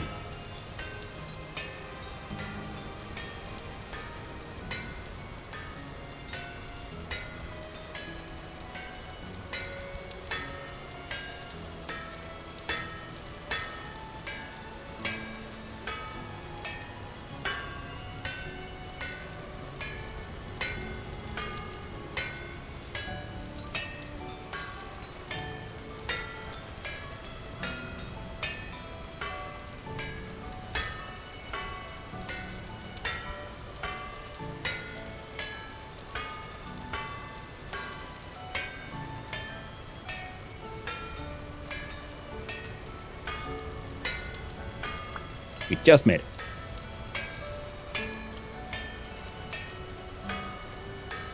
Excellent.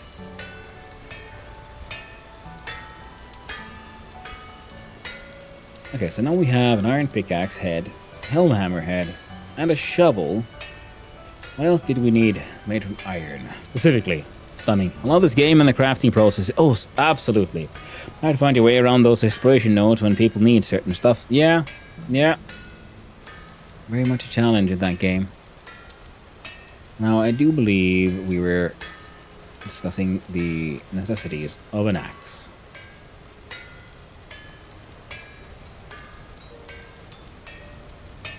Oh, you're already done.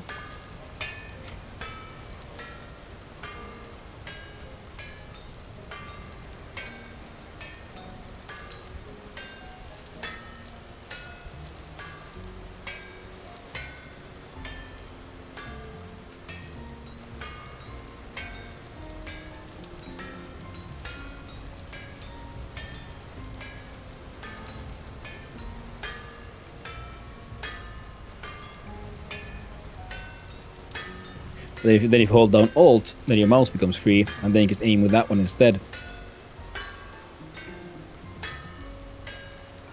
Change to the removal. There you go. Now one thing we will need. Where is it? Iron plate. Takes 2 ingots. So this is something else the Held Hammer can make. It can do the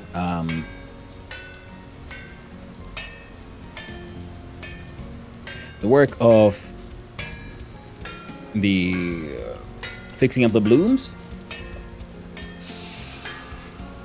and it can do plates for any metal. So that is also for if you want copper plates, for example, your machines and mechanisms and so on for shoots. And it's also handy to just, pour out ingots first and heat them up and let this bad boy do a lot of that work for you.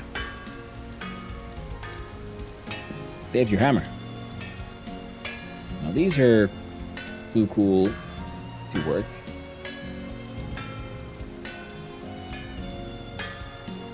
So we're gonna cool them off. And here we look at what we're gonna do. A plate. There you go. Takes 2 ingots to make 1 plate.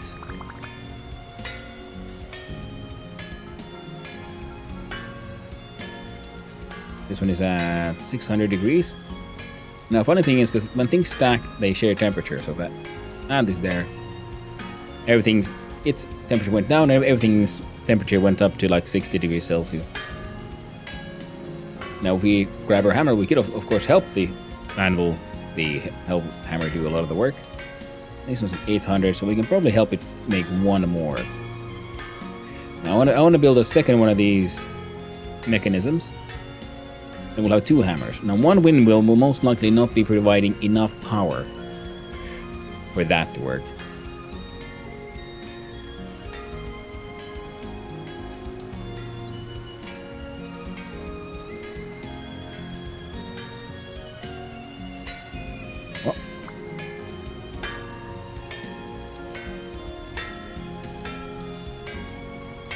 Hungry again. But yeah, this game is wonderful in its sort of like realism and stuff, and I like the fact that even though it's like, well, it's Minecraft, it's all blocky and stuff. Like, yeah, but that gives at least more room for the imagination,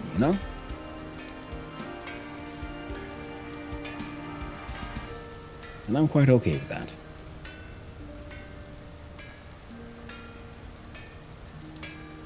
I like when things are stylized in art and so on. Realism is cool and all, but the uncanny valley is a long term. It's a real problem. 800 degrees.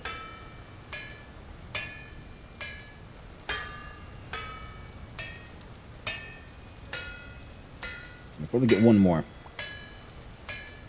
plate out of it before the temperature goes too. What is the working temperature for this thing, by the way? Smelting temperature is that high. Press H. Oh, we can't see the working temperature right here.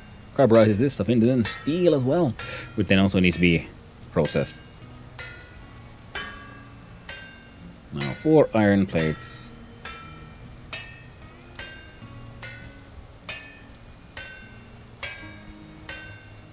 Wait, what am I doing with 4 iron plates? I can't remember anymore. All I know is I need iron plates.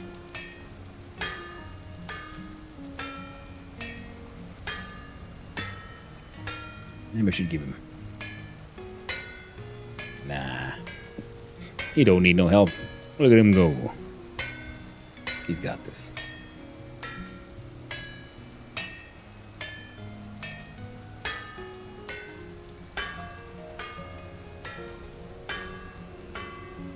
Now those, temperature went to 140.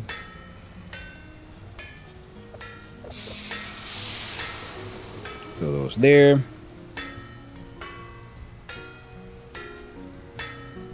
There we go. So one thing we'll need is resin.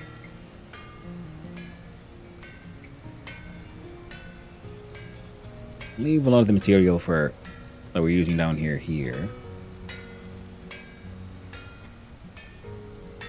We have hammer, pickaxe, and axe. A new shovel.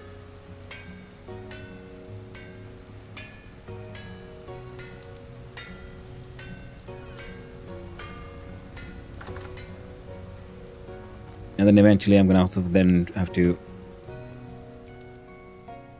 make it so that I have a on and off toggle with brakes.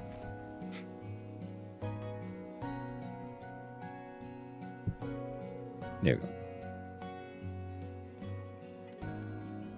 For the powertrain, because you can do that. You can silence the hammer.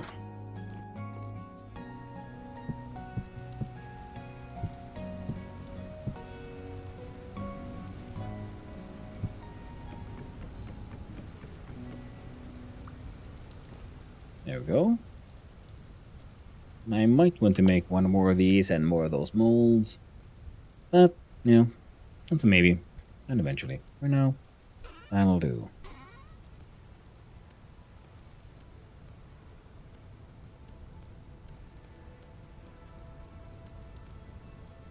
And a nice bearded axe.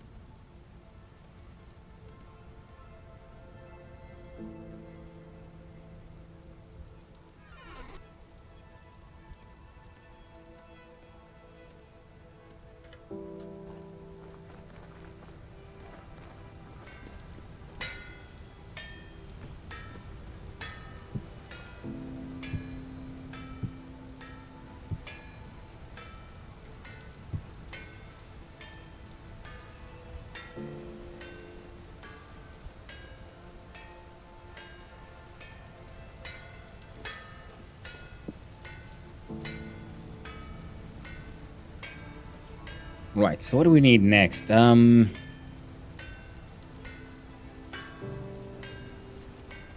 this place needs a roof.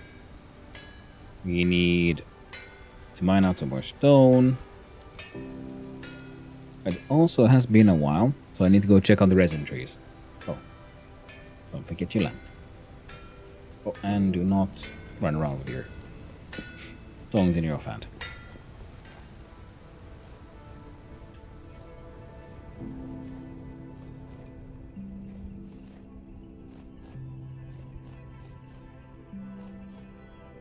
Here we go.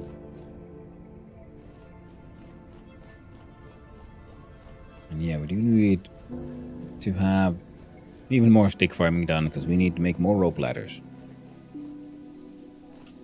Yep, the resin has returned. So we do a resin run.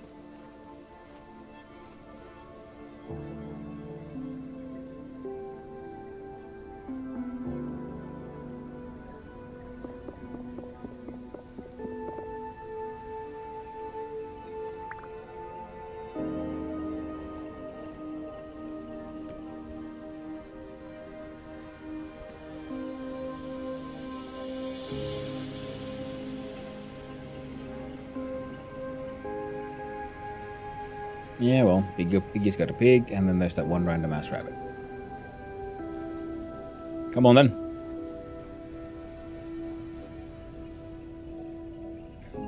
Oh, Clay's off. Oh, well, he's doing a bit of an insane project with the whole massive bird. No, that's why I can't see shit. I have the waypoints turned off. There we go. So we'll run off and do the resin run.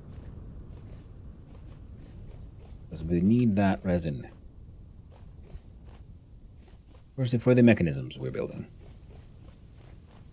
And during that run, we should also see if we can do some of those prospecting notes that we were missing. We realized that at least towards the goats and so on, there was notes we could have a look at for finding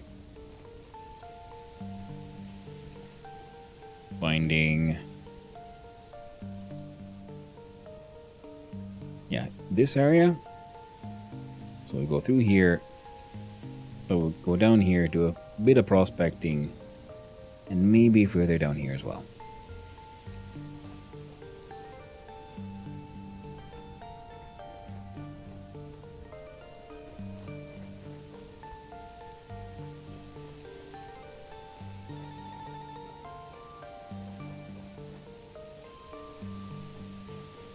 Keep on checking these trees. Oh wow! Hello! Welcome in, raiders! Welcome on in. Hey there, Monaway. How you doing? What are you up to?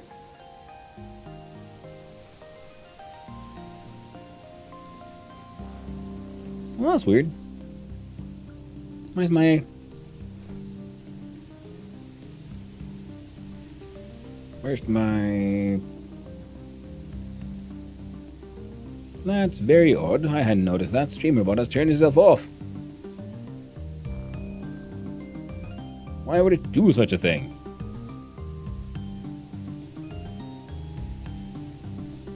We'll try it again then. But what were you up to, Monaway?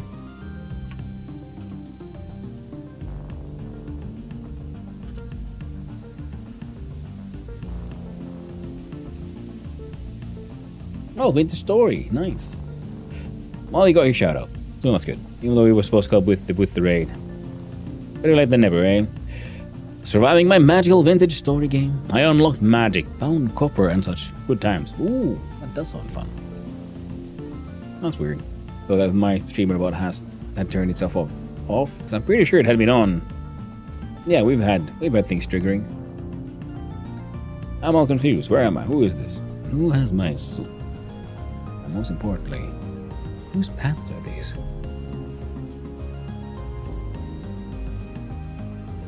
Hello? Here. On copper, as in enter the copper age proper. Nice.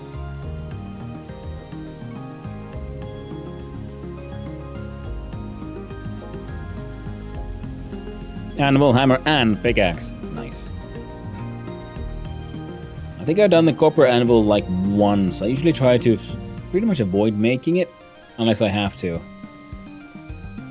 So I do the prospecting, pickaxe and pickaxe early, and then I see if I can sit right. If there's no tin to be found, then I'll make a deign to make something as crude as a copper anvil. Yeah.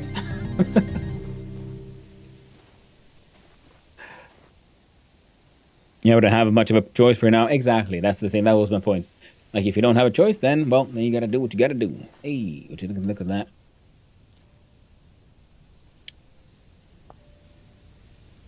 And we zoom on in. Start, resin. Resin. Also, in those. These are the ones I need to remember to keep on checking. Keep on coming back.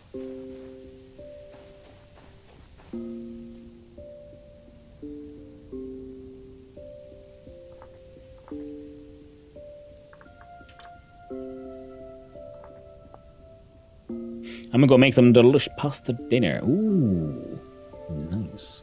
That sounds very delicious. Making me hungry. I haven't had any dinner. for lunch.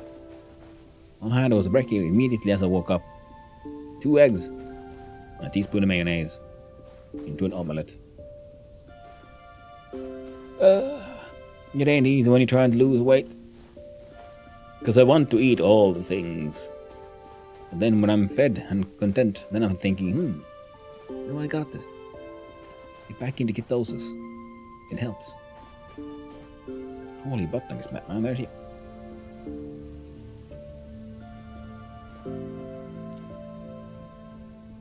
Keep on finding resin here. Good times.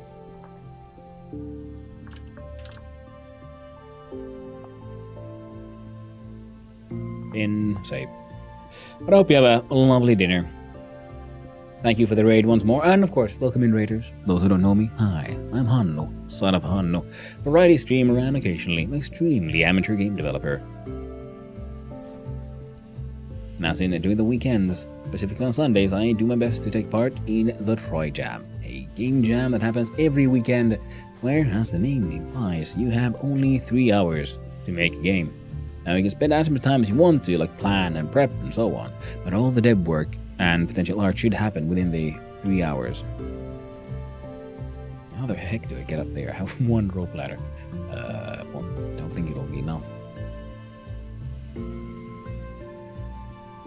Oh, shovel it is.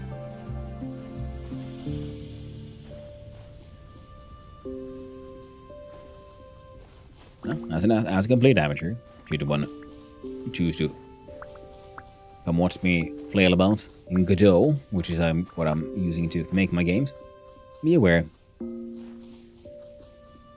that as a, amateur learner, my games aren't very good, but it's very fun to make them, and it is very fun to keep learning. I like to think that every week I become slightly better.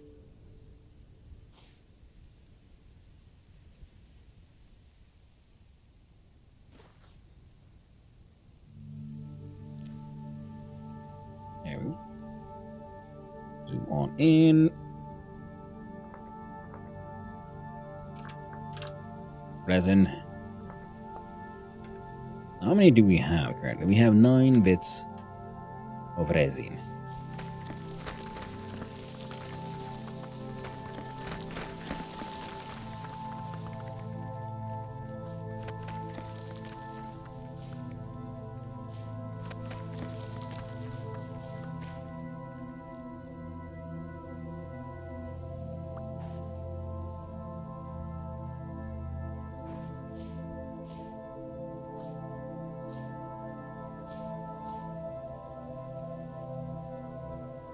Yeah, close enough. Boink. Now we zoom on out. We were looking to be doing some prospecting around here, so let's just get that done as well. Knives out, ready to jump.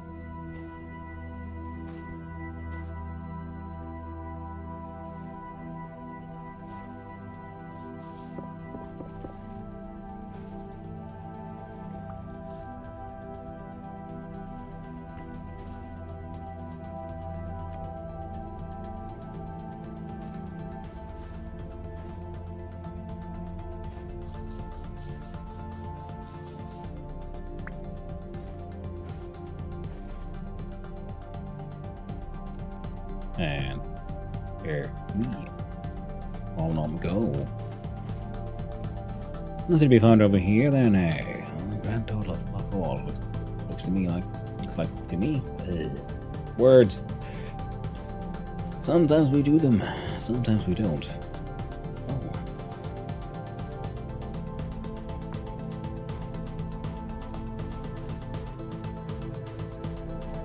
Cave. Interesting. Yeah, not really. Not. Oh, that is true. We need an iron prospecting pickaxe because this thing digs like shit by default, and the material isn't the best. Oh, I'm using the wrong search. Okay, let's see. 1, 2, 3, 4. Now we'll switch over.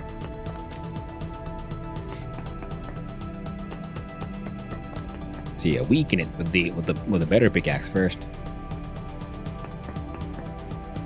And I finished off with a sampler. Poor native copper. Ooh. Native copper sightings. Even very poor is, you know, it's a sighting. It is an adventure hole. No, it's just a hole. No adventure this time, I'm afraid. No adventure this time.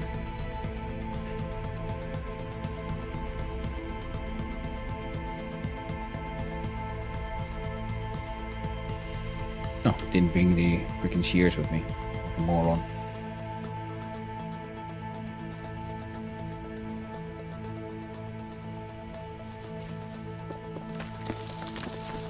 There we go.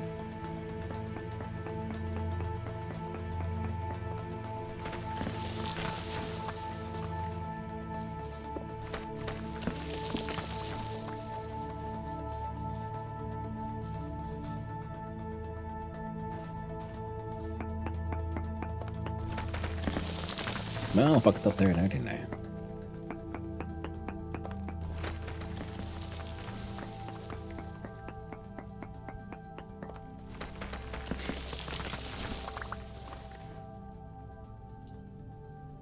Ooh. Well, that's a death hole if I ever saw one. Fall down there, fall damage will end you. Yes, sirree. Right, let's go straight south. What's the rift activity like? Calm. Oop. Not a death hole, just an break your legs hole. Won't die, but you know, say goodbye to your ankles. Kind of situation.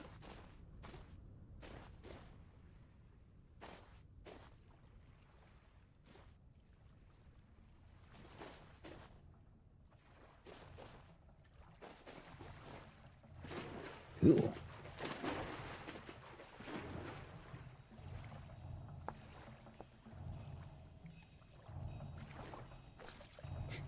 Interesting terrain.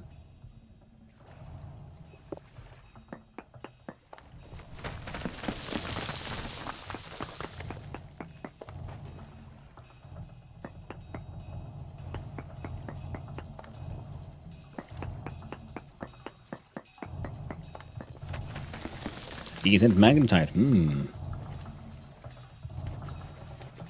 I am finding large amounts of iron ore around here, so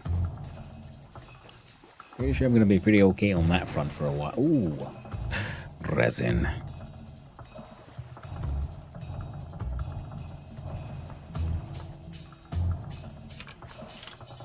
This one, though, is slightly further away from everyone else, so I'm going to just mark it there but not pin it.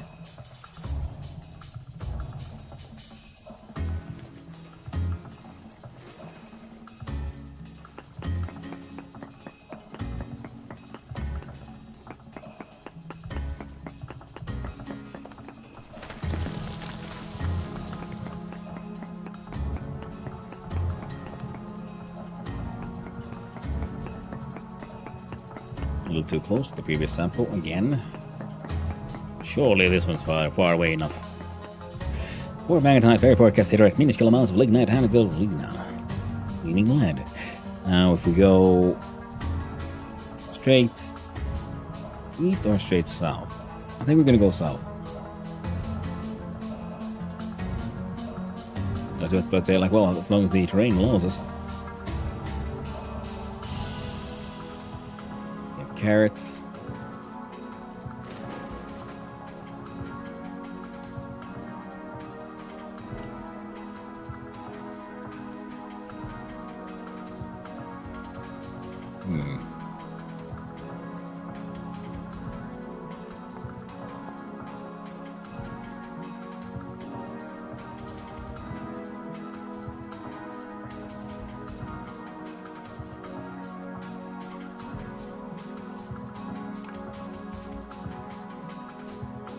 Yep.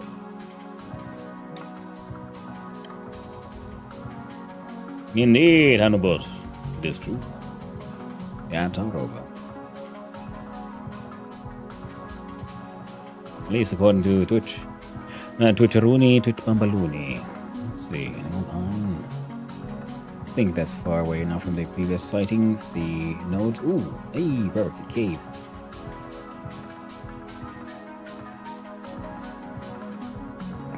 More claystone, so we're still in the same biome.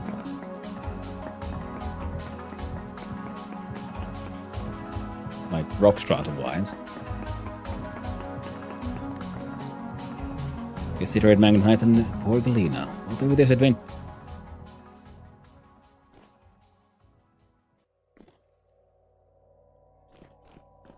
Well, there's quartz to be had at least. Let's do a proximity search. Anything interesting in the quartz? Or just quartz? Just quartz. At least, you know, around there.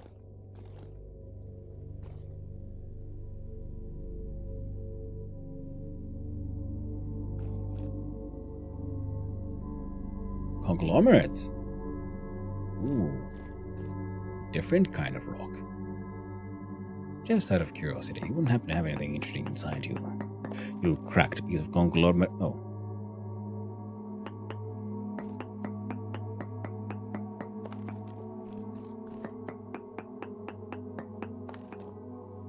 Or consider it minuscule amounts of galena and magnetite. Now tell me. That's an interesting looking rock, though. The greenish grey.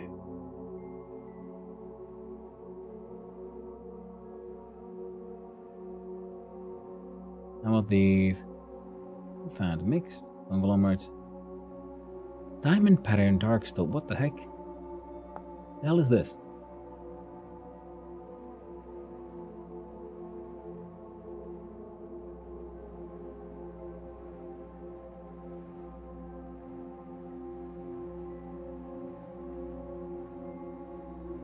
Peridotite, conglomerate, and granite.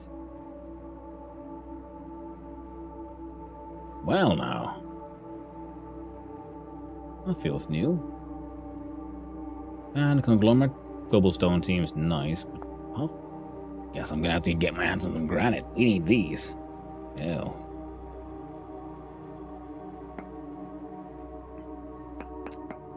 Da-da-da-da-da. You see, the cracked ones here, they're just cracked. You know, it doesn't really affect the material too much. Maybe we can make... Or does it? Actually, see... Sorry, wrong one. Do shift with H cracked conglomerates, and a full block can be obtained by breaking all chains of blocks. Yes. Can I truly like it up?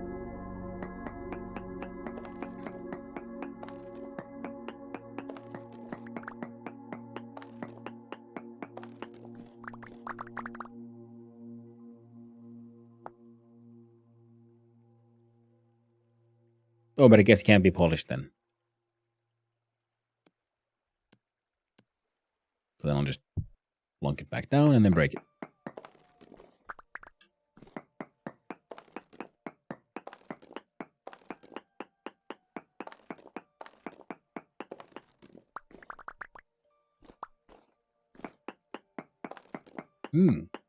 I could use the iron plates to make the mining bag, which allows us to carry even more rocks. Looking magical, truly.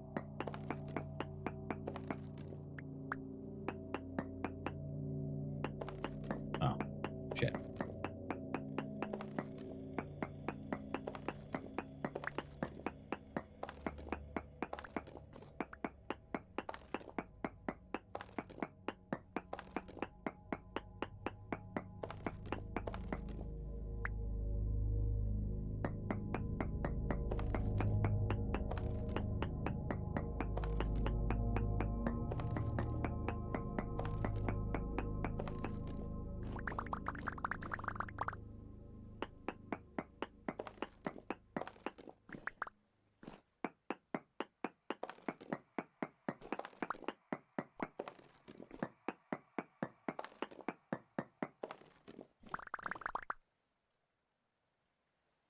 Oh, fellow's getting a little hungry. I'll just let him have some delicious snackies. Onion, parsnip stew, stewed red meat. That's a lot of nutrition.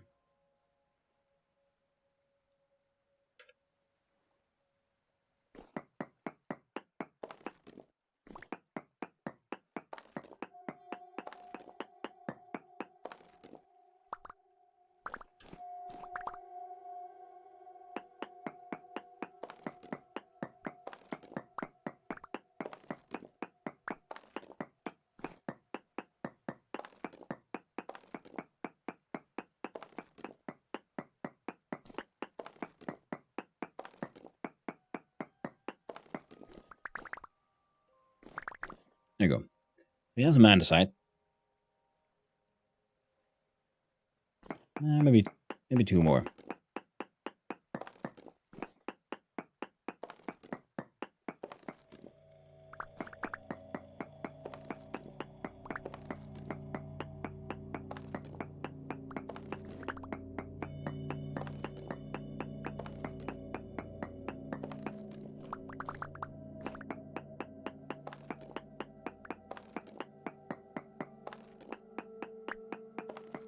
There we go. Oh, neat. Apparently I can't math. Well, that's alright then.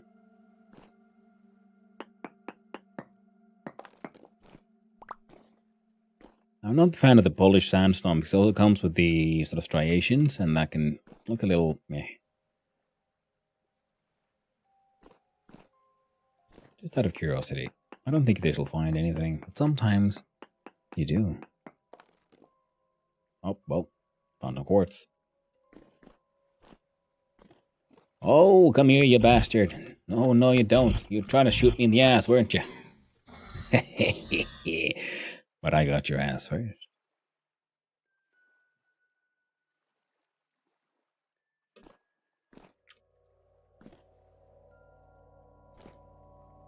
Hmm.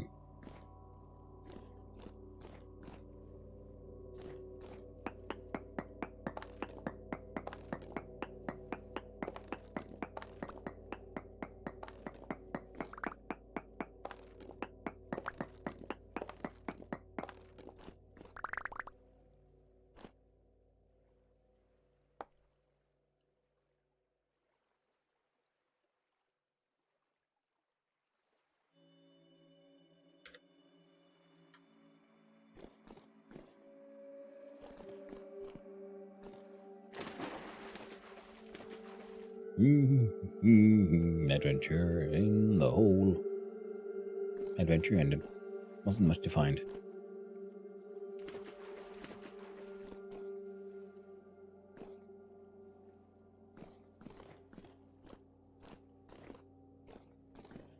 Hello? Do you have treasure? Oh, first go high, then we go low.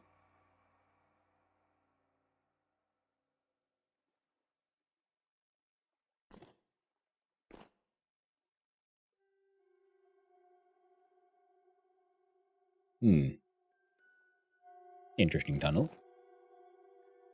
Ended in a dead end.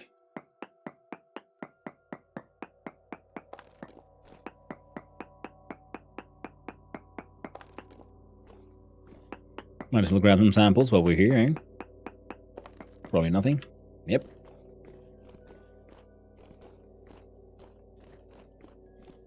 If we get a little far enough down, we might get lucky and find some, ooh, saltpeter.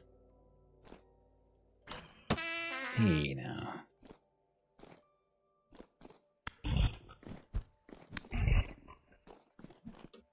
Come here.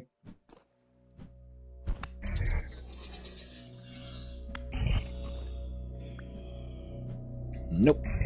And stay out. This ain't your time to live, friend. No matter how twisted and torn you are, you bow torn. So in here. Went high, now we go low. And the sights and all. Tragedy. No ruins, no nothing. Bad time. Oh well.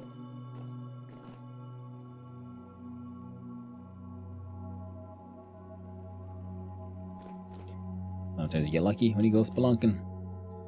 Sometimes you don't find anything.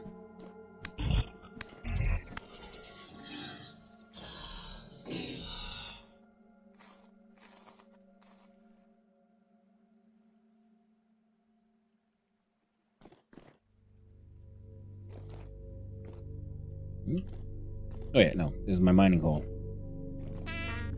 Ouch. My ankle sprain.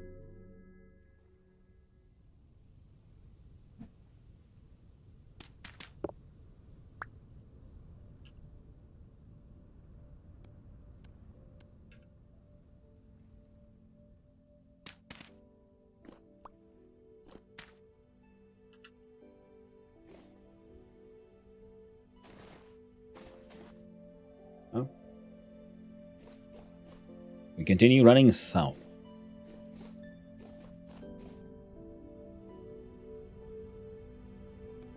Wait. That's weird. I didn't stack.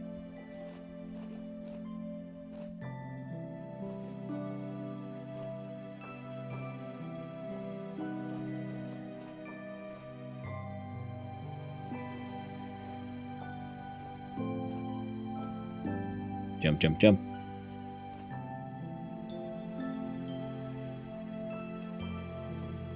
I don't need any more flags.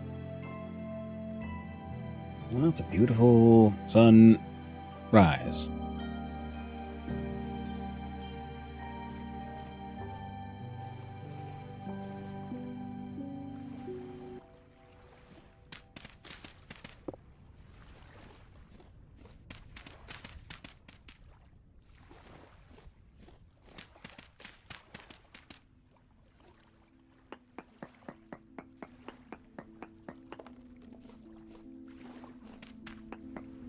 Spelt. Well, we got more than enough spelt. And the rye that we do have, we should be turning into rye ale. Minuscule amounts of sulfur. That is interesting.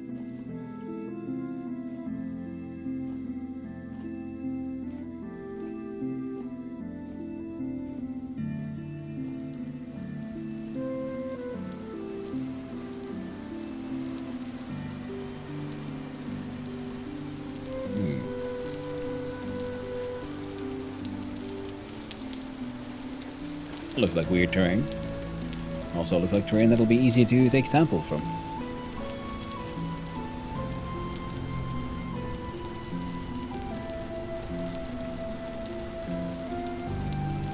Yep. Ah. It's still basalt though. Interesting. Must be like a vein, and I'm just running along it.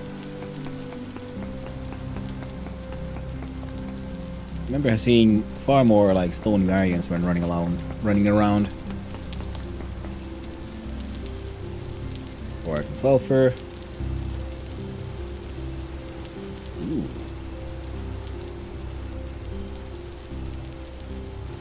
Now rendering shenanigans or oh.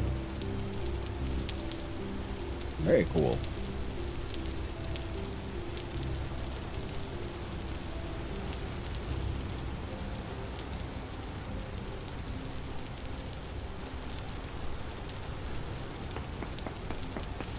ET is happy little tater salad Tuesday. Happy little tater salad Tuesday. I wish I had some tater salad actually. Like real.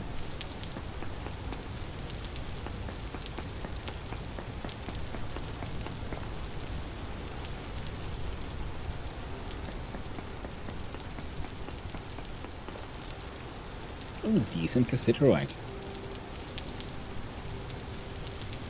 It'd be nice to find some more tin, but this is pretty far from home, and I don't think I can be bothered to deal with that.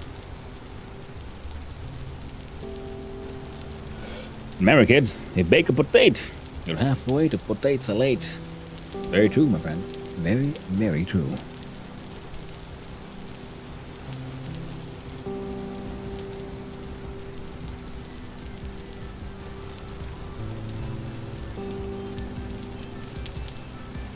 Alright, let's continue exploring a little bit. We have a bit of food. Let's put that away though.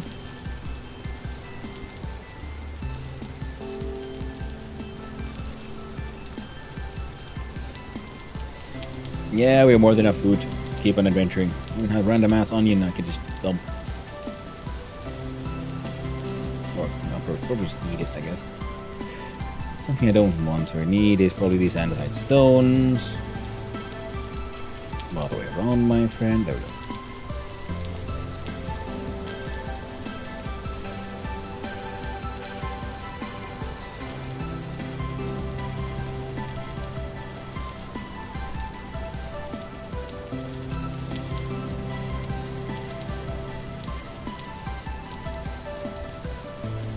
I want to keep running south.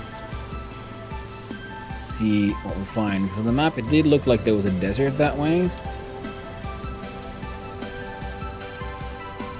It should be far away enough.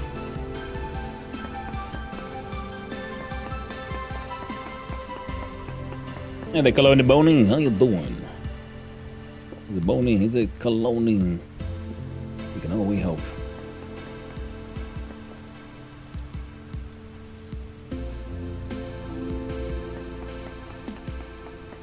Not me, Obi-Wan Kenobi. You're my only Boney. Decent considerate. Neat. Oh. The mountains.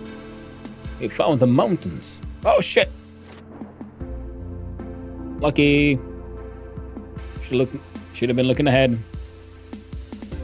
Look at your feet. Not at the mountain.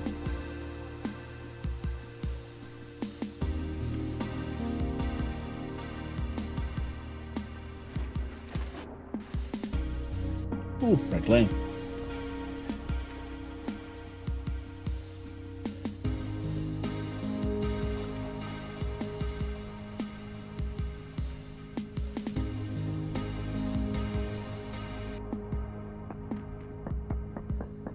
Hey there, Reverted. What? No audio? No audio at the moment. Roommate's mom is over. Ah, wanted to say hi. Well, hello there, Reverted. And I hope you're having an amazing stream. Going good. Having a good time. Having a ball. Just don't stop me now.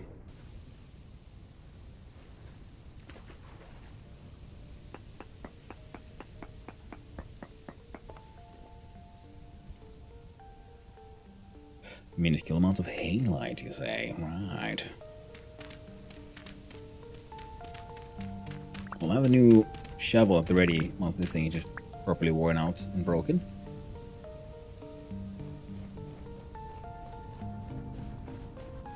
Oh wow. That's some pretty neat terrain here.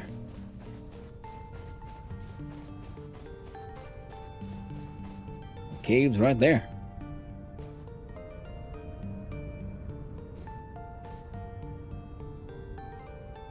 Very cool indeed. Let's see about climbing up there.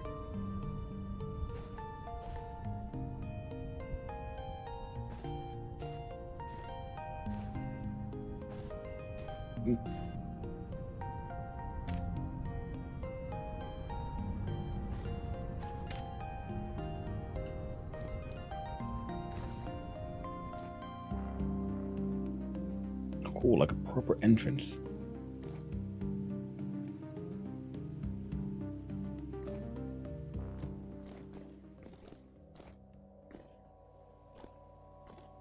Ah, but a tragic dead end. How much durability do you have? 36.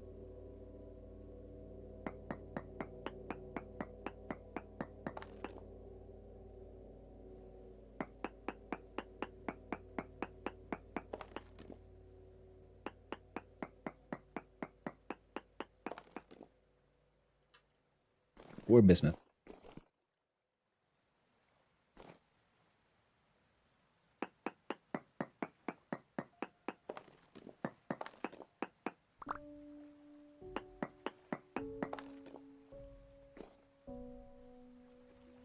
Now this would be a very cool place to like just take over.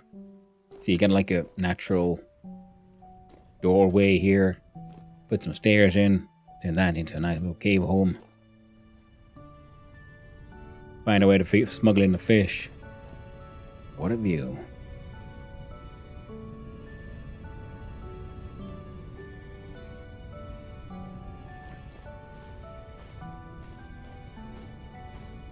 That a ravine into the dark void. Wow. Cactus.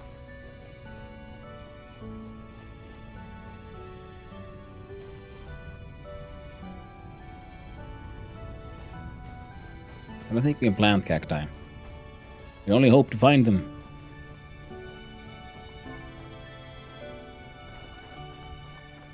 Are you a termite mound? Holy butt nuggets, that means Africa. Which means there might be acacia trees. Might even be ebony down there. Well, it's not what we came for. But it is what we're gonna... Ooh. It is what we're gonna enjoy exploring now, isn't it? Instantly lost. Oh.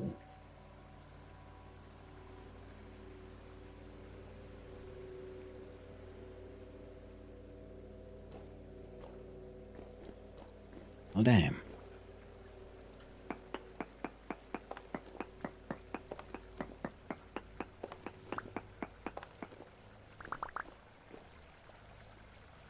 Should be fine.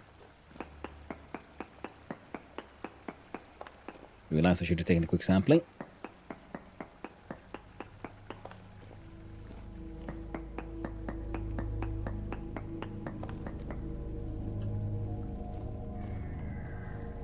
Okay. Oh, and there's lights. I think our solution for marking our entrance point will be... Well, a pile of sandstone, because it should stand out, hopefully, by not being very native to this hole. Did it do... Ooh. Oh. Oh. Light source. That means spooters.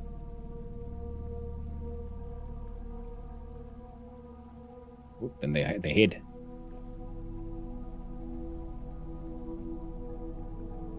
Now this is a proper adventure hole, this one.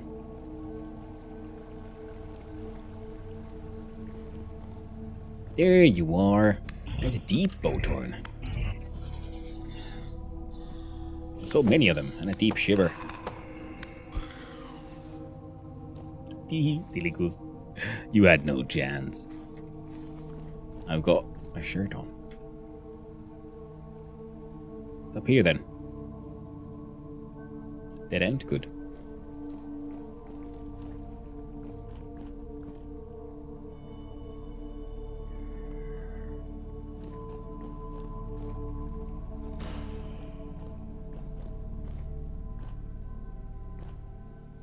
Come on, Mr. Deep poopy pants. The poop of the deep. That's what he has in his pants.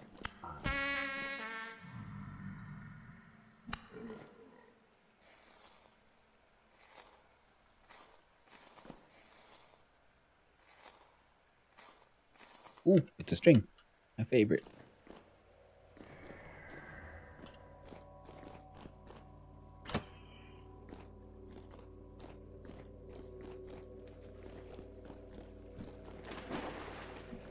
Oh, dead end. Such a promising cave and nothing. Guess I should go and mess with those spiders.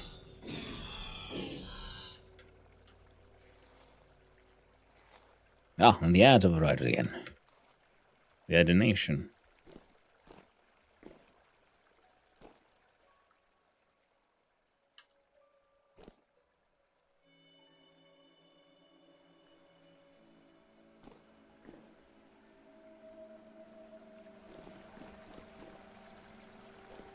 And this one was the spooter hole. Now that one was a deep hole going deep down. That's when I first check if there's anything like obvious here. Sometimes that's how you find the ruins. But okay, so go.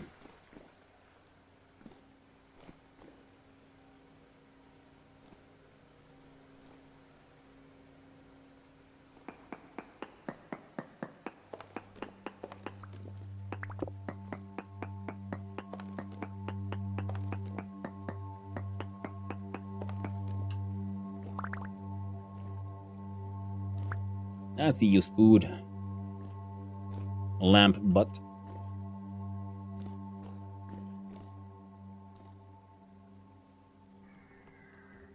Ah. To a shooting gallery. And there's that one. Let's go investigate the obvious one first, I guess.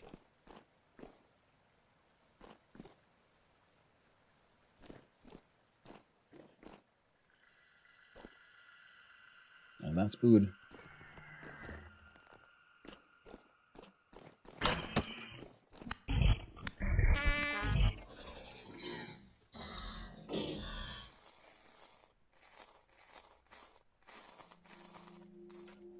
Yeah, I really need to get myself a proper knife as well. Dead end. Right? Yes.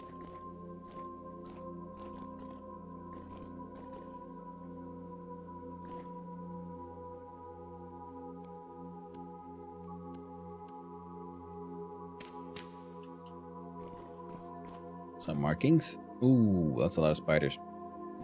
Is that a ruin as well? Oh, okay.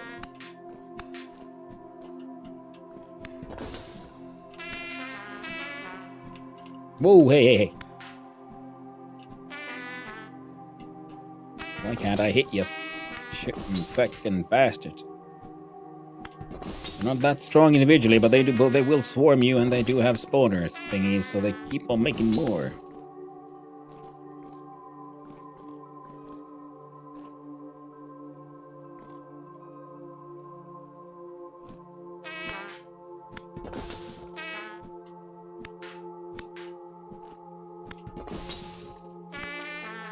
Come on.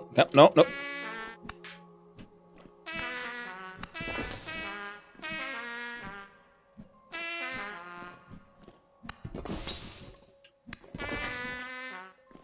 Come on. Come on, you jumpy piece of shit.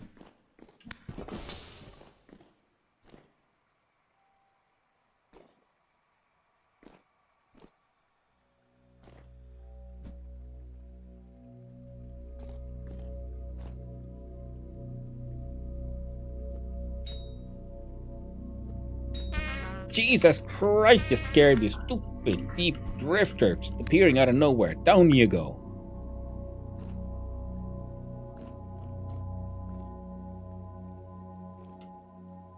A blue shine. I'm not sure what that is. Might be some glowworms.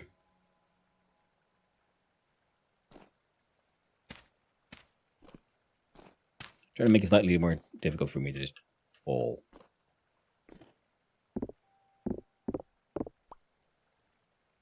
Now why? Oh, I'm hungry.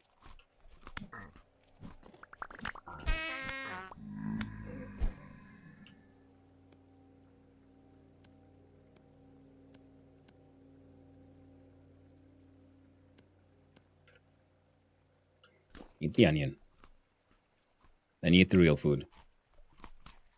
But I'm confused about those spiders there. Why are they not attacking?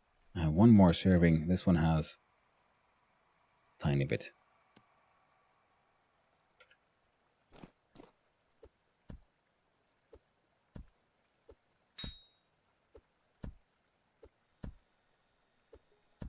I don't like it when enemies aren't, acting as I'd expect them to. Now this looks like an interesting ruin.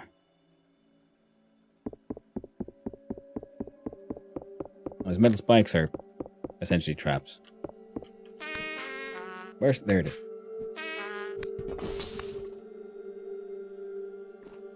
A locust nest. Just gonna cut that thing down. Wait, no. You're vulnerable to axe damage.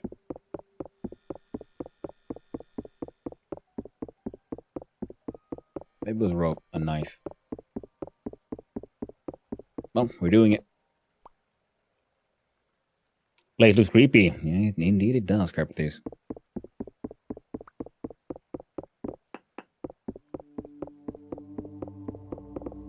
And that there, I do believe, is the spawner. Locust nest cage.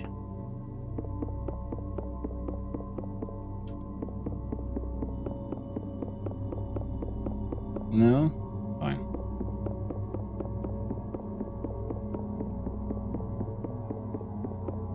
I've seen these sort of nest things before. They're usually like spread out inside one of those tunnels. This has gotten to be, but this is like a proper ruin. There's got doors and shit. Speaking of, no visitors, please.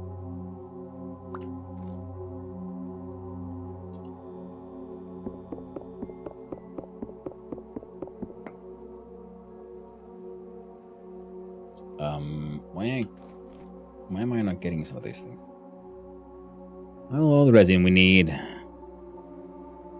Let's get rid of some shit then, I guess. Like this here flint. Flax fibers. Might as well turn it into a flax. Oh, wait. Are you something else? Definitely look like it's just metal parts.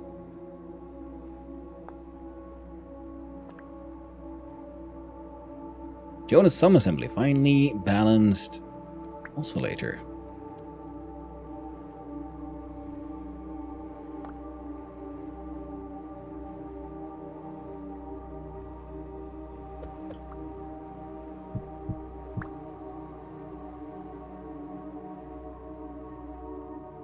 Oh, another aged storage holder. I do enjoy those.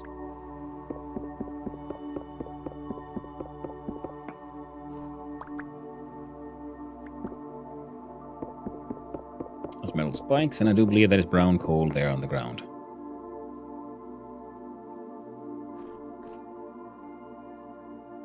So, gotta throw some shit away. Metal spikes, walk speed 0.25. There we go. Picked up the thing I wanted. What's in here then? Ooh, an aged wooden chest. Stored food purse 189, used for storage. Inside, sticks. My favorite. Most importantly though, I should be able to snag that piece of furniture. We'll throw away.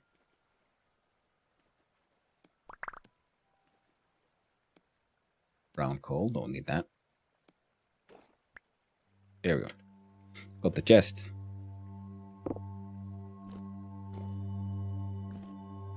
Cluttered scroll rack.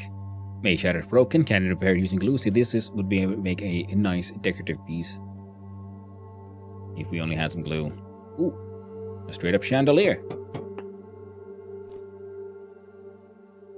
Another locust nest.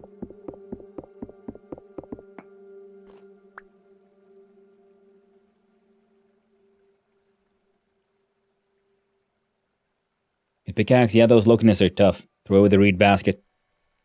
Oh, I completely forgot I was carrying one of those.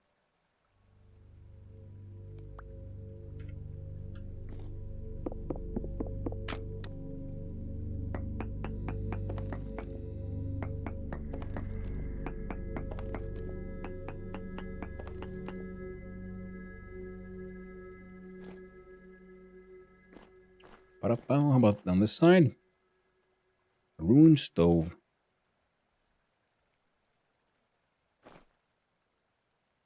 Oh, aged chair. Heavily collapsed chest. Wow. Okay. I remember that, like, not too long ago, there was like, hey, they were gonna add like some more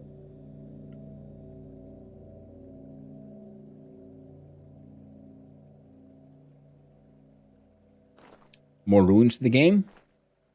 I remember them being sort of like, relatively simple and if not like simplistic. But now I've been finding some really cool ones. Large crates of rock, rot, aged books, pile of aged books.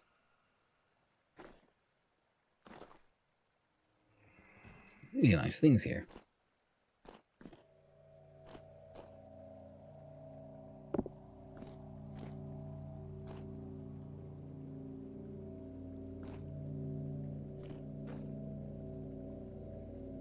Well, that's cool. Wish I had some glue. Slightly collapsed trunk.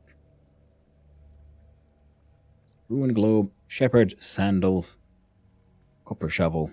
Don't need that. Parchment could be nice, but don't need it. Ooh.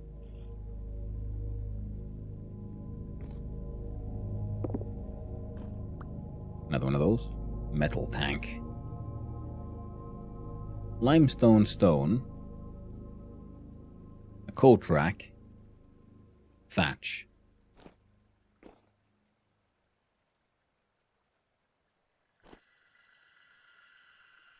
Aged owl. Treasure chest. Ooh, money. Do like money.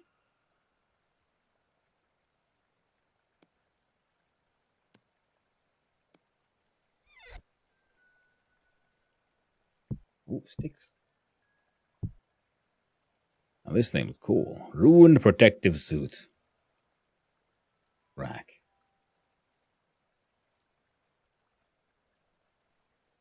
More cool cluttered racks.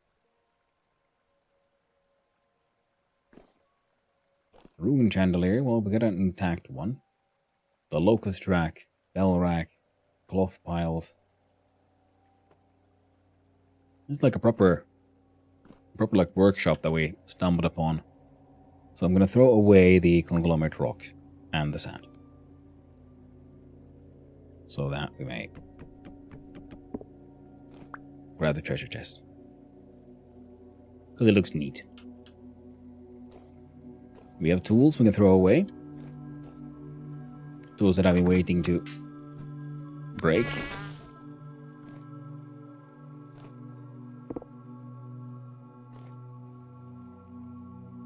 Oof. Aged short bed. Small bed for small people. Chest with an embroidered collar. We can wear that one.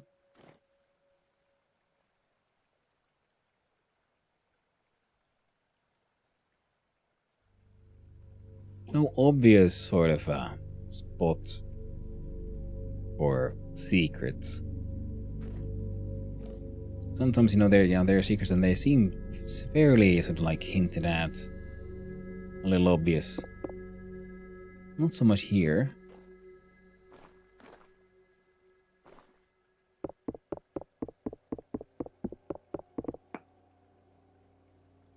Oh, there was another locust nest here. Now these are usually also then sources of rope and other good crafting materials.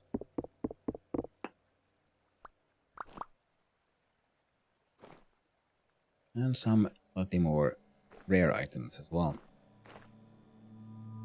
Like the Jonas subassembly, Jonas subassembly, the finely balanced oscillator, which we can use to use an ingredient for some night vision lenses, a resonator, music player of our own, or a rift ward, which requires. I have one of those. Now I have one of these. I do not have one of these. Oh, we have a bunch of those iron plates. Oh. I do believe the rift ward is a thingamabob that'll make sure rifts don't spawn near your base. I don't think I've ever built one. Now I have an owl treasure chest. An aged owl treasure chest. Rust gear, which is nice, money. We have a single rope ladder. Now the recipe for this is 3 sticks and 2 rope. So we can save. Don't need the flint. Don't really need the obsidian either.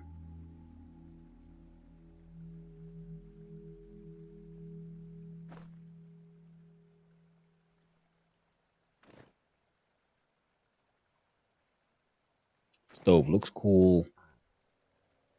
Don't know if there's anything else I can do with that. My cooking pots are already dark brown, don't need any more. You had carrot seeds and firewood, do not need those. And this place looks more valuable if we came here with more glue. But we don't have any glue.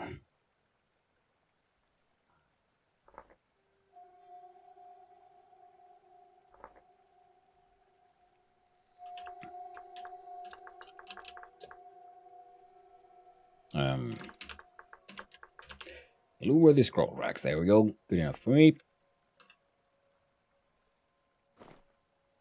Yeah. We'll need.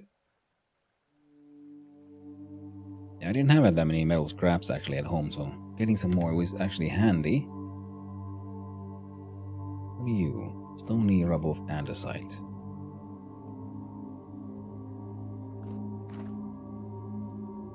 Think anything. Yeah, it's just andesite rock. I'll try to see if there's anything that looks like collapsed parts of the walls.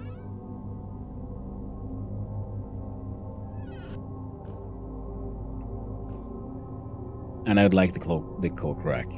But alas, this place might have secrets. I don't know where to find them.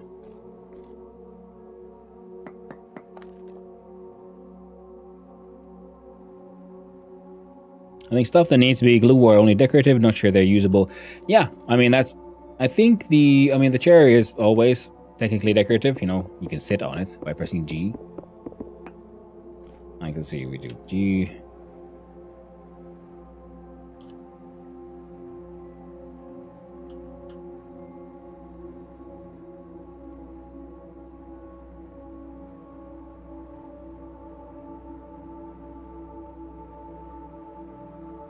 There you go. You can sit on your chair. Now I do believe the tables can though be used as normal tables if they're fixed, and I think when it says empty tool rack, if you fix it, you might be able to make use of it. Not entirely certain.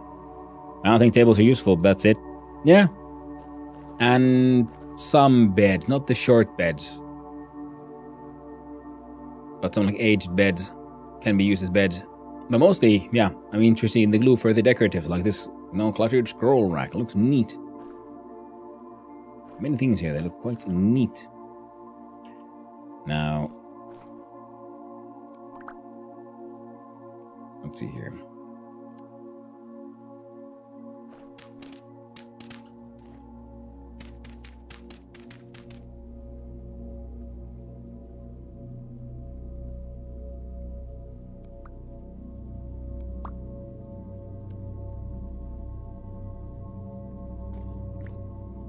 Get rid of that flint axe.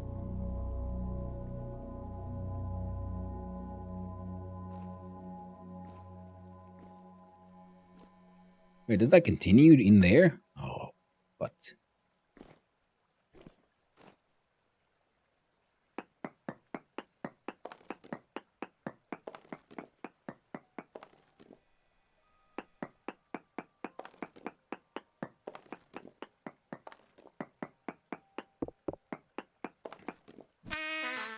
But the metal barrel is usable. Looks amazing. Ah, yes. I gotta agree. I do like the look.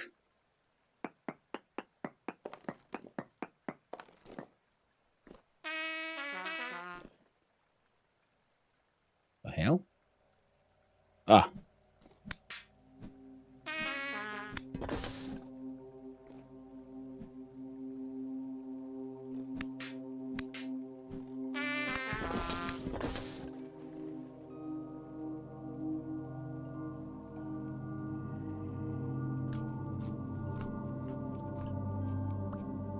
Alright.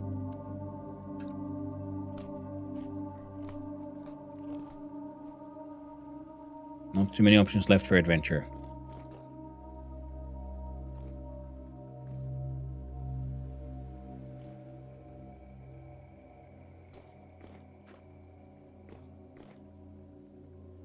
There's one way of getting down here, I think, that I can do. Hell no.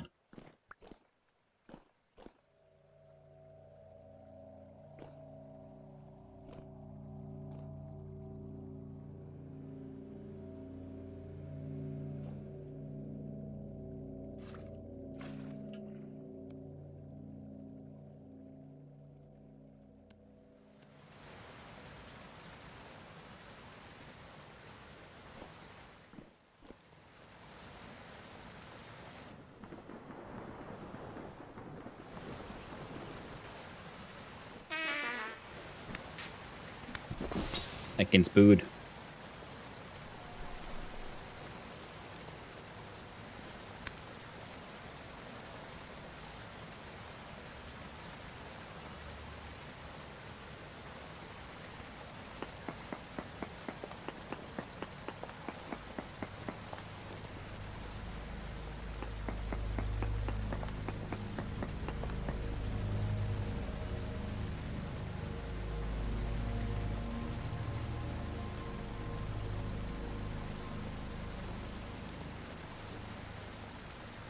Now this hole just keeps going.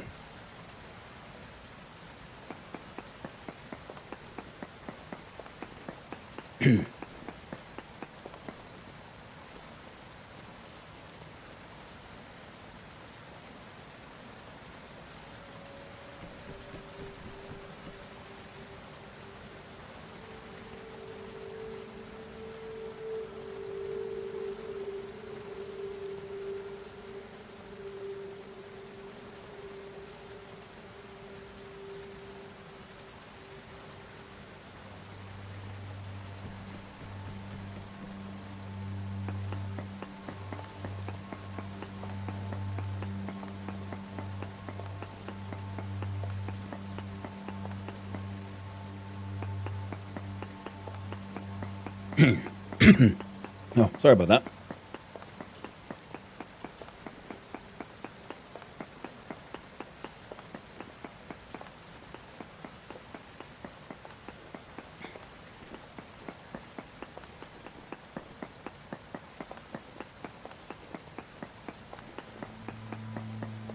I think I've been this deep on the server yet.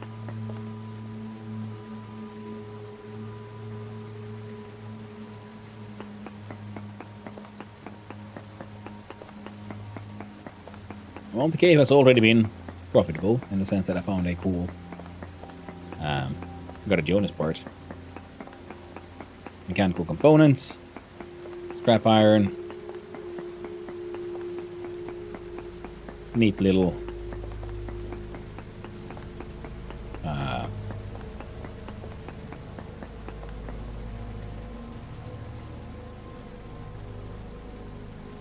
oh.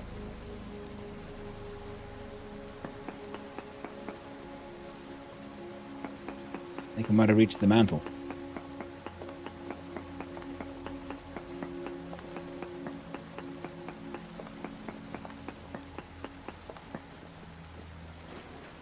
No, cracked basalt.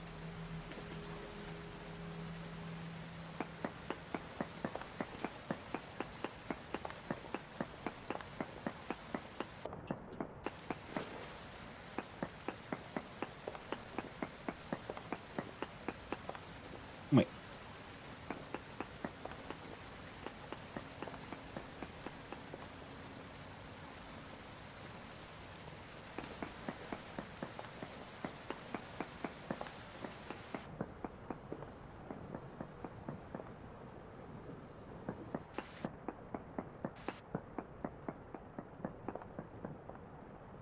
I'm hearing the sound effects. It looks like there might have been lava here.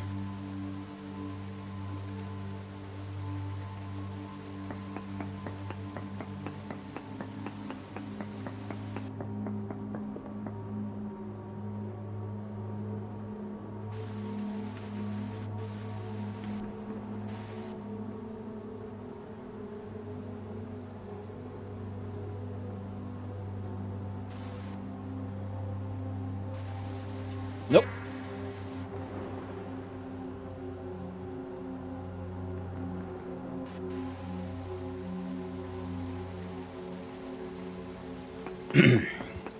All damage. The eternal enemy. Doesn't matter the game.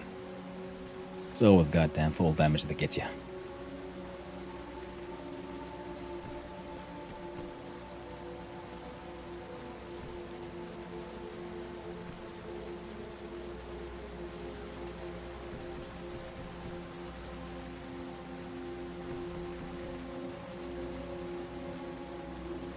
Gravity's your friend. Yes, it's the impact that gets you.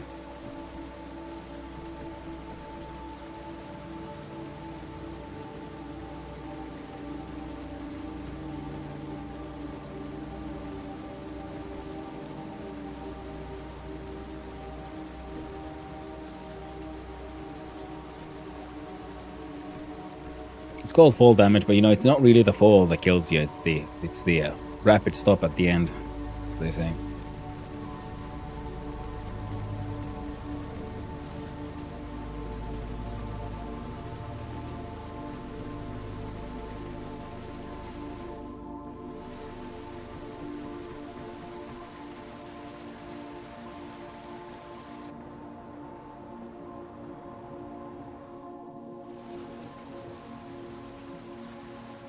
There we go.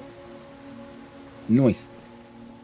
We have explored, we have seen, we have looted. We have killed the spooters.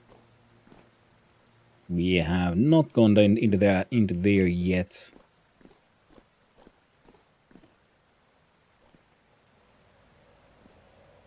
It's a bit too close to the edge.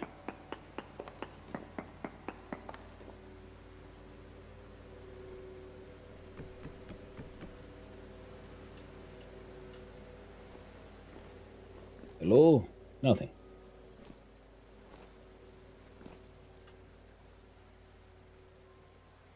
Imagine a world with no gravity. Suns and solar systems would not be a thing. That is very true. Would be no planets, no worlds. Everything would just might not even be. Hey, hello there, Shiver Boy. Epileptic piece of fuck. There you go. Get a good old stabbing. How about you?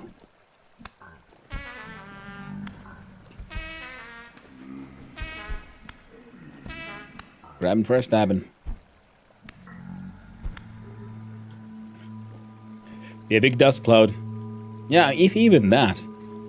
There wouldn't even be dust. There would at best be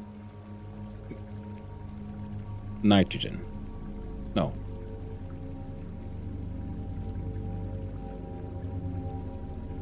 Yeah. No heavier elements would ever have been born.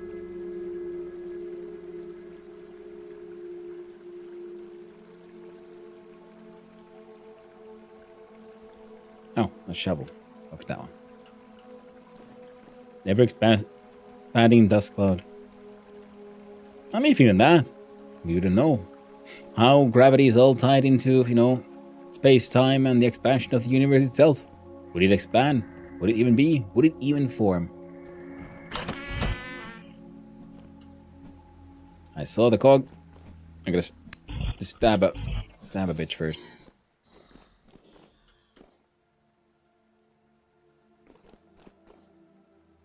I seem to have missed a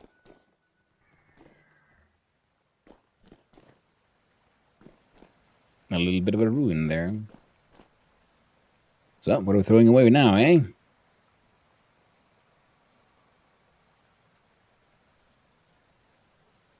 Oh, dirt.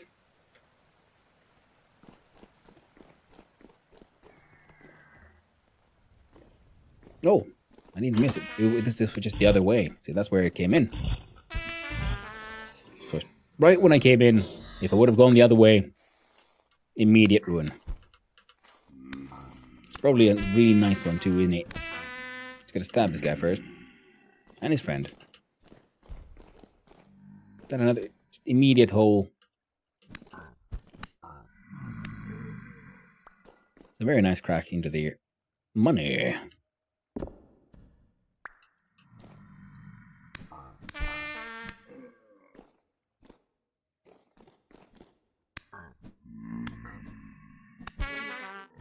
Sorry, Spelunker, bro. You gotta stay.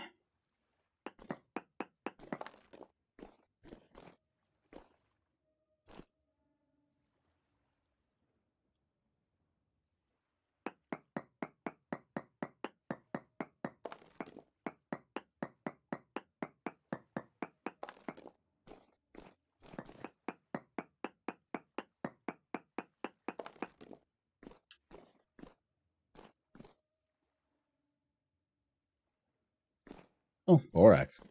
Neat. Got any string? I'll leave the other guy. Got any string? No? Screw you then. No! Well, that freaked me out. You bastard.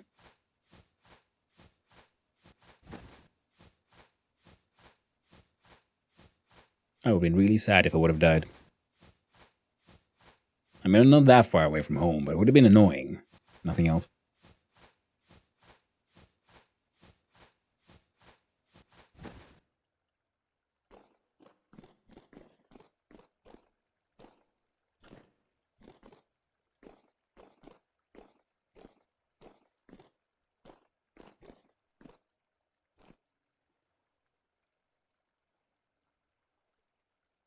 Saltpeter.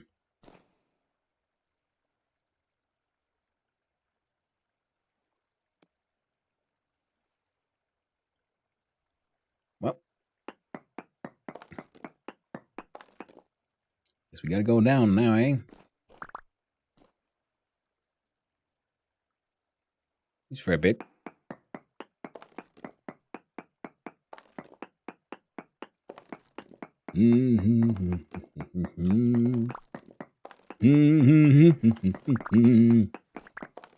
Down to the bowels of the earth.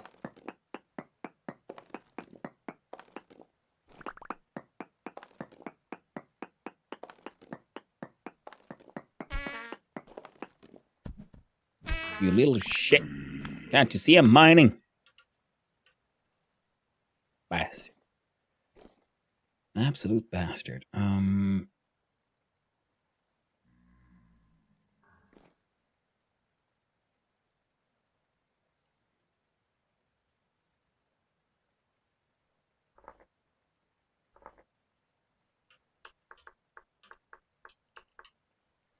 Oh, that way.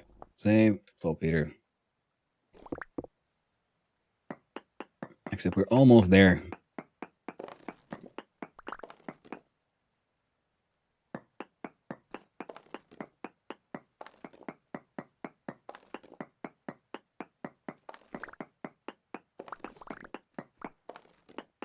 Man, there's gonna be so much starving.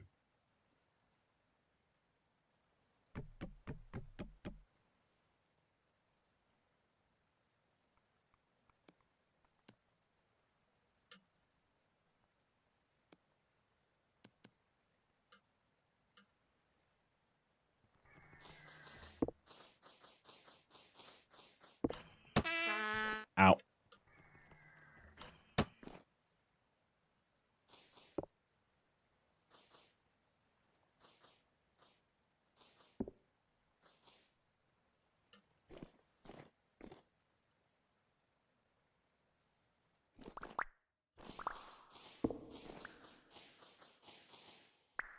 Okay. Giant hacking cave.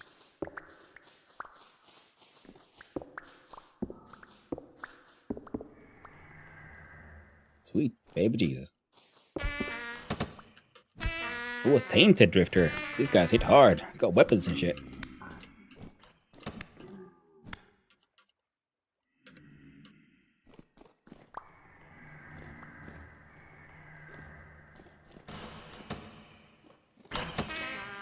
What the f- Hey, whoa. Let me through, please. Oh, God.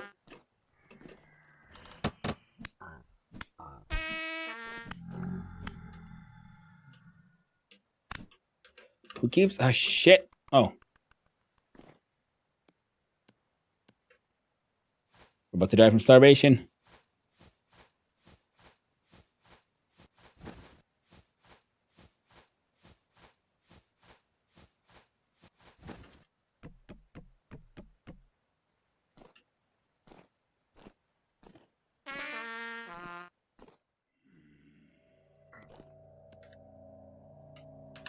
No, God. How'd you always find me when I'm at my weakest?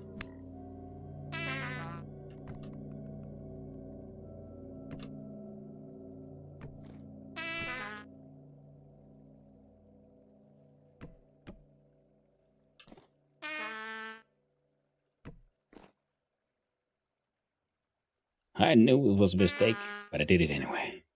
The greed, chat. The greed had me.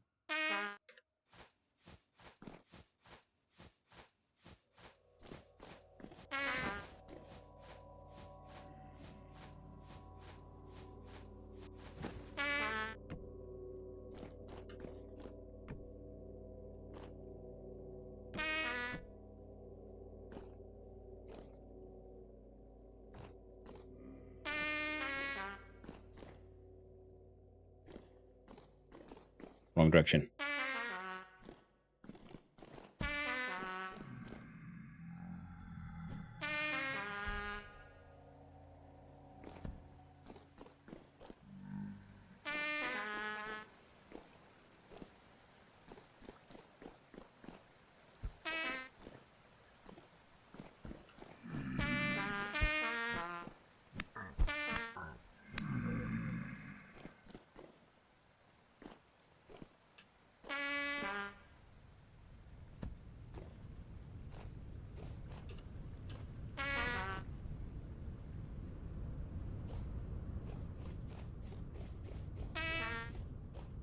Right. Nope. I saw it.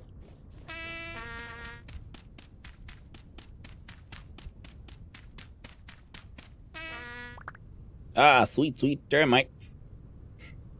Mmm. The best food. Keeps you going. Get your ass home, buddy.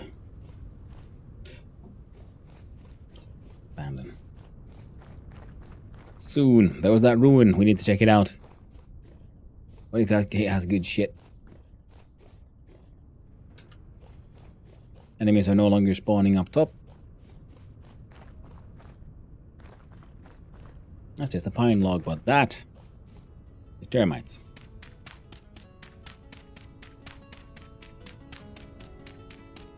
And termites is food.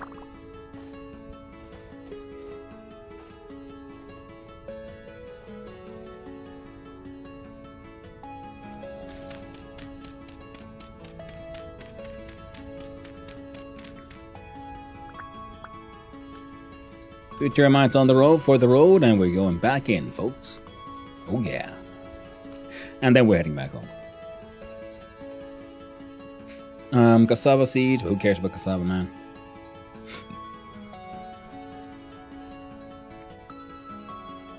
Yeah, I'm not seeing anything special, pretty much. Except these two delicious freaking termites.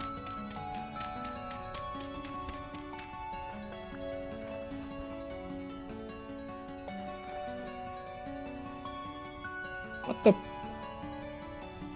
What an insane little tunnel.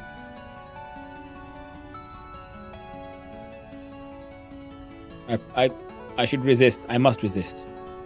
But what if? Yum, bugs. Slimy but tasty. You've all seen the Lion King. You know the secret to life.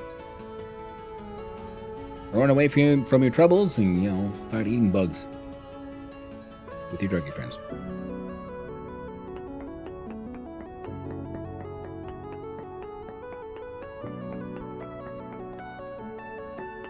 What?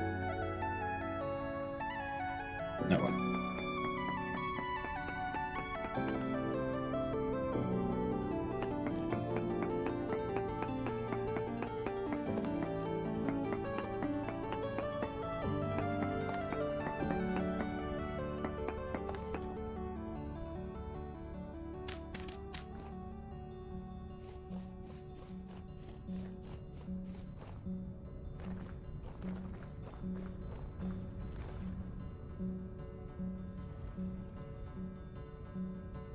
Oh. We don't know what Subite stones mean. It means impact rock. It means meteoric iron. Which means I don't know why he was carrying that shit around.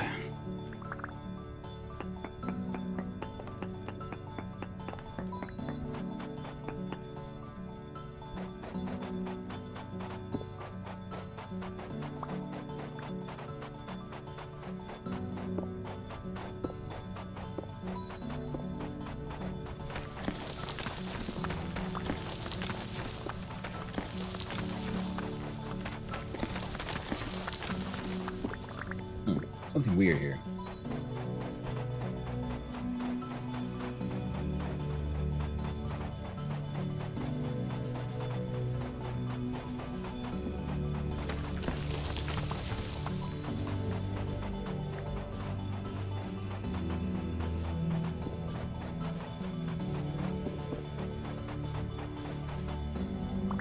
Who might just be having this acting wrong?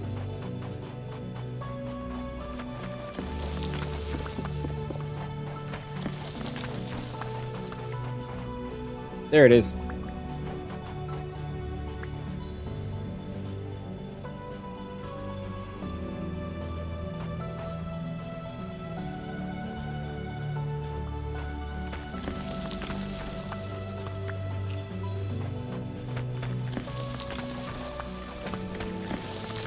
There we go. We have deleted the gravel. I mean the water.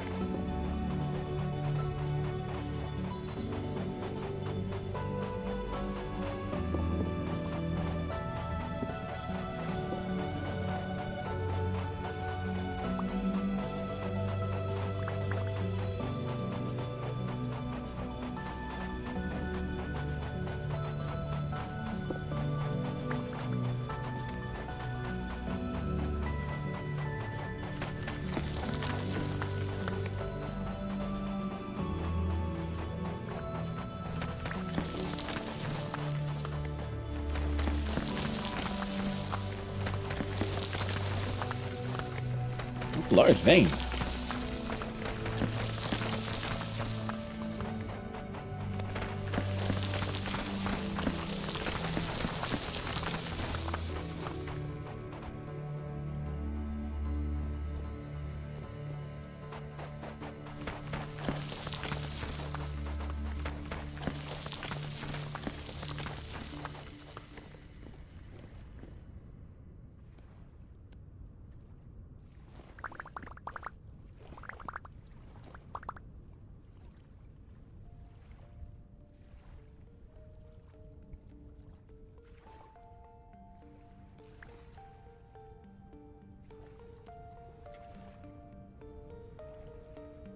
Oh, yeah.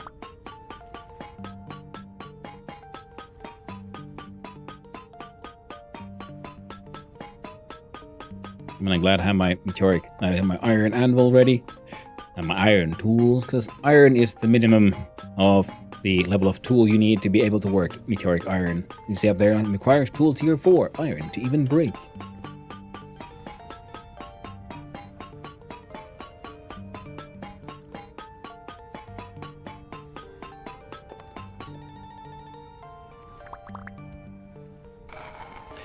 Yeah, bastard. No. No. No. What are you doing here? It's the middle of the heckin' day. Crawled out of nowhere. Now I'm gonna eat my goddamn termites. Getting so stressed. Gonna munch on these buggies.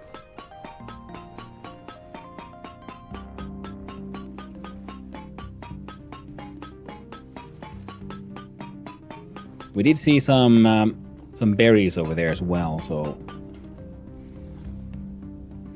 we will at least have some snackies to carry us all the way home. And the meteoric iron will be very nice indeed. I might make a meteoric iron anvil again. I usually end up making one just because I think it looks nice.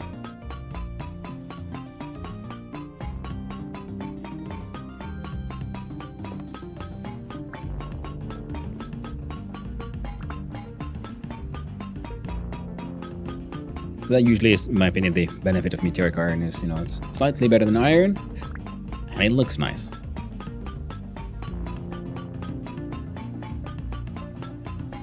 So still, for the best tools, the best metal is ultimately steel in this game. So it'd be better to just, make some steel. Now, if you dig through subites, you also have a chance of finding things like diamonds, gems, and fancy things. I don't know which are very important to me right now. What the heck is that? Oh, it's that freaking rock I chucked.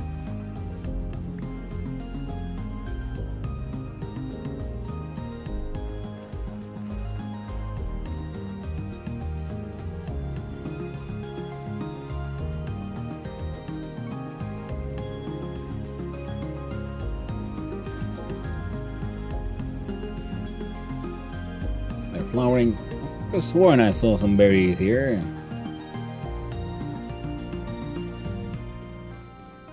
Hello there. Population size of poor and a skip. Should I wait or can I grab it? You can move it around, yes. If you grab it, put it inside you have to make sure you have empty backpack slots.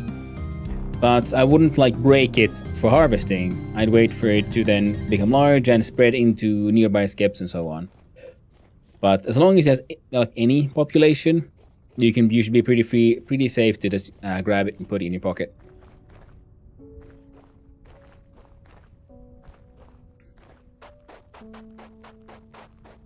Yeah, no.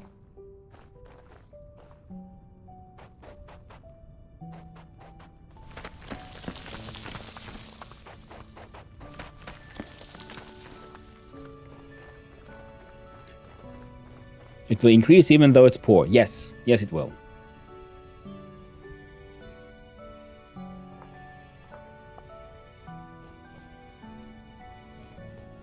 Because it's affected by how many flowers are around it. So you may want to make your own flower field. So have as many flowers as possible around the place where you want to put the skep.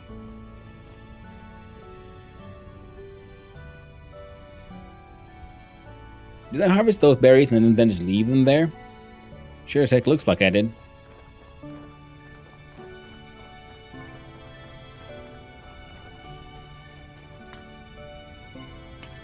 Let's got dang discount rate for engineer raid. Well, welcome in, raiders.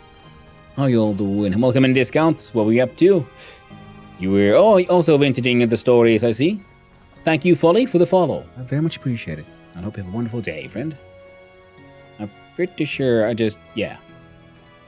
There we go. Won't starve. But not today. I found some currants.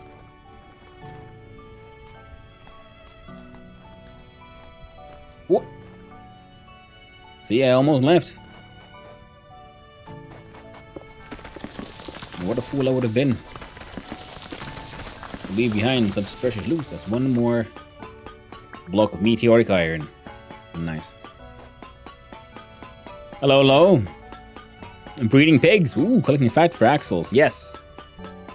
I'm also doing the same thing. I should just move my pigs into a more dedicated, proper area, but so far they're pretty happy in their hole, and they keep on breeding with each other. Magic of incest. And welcome in, raiders. Hi and hello. For those who don't know who I am, I am Hannu, son of Hannu, variety streamer and occasionally extremely amateur game developer. I'm also here on the most casual of stories, the Vintage Story server run by Casual Elephant. Here's a little crack in the ground. We're gonna go inside and check out this ruin that we forgot to check out before we started dying. Anything cool? Ooh. Don't mind if I do. Oh. Oh my. Ooh, purple orange aged book. Keep on finding all these like really nice ruins. Another chandelier. Don't mind if I do. Ruined lanterns. Wonderful books.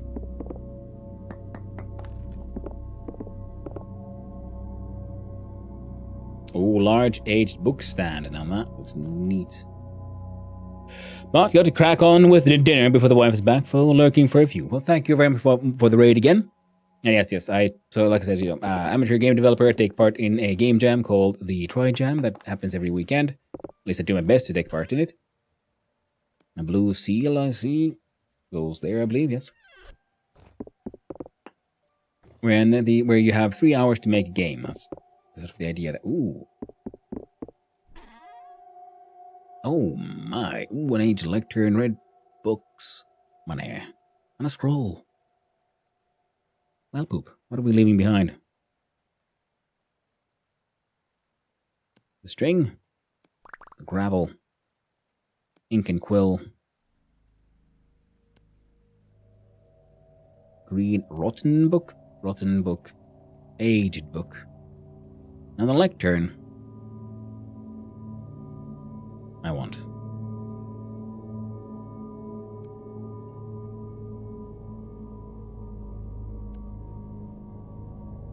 I go with those bullshit arrows, I guess. Want these rocks? Collected them for a reason. We want a scroll.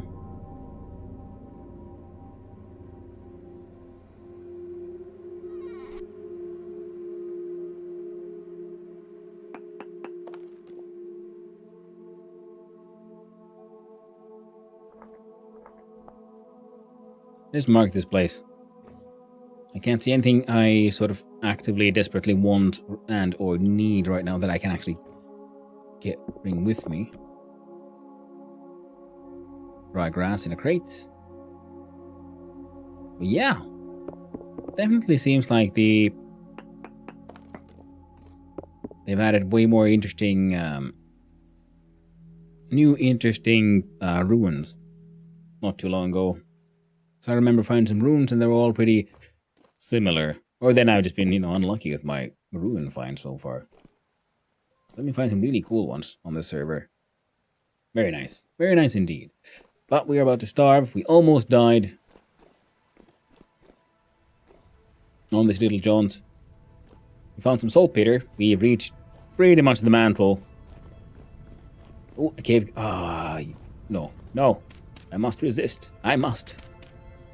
For once. Think of the viewers. They'll have to hear you squeak all the time. You cloak where you're slowly but surely starving to death. Not the sexiest way to be. No. So, our friend here shall now continue back north. He was saved by the juicy bodies of termites. Ooh, aged log. Lying there. But I must resist.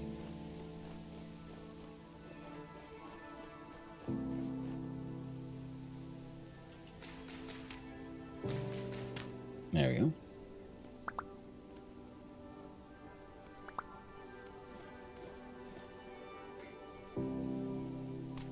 Eat the turnips. There we go. Get the quill back. And then we keep running. Gotta keep running.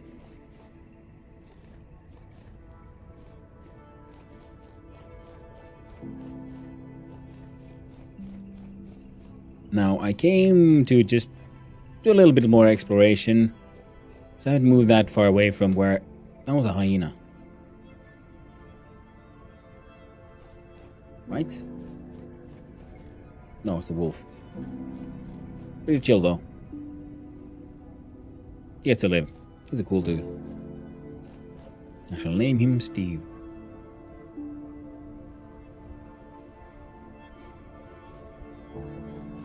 And promptly forget all about him.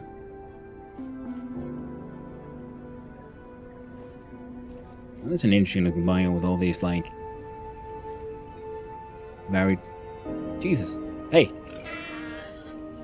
Why are you so angry, Piggy? I didn't do nothing. You ever did something, I assure you, my good sir, 'twas not me. I did not touch your wife.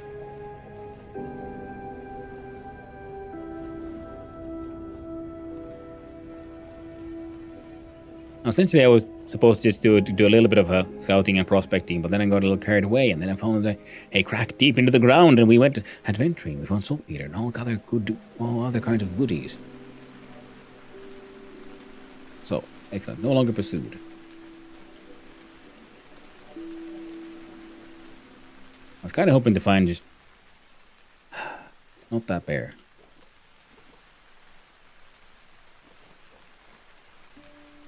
Barely got away there, eh? Barely got away. What? I really do need to add those freaking soundboards that all the other cool vintage story streamers got. People can mess with me. Sending in all those bear screens. Locusts. Bells. All the crazy shit. That looks like an interesting formation. And... well, it is around these parts where I was supposed to be also prospecting. We'll do a little bit of prospecting on the way home. As long as we don't starve to death.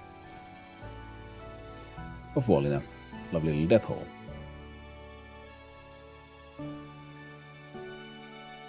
That seems as good a spot as any.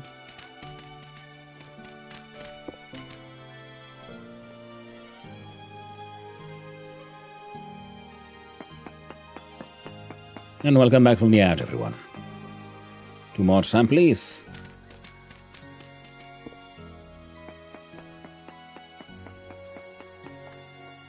One last samplerino.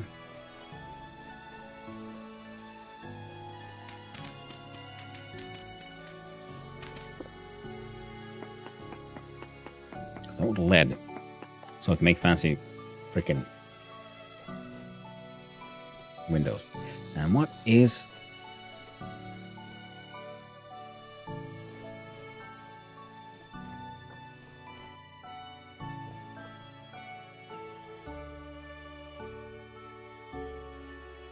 So it's just this weird mound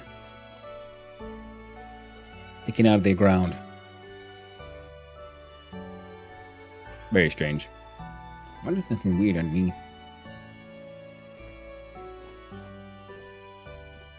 Enough for me to find out. Hello. Antonionza. Smile a bit. Well, hello. How you doing? Antonionza. Hope you're having a nice day, friend. Now then. Keep running. Adventuring. And trying desperately to survive.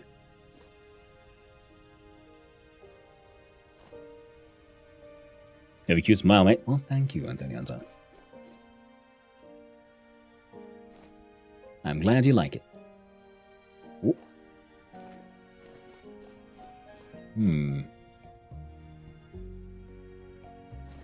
Well, I'll just like exposed rock. Let's go take some samples from over there.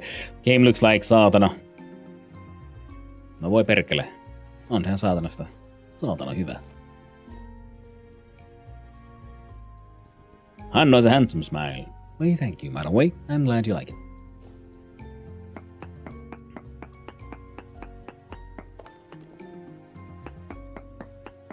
I quite enjoy the game. I think it's super fun. Ah, frick. I need 2 more samples. Did that reset its... There you go. No. Didn't. I think this might be too far away. No. Hey, ooh. Death hole. Now, I should not be doing this.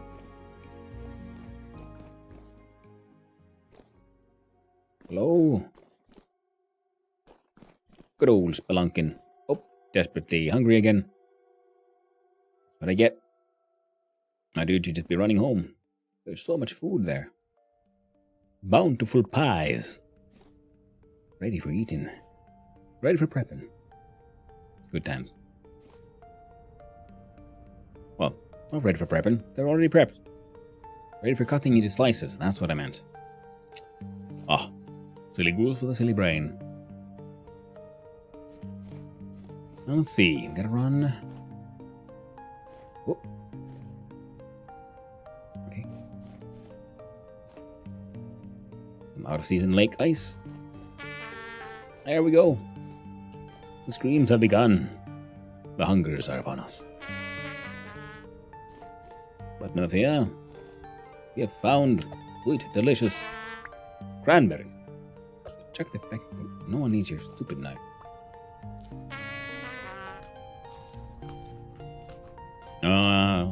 Cranberries. Delicious. And nutritious. Keeps us going, yo.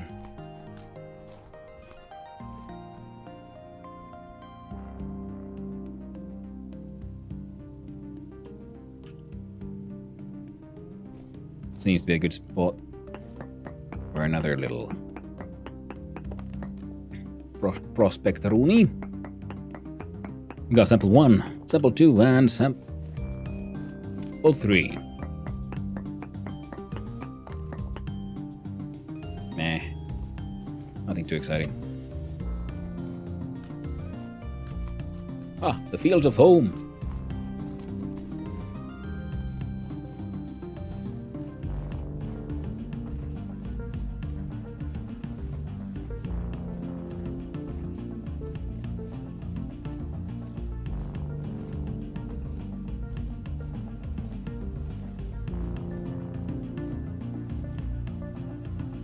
Heckin' lovely. Now, I don't think the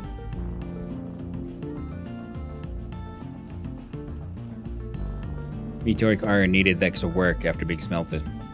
Ah, the windmill. The house. And of course, the in-progress windmill we don't talk about too much.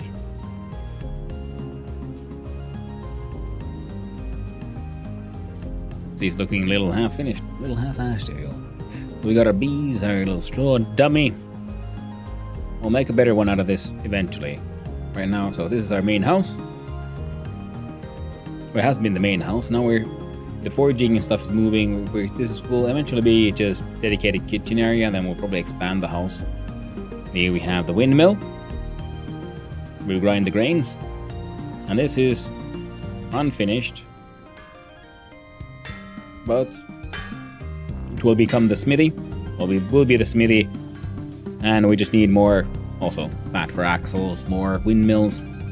So we want a multi-aspected windmill here to fuel our multiple health hammers once they're finished. But for now, it's this with dirt.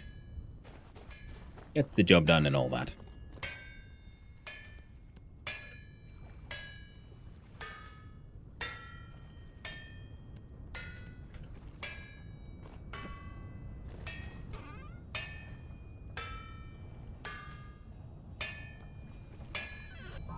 Ooh, the law. Morning. Part 1 of 5. Gonna skip windmills in my current game. I'm making a Stirling engine. Ooh, neat. Steam engine for the win. Gather round and gather round. This is a story to get you through the long, cold night when it comes for you. Like it has this night for us. Do you think we were the first to feel the cold? The first to see the ghosts wandering through the night? No! This has been happening since my grandfather's era. Since the time before that. I'll tell you about when it began. When Bearfirth, the first of us, saw the protector light go dim and realized she was not alone in the forests. There was a time before this one when the world was dark. There was nothing out there. No light, no trees, no birds and no music. What horror! A great miasma of nothingness. Can you imagine such a place? Though through this emptiness a woman crawled, alone, starving, lost. She only knew suffering, only knew pain and grief, but she continued living because she did not know of any other path. Neat. There are steam engine modes though, yeah. Isn't a Stirling engine just a steam engine? Yeah, it's some water and heat, you know, makes a little pump go around. Or am I just really confused how a Stirling engine works? Or is a Stirling engine then based on a pressure engine? Working a piston. Yeah, I know how it's a, you know, piston-based steam engine works. I was just thinking, like, isn't a Stirling engine also based on the pressure from, you know, boiling water? Or temperature differences, yeah. Based on, yeah. True. I do get those things a little confused at times. You get that one. I actually get this one too. And that one. We have 2 chandeliers which we can then use to illuminate this wondrous place we've got here.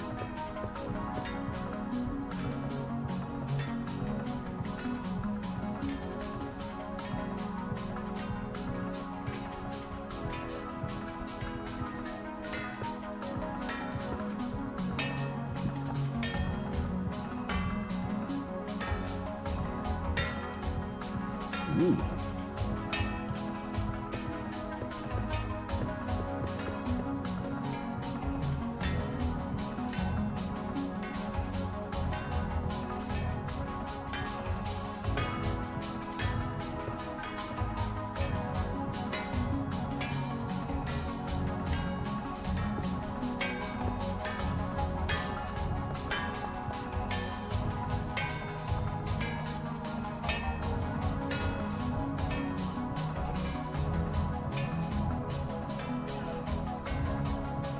Hey there, Urban Venture. How you doing? Lading from the discount raid. Well, welcome on in, my friend. Hope you're doing well. Happy to find some meteoric iron, so I'm gonna get that thing just smelting, because if I remember correctly, that one doesn't need an extra processing components. We can just have that smelting in the background. You'll have to look it up. I'm not good at explaining. I know them. I just have been maybe a little bit confused about the basis of how they function. Windmill complex, but Stirling end is run by enclosed gases, differences in temperature, where steam is just pure pressure and valves. Yeah. Doing good, buddy. How's things with you? Thank you for asking. I'm glad to hear you're doing well. We are building a proper smithy here, slowly but surely. The windmill that we use to grind together is working pretty well. We have the input, which then flows inside the quern, and then through a upper falls into the chest. And we have our flour, which I should probably take away. This is where I started. My one little hut, which is now then expanding out. Smithing is being moved into the future workshop. Got bear rugs everywhere. And a cellar full of food. And a lot of wine. Red currant, black currant, and blueberry. And these bottles are full of blueberry wine as well. We got some freaking meat onion stew and some very delicious pies.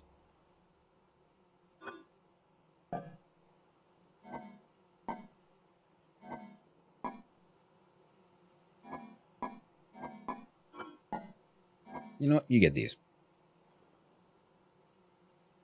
Now we'll bring the sunflower grain. Actually, do we have a little bit of rye as well? Ah, I almost forgot that I was kinda starving to death.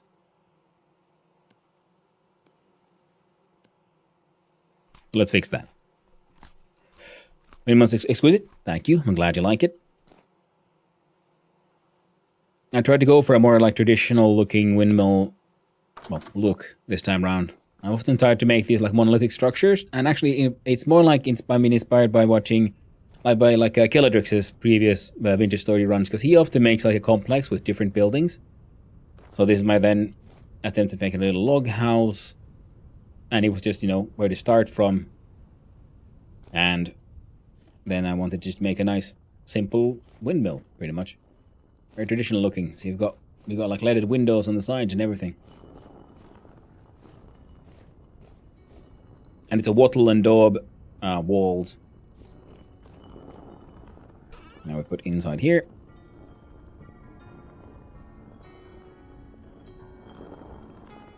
All the things that are gonna get ground up. Then go through the chute into the quern. And then they need to go through the process 4 times because the other sides are blocked. So I still need to do some chiseling in here, because we need to block the sides, which I'm using the chisel bit here, so it has only one direction where it falls down from to get into the hopper. It falls in here. So it's not the most efficient, but gets the job done. And it doesn't need to be efficient.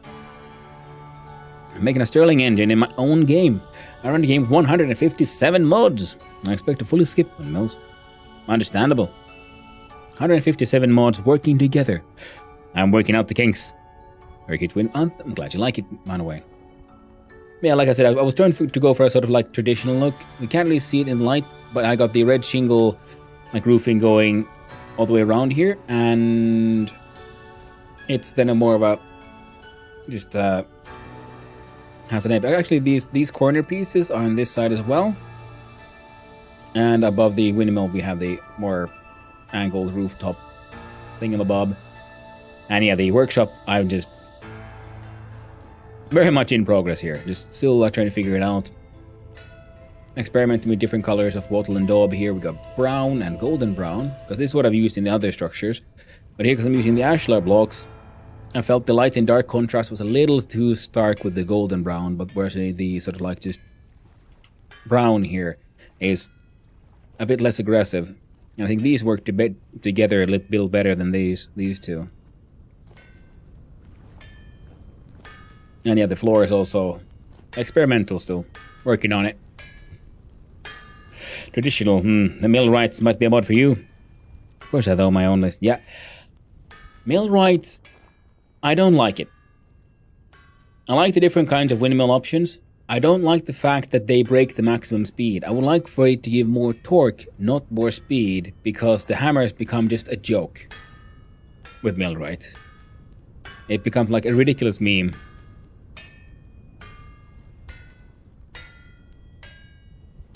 That's a bit broken. Yeah. Like, why add the speed? Because it becomes annoying. Then you absolutely have to have brakes, and your hammer just goes insanely hard, like a machine gun. And I'm not a fan of that, personally. I like the options it gives. I like that part. I like the being able to make like more different kinds of windmills. That is super cool. But I would just like for the options to make it, like I said, give more torque, not speed. Did you see the update notes? Ooh. No, actually I haven't. I don't really follow patch notes or update notes most things. Well, I use the windmill for the generator from the electricity mod, though. Well, yeah.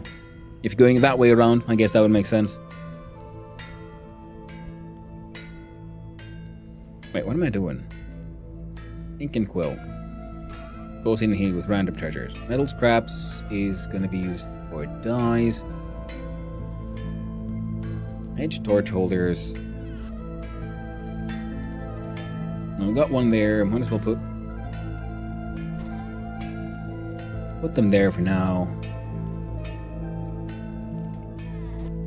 Fireclay bricks go there. Oh, yeah, these guys go here, because we collected these because they were interesting colored rocks, which I kind of want to see how they work with everything here. Well, I can now use a Stirling engine to run the generator, I guess. Ooh, yeah.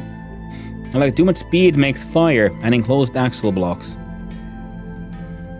Okay.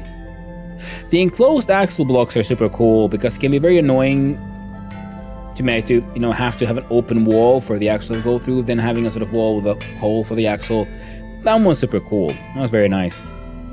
But I would still like for them to not mess with the top speed of these things. I would just like for the windmill thing, the windmill rights to just only give more torque. Because I like the look of the thing where you have multiple hell hammers hitting on a single anvil. With millwright, that's kind of impossible because it becomes unbearable. The machine gun noise. It loses a lot of the charm that I find in the system. But again, that's a question of taste.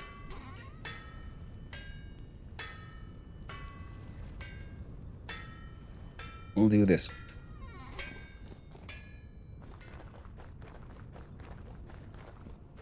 And you have my gears and my money. Metal parts and Jonas parts. I'm not certain what's rotted there. Probably an old leather piece of skin or something. You can go in there. Composts be composting. We got seeds. We got some more berry bushes to deal with.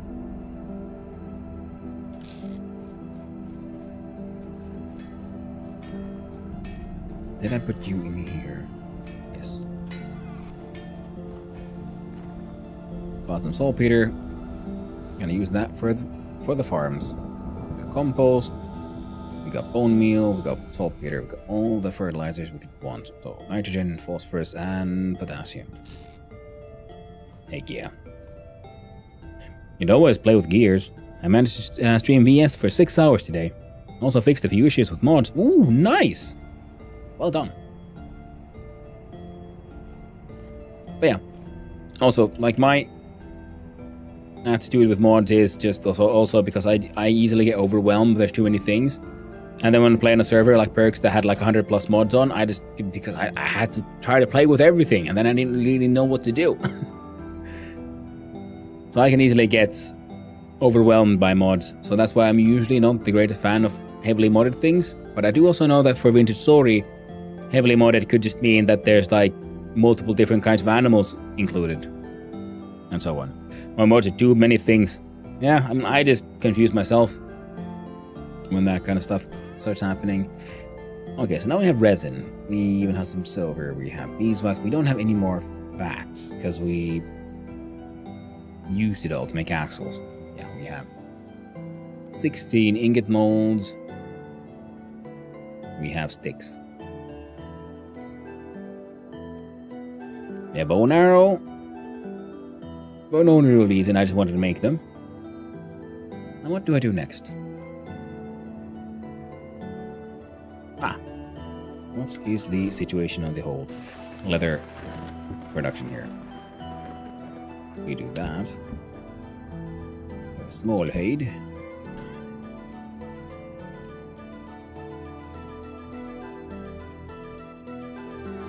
Mediums can go in here.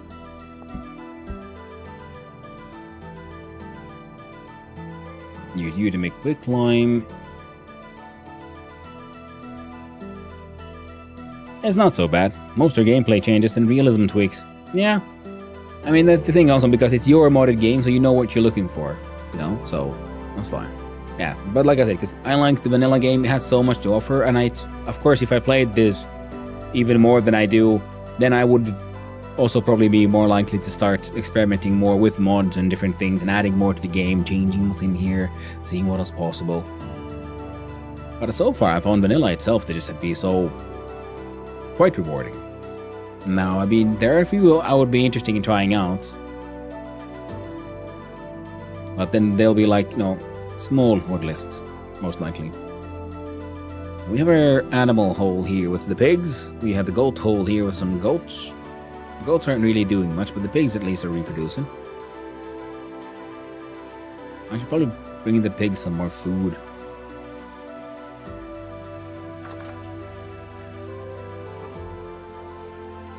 That's what I do with my flax. Yeah, I should deal with the field as well. Does many realism tweaks are actually getting rid of the crafting grid in many cases. Ooh, that's pretty cool. Like you have to actually chop wood or stop planks from logs instead of putting it in the grid. That's not bad, actually. That doesn't sound too bad at all. That's very interesting.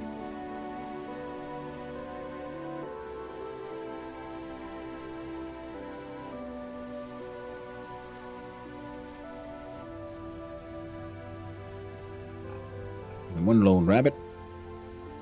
Now, let's put this in the offhand. Yeah, at some point I'm gonna have to figure out how to transport some of these piggies. Ready to mate.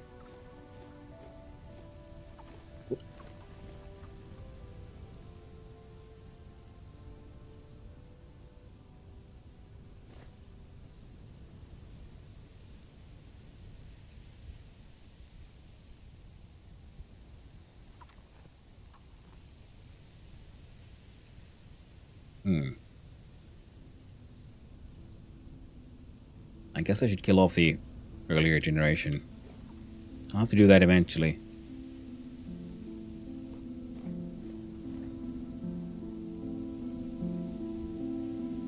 I'm thinking I'd probably have to build some sort of canal with walls or dig to lead them here to where I actually want them. So I was hoping to put down traps and catch the babies or something, but the traps do nothing. They just eat the stuff and leave.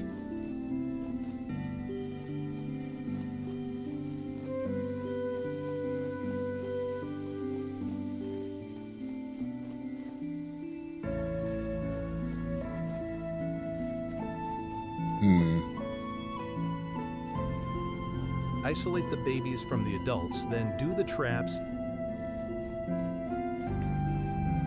Yeah, there's Elion. Yeah. Oh. 4-slot server is expensive. Ooh.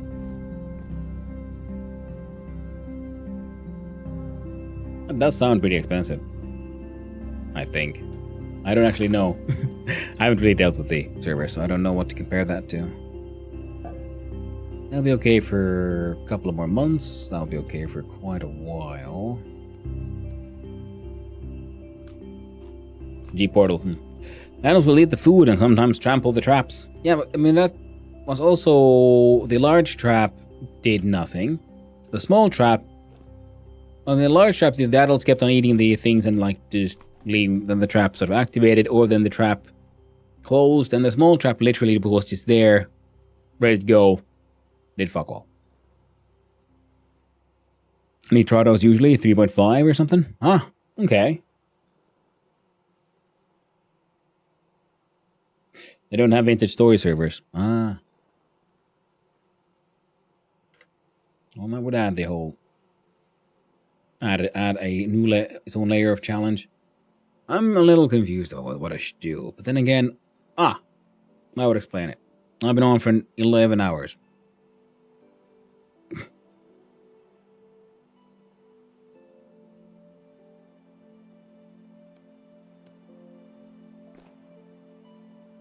I'm gonna put that there. Might not make it. Maybe it will, maybe it won't. Ah, the sun rises. Get some actual real life food, exactly. And read a little. Read a little. Oh.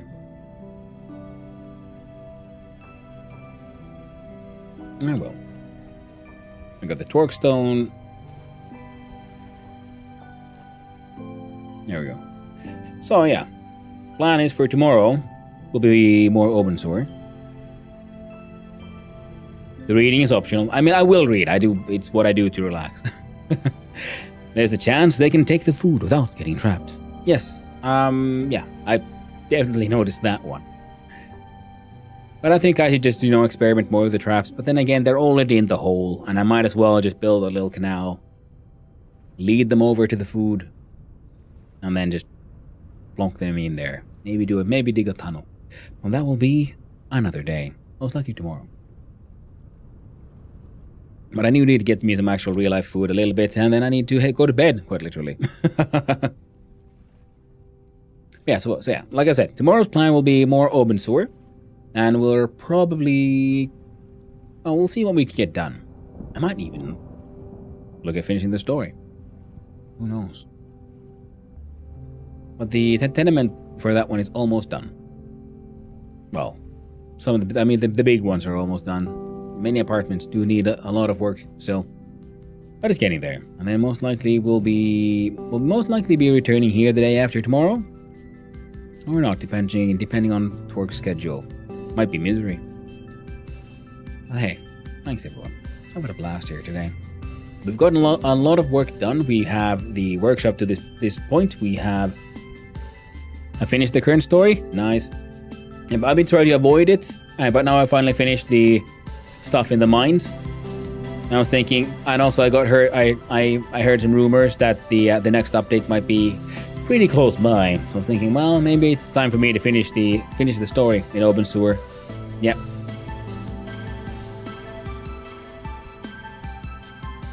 But I think this place is coming along quite well.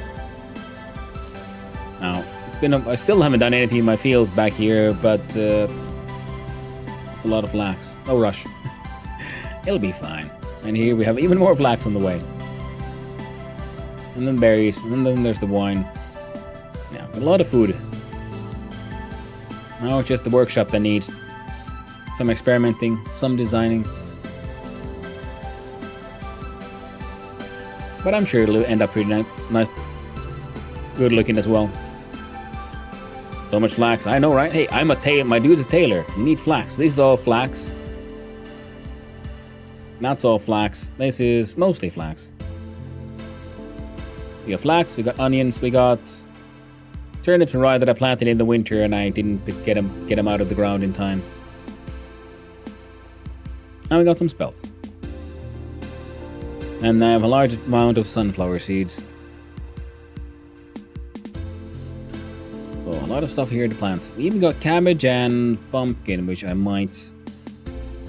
don't think cabbage might not make it, but pumpkin should be okay.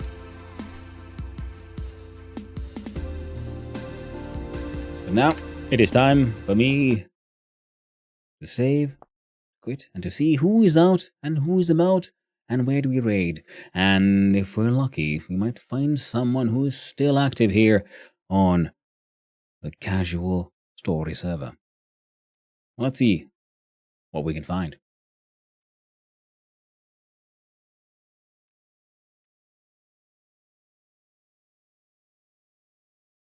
Ah. Don't know for how long he'll be on, but he is still on.